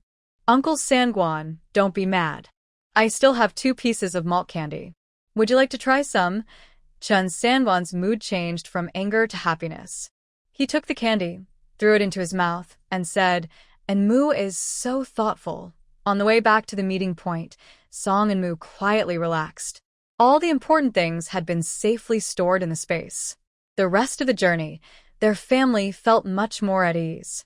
When the 5 of them returned to the clinic, Old Sue was carefully checking the list of medicinal herbs with the shopkeeper. Several packets of newly prepared medicine were neatly arranged on the counter, giving off a faint medicinal smell. Just in time, Old Sue looked up and said, "I asked the shopkeeper to prepare some common medicines to prevent colds and heat stroke on the way."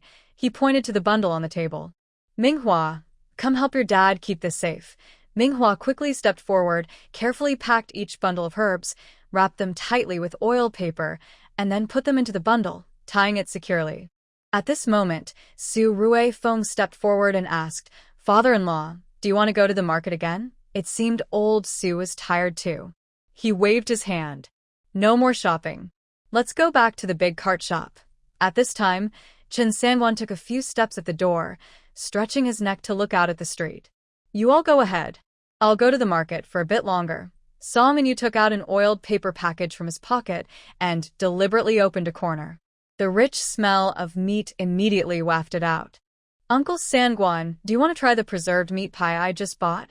Chen Sangwan's foot, just about to step out the door, suddenly pulled back. He sniffed deeply. "Wow, that smell is really tempting." He reached out to grab it. Song and Mu also smiled and took out a small paper bag from his sleeve. "I also have sesame candy. Would you like to try some before you go?" Yes, yes, yes. Chun Sangwan eagerly took it. He first bit into a large piece of the preserved meat pie, puffed his cheeks, and mumbled, Fragrant. So delicious. Old Mr. Seuss stroked his beard and smiled. 3 jars. You can eat these snacks slowly on the way. We'll deliver the medicinal herbs to the big cart shop and wait for the other 2 groups to return. Chen Sangwa had his mouth full and responded vaguely.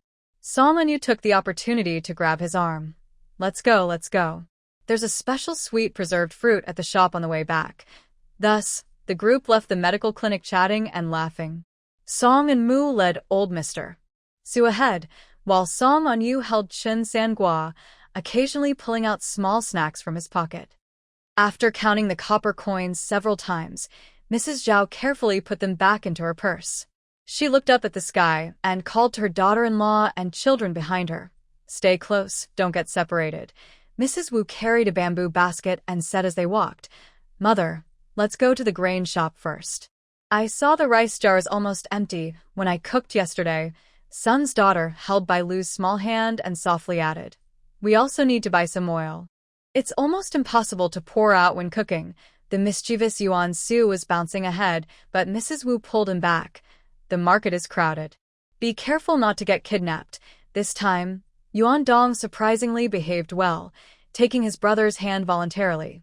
Grandma, don't worry. I'll watch my brother. Mrs. Wu and Mrs. Zhao nodded with relief, but they were secretly wondering, why are these 2 kids suddenly so obedient? Are they up to something?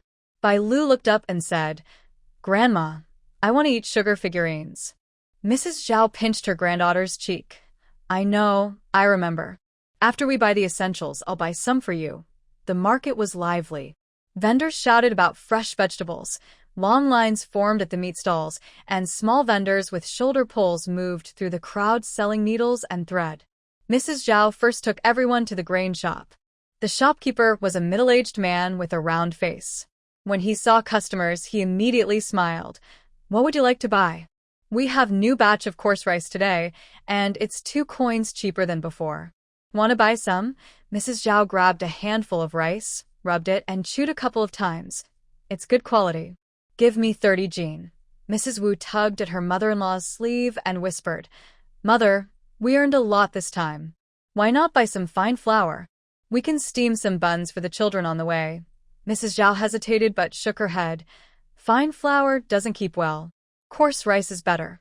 Grandmother's son gently advised, Mom, buying 5 jin of fine flour mixed in won't be a problem. And Mu was just talking about wanting to eat scallion pancakes. When mentioning her granddaughter, Mrs. Zhao's expression softened a bit. Then, let's buy another 5 jin of fine flour. After buying the grains, the group moved to a grocery stall. Mrs. Zhao carefully selected a salt jar when suddenly she heard Yuan Su's surprised cry outside. Wu was the first to rush out, shouting, What trouble has that little rascal caused now? They hurried outside and saw Yuan Su leaning over a stall selling clay figurines, staring eagerly at a painted little tiger. The stall owner was an old man with many wrinkles, smiling kindly. This kid has good taste. This is a new arrival, only 12 coins. Yuan Su tugged at his grandmother's sleeve. Grandma, I'm tired from the walk. I want a little tiger, just one, okay? Yuan Dong squatted down and pointed at a soldier figurine holding a gun. Grandma, that one is also nice. Bai Lu twisted in Sun's arms and pointed at a pink little rabbit. Grandma, Bunny. The 3 children looked at Mrs. Zhao with hopeful eyes. The old lady couldn't resist. She took out some coins from her purse. All right, buy them all. She turned to the stall owner. Boss, I want this little tiger, that soldier, and this little rabbit. Wu, not daring to let her mother-in-law pay, quickly stepped forward. Mom, I'll pay. Sun also hurriedly said, Yes, Mom, I'll pay for Bailu's. Knowing her daughter's-in-law's kindness, Mrs. Zhao waved her hand. no arguing. We finally have some extra money. I'll pay this time. After paying, Bailu held the little rabbit with bright eyes, waved for Mrs. Zhao to squat down, then tiptoed and kissed her on the cheek. Thank you, Grandma. This made Mrs. Zhao smile happily, saying repeatedly, Good girl. The 3 children gathered together, chattering happily about their clay figurines.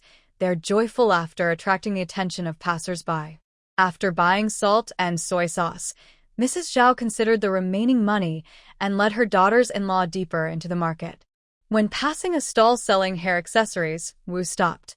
"Mom, I think this wooden hairpin suits you. You can wear it on the way." Mrs. Zhao only glanced at it. "I'm too old for hairpins." After saying that, she kept walking forward. The two wives exchanged glances. When Zhao's figure was out of sight, Sun quietly returned to the stall and chose a sturdy peach wood hairpin. When passing by the candy stall, the three children couldn't walk any further. Zhao made a firm decision and bought 3 pieces of malt candy, breaking them into small parts to share. While they were eating, suddenly someone called out to them.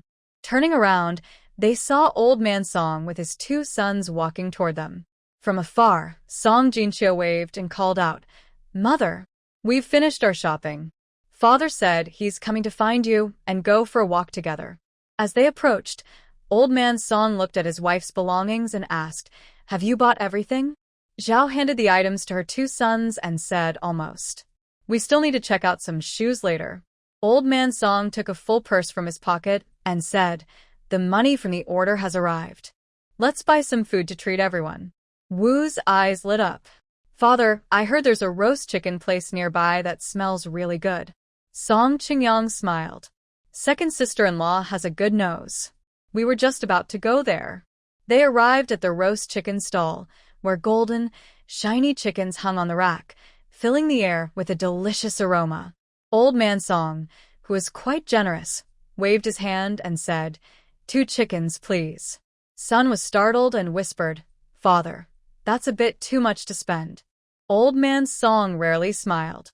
"Everyone has worked hard today. We should enjoy a good meal." After buying the roast chickens, Old Man Song also bought some marinated dried tofu and fried dough twists. When passing by the shoe stall, they stopped to look. The shoe seller was a slim middle-aged man who greeted them warmly. "Are you looking to buy shoes? I have ready-made ones, or I can make them to fit." Zhao asked Yuan Dong to try on a pair of layered-soled cloth shoes. She also picked a pair of tiger head shoes for Yuan Su. Bai Lu was happy to get a pair of red cloth shoes embroidered with small flowers, spinning around happily. Wu tried on her shoes and told her mother-in-law, "Mother, you should get a new pair too." Zhao waved her hand. "Mine are still fine, but the soles of the boys' shoes are worn thin." She looked for a while and chose several pairs of sturdy cowhide-soled cloth shoes. Seeing that she had finished, the 2 wives insisted on making her try a pair of layered-soled cloth shoes. Zhao finished trying on the shoes and was about to put them back, but Wu quickly paid for them, and Sun carefully packed the shoes. "Oh, "You 2 spendthrift wives." Mrs. Zhao reached out to take her shoes back and said, "Everyone says I can still wear these. What are you all doing?" "Just take the money back." Song Qingyang quickly stopped his mother's hand. "Mom, look at how thick the soles are. These are perfect for walking long distances." "Exactly, Mom," Song Jinxiu added. "If you don't take them, we won't be able to sleep tonight." Old Song chuckled nearby. "Wife, the kids are showing their kindness. Don't refuse." Mrs. Zhao finally gave in, laughing and scolding. "You 2 are so petty."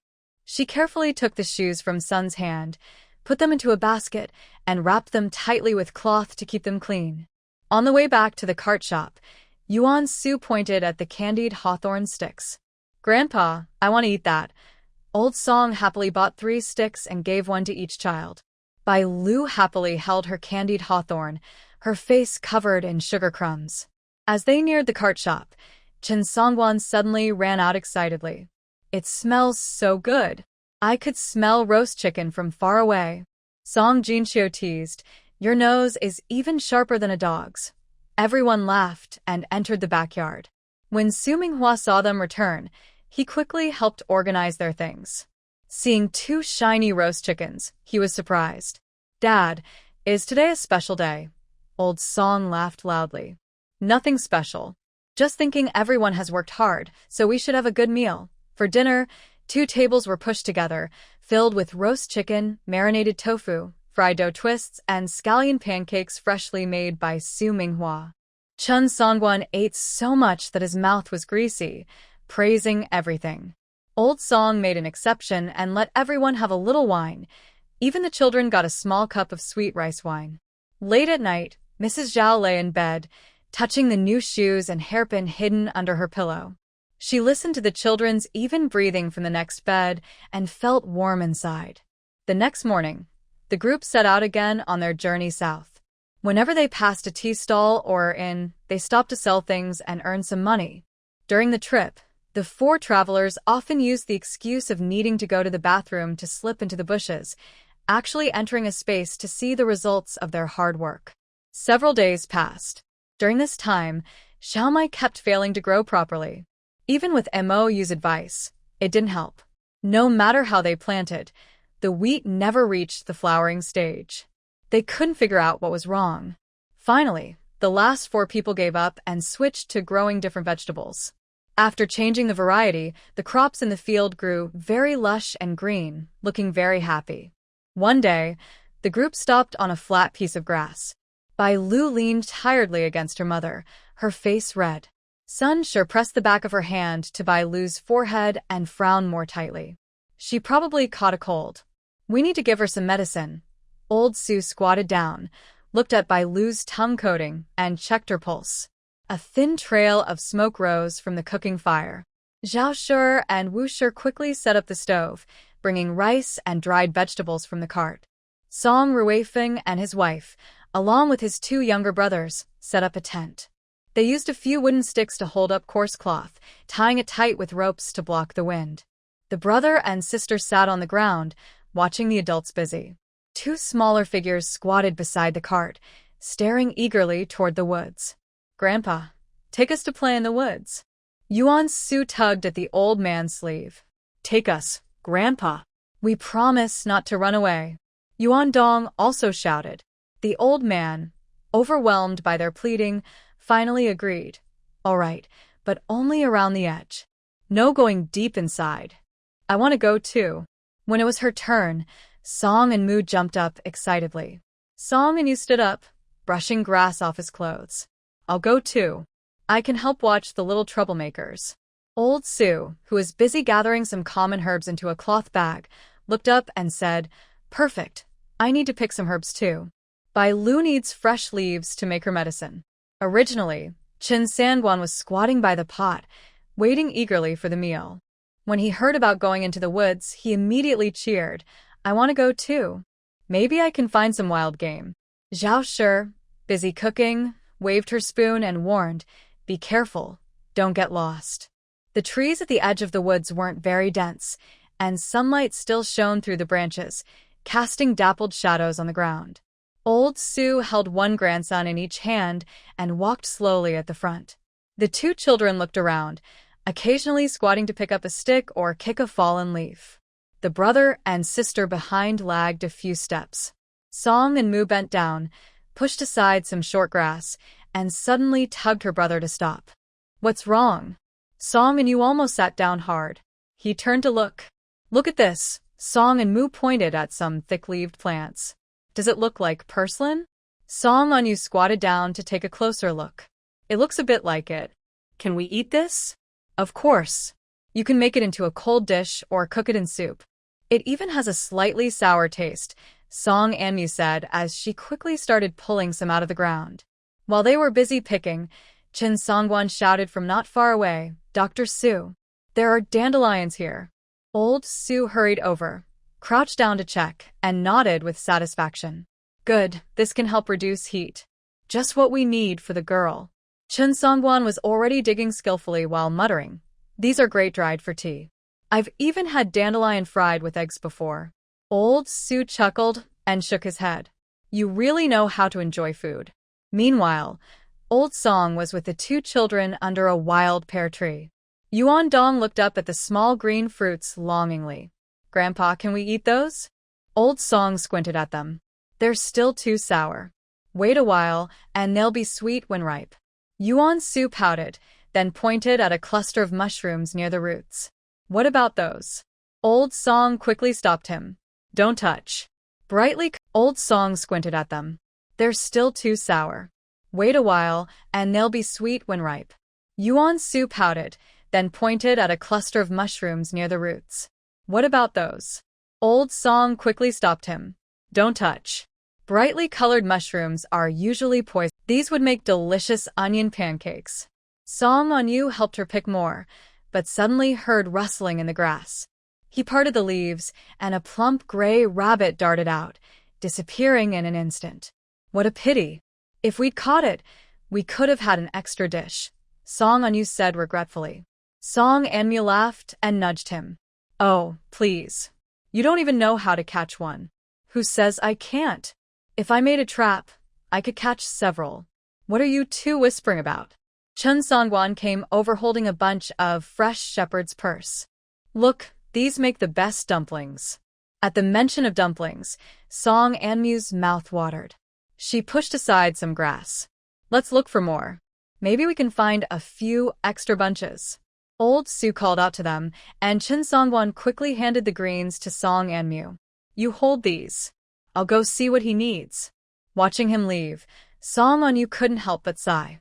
Why is he so obsessed with food?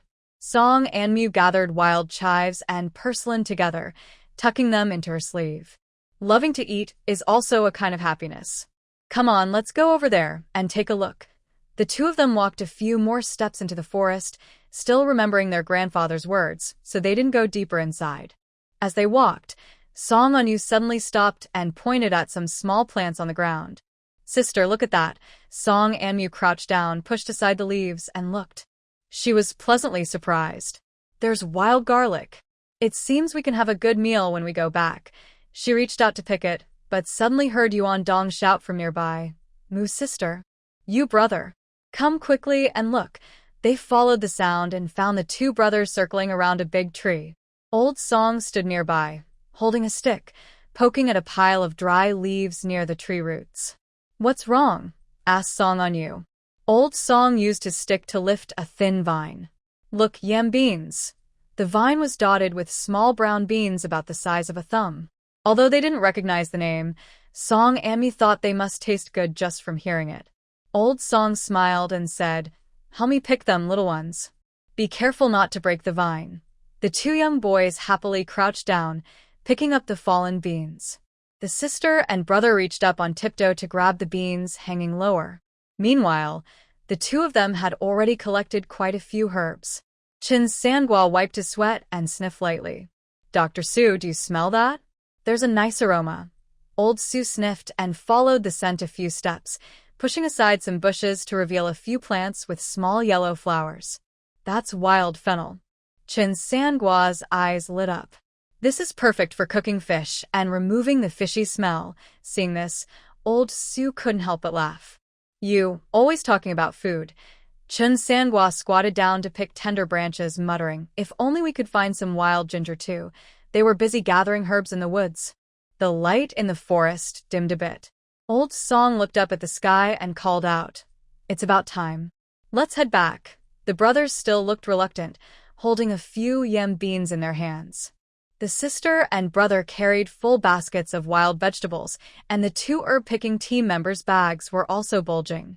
Good harvest, Old Song said happily, looking at everyone. Let's go back and see if the meal is ready. A group of people was walking back along the same path they came from. Song An-mu tugged at her brother's sleeve and asked, Hey, do you think our mom will praise us later for recognizing so many plants? Big brother glanced at her and said, If you can wash the wild vegetables, she definitely will. Song An-mu giggled and nudged him. Can you help me wash them? Dreamily, he replied, wishful thinking. While they were playing, Song An-mu was happily running ahead when suddenly she tripped. She flew into the air and fell heavily to the ground, scattering the wild vegetables everywhere. Ouch! She cried out in pain. As she tried to get up, she suddenly felt something strange, something soft yet firm, and it moved slightly. Looking down, her scalp went numb. It was a human leg. Ah! She screamed and scrambled backward, rolling away in fear. Hearing the noise, others quickly gathered around. Song On-yu was the first to reach her side, anxiously asking, What happened? Song An-mu pointed at the grass and trembling said, There, someone. Two old men looked at each other and quickly pushed aside the thick grass. Sure enough, there was a disheveled middle-aged man lying face up. His eyes were closed, his face pale, lips cracked, looking like he had fainted. Chun Songwon squatted down and checked his breath. He's still alive. Old man Su hurried over to check his pulse and looked at his eyelids. He sighed in relief. He's fine, just hungry and fainted. Song Anmu, still shaken, finally calmed down and patted her chest. That was scary. I thought I saw something bad. Song Anmu helped pick up the scattered wild vegetables and softly comforted her. It's okay now. He's just a person, not a ghost. Suddenly, the man's eyelids twitched and he slowly opened his eyes. He looked around confusedly, then his gaze settled on the group of onlookers. He struggled to sit up and asked hoarsely, "Are you all from the north?" Old man Song immediately looked at him cautiously. Who are you? Why are you lying here? The man forced a weak smile and politely bowed his head. My name is Lu Wenyuan. I am a fortune teller.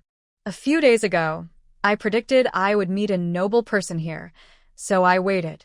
Unfortunately, he awkwardly touched his stomach. I guessed the location but not the time. I waited for 2 days, ran out of food, and didn't dare leave, afraid of missing the noble person. And so, Chen Sangwon couldn't help but interrupt. Did you faint from hunger? His question hit the mark. Lu Wenyuan nodded shyly. Yes, I am ashamed.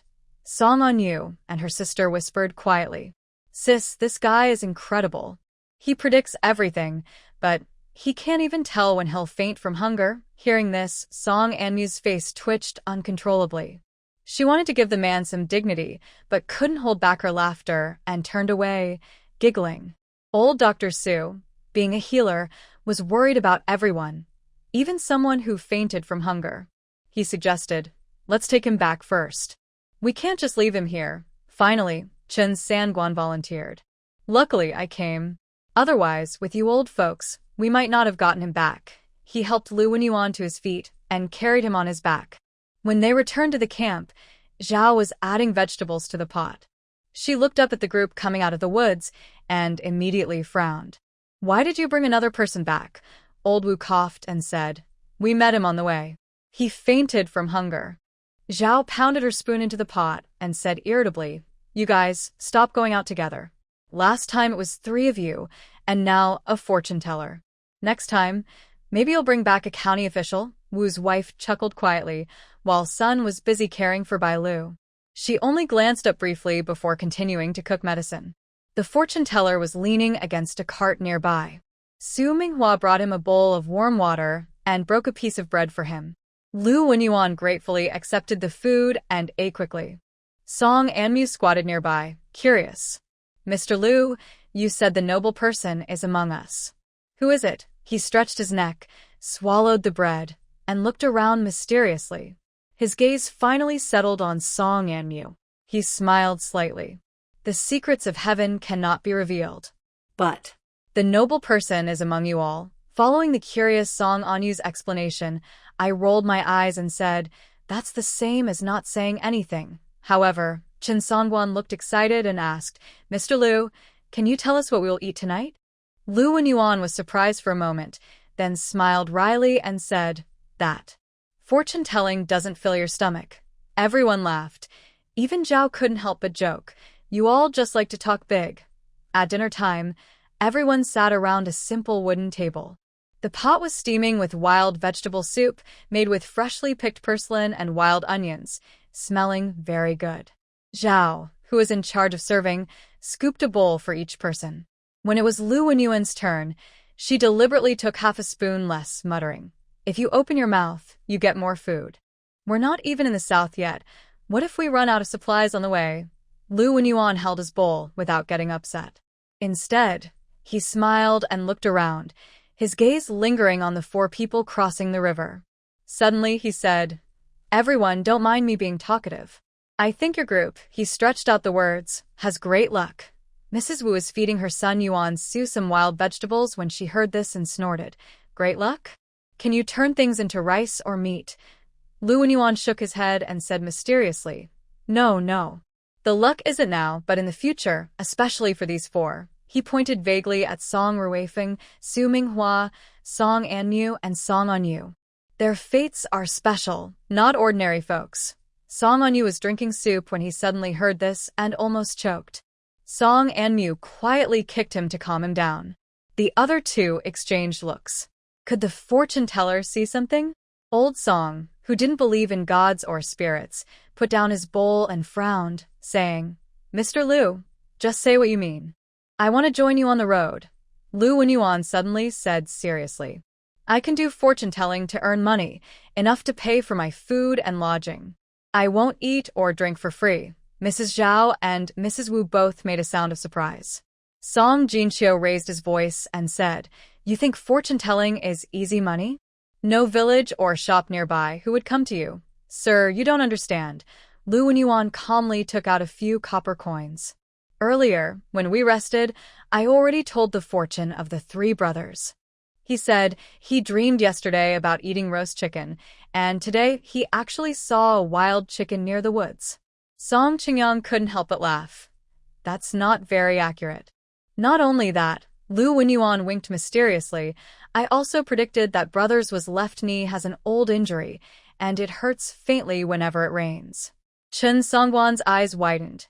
"That's amazing. I've never told anyone about this." Everyone was half convinced, and Song Anmu whispered, "Maybe he's just guessing." Liu Wenyuan's sharp ears immediately turned to her. "If you don't believe it, little girl, why not let me read your palm?" Song Anmu instinctively hid her hand behind her back. "Heh, no need." "All right then," Old Song said firmly, "since Mr. Liu has the skill, it's fine to follow him. But let's be clear." He looked seriously at the man. "If you don't make money within 3 days, you're on your own." Liu Wenyuan was overjoyed and kept bowing. "Thank you, sir. I'll go prepare the divination sticks right away." He was about to stand up. Sit down. Zhao's spoon clanged on the pot's edge. "You haven't finished your meal, and you want to leave? Drink all the soup in your bowl. Not a single grain of rice should be left." Liu Wenyuan shrank his neck and obediently sat back down to eat. Song Onyu stifled a laugh and whispered to his sister, "This guy is kind of interesting." Seeing Liu Wenyuan gobbling his food, Song Anmu suddenly felt that this southern journey might turn out to be more lively than she had imagined. On the way south, they added a new person, an expert in fortune-telling. The others didn't seem bothered, but the 4 who could travel through space felt sweaty and uncomfortable.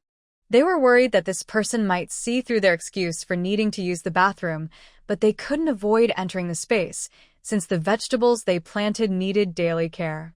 They could only hide every day and at a lookout, which increased their workload but left them no room to complain.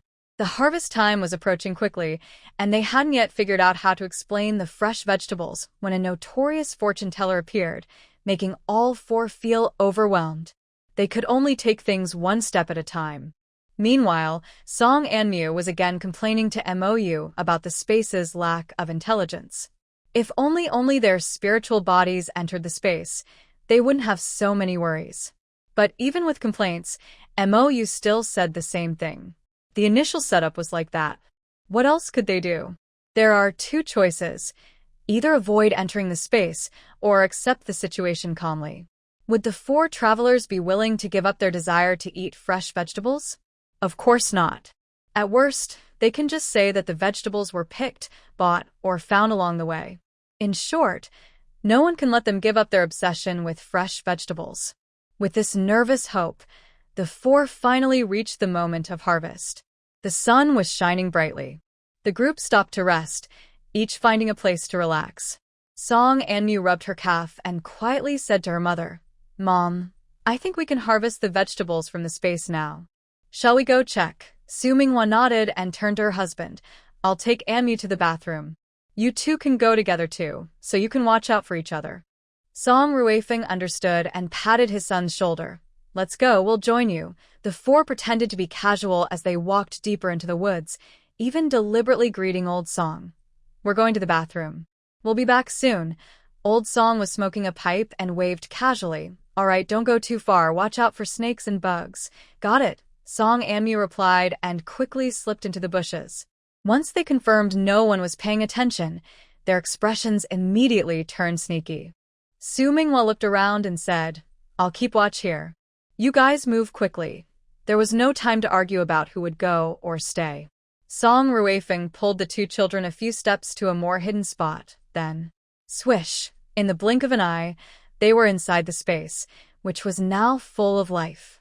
Cucumber vines covered the bamboo frames, green fruits hung from the plants, some still had yellow flowers at the tips. The cabbage leaves were thick and layered, like blooming green flowers. The white radish leaves were large and dense. When they parted the leaves, they saw smooth, white roots emerging from the ground. Wow. "We can really harvest now." Song Onyu squatted down and reached out to pull a radish. Mou, who had been napping on the edge of the field, was awakened by the noise.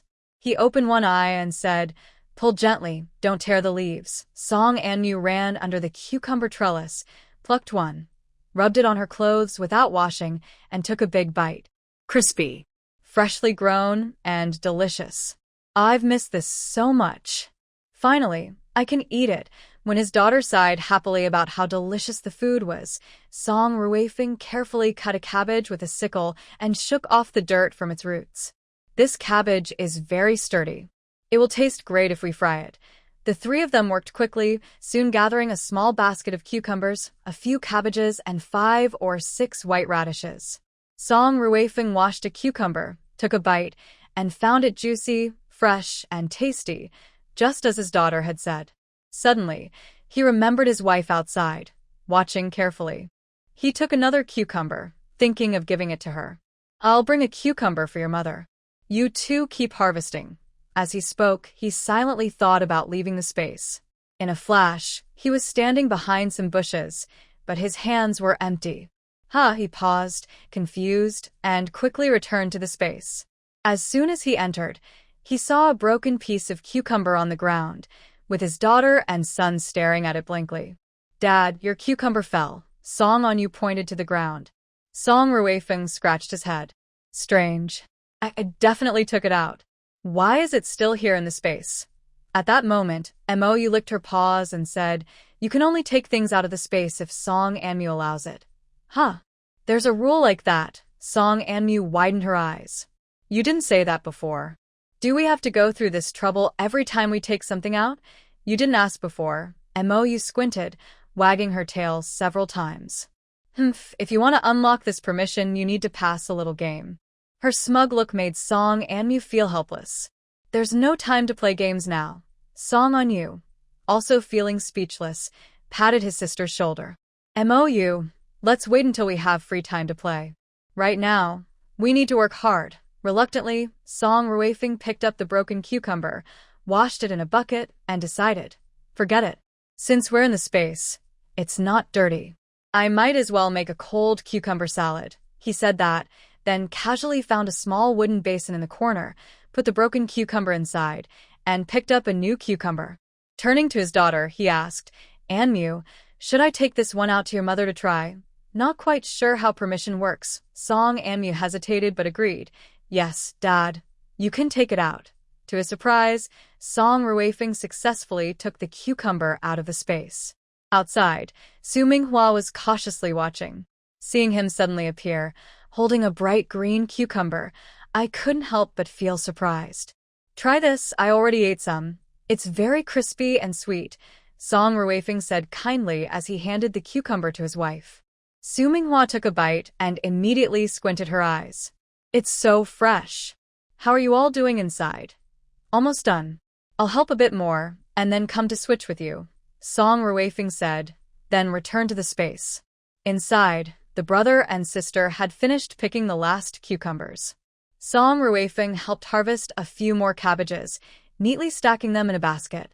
"All right, time to switch shifts," Song Ruifeng said, moving the basket next to the well. He wiped his hands and told his children, "I'll go get your mother." After he left, Su Minghua quickly entered.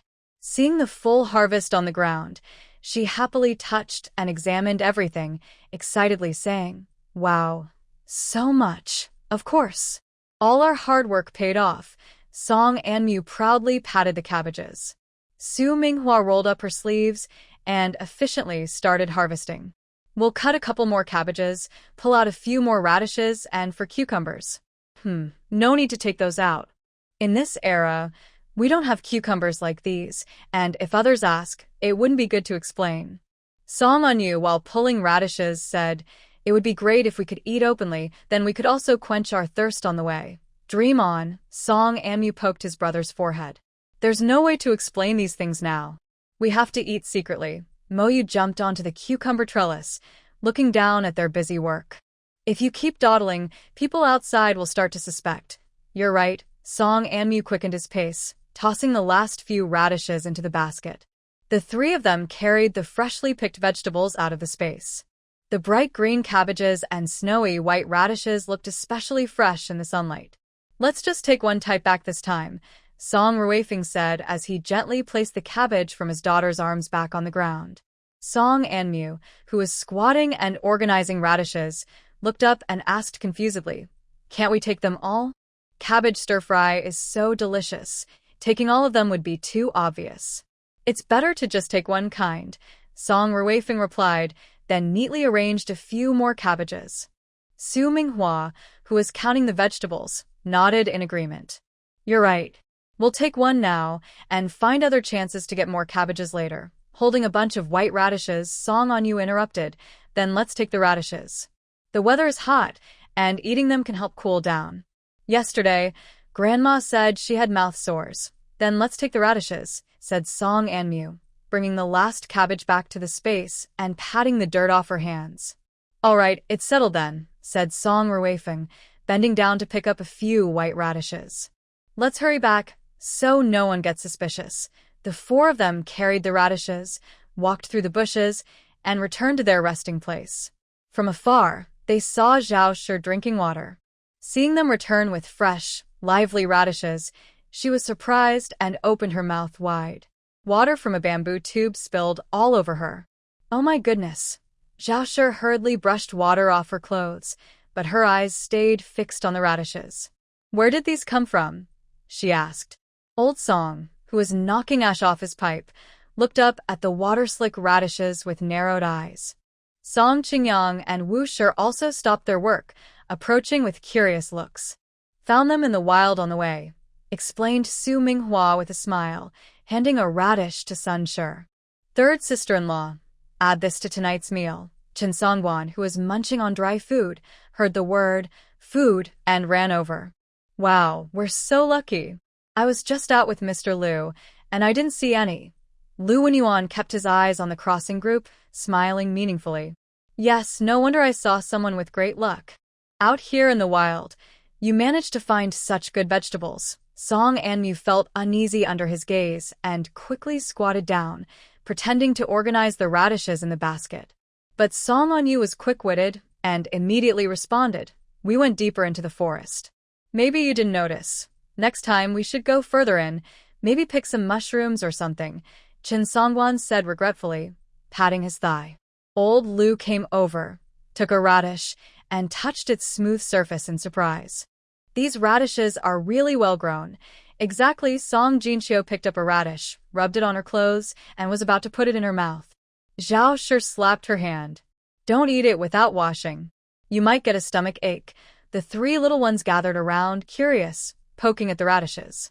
Old Song looked over, nodded with satisfaction. "Not bad. We'll have some fresh food tonight." He turned to Song Ruifeng and said, "Boss, you guys are really lucky." Song Ruifeng chuckled softly. "Haha, just a coincidence."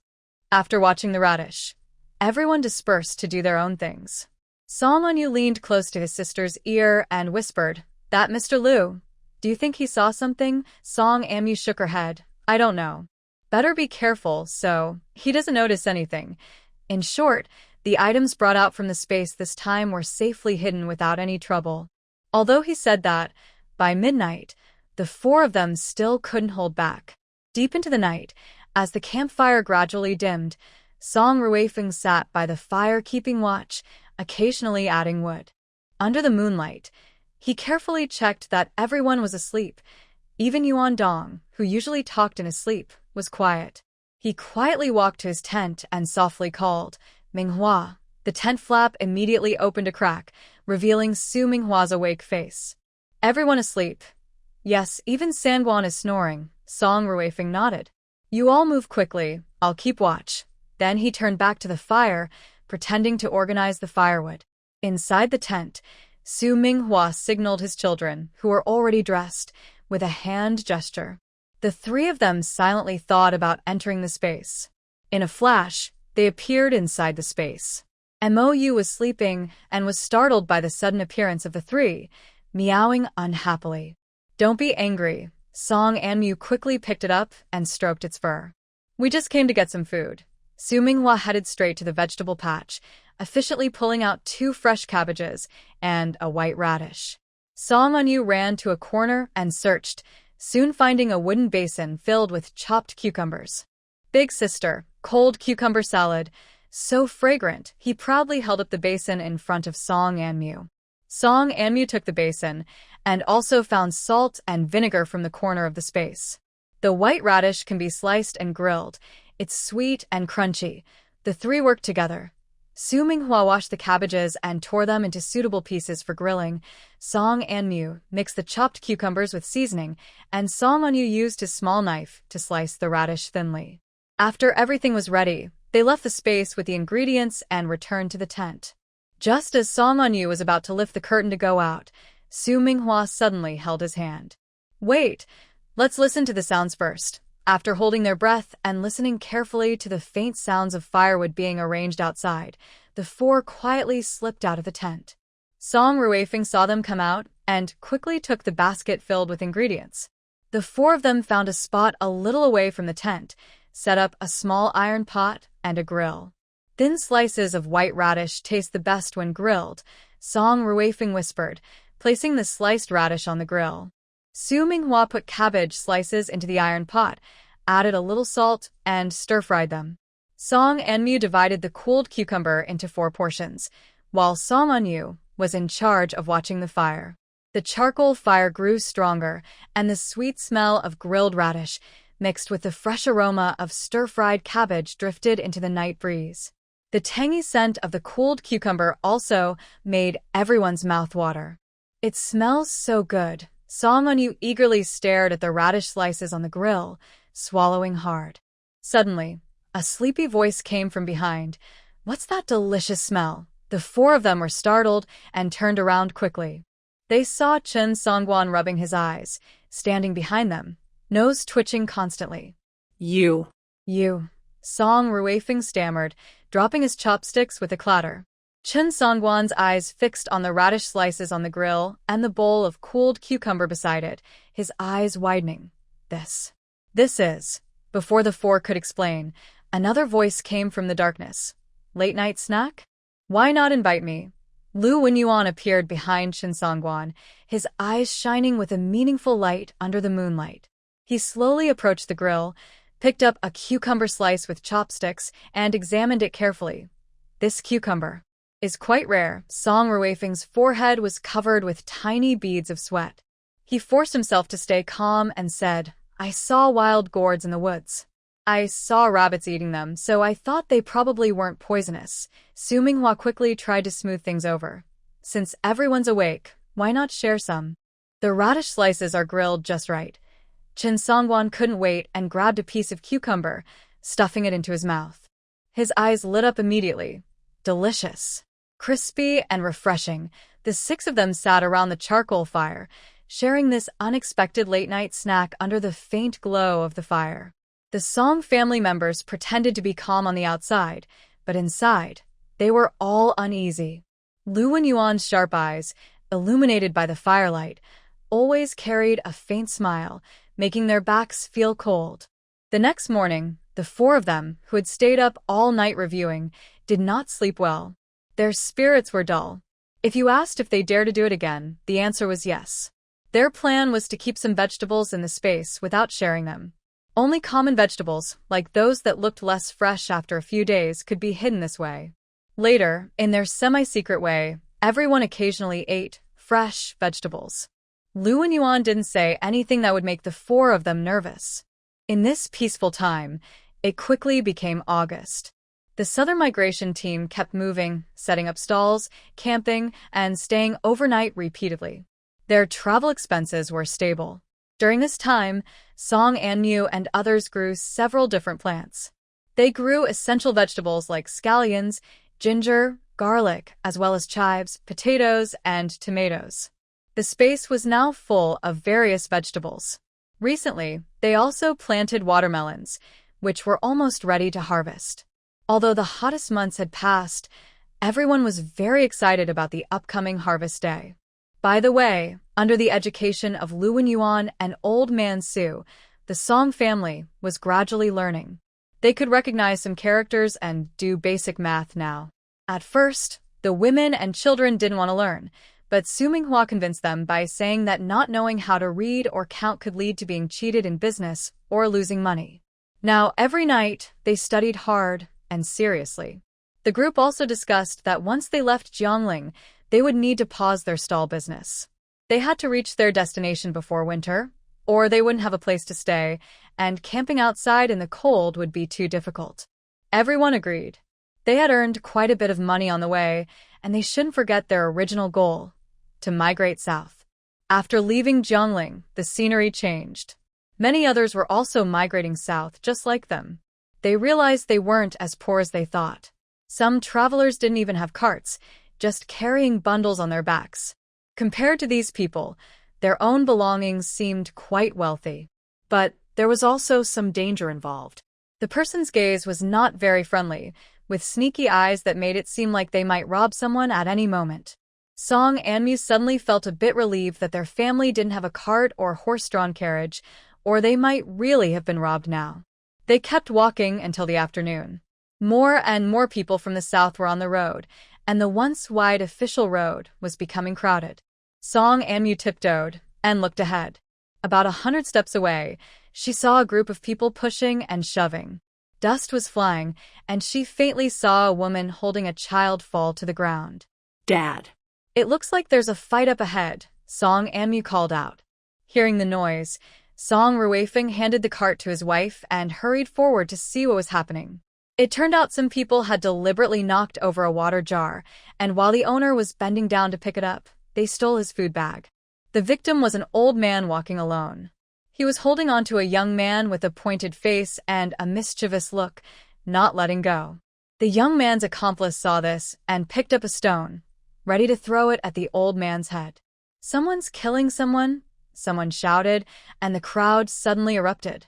In the chaos, a boy about 5 or 6 years old was knocked down. His head hit the broken stones, and blood quickly soaked his collar.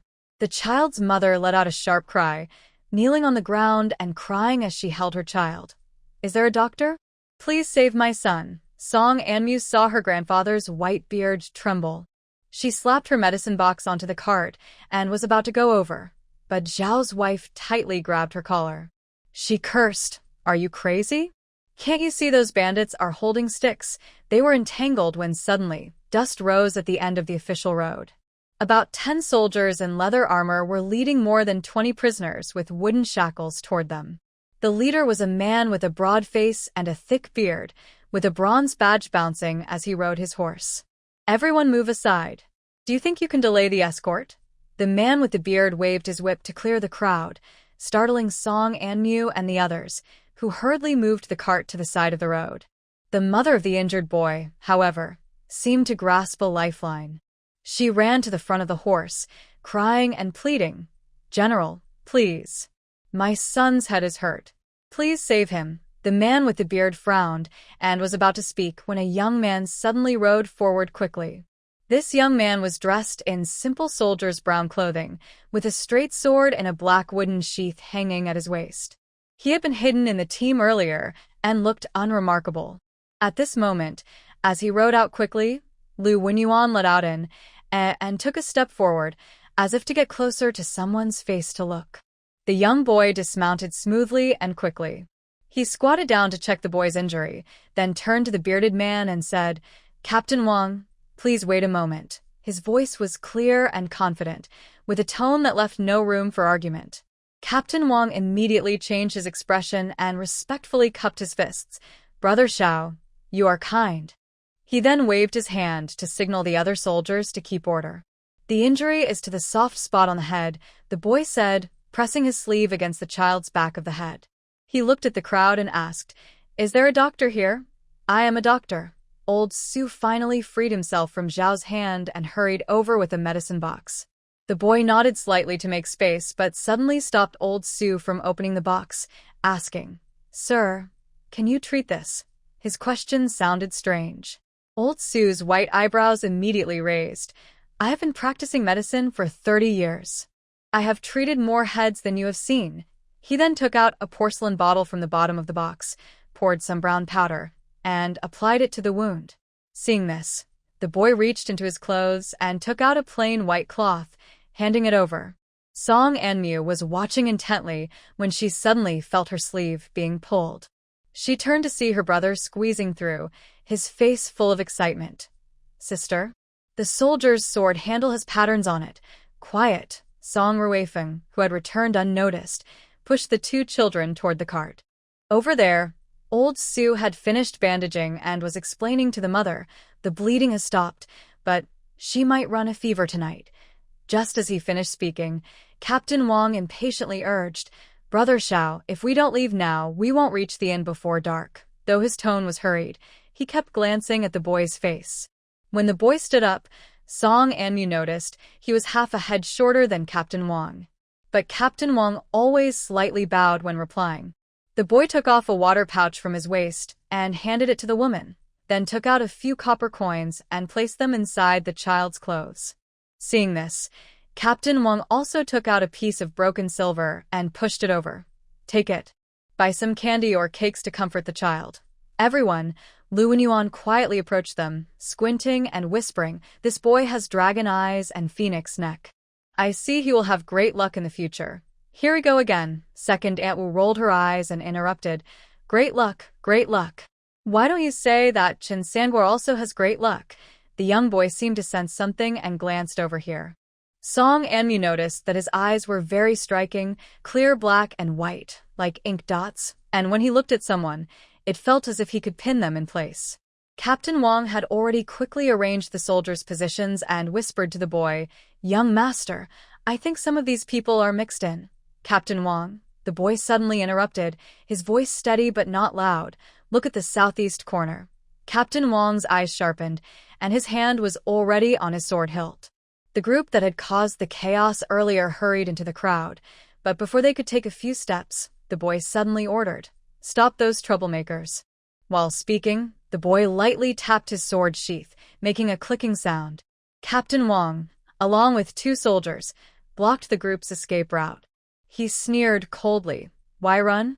The military officer is just inviting you for tea. Does the officer have any other orders?" One of them, with a scarred face, turned around stiffly, his face twitching with tension.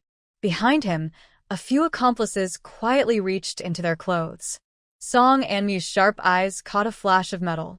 The boy pulled out a metal badge from his pocket and waved it in front of the scarred man's eyes. "Do you recognize this?" The group immediately turned pale. The scarred man suddenly erupted in aggression. The strongest man swung a firewood axe at the boy. Before anyone could scream, Captain Wang took a quick step forward, his tall figure smashing into the man and knocking him 3 meters away. At the same time, the boy made his move. He precisely struck the other person's wrist with his ebony sword sheath. The axe clattered to the ground, and the boy used the sheath tip to flick away a dagger, moving smoothly and confidently. Song Anyu was so excited he tugged at his sister's sleeve. "Did you see that? Did you see?" When he turned around, it was so cool. "Shut up." Song Ruifeng was furious. "What's going on?" Even now, he's still watching the show. He quickly pushed the two kids under the cart. Just as he turned, he saw a man with a knife rushing toward him. Before anyone could scream, there was a sharp whoosh sound. "Ow!" The attacker suddenly covered his eyes and staggered backward. He had several fine, hair-thin pine needles stuck in his eyelids, with some yellowish powder on the tips. Chun Sanjian peeked out from behind the cart, holding a bamboo blowpipe in his hand. "Don't be afraid. I told you I can use poison to stop the bad guys. Trust me." Everyone sighed in relief, but the villain suddenly started swaying and yawning, muttering, "So sleepy." He then leaned against a tree trunk and sat down on the ground, snoring loudly. Commander Wong was stunned, while the young boy looked thoughtful and raised an eyebrow, asking, "Chili pepper with mandrake." "Good eye, sir," Chen Sangwan exclaimed excitedly, and another oil paper package slipped out of his sleeve. It was clearly something bad, so Mrs. Wu quickly grabbed a rolling pin and knocked the oil paper package away, sending it flying in a graceful arc. As Chen Sangwan hurried to dodge, the cloth bag tied to his waist suddenly burst open, and several small medicine packets rolled out.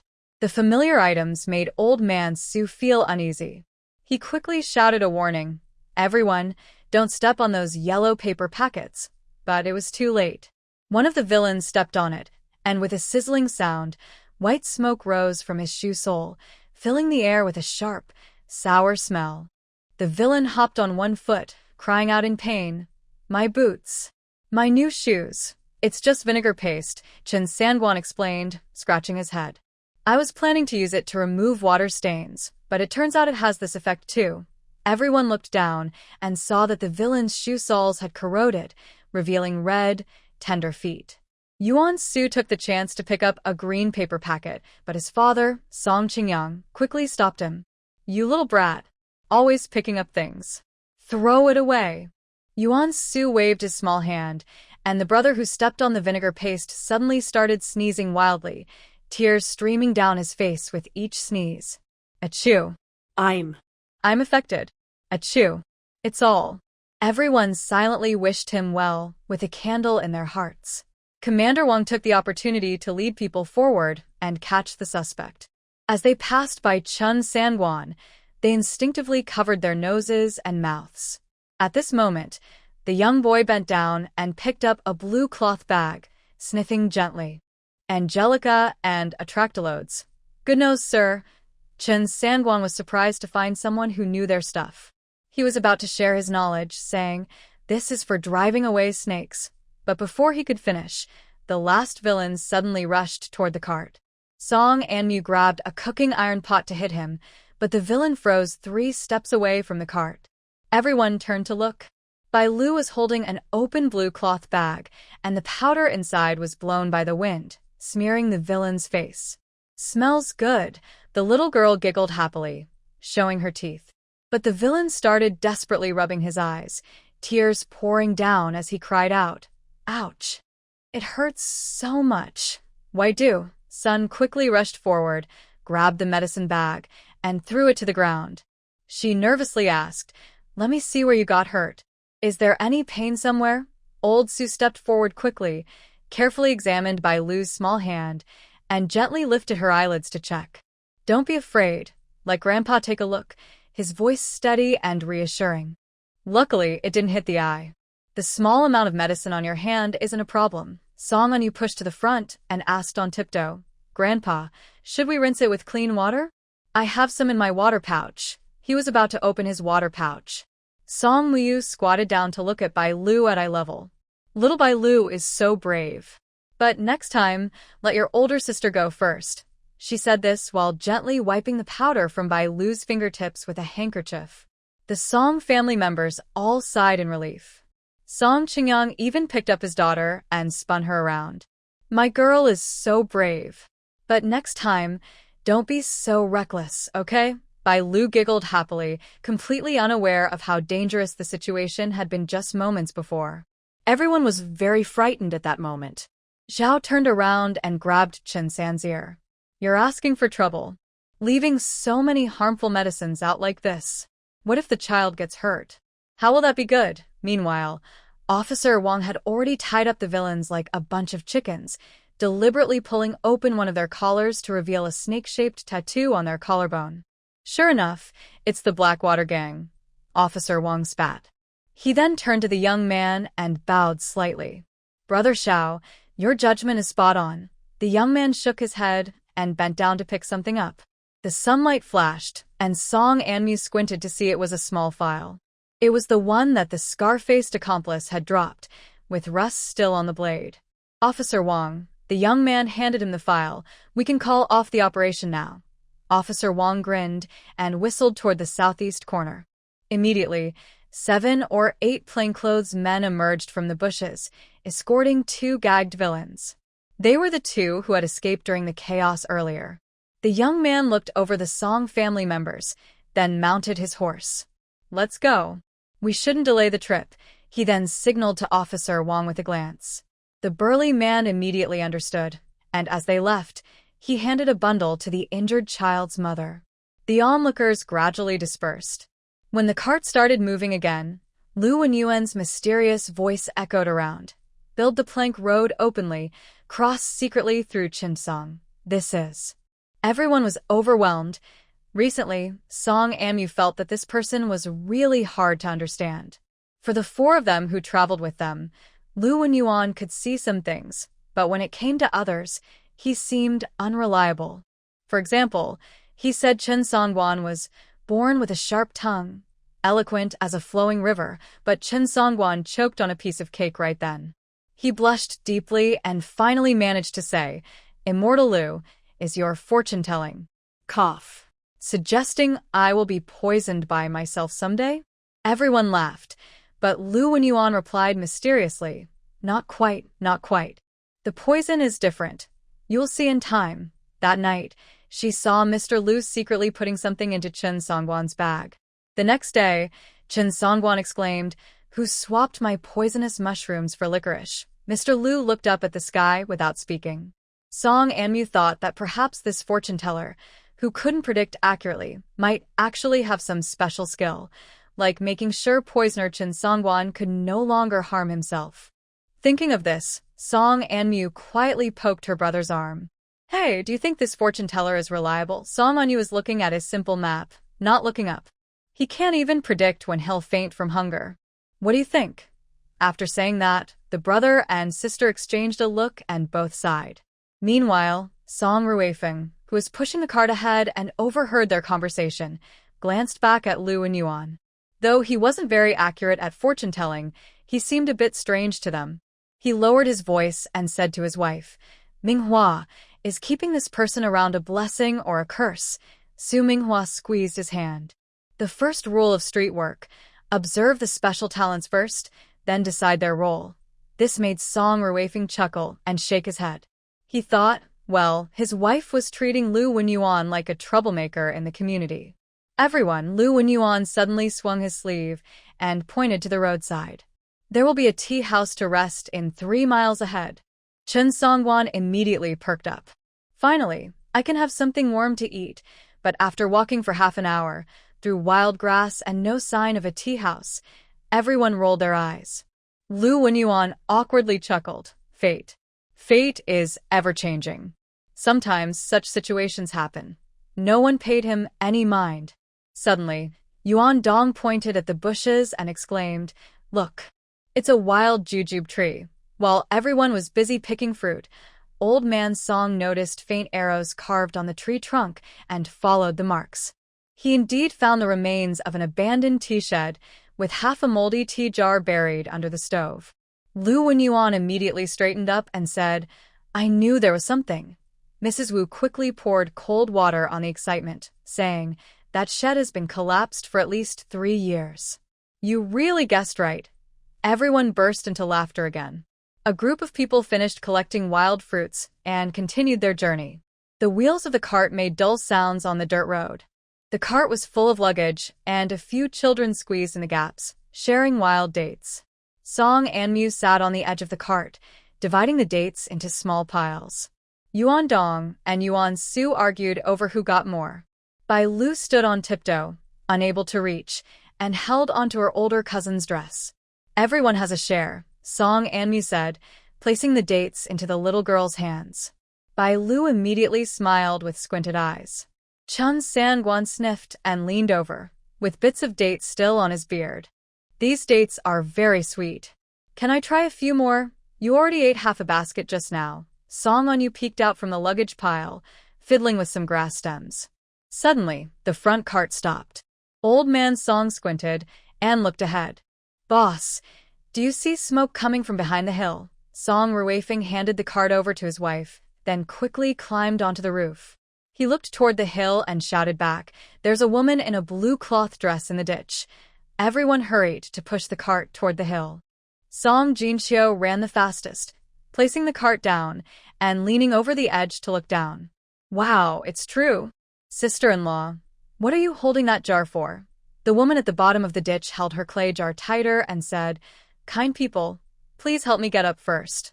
Old man Song squinted and examined her. "In this remote countryside, how come a woman is walking alone?" "Dad, saving her is more important," Song Qingyang said, already finding a rope and tying it to Lu Wenyuan's fortune-telling banner to lower down. The woman was anxious and waved her hands. No, no, no. "My jar is very precious. I can't let it fall." Chen Sangwan sniffed and smelled the air near the slope. This smell. "Seems like pickled vegetables." The woman's eyes lit up. "Brother, you have a good nose." "It's homemade pickled vegetables." Song Ruifeng and Su Minghua exchanged glances. Then Old Man Song made the decision. "Oldest and third son, go down carefully." The two people went down to the bottom of the ditch, but the woman stubbornly refused to hand over the jar first. She said, "My hands are weak. If I let go, I'll drop it." In the end, Song Ruifeng came up with a solution. He tied the jar to the woman with his clothes, then carefully pulled her up. When everyone pulled her out, she was still clutching a ceramic jar tightly. It was unclear why pickles were so valuable. Su Minghua knelt down to check her twisted ankle. The woman dragged her leg into the crowd, saying, "Please be kind. Give me a ride." My home is just in the next village." Zhao brushed mud off her clothes and said, "The cart is full. There's no space." "That cart," the woman hurriedly pointed to Song Ruifeng's cart. "It's not loaded much. We can squeeze in." She lifted the lid of the ceramic jar and said, "This is our homemade pickles. When we get to the village, we'll share them with everyone, plus some other rewards." A sour and spicy smell spread out. Chen Songguan moved forward, his throat rolling as he sniffed, while Lu Wenyuan counted on his fingers and muttered to himself. Lowly, Song Ruifeng whispered to his wife, "It's strange to carry pickles on the road today." "Brother, you don't know the full story," the woman quickly replied, her sharp ears catching her words. "These are for the men repairing the riverbank." While they argued, suddenly dark clouds gathered in the sky, and large raindrops started falling. It began to rain again. The woman hurriedly pointed to a fork in the road. "Turn right. My house has a wide eaves and can keep off the rain." "Sorry, Annie, we're in a hurry," Song Ruifeng said, gripping the handlebar. "We need to reach the main road before dark." Just then, a vehicle's axle screeched loudly. The woman clapped her legs and said, "Look, that sound means the axle is about to break. There's a ready-made jujube wood in the village to replace it. My husband can fix cars. Please, let me ride with you." The rain grew heavier, and the squealing of the axle became sharper. Old Mr. Song nodded and agreed to take her back, and everyone resumed their journey. Turning a corner, a few thatched cottages appeared faintly. The woman enthusiastically pointed east. "See that? The one with the blue brick roof. That's it. The yard can park 7 or 8 cars." Suddenly, Song Ruifeng stopped the cart. "Why is the village so quiet?" "The men have all gone to repair the dike," the woman answered quickly. The axle squeaked loudly, like a mournful cry. Everyone hurried into the yard. Rain splashed on the blue brick ground, creating tiny water droplets. Old Song just tied up the cart when Chen Sangguan's hand slipped, dropping a jujube pit onto the ground. "This ground." He suddenly twitched his nose while bending down to pick up the jujube pit, frowning as if he smelled something strange. Song Anmu pointed at a row of clay jars in the corner of the wall. "Those jars are exactly the same as the ones Annie has." "Why are there so many?" A woman came out of the kitchen carrying a tea tray. The tea in her bowl swayed heavily. She smiled and said, "Little girl, you don't know. Those are jars for pickling vegetables in our family." As she spoke, she handed teacups to everyone. Lu Wenyuan took a cup, subtly wiped the rim with his sleeve, and the fabric turned yellowish. Su Minghua's eyes sharpened. He deliberately shook his hand and knocked the teacup over with a loud crash, then pulled his daughter toward the kitchen. "Oh." Song Onyu suddenly clutched her stomach and squatted down, her face scrunched up. It hurts. Zhao's face changed instantly. She quickly pulled her grandson toward the backyard. He probably ate something bad. Let's go to the outhouse. Others also found excuses to leave. Soon, most of the people in the yard had gone, leaving only the woman standing there, staring at the broken porcelain shards on the ground, her smile frozen on her face.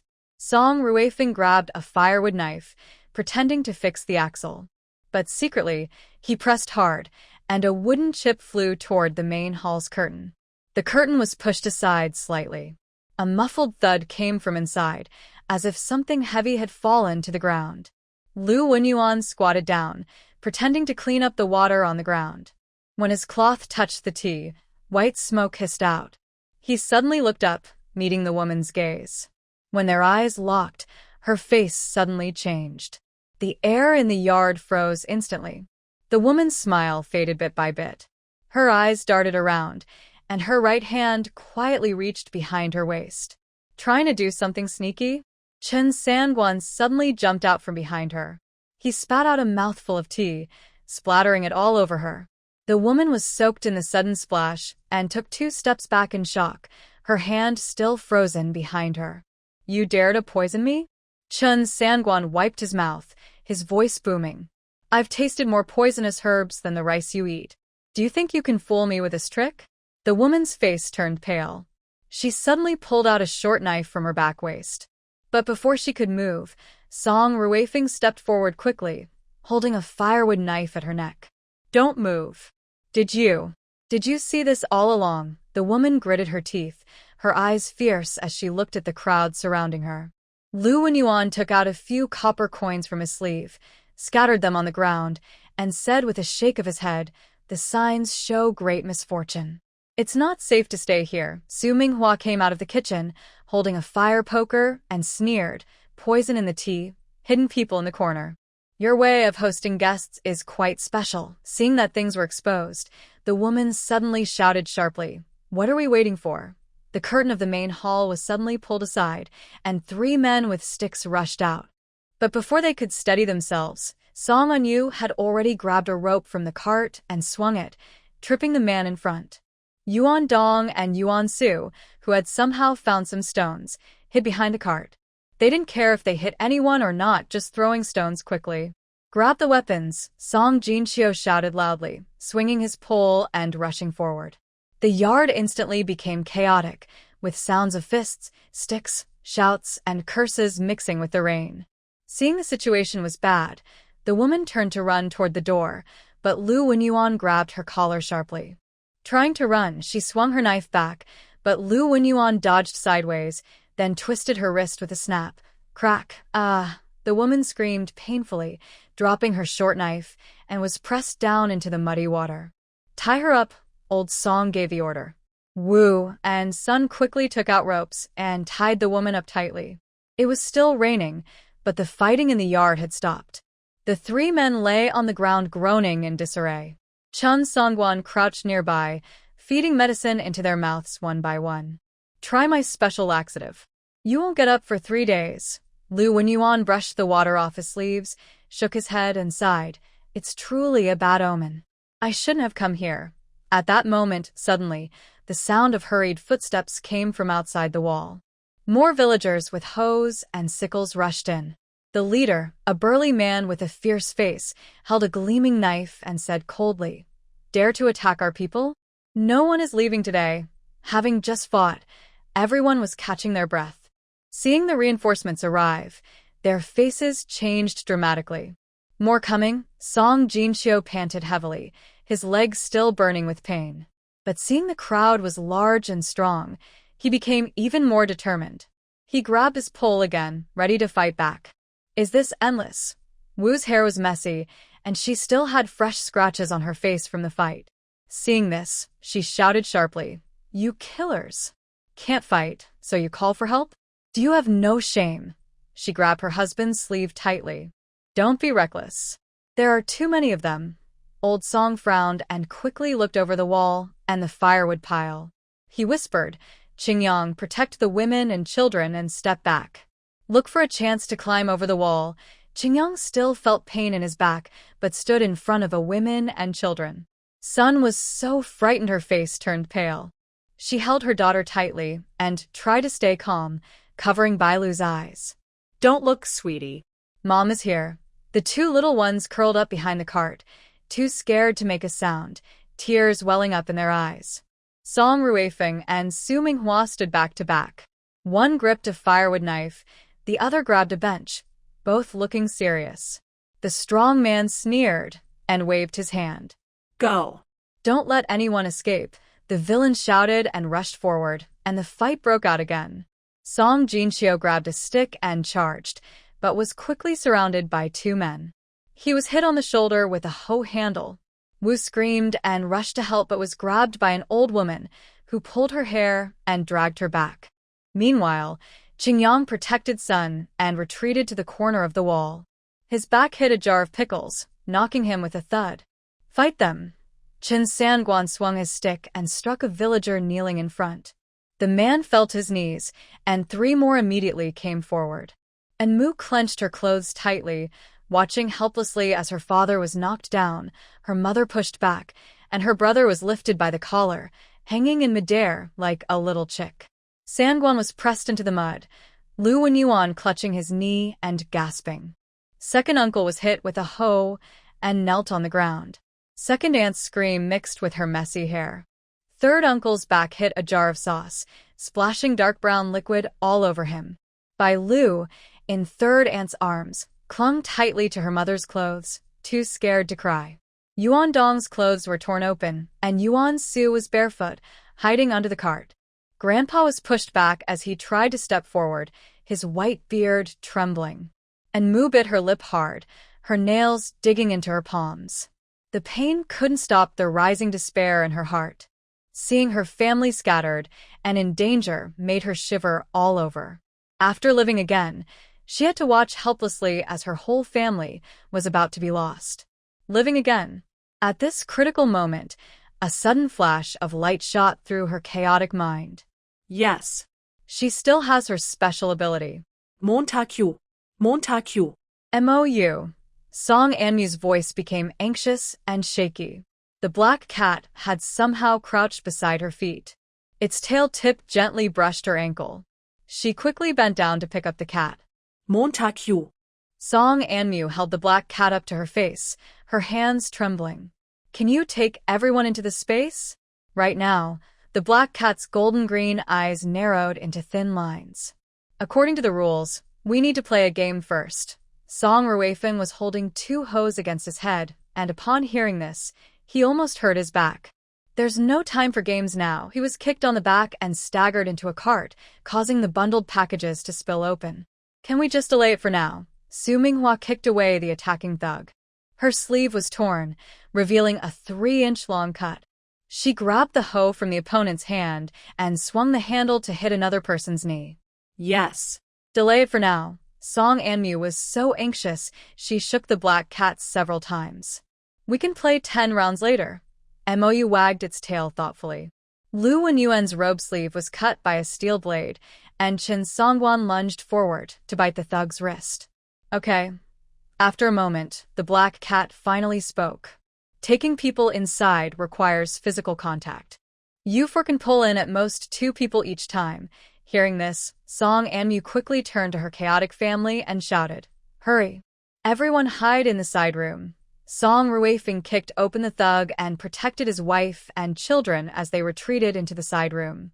Song Jinxiu grabbed a top door bar and struck down the pursuing villagers. Mrs. Wu pulled her 2 sons inside hurriedly. Song Qingyang held by Lu, Sun Shi supported Zhao Shi.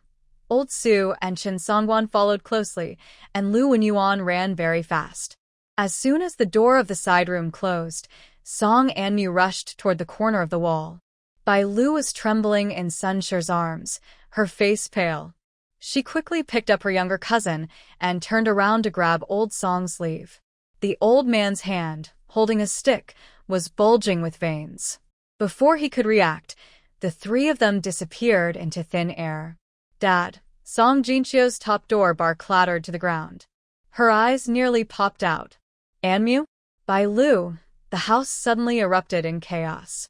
Zhao Shi's legs buckled, and she knelt on the ground, trembling as she pointed at the empty corner. The old man, Mrs. Wu, grabbed a firewood knife and rushed over. It must be a demon causing trouble. Everyone stay calm. Song Ruifeng stopped Mrs. Wu and then exchanged a quick look with Song Anyu. The young boy quickly rushed at his two cousins. Before Yuan Dong could react, he was caught under his arm. Yuan Su just called out, "Mother," and the two of them disappeared with Song Anyu. "My child." Mrs. Wu cried out in pain, waving her axe wildly and almost hitting Sun's wife. Su Minghua took the chance to grab old Su and Mrs. Zhao. "Parents, hold on to me." An old man and an old woman, still stunned, vanished instantly. The remaining people inside the house were all confused and panicked. Song Qingyang leaned on the doorframe, gasping for breath. Sun's wife sat on the ground, muttering prayers to the Buddha. Chen Sanguan opened his mouth in shock, staring into space. Lu Wenyuan clenched his fists and kept muttering, strange and mysterious. Magic. It must be magic. Mrs. Wu waved her axe at the air, chopping through the space with a whooshing sound. Song Jinxiu, with red eyes, tried to open the door. "I'm going to fight them." In the dull, gray space, Bai Lu's crying suddenly stopped. The little girl's wide eyes, filled with tears, stared at Mou, who was squatting on the well platform. Old Song staggered forward, almost stepping on a round watermelon. "Grandpa, hold the well platform." Song Anmu quickly pushed Bai Lu into the old man's arms and turned to leave. "Stop." Old Song grabbed her wrist. "What is this place?" "Explain later." She struggled free, but she was gone in an instant. The second time they brought people, everything was even more chaotic. As soon as Song Anmu appeared, Mrs. Wu swung her axe at her. "Demon, give me back my son." She dodged sideways and seized Sun's wife's wrist. Sun's wife was quick and held tightly onto Mrs. Wu's hand with the knife. The three of them disappeared in a flash of the blade. Loud footsteps and shouts came from outside. Song Jinxiu's pants were soaked with blood. After coming out of the space, Song Anyu grabbed Song Jinxiu with one hand and pulled Song Qingyang with the other. Song Jinxiu struggled. "You little brat." Before he finished, the three vanished. Only Chen Sanguan and Lu Wenyuan looked at each other in confusion. The banging on the door outside grew louder. Song Ruifeng rushed over in a hurry and grabbed both of their shoulders without hesitation. Chen Sanguan stared with wide eyes, not reacting. Lu Wenyuan's sleeve was caught on the door latch, tearing a hole. At that moment, the side room door was suddenly slammed open. Several thugs armed with sticks rushed in, but the house was empty. No one was there.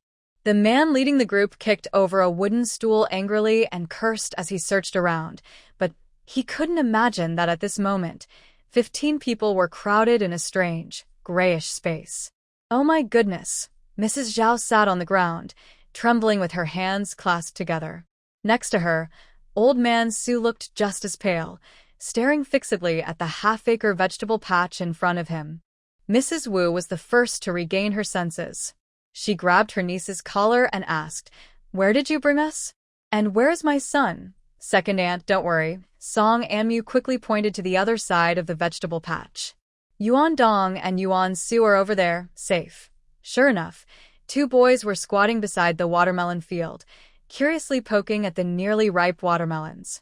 Song Anyu stood behind them, holding a bamboo water gun, playing with water from a spring.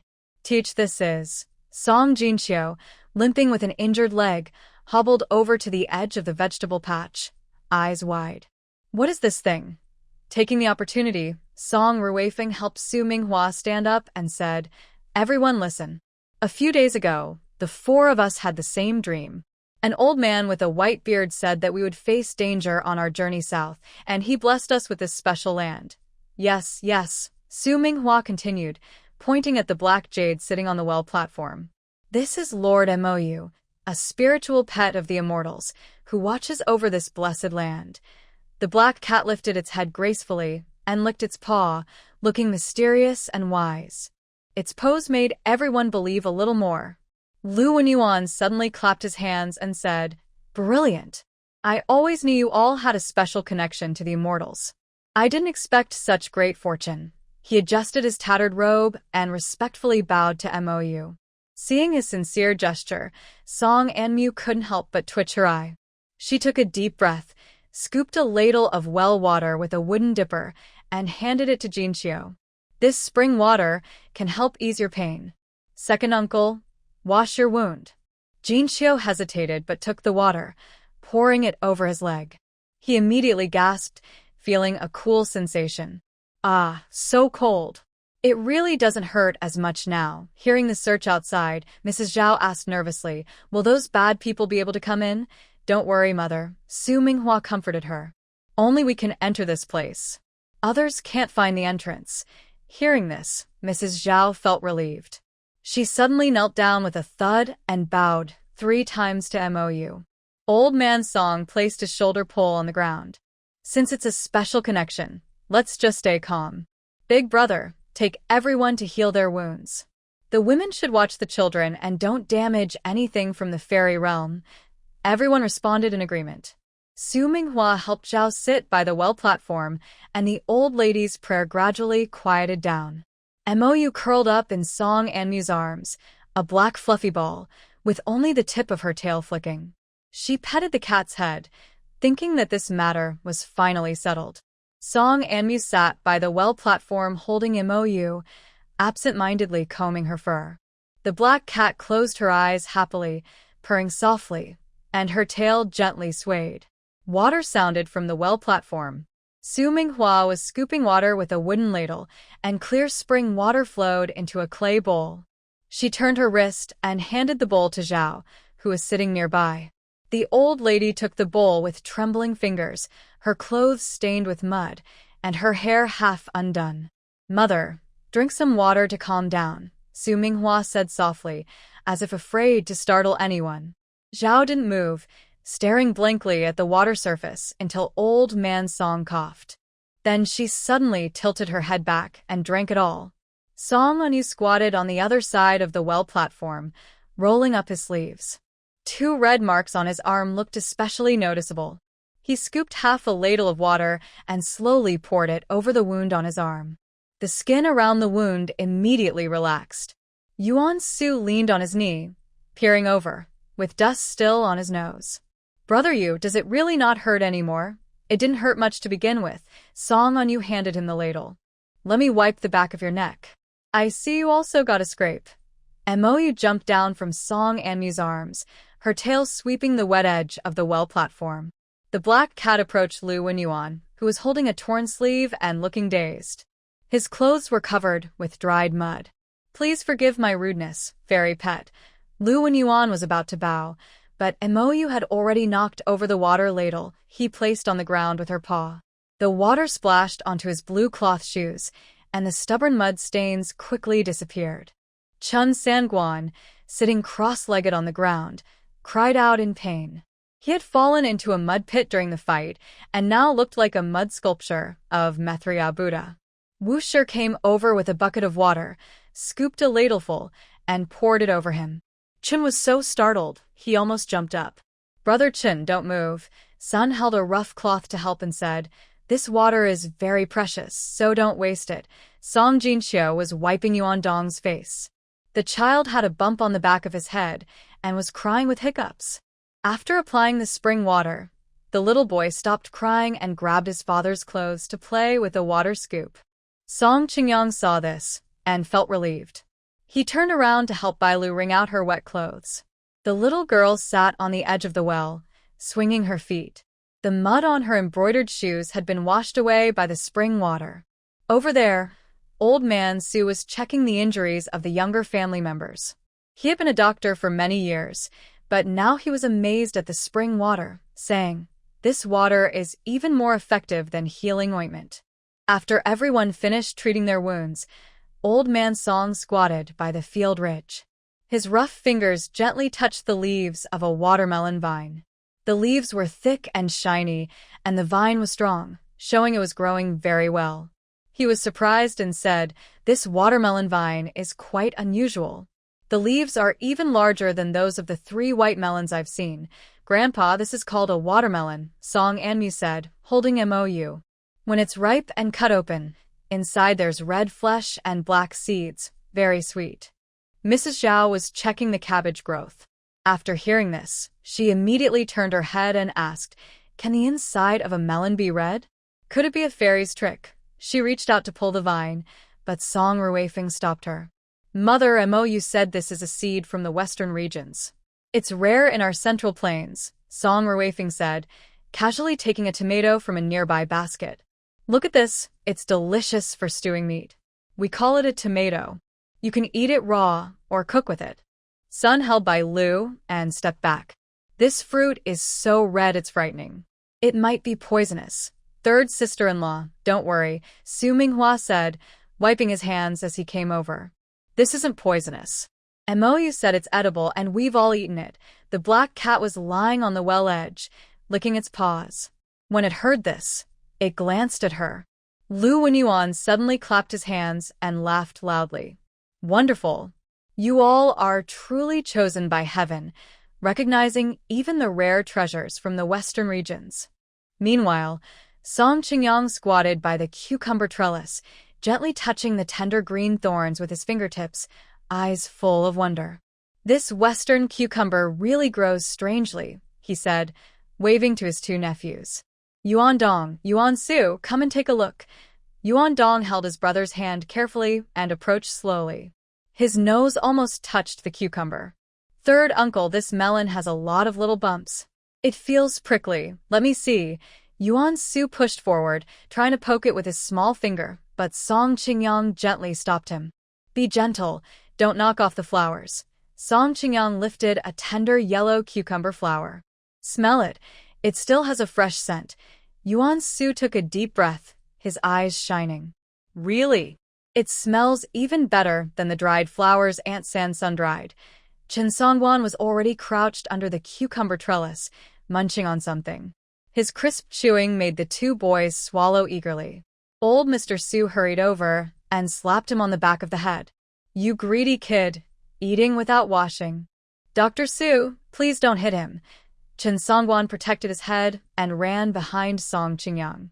"This cucumber is so fresh and tasty, much better than the wild fruits I ate in the mountains. Come try some too." Song Jinxiu was studying the potato seedlings nearby.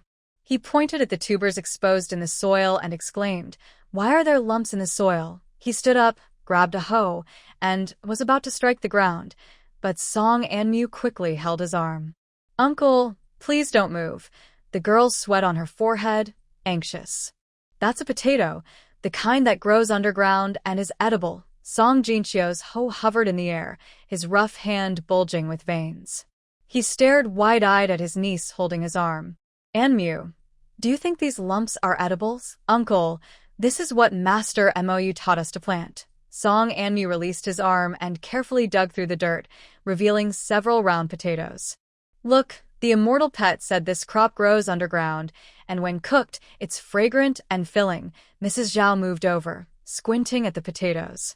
"Master MOU taught you." MOU stepped over at the right moment, his tail high in the air. "Meow, this is called a potato. It's very nourishing. I personally guided its planting, so there's no mistake." Hearing it was from the immortal pet, Mrs. Zhao immediately bowed respectfully to MOU. "Your Grace, forgive me.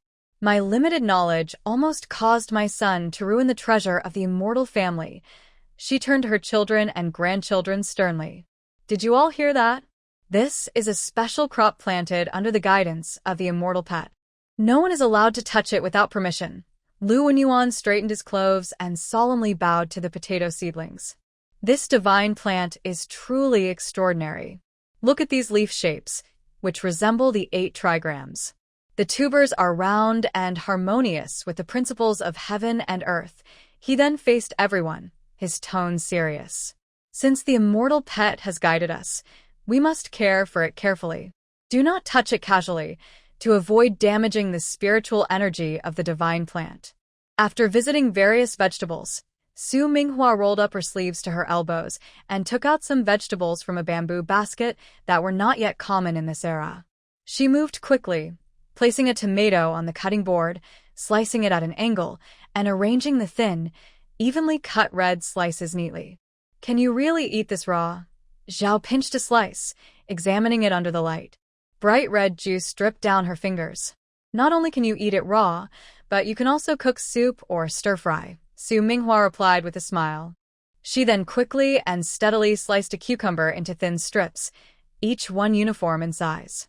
Sun watched in surprise and couldn't help but praise. Sister-in-law's skills are probably better than the village cook's.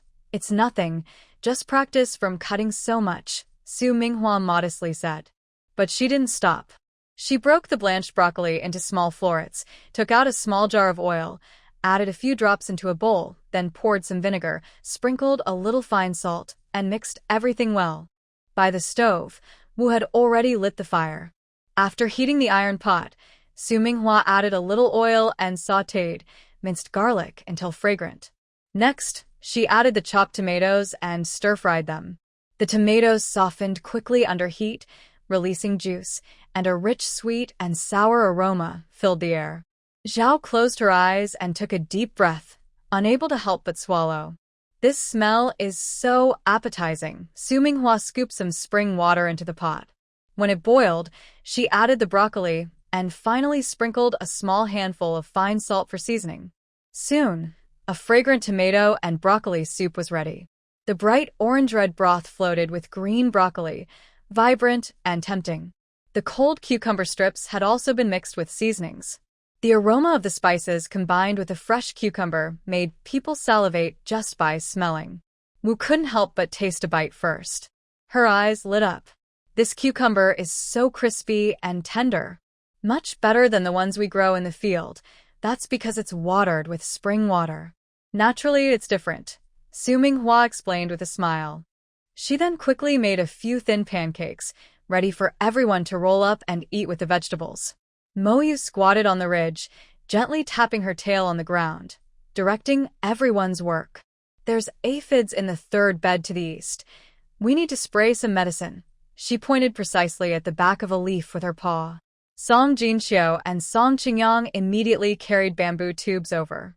Carefully, they flipped open the leaves and found dense clusters of aphids on the tender shoots.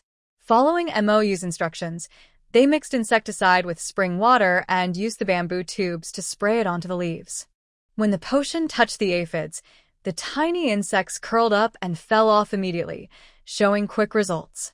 Such magical methods are truly powerful, the two people exclaimed, praising the effectiveness of the herbal medicine. Chun Sangua sat nearby, watching the effect with interest, even dipping his finger into the potion to smell it. This medicine probably contains wormwood and white soap bark, but it's much purer than ordinary herbs.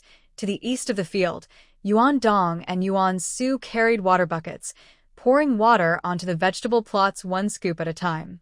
Bai Lu followed behind, holding a small wooden spoon, carefully watering the radish seedlings, imitating her brothers.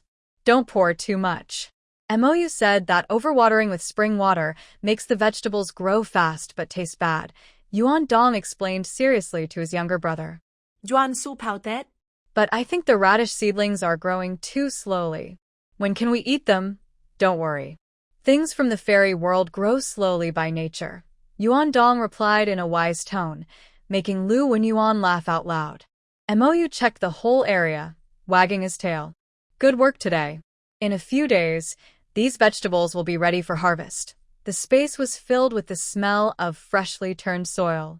Song and Mu leaned against the edge of the spring well, twirling her fingers around her falling hair. Not far away, Su Minghua was kneading dough with Zhao and her two younger sisters.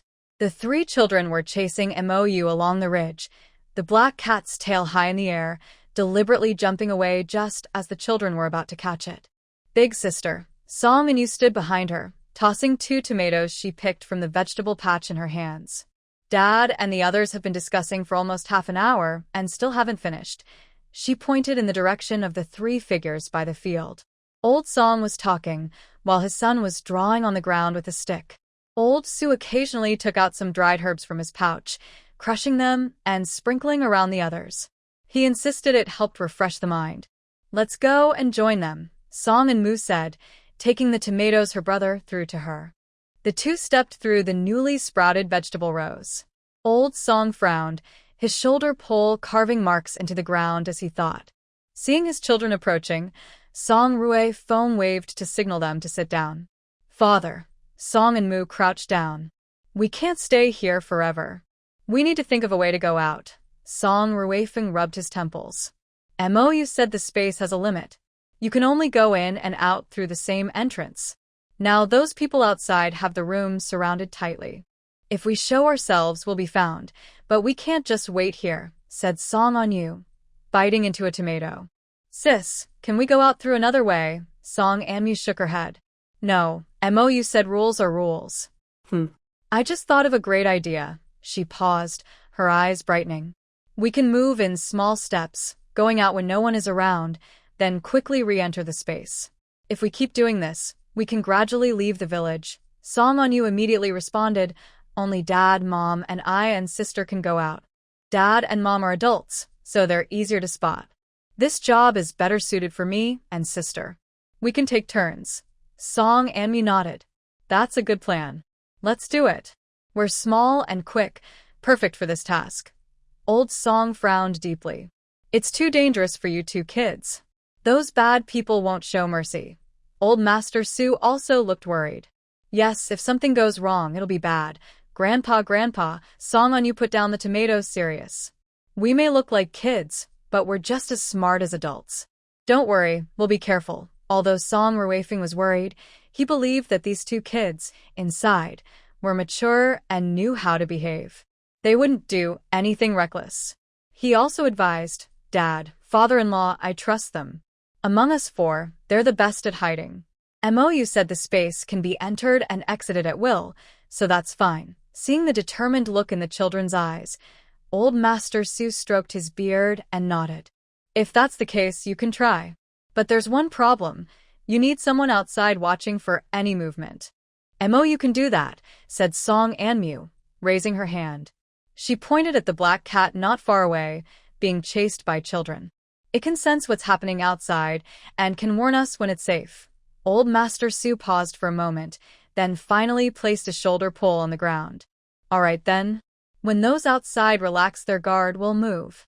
You two must promise me, if there's any danger, immediately retreat into the space. The brother and sister both looked at Song Ruefeng at the same time, then smiled at each other and said in unison, We promise to complete the task. At dinner time, the room was filled with tempting aromas, including cold cucumber salad, garlic pork slices, scrambled eggs with chives, and tomato soup. A variety of new and interesting dishes were arranged on a makeshift table. Su Minghua brought out the last dish, scrambled eggs with chives. Yuan Dong was already eager, standing on tiptoe, almost touching the edge of the plate. Mom, what is this yellow thing? Yuan Su pointed at the scrambled eggs and asked, his little hands restless, wanting to poke it. Be polite, Wu scolded, pushing away her son's hand, but she couldn't help feeling curious herself. Big sister-in-law, why are these eggs so soft? Su Minghua smiled and pushed the plate toward the center. I added some spring water when I beat the eggs. She picked up the serving chopsticks and scooped a bit into everyone's bowls. Try it and see. Song Anyu watched this group of ancient relatives carefully tasting modern home-cooked dishes, feeling both amused and warm. She picked up a slice of garlic pork, the meat thin enough to see through, with an even coating of garlic and sauce. Third aunt, try this. Sunshire took a piece, and as soon as she tasted it, her eyes widened. This meat, why does it have no smell at all? It was blanched with spring water. Song Anyu explained, skillfully wrapping cucumber shreds and scrambled eggs in a thin pancake, as if eating Peking duck. Old Song took a bite of a potato chip, his rough fingers examining the golden thin slice repeatedly. This potato. No, this tuber can be sliced so thin without breaking. Dad, try this dip. Song Shufeng handed over a small dish with homemade tomato sauce. Old Song hesitated, dipped a bit, and put it in his mouth. His beard immediately lifted with delight. Sweet and sour, very tasty. Better than candied fruit. Mrs. Zhao's previously stern face softened. She sipped the tomato soup, stirring the spoon in the bowl. What is this red fruit called again? Tomato, Grandma, Song Anmu answered. It can also be called a tomato. We've tried it with sugar, and it's very delicious. After saying that, she demonstrated sprinkling sugar on tomato slices and handed it to Mrs. Zhao. The old lady hesitated, took a small bite, and her wrinkles relaxed. Sweet with a bit of sour, refreshing and thirst-quenching. Truly a divine fruit, very tasty. While licking her soup, Mou raised her head, her green eyes shining with a mysterious light in the steady glow of the space. This exists in your world too, but people in this country haven't discovered it yet. Lord Mou is right, Lu Wenyuan said, struggling with cucumber strips using chopsticks. I read in a book that Kunlun's void has a plant called chow, shaped like a sunflower, with a taste like scallions. Eating it is tiring. This spiritual spring vegetable must also be a kind of fairy product.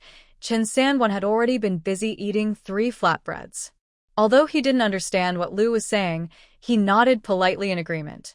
Yes, look at this cucumber, crisp and tender, with a fragrant aftertaste.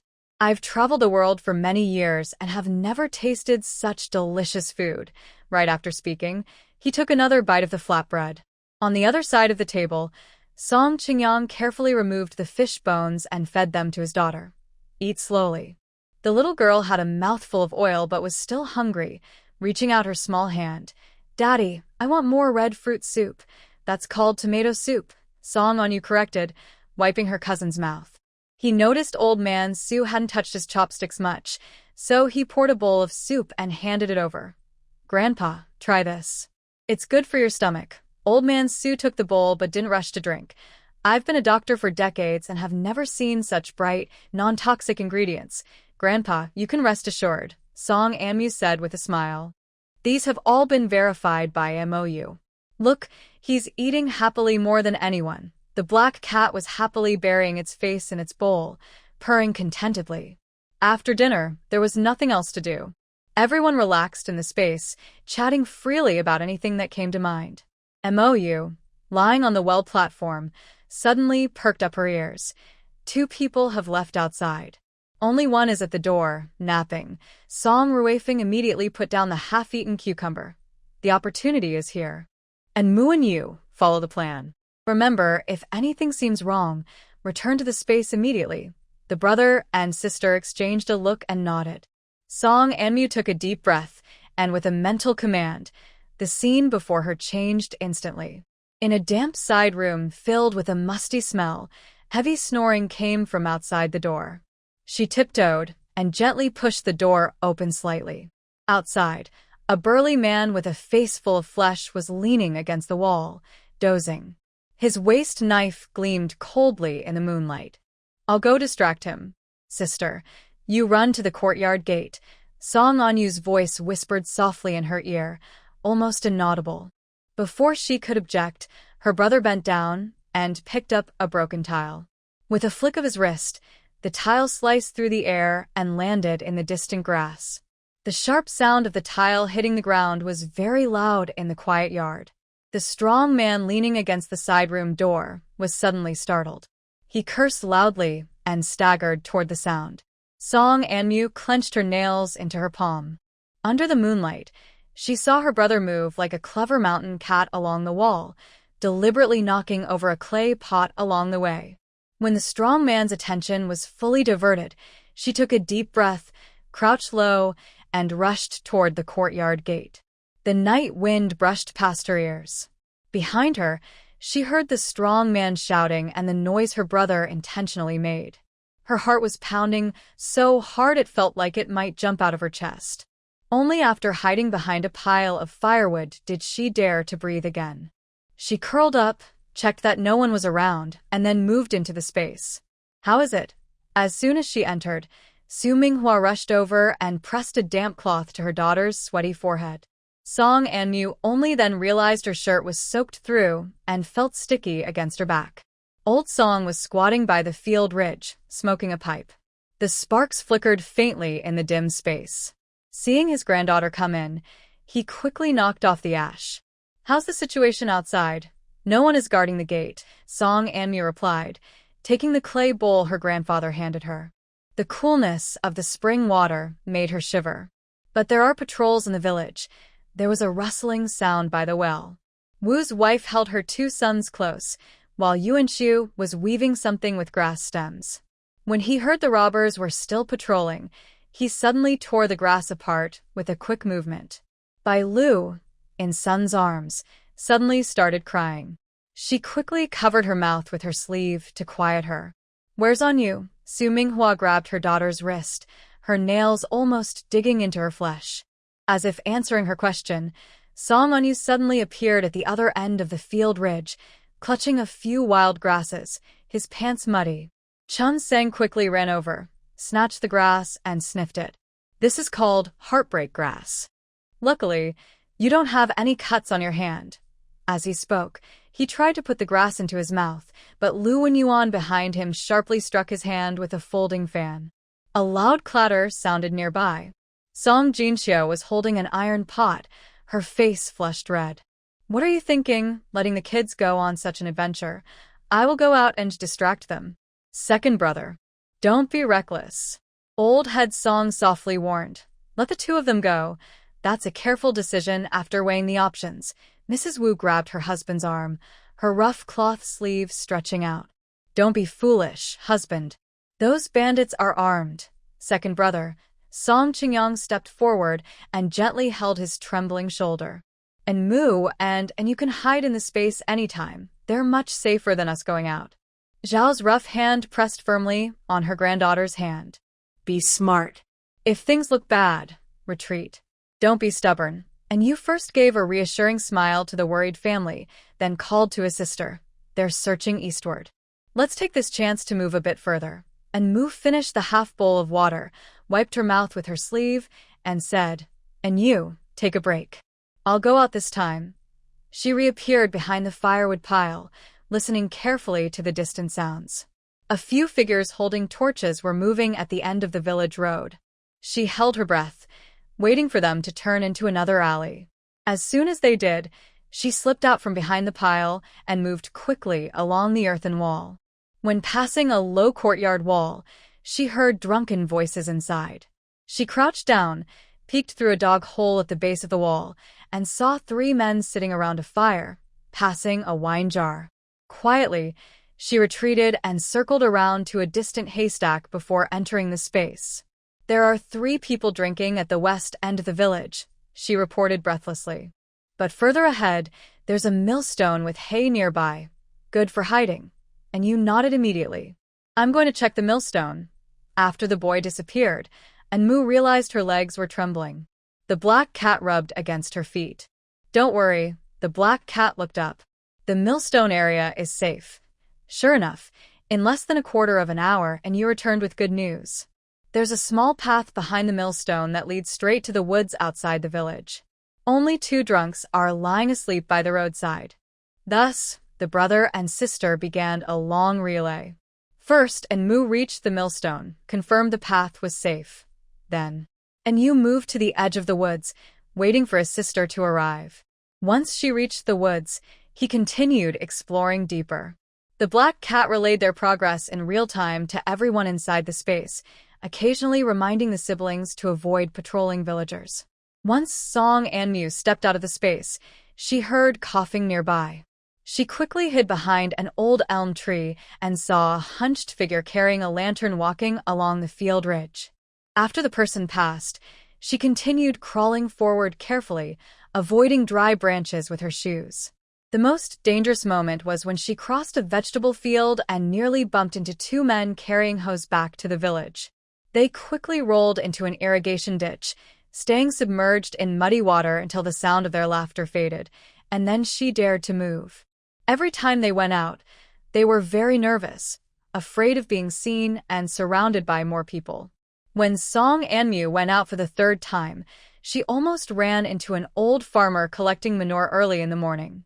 She pressed close to the tree trunk, listening as the old man hummed a tune and passed by. Luckily, he didn't turn his head, or she would have been caught. Inside the space, Mrs. Zhao knelt by the spirit spring, reciting words softly. Her rough fingers kept playing with her beloved peachwood prayer beads. Mrs. Wu was giving the last piece of malt candy to Yuan Su. The little boy licked the candy and asked unclearly, Mom, will Sister Mu and Brother Yu be taken away by bad people? Stop talking nonsense. Mrs. Wu slapped her son gently on the back, with a light force that seemed to brush away dust. She secretly looked at Sun, who was holding her daughter, and saw her wiping her eyes secretly. After a long time and many relay efforts, they finally reached the woods outside the village as the sky turned pale. Song Anmu sat on the ground inside the space, her fingers trembling uncontrollably.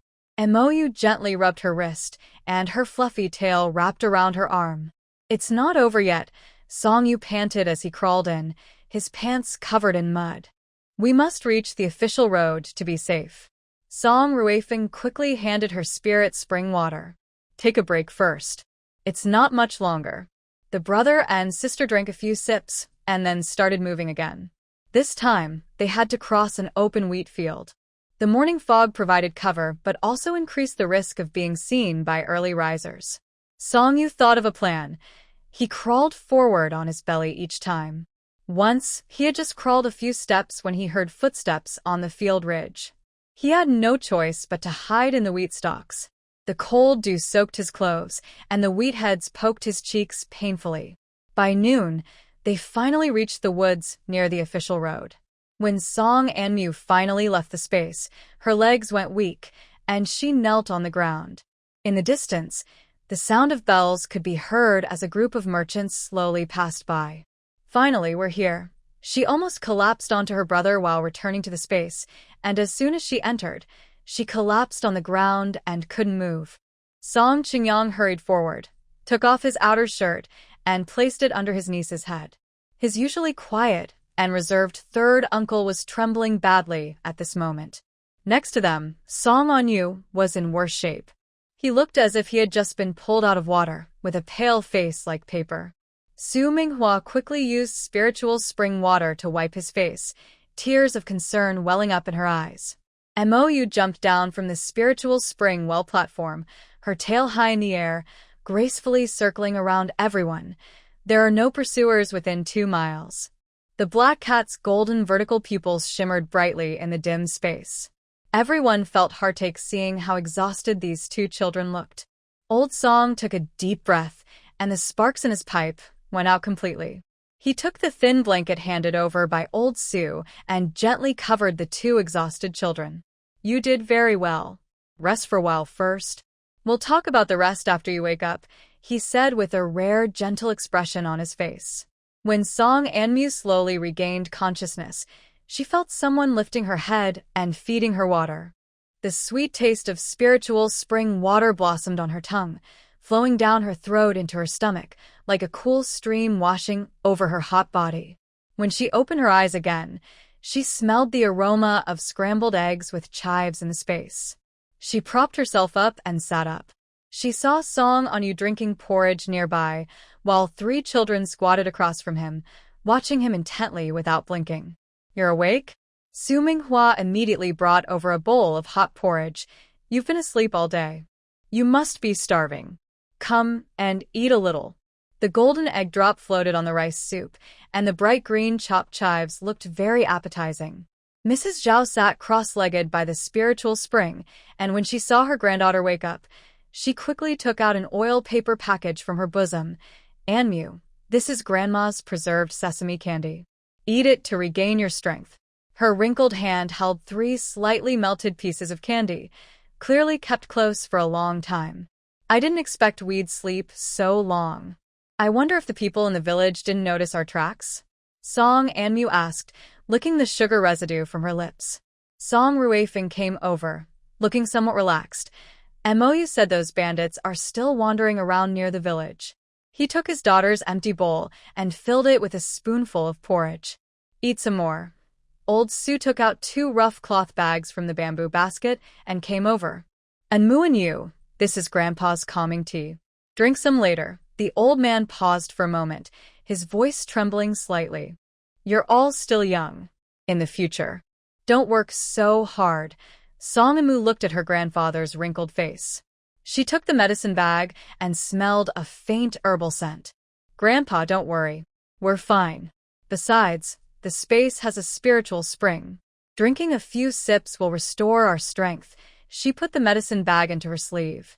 Just then, Song and Yu, who had just washed his hands and was flicking water droplets, came over and asked, "Dad, now we're near the official road. What should we do next?" "Continue heading south."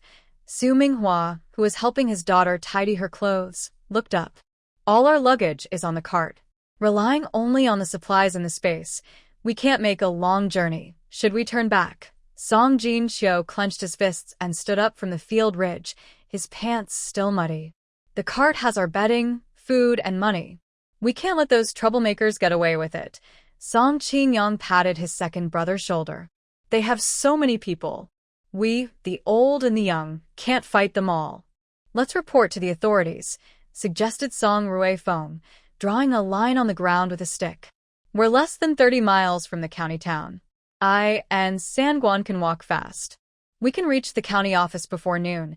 Sun's wife weakly raised her hand to ask, "Big brother, if the officials ask how we escaped, what should we say?" "Just say we escaped through the back window."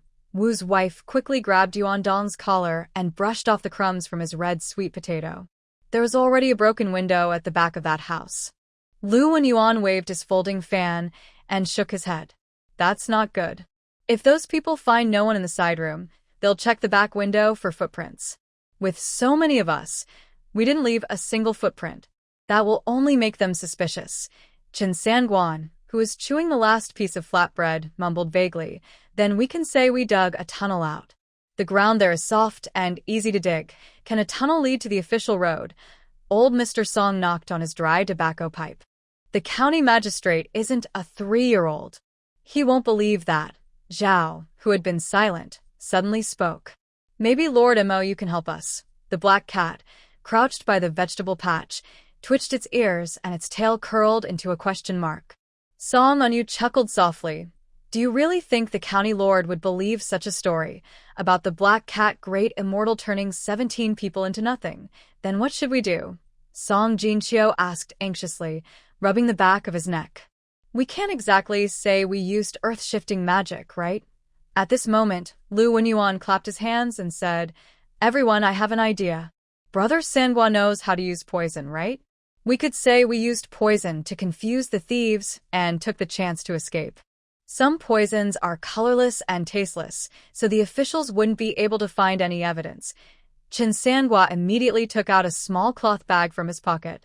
"Good timing, I actually have something that works. It's called Drunken Immortal Powder. It can make anyone who smells it feel dizzy and confused, and they can't see clearly for half an hour. I once used it to knock out a wild boar." Song Onyu frowned and asked, "Can this explain how we managed to escape?" "Absolutely," Chen Sangua explained excitedly. "We say we sprinkled poison powder on the thieves, making them dizzy. We took the chance to run away, and by the time they recovered, we were already far away." Song Ruifeng stroked his chin thoughtfully. "That explanation sounds more believable than the others. It accounts for how we escaped unscathed and leaves no trace." But Sun Shi, holding by Lu, looked worried. "Will the officials investigate us for using poison?" Lu Wenyuan shook his head confidently. "No need to worry. We'll say it was a self-defense powder made by Dr. Su, meant for wild animals. Those villains will be the first to suffer." Old Su stroked his beard and nodded in agreement. "Yes, I've been a doctor for many years. It's reasonable to say we prepared some self-defense powder." Everyone fell silent for a moment. They almost believed their own story. Suddenly, Mou jumped onto Song and Mu's shoulder, her tail gently brushing her face. Old Su coughed and said, "We need to decide who will report to the officials first. The eldest is a scholar, so he must go. Lu Xiansheng can help craft a convincing story. Brother Sangua is quick on his feet and a good choice. We shouldn't send too many people, just you 3. I'll go too," Su Minghua said, rolling up his sleeves. "Women are better at crying and convincing others. Plus, I have a good memory and can remember the bandits' faces clearly." Just as Song and Mu was about to speak, her father gave her a look and held her back. "The others stay in the space until I give the signal." Old Mr. Song knocked on his pipe bowl and said, "It's settled then." Ruifeng, Manhwa, Sangguan, and Wenyuan will report to the officials. We will wait here. Remember, when you get to the county office. Got it, Dad, Song Ruifeng interrupted with a smile. We used Dr. Su's self-defense powder to escape, while the robbers were poisoned. We remember all the details. Mrs. Zhao held Su Minghua's hand and warned, oldest daughter-in-law, after reporting, remember to cry sincerely at the county office. The officials love to see women cry and complain. Bailu peeked out from her mother's arms and asked, Grandma, why does Annie cry? Because Sun gently patted her daughter's back, but she was at a loss for words. Song Anmu squatted down and looked directly at her little cousin. Because that way, the officials will be more eager to punish the bad guys. The little girl suddenly understood and nodded, making everyone laugh. The tense atmosphere eased a lot. Mou rolled at Song Anmu's feet, showing her belly. She bent down and scratched her chin, then looked up and said, Since the plan is set, should we leave now? Song Ruifeng looked at the sky. Let's wait a bit longer. It's just dawn. When the sun gets higher, there will be more people on the road and it will be safer. Then I'll go prepare some dry food, Su Minghua said, heading toward the storage area. Reporting to the officials is a 30-mile journey. Suddenly, Song Anyu thought of a question. Sangguan, is your poison powder really effective? What if the officials do a demonstration and it goes wrong? That wouldn't fool Chen Sangguan. He proudly took out a smaller paper packet. Don't worry. I have Qingfeng powder here. It works similarly but is harmless. It's specially used for inspection purposes. Lu Wenyuan laughed and patted his shoulder. Sangguan, you really think everything through? Now, even the last flaw is covered. After the plan was decided, everyone went to do their own things. Song Anmu noticed her grandfather staring at the watermelon fields and asked, Grandpa, what are you thinking about? Old Mr. Su sighed deeply. The medicinal herbs we dried earlier are on the cart. I'm worried those people might find and ruin them. Sigh, but as long as no one gets hurt, when this is over, I'll help you plant a medicinal field. Song Anmu touched her grandfather's rough hand. Growing herbs in the space is fast, and the effects might be even better. Suddenly, Mou dashed out from the vegetable field, her tail fluff puffed up like a feather duster. Song Anmu understood and said to everyone, Dad, it's dawn outside. We should leave now. Song Ruifeng quickly stuffed the last half of a pancake into his pocket and looked around at everyone. Remember our story. When we get to the county office, I and Mr. Liu will speak first, and Sangguan and Minghua will support us. The others just, got it, Wu nodded, pulling her two children closer. We'll wait here, and won't run off. Everyone nodded in agreement. As they disappeared one by one, only a few old, weak, and young people remained in the space. Song Anmu looked at the vegetable-filled fields and softly said to Mou, Hope Dad and the others are safe. The black cat rubbed against her cheek, its tail gently swaying as if to say it would. The four of them came out of the space. Song Ruifeng instinctively checked his waist, making sure the cloth bag with dried food was still there. Then he relaxed. 30 miles on foot with an empty stomach would be dangerous. It might even cost him his life. This road is harder than I thought, Su Minghua said, stepping over a fallen branch on the ground. Her skirt was stained with dirt. She frowned but soon relaxed, knowing the spiritual spring could fix this problem. Chen Sangguan led the way, holding a strange grass stem, taking bites from time to time.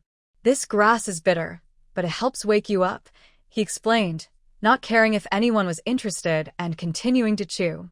Lu Wenyuan followed last, holding his fortune-telling banner and muttering, Help will come from the southeast.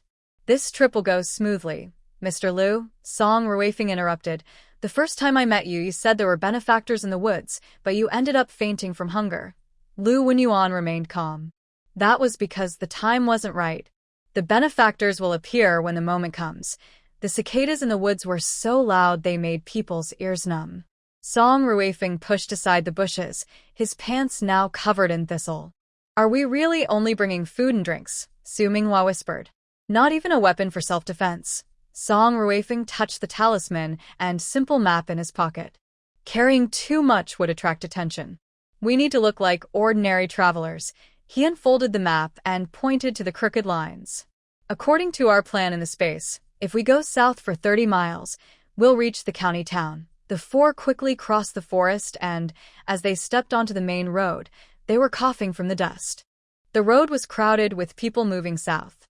They pushed carts, carried loads, and walked with bundles on their backs, like tired snakes winding under the hot sun. The four of them had empty hands and blended into the crowd, but they looked a bit out of place. There are really many people moving south, Su Minghua whispered. Her job as a street office director made her very aware of population movement. Song Ruifeng nodded. The government encourages northerners to move south and gives land and fields. So, some people are willing to take the risk. If we had known, we should have brought some belongings. Now, with empty hands, we look too obvious. Just then, they heard the sound of a cart being pushed ahead. They looked up and saw an old man with gray hair struggling to push a unicycle cart loaded with firewood. The wheels slipped in a muddy hole. "Old sir, can we help you?" Su Minghua stepped forward to hold the handle. The old man looked up, his cloudy eyes showing a hint of caution. But when he saw that they looked friendly, he relaxed. "Thank you, kind folks. I have trouble walking. I need to push this firewood to the village ahead to sell." The four helped push the cart out of the mud. Song Ruifeng took the chance to ask, "Old sir, is this area safe? We heard some strange things happening on the way." The old man's face changed. He looked around and lowered his voice. "You outsiders, I advise you. Don't turn west at the fork ahead. Over there." He suddenly stopped talking, shook his head, and said no more. Chen Sangwa took a piece of cake from his bag and offered it. "Try this, old sir. It's homemade." The old man took the cake, hesitated, and spoke even softer.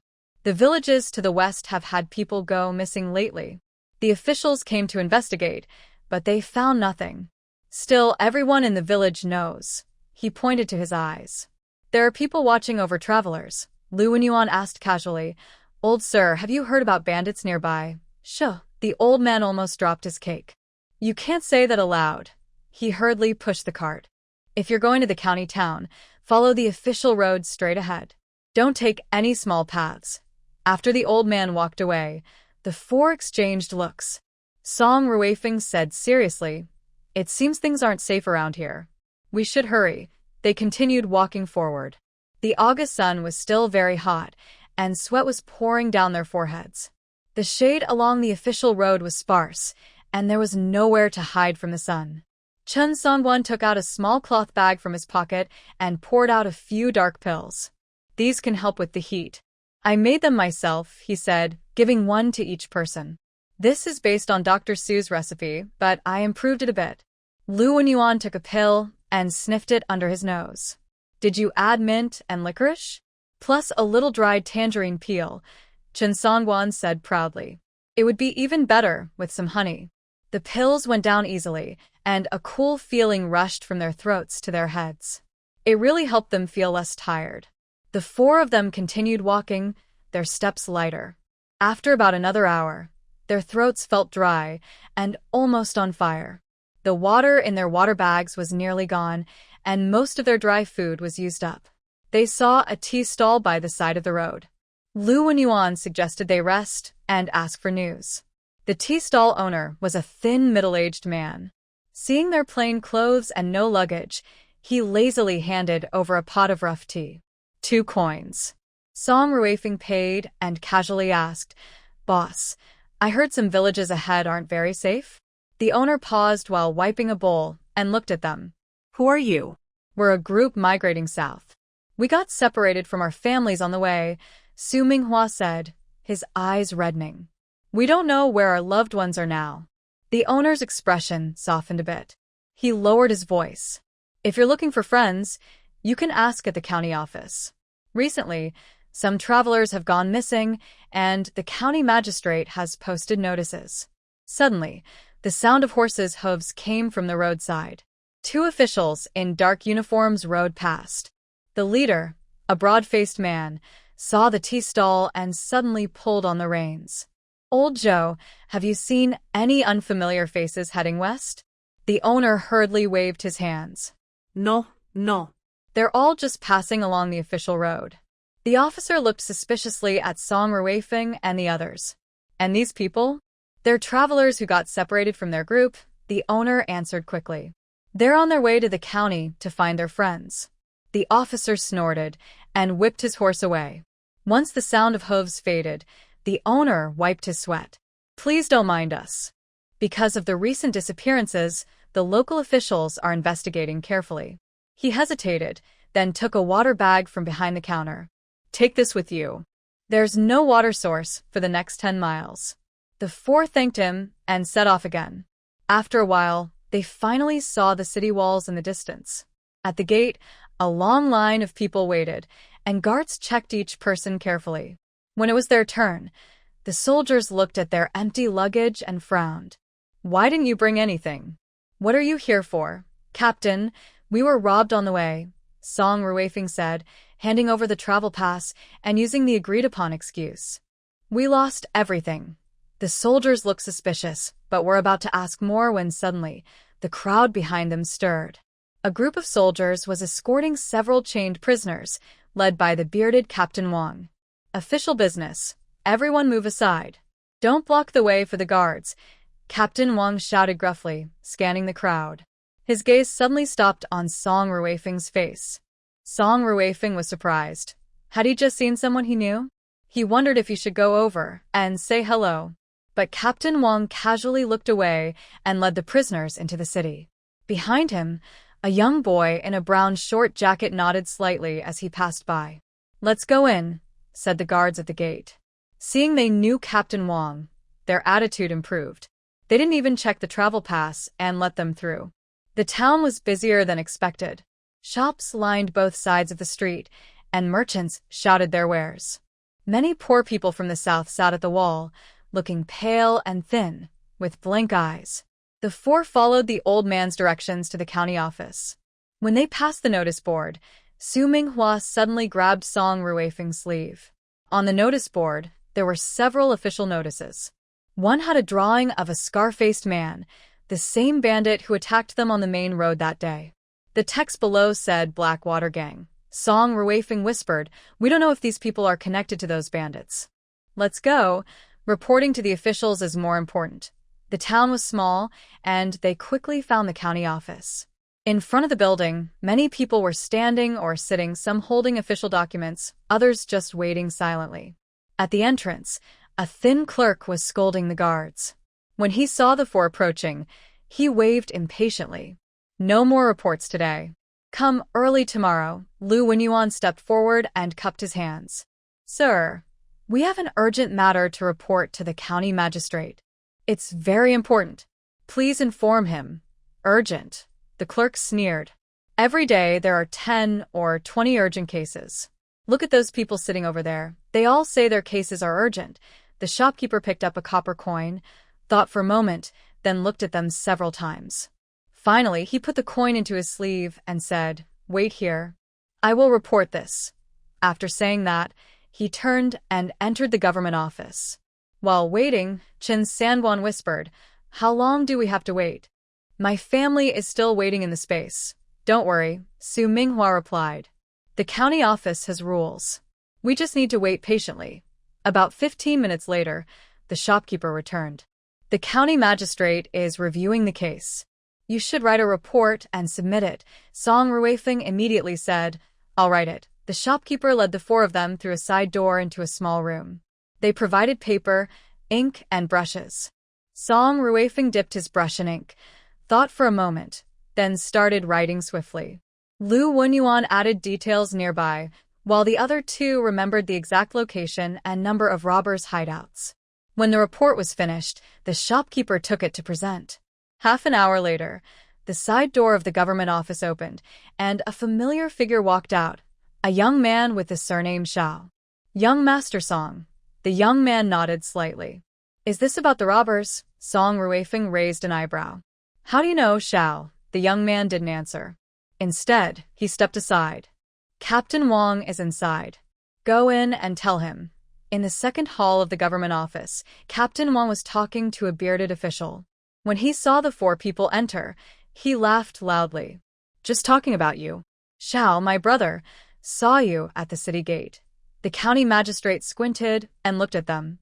Are you the ones reporting the robbery case? Song Ruifeng stepped forward and bowed. Yes, sir. Our whole family was passing through that village. A woman tricked us into her house. There were over 10 men with knives in the backyard. If we hadn't carried protective powder, we might have been harmed. Protective powder? The magistrate narrowed his eyes. What kind of powder can knock out more than 10 people at once? Chen Sangguan quickly explained. It was made by Song's father-in-law. He's a doctor. This time, he specially prepared some self-defense medicine for mountain wild animals. The magistrate didn't seem convinced. You're old, weak women and children. How did you escape from a whole village of people? Are you making this up? Suddenly, Su Minghua knelt down, tears in his eyes. Your Honor, please see the truth. Our whole family almost lost our lives. We have more than 3 elderly relatives and 3 children under 10 years old. All our luggage was left in that family's backyard. If we weren't desperate, we wouldn't have dared to trouble the adults. The county magistrate was a bit embarrassed by the sudden crying and quickly waved his hand to signal Song Ruifeng to help his wife up. Lu Wenyuan took the opportunity to step forward. Sir, the village is only about 30 miles from here. If you send a few officers to investigate, you'll find the truth. If I am lying, I am willing to accept punishment. The atmosphere in the hall suddenly grew tense. Captain Wang suddenly slammed his hand on the table. I testify. These people used pine needles to knock down members of the Blackwater gang just a few days ago. He turned to the county magistrate. Sir, I've been investigating this case for days, and it is related to these bandits. Young Master Xiao coughed softly. Captain Wang, what is the evidence? Captain Wang immediately took out a stack of documents from his pocket. This is the confession of the remnants of the Blackwater gang. They have been hiding around Ligia village for a long time. The magistrate looked at the documents, his goat beard twitching. So, these two are actually heroes. Exactly. Captain Wang's voice was loud. Young brother Xiao already said, what this case needs is live witnesses. Song Ruifeng finally understood that they had accidentally become key witnesses. The magistrate's attitude immediately changed. Since Captain Wang and young Master Xiao are vouching for them, this case must be thoroughly investigated. I will send people to handle it right away. Captain Wang patted his chest. If you don't have enough men, I can also send some of my brothers to help. The 4 of them looked at each other in surprise. They didn't expect things to be settled like this. Lu Wenyuan was the first to react, bowing deeply to Captain Wang and young Master Xiao. Thank you both for your help. Young Master Xiao nodded slightly, but his gaze fell thoughtfully on Song Ruifeng. Song Tongsheng, where are your family members now? Song Ruifeng's heart tightened, but he kept his face calm. They are currently hiding in the woods behind the tea stall on the official road. Waiting, he slightly bowed and said, my family is temporarily hiding in the woods behind the tea stall on the official road. The woods are not safe, Captain Wang said gruffly. It's better to bring them to the county town. Thank you for your message. Here is the improved and simplified English version. Su Minghua quickly said, thank you for your help, Captain Wang. Our family is large, so it's hard to enter the city. They are hiding in a secret place that others can't find easily. Plus, everyone is scared, and moving now might cause more panic. It's better to let them stay there for now, which is safer. Lord Xiao nodded and didn't ask more. The county magistrate had already asked the clerk to prepare a document to send soldiers to the village. When they left the county office, the sun was setting. Captain Wang insisted on seeing the 4 off and asked about the bandits' hideout. Xiao Lord spoke little, but always said important things. Can I see the powder you used? He suddenly asked at the city gate. Chen Sangguan was ready. He took out a small paper bag and said, this is all we have left. The powder isn't strong, just makes people dizzy for a short time. Xiao Lord took the bag, sniffed it gently, and looked surprised. The recipe is clever. He returned the bag to Chen Sangguan. Your family is quite unusual. Song Ruifeng's heart was pounding. Not sure what to say, his wife smiled and answered, Xiao Lord, you're flattering us. We're just ordinary people. We learned a few self-defense tricks by luck, so we seem a bit different. Xiao Lord nodded and told them to meet at the tea stall at dawn tomorrow. After guiding the soldiers there, he said no more. Captain Wang patted his chest and promised to lead the troops to fight the bandits early tomorrow. He told them not to worry. The 4 said goodbye at the city gate. On the way back, they felt much lighter. With the government involved, things finally seemed settled. Who is Xiao Lord really? It feels like Captain Wang listens to him very carefully. Su Minghua hesitated. Song Ruifeng shook his head, signaling her not to say more. Chen Sanguan chewed on a new grass stalk and said with a grin, "Who he is doesn't matter. If he can help, he's a good person." Lu Wenyuan waved his banner happily. "I told you. Someone important is helping us from the southeast. Forget about whether he's important or not. Let's think about how to guide the way tomorrow," Su Minghua said, rubbing her sore leg. The four of them planned to find a hidden place to return to their space. Inside, their family was waiting for good news. As soon as they entered the space, they were surrounded. Yuan Su ran over holding a carrot and asked, "Big uncle, did the magistrate believe us?" Song Ruifeng casually tucked the little guy under his arm and spun around. "Of course. Tomorrow the officials will send people to catch the bandits. I knew having a big brother take action would work." Song Jinqiu rubbed his hands as he came over, but Wushi grabbed his ear and pulled him back. "Are you showing off? Hurry up and help me get water for the big brothers." Song Ruifeng put down Yuan Su and told everyone, "The officials have already filed a case. Tomorrow at the hour of Chen, the officials and us will meet at the tea stall, and we will lead the way to catch the bandits." He looked around. The boy asked a lot of questions.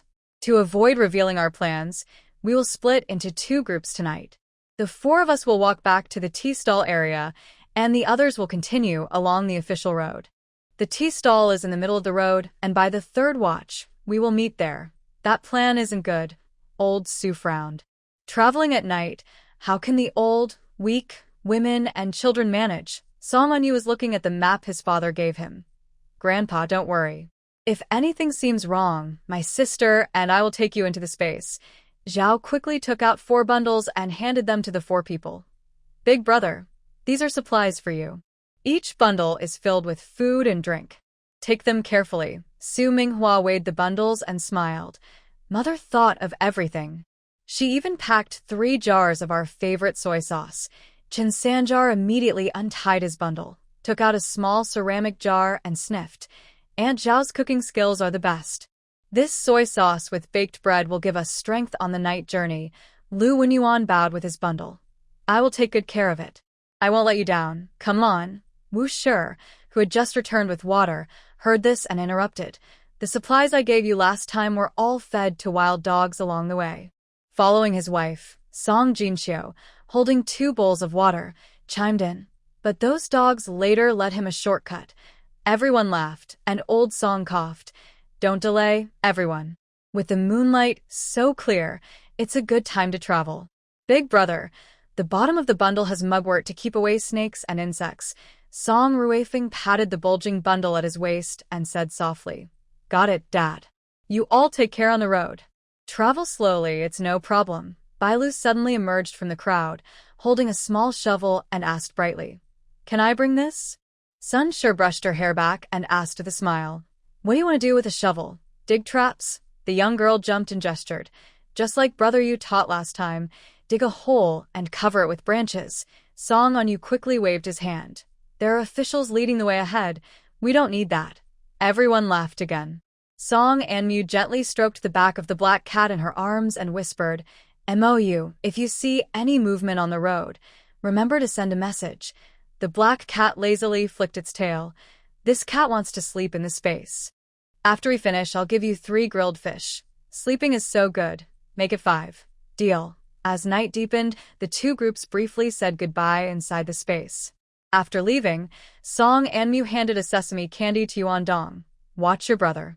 The mountain path is dense with bushes. Don't let him stop to catch crickets and miss the time." "Anmu's sister." Yuan Su retorted with a stiff neck. "I stopped playing that a long time ago." "Oh." Song Anmu raised an eyebrow, smiling slightly as she pointed at his puffed-up sleeve. "Then what's that cricket cage hidden inside your sleeve?" The little guy's face immediately turned red. He took out a small bamboo cage from his sleeve. "I just thought the weaving was pretty, so I brought it along." On the southern official road, Song Ruifeng led the way, holding a bunch of mugwort, occasionally flicking it into the bushes by the roadside. As the night wind blew, the bitter scent of mugwort spread out, driving away the buzzing of mosquitoes. Big brother Song, you're flicking mugwort like you're scattering paper money. Chen Songwan followed behind, munching on a pancake. If someone sees this, they'll think we're burying someone in the middle of the night. Stop talking nonsense. Song Ruifeng didn't turn around. If we really step on a snake later, don't jump on my back. Su Minghua walked in the middle, a jar of soy sauce in her bundle gently bumping with each step, making a dull sound. She kept looking back at Lu Wenyuan, who was lagging behind. Mr. Lu, stay close. There are many pits on this road. Lu Wenyuan held up his clothes, walking carefully on the muddy road. He smiled bitterly and said, Madam Su, these cloth shoes are really not suitable for walking at night. Why are you wearing satin shoes out here? Chen Songguan glanced back at him. In this wilderness, do you think you're going to a poetry gathering? Lu Wenyuan was about to reply, when suddenly his foot slipped. Ouch! Su Minghua quickly grabbed his sleeve to prevent him from falling into the mud pit. Lu Wenyuan, still shaken, steadied himself and looked down to see his shoes covered in mud. It's over, he sighed. These shoes are from Suzhou. Shut up. Song Ruifeng suddenly stopped and raised a sprig of mugwort to signal everyone to be quiet. In the distance, faint lantern light flickered as it approached along the official road. The four of them immediately crouched down in the bushes by the roadside.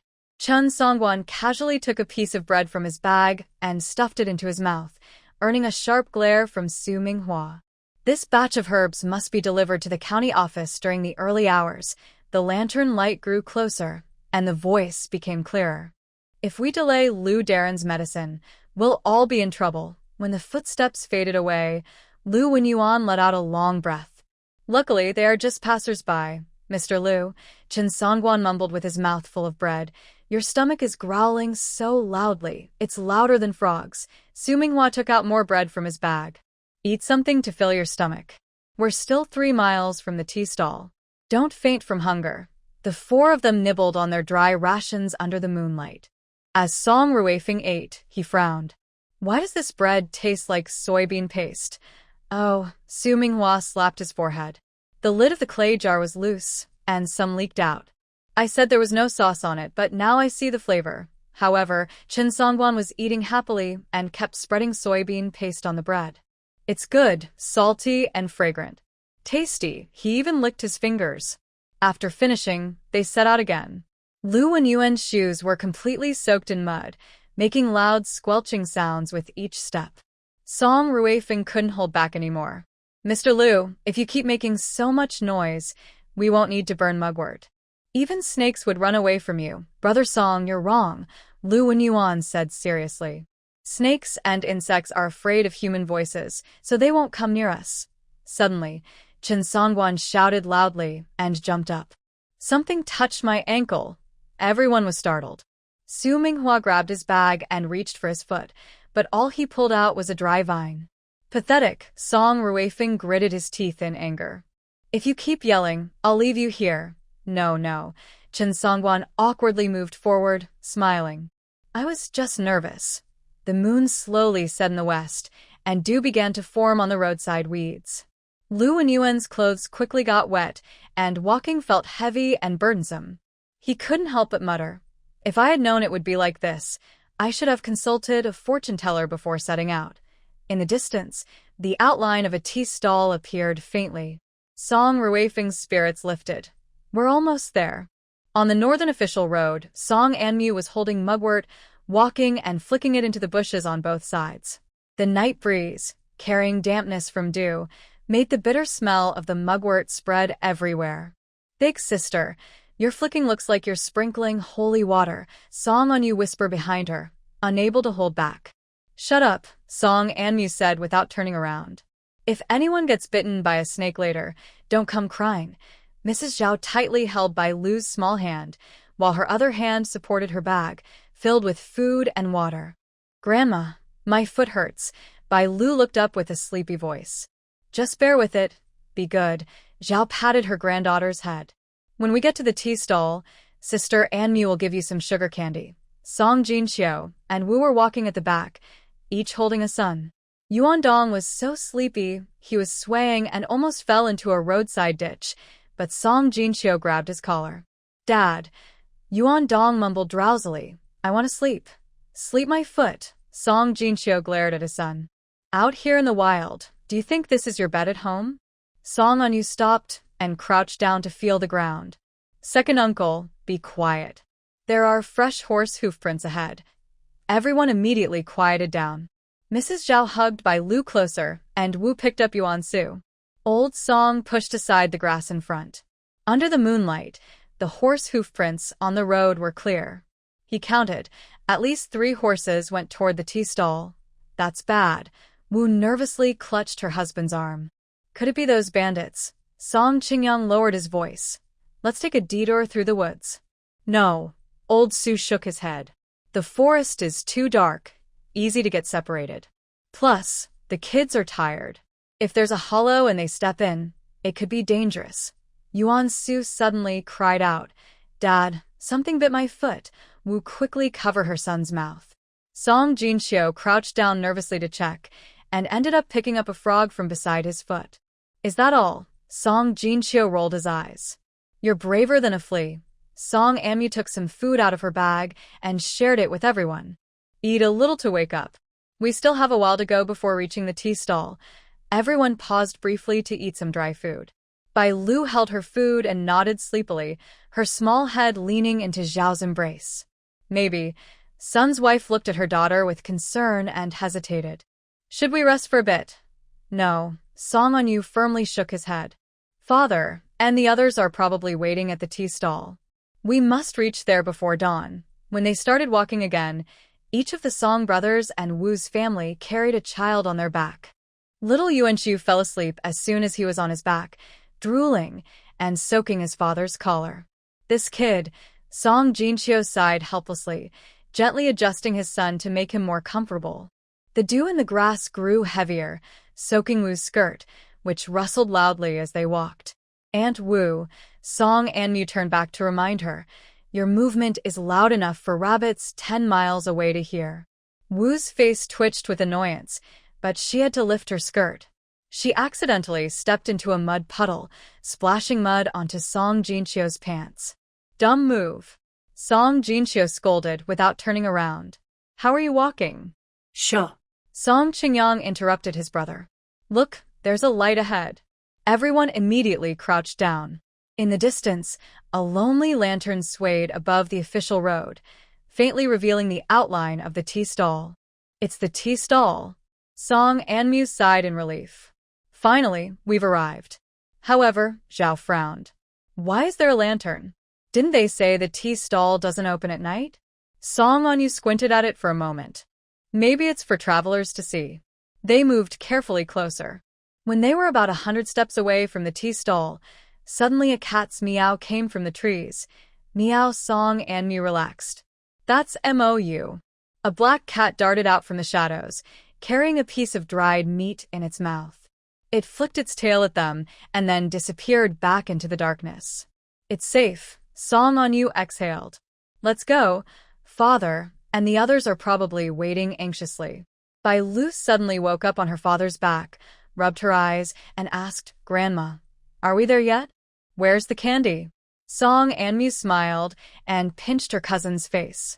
Later, I'll show you what fairy honey tastes like. 12 shadowy figures moved toward a tea stall, with the shadow of a nearby tree cast on the ground, resembling a large open umbrella that just covered their tired but happy figures. As they approached, they finally saw the tea stall clearly. The thatched shelter was quiet and still. We've arrived, Song Anmu whispered to her family. She looked back, noticing everyone was standing drowsily, leaning to one side. Just as she was about to speak again, her younger brother suddenly grabbed her arm. Sister, someone is in the woods. Hearing this, everyone looked toward the forest. Behind the tea stall, 4 blurry figures waved at them. It's Song Shufeng and the others. Finally, you're here. Relieved to see their family, Song Ruifeng's worried heart eased. He softly said, let's go into the woods to rest in the space. Their footsteps startled a few early morning sparrows. When they reached deeper into the forest, Song Ruifeng stopped. This is good. One by one, Song Anmu and her family entered the space. Mou was dozing by the spiritual spring, only lifting her eyelids slightly at the noise. Everyone take a rest. Su Minghua and her two younger siblings poured some spiritual spring water for everyone. We'll go out after dawn. After drinking the water, everyone's strength was restored. Song Ruifeng sat down by the well platform, his eyelids heavy and hard to lift. Su Minghua gathered her children close. The siblings curled into small balls, with grass in their hair, while one lay on his back, chest rising and falling steadily. In the corner, Su Fuxing's white beard trembled softly with his snoring. The elderly couple lay back to back, sleeping. Song Jinxiu sprawled out, while Wu's lively spirit had turned into long, gentle breaths. Her two sons curled up like little animals in her arms. Song Qingyang and his wife protected their daughter in the middle. Bai Lu was already deeply asleep, with a cute smile on her face. At the other end of the well platform, Chen Songguan's belly was exposed, drooling at the corner of his mouth, occasionally licking his lips. Lu Wenyuan's robe was wrinkled, and his compass slipped halfway out of his sleeve. The divination sticks scattered nearby. The spiritual spring shimmered faintly, and mist gently covered the sleeping group. Only Mou's ears occasionally twitched, listening to the muffled snores echoing in the space. Everyone slept so soundly that they seemed unaware of the world, until Mou lightly leapt onto Song Ruifeng's chest, her tail sweeping his chin. Seeing that he was not awake, it gently patted his cheek twice with its paw. Song Ruifeng, still half asleep, slowly opened his eyes and looked into Mou's glowing vertical pupils. Seeing that the person was awake, it wagged its tail, signaling that dawn had arrived and they could go out. Song Ruifeng massaged his sore neck, sat up, and gently pushed his wife nearby. Minghua, it's dawn. Time to get up. Su Minghua frowned slightly and mumbled a response, slowly opening her eyes. Song Ruifeng then bent down to wake the children. And Mu and you wake up. It's time to go. His older sister, sleeping soundly, curled up instinctively when awakened, muttering, 5 more minutes. His younger brother woke quickly, sat up with a roll, rubbed his eyes, and still had red marks on his face. Go wake the others, Song Ruifeng quietly told his wife and children. Everyone gradually woke up, yawning and stretching, and the space became lively. Mou sat nearby, urging them to move faster. When they returned to the forest, the birds chirped loudly. Everyone had slept well last night in the space, and was now full of energy. Let's go to the main road and wait. Old Song walked ahead with his hands behind his back, while Mrs. Zhao held a cloth in her hand and followed. The tea stall owner was setting up tables and chairs. When he saw a dozen or so people coming out of the woods, he was so startled that he dropped his chair. What are you all doing? The owner asked, eyes wide. He was especially surprised when he saw Song Ruifeng and the others. Have you found your family members? Song Ruifeng smiled and nodded. Yes, luckily we met them in the woods last night. The owner looked at them skeptically. Although their clothes were a bit wrinkled, they looked healthy. They didn't seem like they had spent the night in the forest. But he didn't bother to ask further. He picked up his chair, straightened it, and went back to work. Come, everyone sit down and rest a bit, Su Minghua called out, choosing a spot a little farther from the tea stall so their conversation wouldn't be overheard. Yuan Dong and Yuan Su, the two boys, immediately looked around when they sat down. Bai Lu sat obediently next to Sun's family, clutching her mother's clothes with her small hand. When the soldiers come later, remember to act a little more like children, Song Qingyang whispered to the kids. Yuan Dong puffed out his chest. Dad, I know. Just like last time when I pretended to be sick and didn't practice writing, Wu slapped him on the back of the head and said, Still dare to bring this up? Everyone was joking and laughing when Mou suddenly appeared from behind Song and Mu. His golden eyes narrowed. A large group is approaching. It's the officials. He tidied his clothes and said with a mischievous smile, Everyone, it's our turn now. Song Jinxiu grabbed his son's collar and dragged him to the ground. First, smear some dirt. How can someone fleeing danger look so clean and shiny? Yuan Dong was pressed to the ground and struggled loudly. Dad, I can do it myself.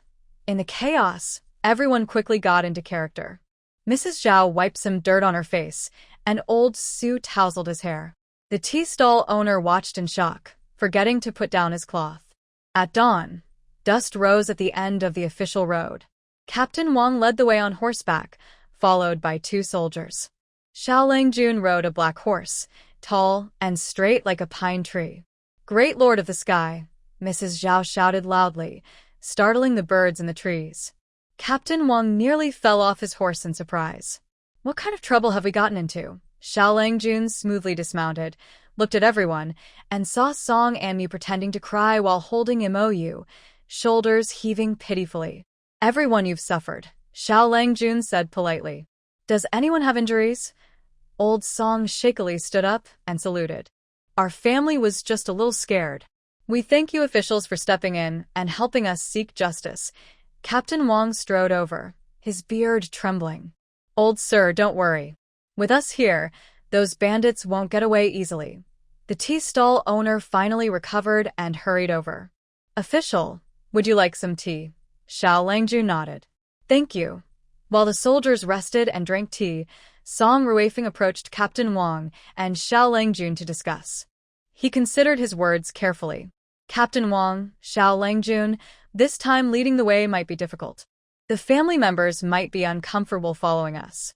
Perhaps it's better to let the elderly, women, and children stay at the tea stall and wait." Xiao Langjun nodded slightly.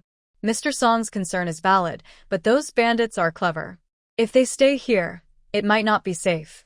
Captain Wang stroked his beard and laughed. "This is the official road with many travelers. It should be safe. Well, I'll leave 2 brothers here to protect Mr. Song's family, so you don't have to worry." "Thank you, Captain Wang." Song Ruifeng bowed with clasped fists and said, "For this trip, I want my wife and me to go together, along with my second brother, Jin Xiao. He's strong and can protect himself if needed. Also, Chen Sanguan will come along. His poison skills might be useful." Lao Junjiao's eyes showed understanding. "Yes, dealing with bad people is easier with more tricks." Then Song Ruifeng hesitated slightly. "I also want my young daughter and son to go with us. When we escaped that day, they remembered the route best." Captain Wang agreed quickly. "No problem. Kids are good at remembering paths. Just stay close and don't run off." At the tea stall, a few pieces of coarse tea leaves floated in a simple ceramic bowl. Song Ruifeng took the chance to tell the others what the old man selling firewood had said earlier. Captain Wang tapped the table lightly. "I'll lead the main force straight to Li's village. Team Li is in charge of Zhou's village, and Team Zhao is heading to Weikan." While they discussed, Su Minghua was taking care of the women and children. Yuan Dong and Yuan Su were acting very frightened, trembling in Wu's arms. "Nice acting," Song Anmu whispered to his brother. Song Anmu raised an eyebrow. "Of course, look where we are."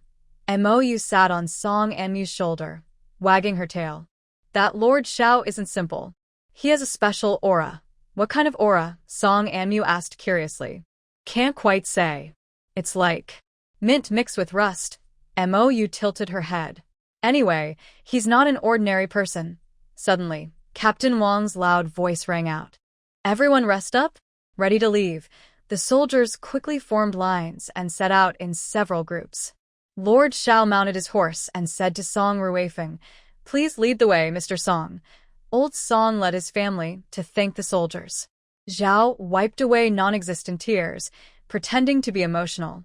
The group marched toward the bandits' hideout, leaving the people and the tea stall owner standing by the road, watching them go. The tea stall owner shook his head. "Strange things happen every year, but this year is especially many." On the way, Song Anmu quietly asked Mou, "Do you think we can successfully deal with those bandits this time?" Mou licked her paw. "With me here, what are we afraid of? We can just hide in the space again if needed." "Don't do that in front of everyone," Song Anmu sighed. "If you disappear in front of them, they'll think you're a monster. You humans always think too much. There is food and drink in space, and you could stay there your whole life." Mou blinked. Song Anmu was about to argue when the front shouted, "Stop. We are at Li Family Village." Mou jumped down from Song Anmu's shoulder and ran away. She probably wasn't playing, but heading into the space. She tiptoed and looked into the distance, secretly signaling a route with her fingers inside her sleeve. She remembered the crooked tree at the village entrance, which was very noticeable. Mou had said there were traps disguised as haystacks under the tree. That way, Song Onyu said with a tense face, the village looks peaceful, but there are people hiding in the bushes. Hearing this, the officer Wang stopped his horse and looked around quietly. Song Anmu took the chance to go near his horse. The woman leading us took the west path, straight to her home, she said, drawing a simple map with a stick on the ground. Many people's backyards have buried traps under the walls. We almost stepped on one when we escaped. Good memory, girl. Officer Wang turned to the boy.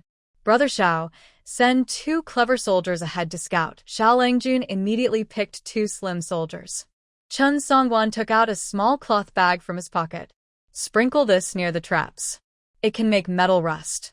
Soon, the scouts returned and reported, there are indeed ambushes at the village entrance, but we knocked them all down. Officer Wang laughed loudly. Good job. Let's go meet those bastards. As the team entered the village, 7 or 8 villagers carrying hoes surrounded them. The old man in front smiled and asked, What are you officials doing here? Stop pretending. Officer Wang snapped his whip on the ground. Tell me, where are the Blackwater gang members? The old man's face suddenly changed. He grabbed his hoe and swung it at the nearest soldiers.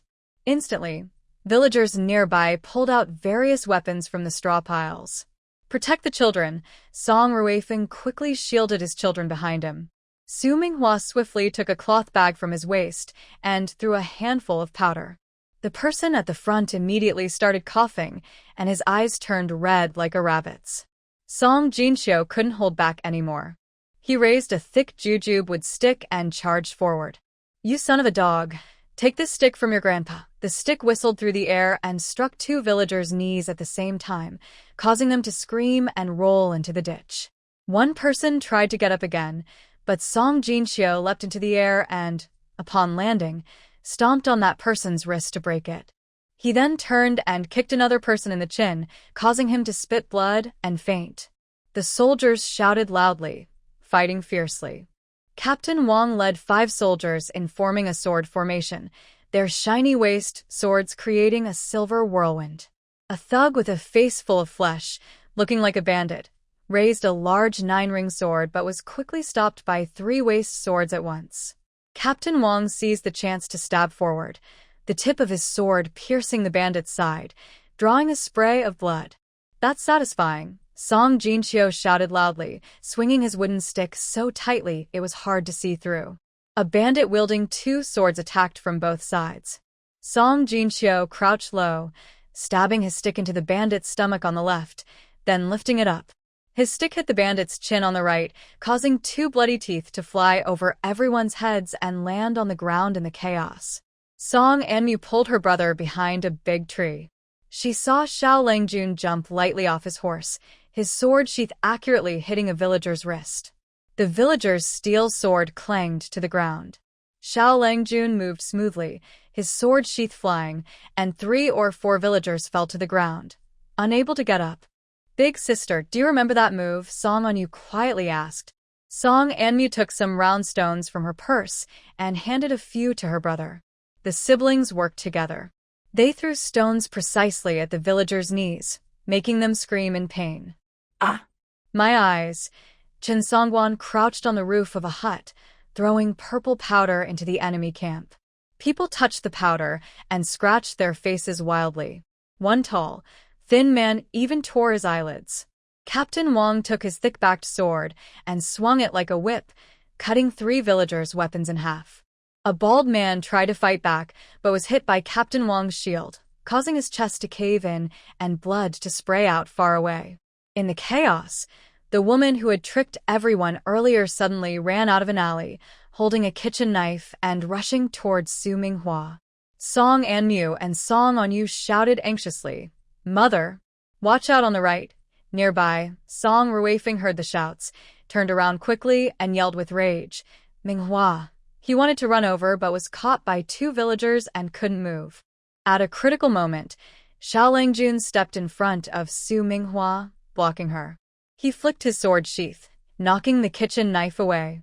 The woman tried to rush forward, but Song Jinxiu quickly stepped in and struck her shoulder blade with a stick, knocking her to the ground. "Thank you, Sir Xiao," Su Minghua, still shaken, gratefully said.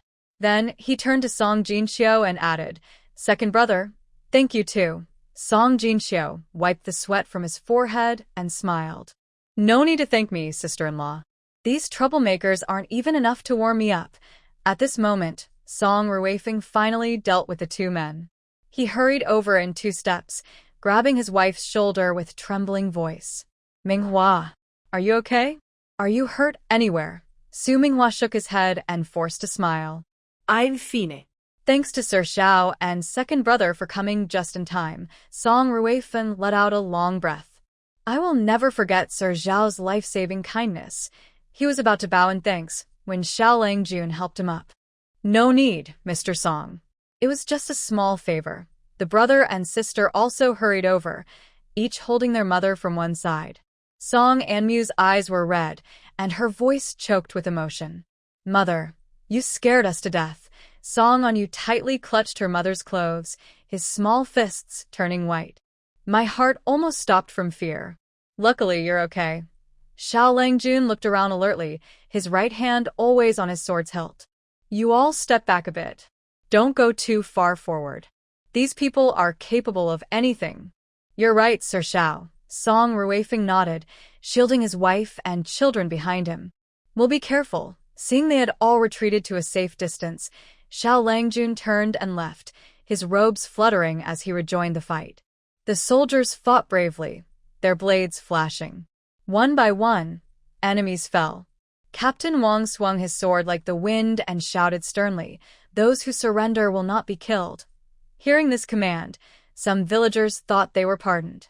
They hurriedly dropped their hoes or sickles and knelt down with a thud. However, a few villagers ignored the order, their faces twisted with rage. They waved their weapons and charged more fiercely.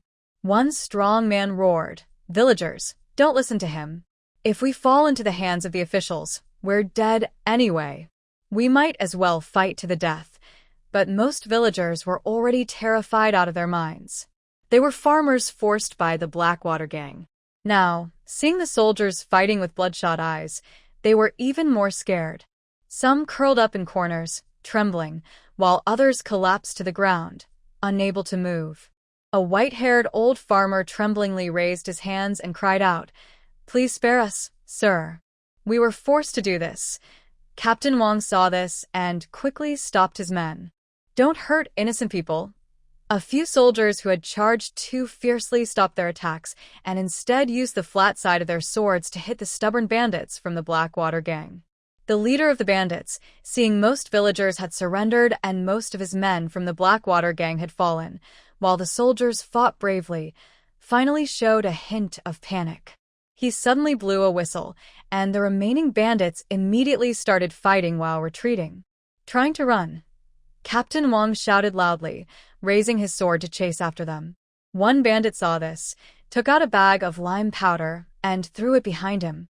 Captain Wang, chasing from behind, hurriedly covered his eyes with his sleeve. The bandit took the opportunity to climb over the wall and escape. Bah! Despicable tricks. Captain Wang spat in anger and swung his sword. Meanwhile, another bandit heard the whistle and immediately fled toward the back of the village, shouting as he ran, "The coast is clear." Chun Songwan watched from the roof, clearly seeing what was happening and loudly warned, "They're running into the woods." Captain Wang, hearing the warning, was about to lead his men to pursue them when suddenly a sharp whistle sounded. An arrow shot into the air and exploded into a cloud of red smoke. Trouble. "They're signaling with smoke." Xiao Langjun frowned and looked into the distance. "They're alerting their allies." Sure enough, a thick cloud of smoke rose from the center of the village. Some bandits began to retreat, and Captain Wang cursed loudly. The commander divided his soldiers into 3 groups to encircle the bandits. He himself moved toward this side. "Brother Xiao, I'll chase those scoundrels. You handle this area," Xiao Langjun said calmly. "Hold on, don't rush. The smoke is green, probably a trick to lure us away." He pointed to the other side, listening carefully. "Did you hear that? Sounds of metal clashing from the east. Their real escape route should be that way." Hearing this, everyone held their breath and focused. Sure enough, Faint sounds of metal hitting could be heard from the east. Xiao Longjuan's lips curled slightly. They're deliberately making noise to lure us west, but their main force is actually retreating east. Captain Wang, you and your men handle the remaining situation here, Xiao Langjun quickly decided. I'll lead people to chase after them. After saying that, he and a few soldiers hurried eastward. Song Anmu remembered the traps on that path and shouted, "Brother Xiao, there are many traps over there." Without waiting for others to react, she ran ahead, and Song Anyu immediately followed without hesitation. "Sister, wait for me." Song Ruifeng's face changed dramatically. "These two kids," he quickly told his family, "let's follow them." In a flash, the entire Song family caught up. Chen Songguan came down from the thatched hut shouting, "Oh my goodness, slow down." Captain Wang shouted from behind, "Brother Song, come back." But it was too late. No one paid attention to him. The group disappeared around the corner of the village road. After passing a few thatched houses, they saw from afar that Xiao Longjuan's team had stopped ahead. Song Anmu finally caught up with them. "Don't go any further." She grabbed Xiao Longjuan's sleeve and pointed at the seemingly smooth dirt road ahead. "We can't walk on this path." Xiao Longjuan's eyes showed a hint of surprise. He had already sensed something unusual ahead and was about to signal the soldiers to stop and deal with it. He didn't expect this young girl to remember the trap here and even risk chasing after them to warn them. Under the boys' watch, Song Anmu bent down, picked up a stone, and threw it forcefully about 3 zhang ahead. As the stone hit the ground, the surface suddenly collapsed, revealing a deep pit over 10 feet wide, filled with sharpened bamboo spikes at the bottom. "That was close," the nearby soldiers exclaimed, stepping back several paces. The Song family members who had just caught up looked at the scene in shock. Song Jinxiu took a sharp breath. "Wow, this is a wild boar trap." Xiao Langjun solemnly cupped his hands to Song Anmu. "Thank you for the warning. If it weren't for you stopping us in time, we might have been in trouble." He turned to everyone and said, "It looks like we need to take a detour. Stay close." Then Xiao Langjun led them to take a different route. But as they turned onto the new path, Song Anyu suddenly slammed on the brakes, spreading his arms to stop everyone. "Stop right there." He pointed at the seemingly ordinary dirt road ahead. "Look at those stones in the middle of the road. They are arranged too neatly." He picked up a clump of dirt and threw it forcefully. As the dirt hit the stones, a dozen sharpened bamboo spears shot out from the bushes on both sides, crossing and blocking the entire road. Everyone froze in shock. The traps in this village are really numerous. Song Jinxiu gasped again. "Such a poisonous trap." "That's not all," Song Anyu said, approaching an old locust tree beside the road. He pointed to some fresh carvings on the trunk. "These are probably their secret signals." He looked along the direction of the scratch mark and suddenly his face changed dramatically. "Not good." "Step back quickly." As everyone retreated a few steps, there was a loud bang. A large, dead tree, mostly sawed through, fell down suddenly, smashing into the spot where they had just been standing and kicking up a cloud of dust. Young Master Zhao's eyes showed approval, and he spoke with admiration. "Brother Song is so alert at such a young age. He will surely become someone great in the future." This praise made Song Anyu happily accept it. He smiled confidently and said, "Big Brother Xiao, you flatter me. I've seen many simple traps in books. These people's tricks are not very clever." There was no time to chat further. The group changed their route and continued chasing. They ran along a small path past a thatched hut. When they turned a corner past a haystack, Song Anmu called everyone to stop again. She pointed to a seemingly ordinary pile of firewood by the roadside. "There's a trap here." Everyone looked carefully, and sure enough, they saw a faint gleam of metal between the cracks in the firewood. "Let me handle it," said Chen Songguan, stepping forward. He took out a small porcelain bottle from his pocket and dropped a few drops of liquid into the cracks. After a moment, the trap made a clicking sound and surprisingly disassembled itself. Amid the soldiers' amazement at his poison, the group continued their pursuit. The Song siblings occasionally discovered traps and warned everyone. "There's a tripwire in the grass on the left. Be careful of the pile of firewood on the right. There's a trap underneath." The soldiers had to slow down and stay alert for traps along the way. Fortunately, They could still see a few panicked figures fleeing in the distance. They followed those people into a courtyard, only to find it was empty. "Search," young Master Xiao ordered, and the soldiers immediately spread out. The Song family also started searching. Song Jinxiu kicked open a door and rushed inside. He saw a half-eaten bowl of porridge on the table and scratched his head in confusion. Where did everyone go? Near the stove, Chen Songguan was wandering around. He lifted the lid of a pot, looked inside, then reached in and took a piece of cake, eating it while searching. Su Minghua checked the backyard with 2 children. Several soldiers turned the yard upside down, even poking through the haystacks multiple times, but found nothing. "Strange," said Song Ruifeng, grimacing. "Could they have flown away?" Young Master Xiao stood in the middle of the yard, his sharp eyes sweeping every inch of the ground. He suddenly crouched down, his slender fingers gently touching the ground, then stopped at a certain spot. "No need to look further. There is a secret passage here." Everyone heard this and gathered around, watching as Xiao Langjun pushed aside the weeds, revealing a hidden well entrance. Only then did they realize what was going on. Song Jinxiu, holding a wooden stick, was about to jump down, but Xiao Langjun stopped him. "Wait a moment. Stay here. I will go down with some people to chase after them." He took out a fire starter from his pocket and led the way into the passage. The secret tunnel was cold and damp. Xiao Langjun held a fire starter and walked at the front. Suddenly, he heard hurried footsteps ahead. He immediately extinguished the fire and signaled the soldiers to hold their breath.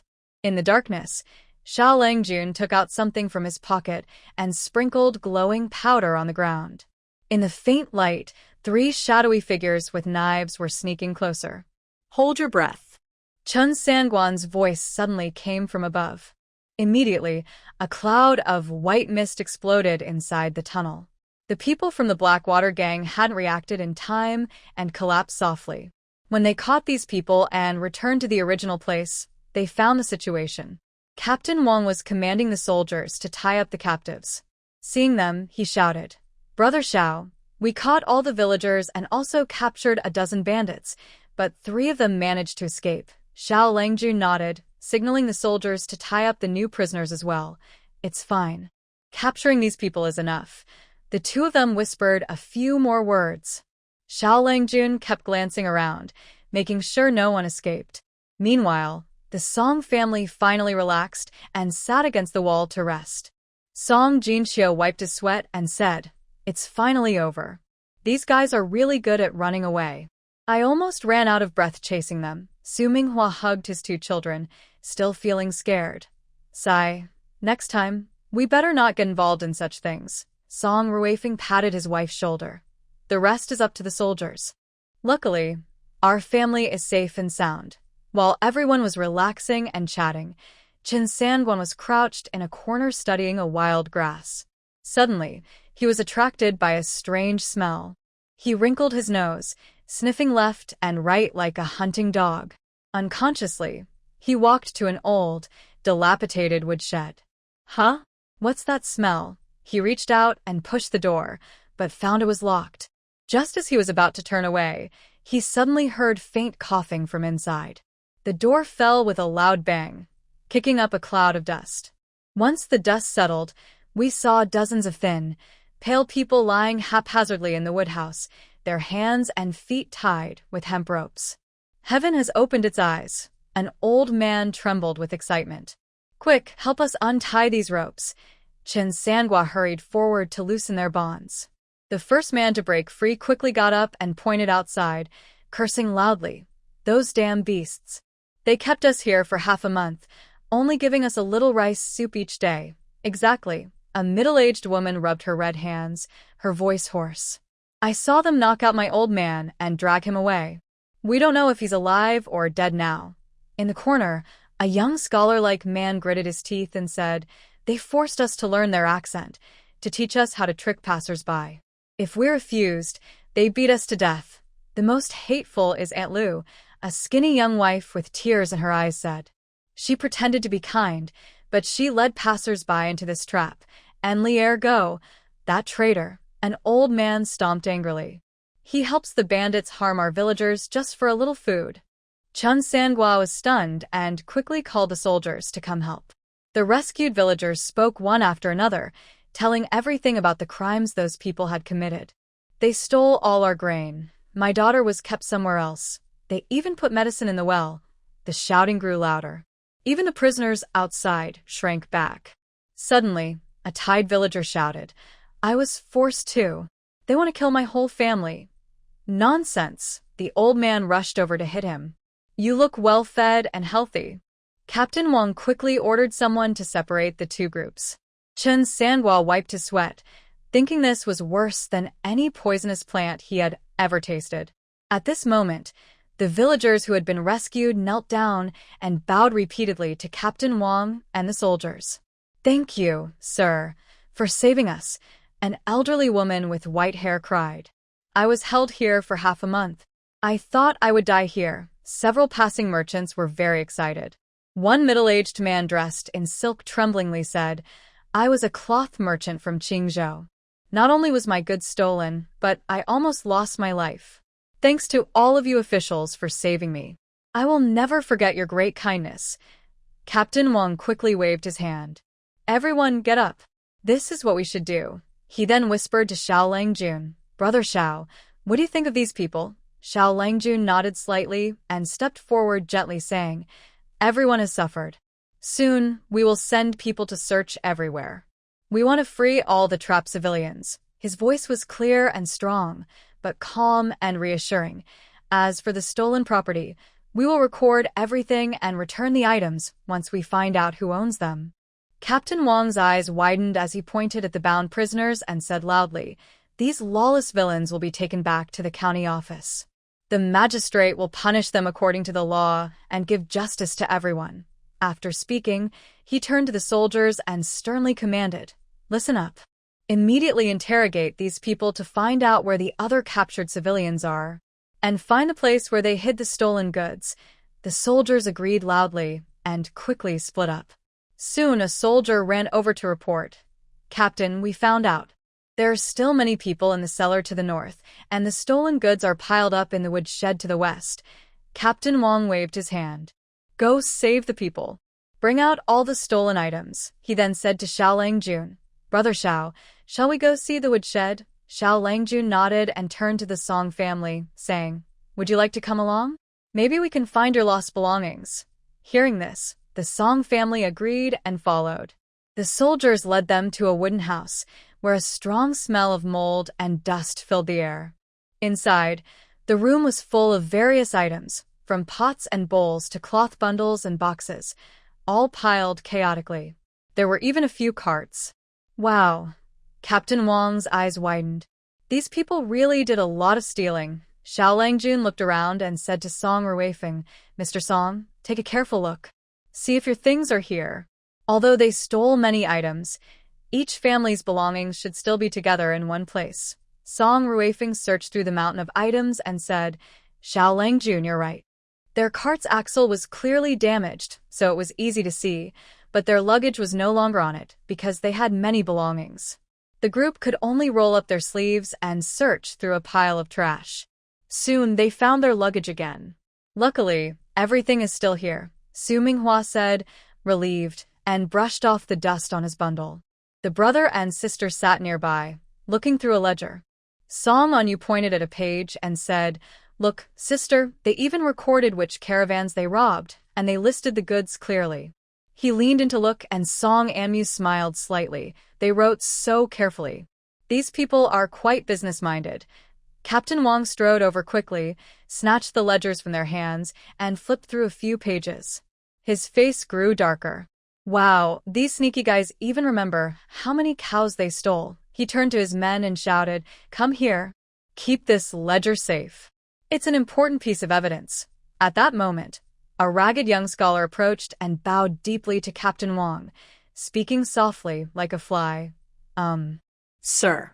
I have a small request. Speak plainly." Captain Wang waved his hand roughly and said gruffly, "No need to beat around the bush, gentlemen." The scholar was startled by his loud voice, his face turning red, and he stammered, My book chest.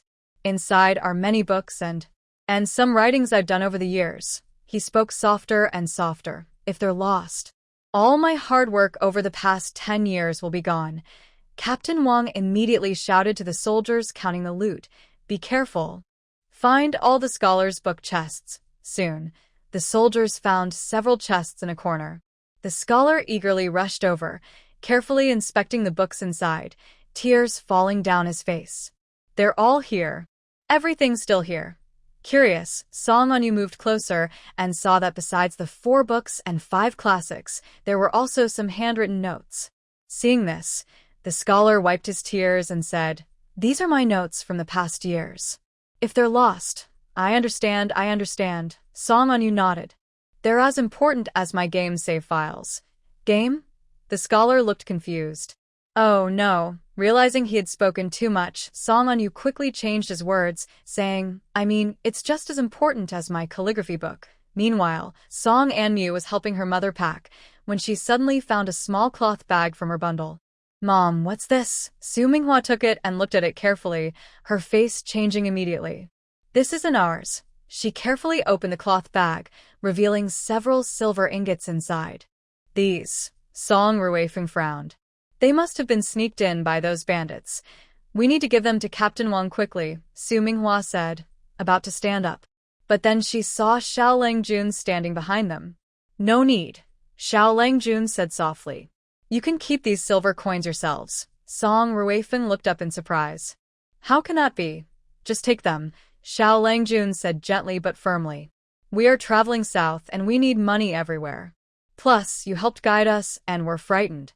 Consider this our reward." They looked at each other, then nodded. Su Minghua carefully repacked the silver ingots and hid them close to her body. "Thank you, Xiao Langjun," Song Ruifeng said sincerely, bowing deeply. "No need to thank me." Xiao Langjun waved his hand. After saying that, he turned and walked away, leaving only his back behind. Song Enmi watched the young man leave and whispered to her brother that Xiao Langjun is quite good at dealing with people. Song Onyu nodded in agreement. Of course. Otherwise, he wouldn't be so young and already in this position. Just then, Captain Wang's loud voice rang out. "Is everything packed? We're heading back to the county office." Song Anmu quickly grabbed her brother and followed the main group. The soldiers were escorting the prisoners, marching loudly back. On the way, Captain Wang and Xiao Langjun whispered a few words. Then the boy mounted his horse and rode ahead to report to the county office. At the tea stall, Old Man Song paced back and forth, almost wearing down the ground with his shoes. Mrs. Zhao was holding her prayer beads, muttering prayers for protection. 2 boys sat on the ground, drawing imaginary battlefields with sticks, occasionally arguing about whose father could fight better. Bailu was lying in Sun's arms, clutching her mother's clothes tightly, watching the road eagerly. "They're back. They're back." Yuan Su suddenly jumped up, throwing away the stick he was holding. Everyone looked up together, and amidst the flying dust, the tall figure of Captain Wang appeared at the front. Song Jinqiu wore a proud smile, walking and gesturing as he said, "You see, I knocked down 3 with 1 stick." Wu, who had been worried since they set out, hurried forward, both caring and proud, patting her husband's dusty clothes. Old Song didn't hesitate and rushed to the second position. His rough hand heavily patted Song Ruifeng's shoulder.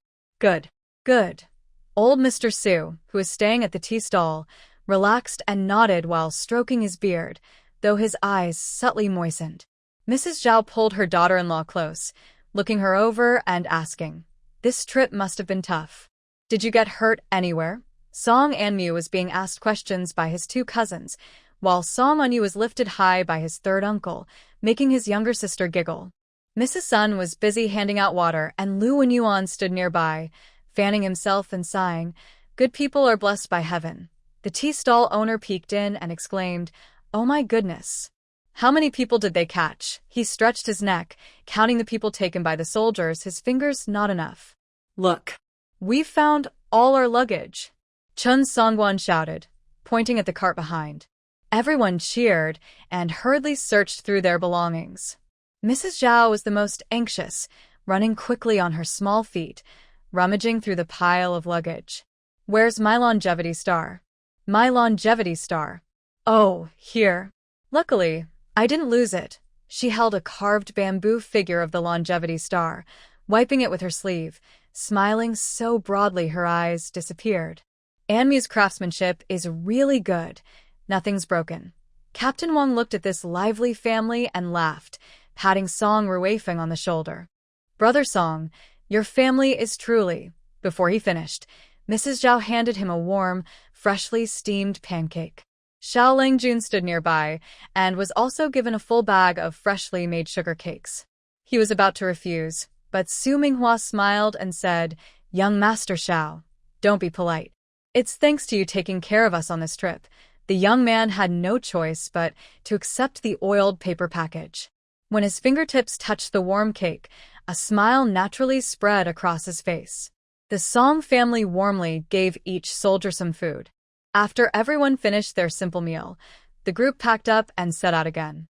The soldiers led the prisoners toward the town, marching loudly. The villagers along the way stopped to watch and whispered to each other. Wow, how many people did they catch? A woman with a basket of vegetables stretched her neck to look. Next to her, a candy seller tiptoed and counted. 1, 2, 3. Wow. At least 30 or 40.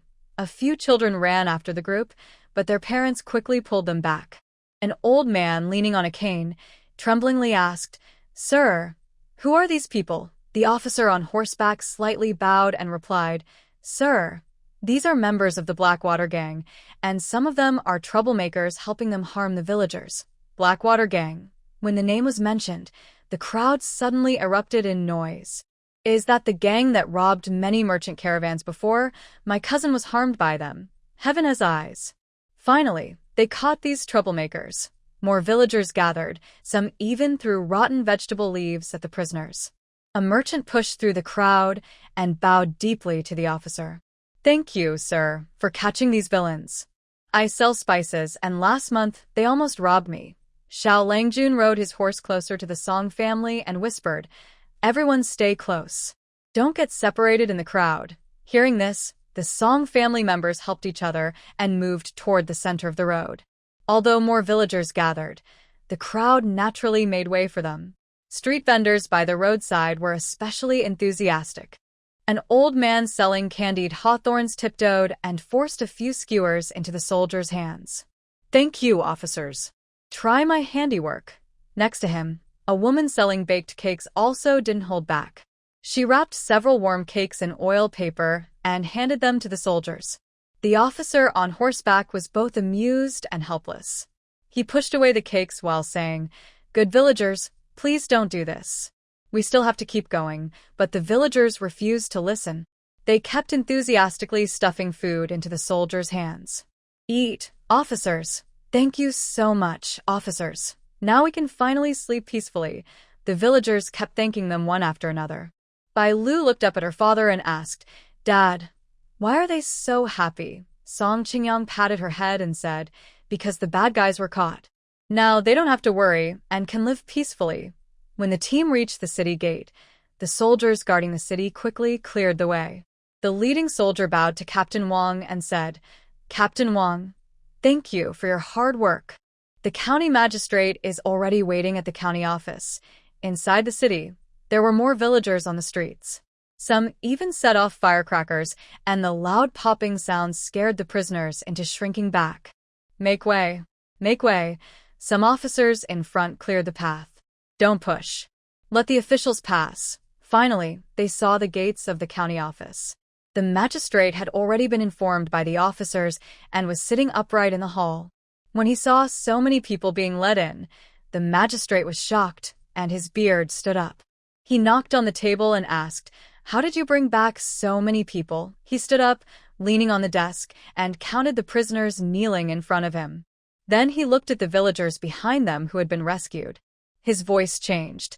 "In all my years in office, I have never seen such a large-scale arrest. Captain Wang, are you bringing the entire village here?" Captain Wang cupped his fists and bowed. "Sir, Li Family Village is just one of several places. A few other villages have also been harmed, but I have already sent people to clean up. We will have news soon."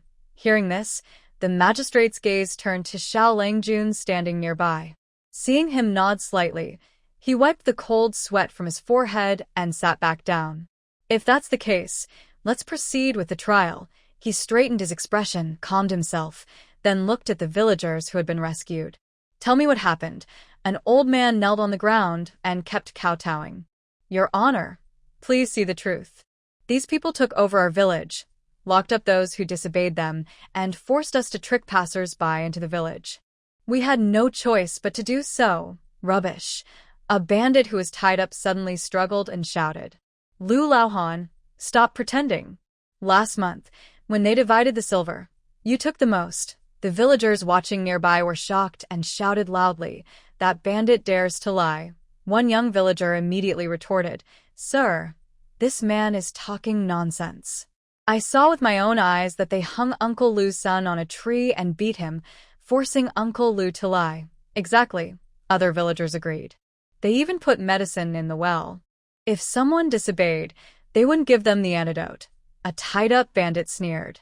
Liergo, didn't you just last month suggest a plan to trick the merchant caravan? The villager who was called out looked very pale and knelt down with a thud. Please forgive me, sir. I was confused for a moment. The watching villagers couldn't hold back anymore and started to scold loudly. Heartless scoundrels, deserve 1,000 cuts. Cut them into pieces. A woman even rushed forward to hit the robbers, but the guards quickly stopped her. The county official then struck the wooden gavel to restore order in the hall. Silence. Silence, the official shouted, turning to the villagers. Do you have any proof that they were forced? The old man who had been trembling reached into his clothes and pulled out a blood-stained cloth. Sir, this is a blood letter written by my son. He couldn't hold on. Tears streamed down his face. Seeing this, many villagers also had tears in their eyes. Some quietly sobbed, while others glared angrily at the robbers. The county official paused, then struck the gavel again. Bring these robbers away for serious questioning. As for these villagers, he took a deep breath and continued, they will be detained for now until we find out if they were truly forced. As they left the hall, the villagers refused to leave and kept talking among themselves. Finally caught those murderous thugs. Great wisdom from the county official. Thanks to these soldiers. After the meeting, Commander Wang and Lord Xiao stayed in the second hall, discussing with the county official. They could faintly hear the villagers' cheers outside. Sir, most of the fleeing robbers probably went back to report to the Blackwater gang, Lord Xiao said quietly. Commander Wang held his sword. Now that we've caught people everywhere, the Blackwater gang must have heard the news. We need to act before they get ready and take down their hideout. The county official frowned. The Blackwater gang has been around for years, and their territory is hard to reach. Rushing in might be dangerous. Lord Xiao smiled slightly. Don't worry, sir. We have our own plans. After the discussion, Commander Wang strode out of the house and told the waiting Song family, Brother Song, those people from the Blackwater gang are very clever. Since you helped us this time, if they find out, they will definitely hold a grudge and might cause trouble for you. He patted the sword at his waist and continued, I have discussed with Brother Xiao. You can stay at the inn near the county office. I will send 2 capable brothers to take turns guarding. Once we have taken down the Blackwater gang's hideout, you can leave without delay. Song Ruifeng nodded respectfully and said, Captain Wang has thought everything through. We will stay here for now. Su Minghua frowned, looking a bit worried. Is the Blackwater gang very hard to deal with? A young man standing behind Captain Wang stepped forward and said, Madam, don't worry. The Blackwater gang has some influence, but they're just a bunch of ragged fighters. Captain Wang has plenty of experience fighting bandits, and he will surely defeat them all. Captain Wang puffed out his chest confidently. That's right. I've dealt with more bandit dens than they've eaten salt. You can rest easy at the inn and wait for good news. Hearing this, everyone looked a bit more relaxed, but Su Minghua still seemed uneasy. So, how long will it take? Xiao Langjun thought for a moment and said gently, It could be 3 or 5 days if we're lucky, or 7 or 8 days if we're slow. I've already arranged everything at the inn, and all expenses will be recorded at the county office. That's a bit embarrassing for us. Song Ruifeng quickly declined. Before he finished, Captain Wang cheerfully interrupted. Brother Song, don't be polite. You helped us solve such a big case. This little hospitality is nothing. They felt a bit awkward about accepting, but there was nothing wrong with it. Song Anyu tugged at the boy's sleeve and asked with a small face, Brother Xiao, can we go shopping in the town? Xiao Langjun looked down at him and smiled slightly. Of course, but if you go out, the brothers must come with you. Their conversation was overheard by Madame Zhao. She hurriedly pulled her grandson closer and said nervously, You can't run around. If you run into those people's accomplices, it could be dangerous. Don't worry, old madam, Xiao Langjun said gently to reassure her. The town is well guarded. Those troublemakers dare not come. His eyes suddenly sharpened. Moreover, we will increase patrols over the next few days to ensure the safety of the townspeople. Meanwhile, the others kept politely talking, but finally, Old Man Song clapped his hands to stop the discussion. Since both of you have said so, we should accept your kindness, Xiao Langjun added. The inn is only 2 streets away from the county office. If you need anything, just ask the clerk. Everyone thanked him warmly. Captain Wang smiled and said, It's getting late. I'll have someone take you to the inn to rest. Little brother Xiao, we should also prepare for tomorrow's plan. That night, everyone crowded into the largest room at the inn. Old Song sat at the head of the table, stroking his beard and sighing. I never thought we'd encounter something like this on our journey. I think we should go help fight the bandits too. Song Jinqiu suddenly stood up and slammed his hand on the table, but Wu quickly pulled him back onto his seat. Calm down. Haven't you had enough fighting today? Chen Songguan was helping old Su bandage his hand, smiling as he said, Brother Song's strikes today were really fierce. I was stunned watching from the roof. Lu Wenyuan fanned himself and added, Master Song is very brave and strong. All right, stop talking about that. Song Jinqiu waved his hand, trying to hide his pride, but a smile still showed on his face. Su Minghua cleared her throat and took a cloth bag from her pocket. I need to tell everyone something. She carefully opened the bag, revealing silver ingots inside. This was given to us by Lord Xiao. I can't just hide it without showing. Oh my goodness. Zhao quickly grabbed the silver ingots, weighing them in her hand. This must be about 20 taels, right? Yuan Dong and Yuan Su pushed forward to touch them, but we stopped them. Don't be so careless. After taking a sip of tea, Song Ruifeng explained to his family. He said we did a good job guiding them and that they were frightened, so they gave us some reward. Everyone nodded in understanding. Zhao suddenly stood up and went to the door, acting secretively. The others looked at her, confused by her sneaky behavior. A few seconds later, she turned back and whispered, Listen, everyone. This silver ingot, along with the lucky star and other valuables from each household, should be stored in the old family's secret place. That way, I can rest assured. Mother, I think so too, Wu immediately agreed, her eyes shining brightly. The space was indeed a good place to store treasures. Song Amu smiled and said, Now is a good time. The space's watermelon is ripe. Do you want to go see it? The 2 boys immediately jumped up excitedly, circling around Song Amu and shouting, Yes, we want to go. Even Bailu tugged at Sun's sleeve, speaking softly and cutely, Let's go. Wu rubbed his hands together, full of hope. Oh dear, a whole day has passed, and I don't know how tall the chives have grown. Greedy Chen Sangguan licked his lips, imagining. What does that big, round watermelon taste like? I can't wait to eat it. Lu Wenyuan tried to act calm, but he was fanning himself much faster than usual. The 2 old men looked at each other. Although they both wanted to go, they held back and didn't say anything. The room was noisy. The women chattered, and the children jumped so much that the floor might break. Song Qingyang had to step in and stop them. Kids, stop playing. Listen to the adults. Song Jinqiu was quick to act. He grabbed his 2 lively sons and gave each of them a gentle but firm slap on the back. Song Ruifeng looked out the window. Let's all go inside together. We can't leave the outside unguarded. I'll stay outside with Dad, father-in-law, second brother, and third brother. When you're done, we'll come in. Zhao was already eager. She stood up and packed her things into her bag, ready to take them into the space. The others also started to prepare. After a short while, Song and Mu held her grandmother and second dance hands. Zhao carried her little treasure and her bag. Wu carried the packed belongings. With a thought from Su Minghua and her siblings, their figures disappeared and appeared inside the space.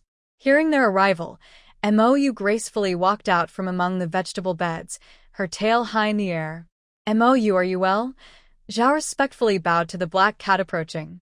Her two daughters-in-law also quickly bowed. Chun Sanguan exaggeratedly made a bow. Lord Mou, I apologize for bothering you again. Lu Wenyuan put away his fan and bowed seriously. Immortal Mou, I hope you forgive us for our intrusion.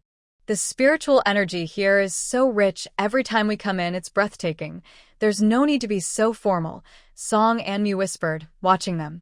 Mou lazily flicked her tail and led everyone toward the vegetable garden. The green watermelon vines covered a corner, with many round watermelons hidden among the leaves. These watermelons are really good. Su Minghua happily squatted down and gently tapped one. You can tell they're ripe just by the sound. Song and Mu picked one and handed it to her. Mother, take this to give to Dad and the others. Su Minghua quickly took the watermelon and said, I'll send it out first for them to try. Then she disappeared from the spot. Outside, Song Qingyang saw the big watermelon in his sister-in-law's arms and stared wide-eyed. Wow, this is so big.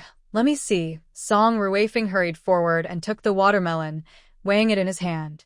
This weighs at least 20 pounds. Song Jinxiu had already found a kitchen knife. Big brother, move aside. Let me cut it. After cutting the watermelon, the red flesh with black seeds smelled sweet and fresh. Old Song took a bite and squinted. Sweet. Really sweet. This is the sweetest watermelon I've ever had. This watermelon has fine, seedless flesh, and even the rind is sweet, Song Qingyang praised. Song Jinxiu wolfed down a large piece, wiping his mouth. Oh my god. This watermelon is so sweet it could stick your teeth together. Eat slowly, no one is rushing you, Song Ruifeng said with a smile, taking a bite himself. His eyes lit up. The flesh is crunchy, juicy, and delicious. Old Song carefully tasted it. It also has a special fresh aroma, probably blessed with some kind of fairy air. Song Jinxiu reached out for a third piece. Just for this watermelon, I'd work in the space every day. Inside the space, everyone sat on the ground eating together. Zhao tasted a small piece. Wow, this watermelon is as sweet as honey. Master Moyu, would you like to try some? Wu respectfully offered a piece. The black cat gracefully sniffed and took a small bite. Sun's mother wiped the juice from her daughter's mouth. Eat slowly, don't choke. But the little girl seemed unaware, continuing to eat with her face covered in watermelon juice. Holding a big piece of watermelon with both hands, Lu Wenyuan looked up at the sky and sighed. This watermelon must only exist in heaven. Chun Sanguan couldn't hear what others were saying anymore. He had already finished 3 pieces and reached for the 4th. If I pair this with plum wine, it would be perfect. Seeing how excited they were, Su Minghua smiled and shook her head. Don't eat so fast. There are still many in the field. And Mu, go cut another piece for Moyu. Song and Mu was cutting the watermelon and whispered to her brother, no wonder this comes from the space. It's much better than what we eat in modern times. Song and Yu, with his mouth full, mumbled, yeah, no kidding. Sweet and crispy with few seeds, I can eat 3 more pieces. About 15 minutes later, Su Minghua and the others, who had finished eating, returned outside. Zhao sure still seemed eager. Old man, it's your turn now. The men went inside and immediately rolled up their sleeves to work. The 3 brothers divided tasks. 2 moved watermelons, 1 picked tomatoes, while the 2 elders squatted in the field digging potatoes. Mou supervised from the edge of the field, occasionally meowing as if pointing out where they missed picking. When they came out, Old Man Song wiped his sweat. This fairyland is different. When you're tired from work, just drink some spiritual spring water and you recover instantly. While they were busy in the space, in the backyard of the county office, Xiao Langjun was studying a map under the lamp. Commander Wang hurried in. Xiao. Young master, everything is arranged. Xiao Langjun no. Xiao Yui did not look up. What about the relay station? We sent 6 skilled people to take turns on duty. Commander Wang hesitated.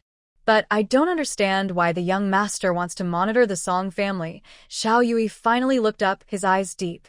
Do you think, how could 2 children remember so many traps and arrangements in the village in such a short time? Wang also wondered about this, but at the time, he hadn't thought much.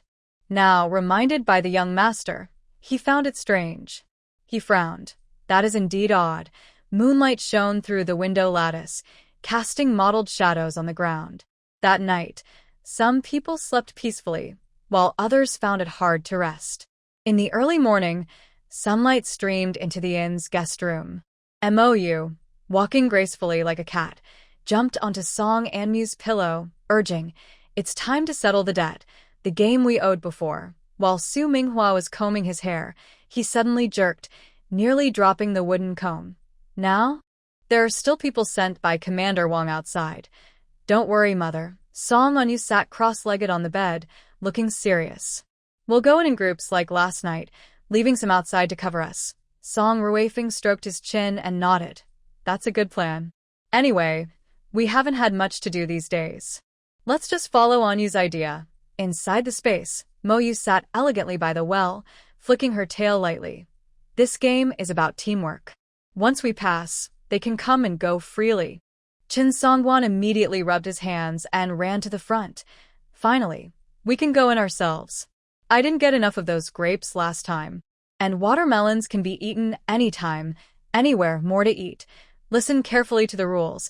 Mou raised a paw and waved it in the air, and a bright screen appeared. This game requires 3 people to lead and 3 to follow. The leader can see the whole maze, while the followers are inside the maze. One wrong move means starting over. Only perfect teamwork can help you succeed. After hearing the rules, Song Anmu clapped and said, "Isn't this like a real-life maze adventure?" Seeing everyone's puzzled looks, she quickly clarified, I mean like hide-and-seek when we were kids. The game officially started. The first team was led by Song Anyu, Song Ruifeng, and Lu Wenyuan. Song Jinxiu, Chen Songguan, and Su Minghua entered the maze. Second uncle. Turn left. On the left side of the screen, Song Anyu was so anxious he jumped and pointed at the flashing arrow on the screen. Inside the maze, Song Jinxiu looked confused, spinning around the identical walls. Why are the paths in this broken painting moving? Weren't that wall just in front a moment ago? Left. Left. Song Anyu almost wanted to jump into the screen.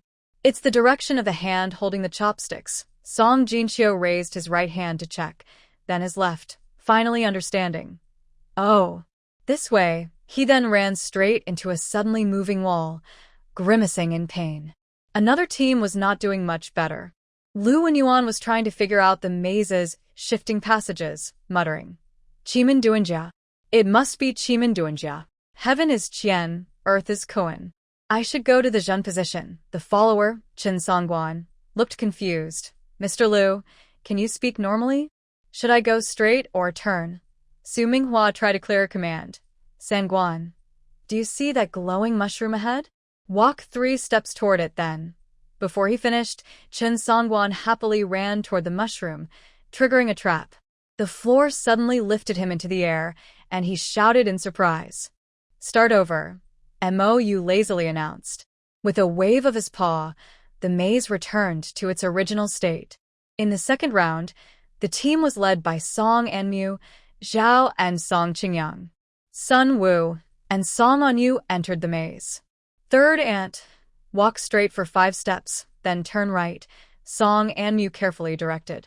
Sun carefully stepped forward, but suddenly Wu rushed out from the side. "Third sister-in-law, let me pass. I saw a treasure chest over there. Don't go there. That's a trap." Zhao was so anxious, she kept patting her leg, but unfortunately, it was too late. Mrs. Wu was just about to open the treasure chest when she was sprayed in the face with colorful powder, making her sneeze repeatedly. The youngest, Song Anyu, performed the best. He carefully examined the patterns on the wall. These designs follow a pattern. Every 7 changes, 1 cycle repeats. Thanks to his excellent memory, he quickly found an easy shortcut. "That's pretty clever," Mou said with rare praise. "It seems you have the potential to be a professional gamer." In the third round, Everyone summarized their experience and decided that the smartest, Song On-yu, along with the one with the best memory, Song An-mu, would lead, with Lu Wen-yuan providing mystical guidance. Second uncle, now take 3 steps forward and then jump in place, Song On-yu said, focusing intently on the screen. Song Jinxiu followed the instructions and just avoided a trap that suddenly sank the ground. Third uncle, please touch the 3rd brick from the bottom on the right wall, Song An-mu added. Chun Sangwa reached out and pressed, and the previously sealed passage suddenly opened. Mr. Liu, which direction should we go next? Song On-yu asked humbly. Lu Wen-yuan checked his fingers and said, water is important in the Ken position, so we should go toward the sound of water. With their perfect teamwork, the team kept passing through obstacles. When the last mechanism was solved, music started playing in the space. Congratulations on completing the challenge, MOU announced. Chen Sangwa happily danced around. Great. Now we can come in at midnight when we're hungry and find something to eat. Song An-mu clapped his hands. Since we have this chance, let's also set the game to allow family members to freely take items from the space. MOU wagged his tail. That's possible, but I suggest you ask others for their opinions first. Back in the real world, the 4 of them shared their idea with everyone. Old Song smoked his pipe and thought for a moment before shaking his head. This is a blessing from the immortals to our family. For us outsiders, just being able to look inside is a great kindness. We shouldn't take things from there casually. Father is right. Song Qingyang nodded in agreement. We farmers should be content. Being able to come and go freely is enough. Mrs. Zhao hugged Bai Lu and said earnestly, An-mu, I know you mean well, but these treasures from the immortals are best kept under your family's control. Everyone else also said they didn't need this permission. Wu directly said, let's go inside and help with farming and chores. The stuff should stay with the older brothers to prevent the children from grabbing it randomly. And she glanced at Chen Songwan and Lu Wen-yuan, clearly indicating that there were still 2 outsiders present. Everyone's heads turned toward them, and the 2 immediately sat up straight. Chen Songwan quickly straightened his back and raised 3 fingers. I swear by the sky, as long as I can go in and out of the space to eat and drink, I will be happy. I wouldn't dare to be greedy for anything else. Lu Wen-yuan also adjusted his clothes and said seriously, I personally guarantee that being allowed to go in and out of the space is a great blessing. Even with this permission, I wouldn't dare to act presumptuously on the territory granted by the immortal. Besides, Lord MOU is also overseeing the space. Seeing their firm attitude, Song Ruifeng respected everyone's opinion and said, in that case, the 4 of us will go in again. Back inside the space, MOU squatted by the spiritual spring, gently wagging its tail. The second game is an item management challenge.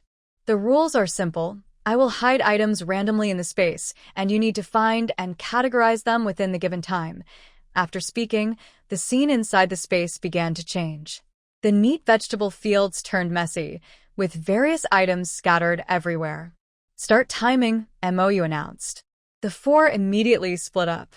Song On-yu's bright eyes quickly scanned the cluttered items, and a focused expression appeared on her face. Most of the food is on the east side, and tools are on the west. The distribution pattern is quite obvious. He squatted down and lightly tapped the ground with his finger. Look, from the spiritual spring as the center, the items are arranged in a radial pattern based on how often they are used. The most common are nearby, and the rare ones are farther away. While speaking, he efficiently sorted several bags of seeds by season, moving so quickly it was dazzling. Song An-mu showed her talent for craftsmanship, skillfully moving between different materials. She could accurately judge the fabric just by touching it with her fingertips. This cotton cloth should go in the material area. This silk belongs to the space and needs to be stored separately.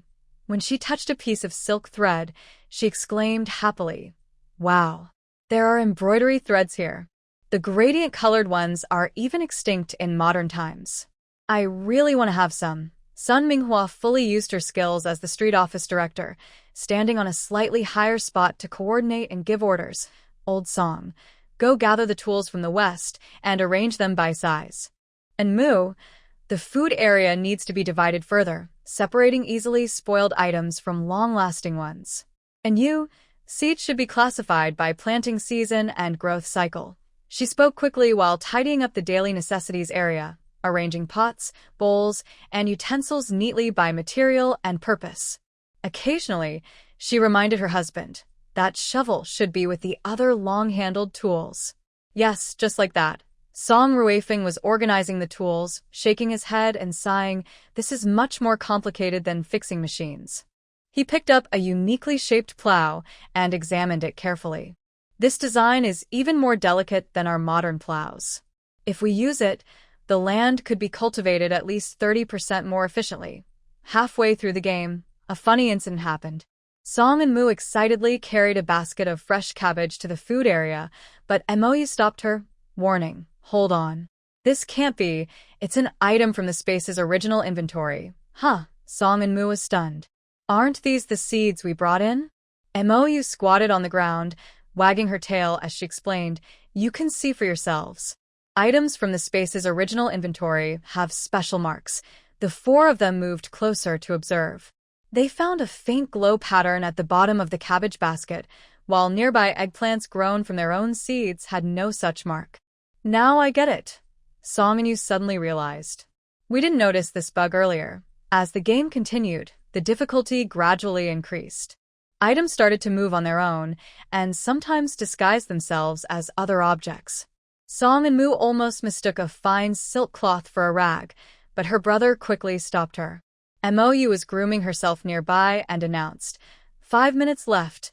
The four of them hurried up.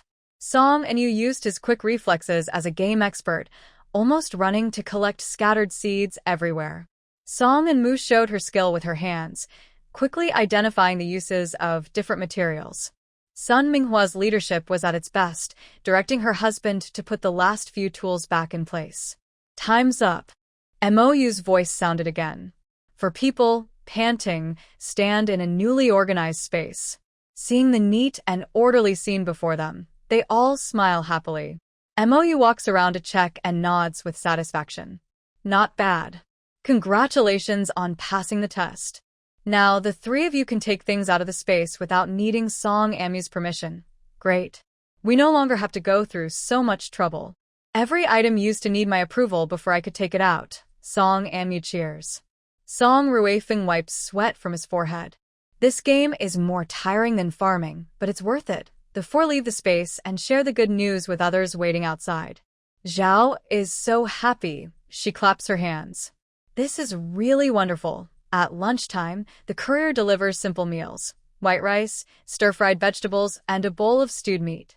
Everyone sits together, eating quietly and talking softly about the magic of the space. "I think," Wu, eating rice, says, "we should store more food inside. Then, even in bad years, we won't be afraid."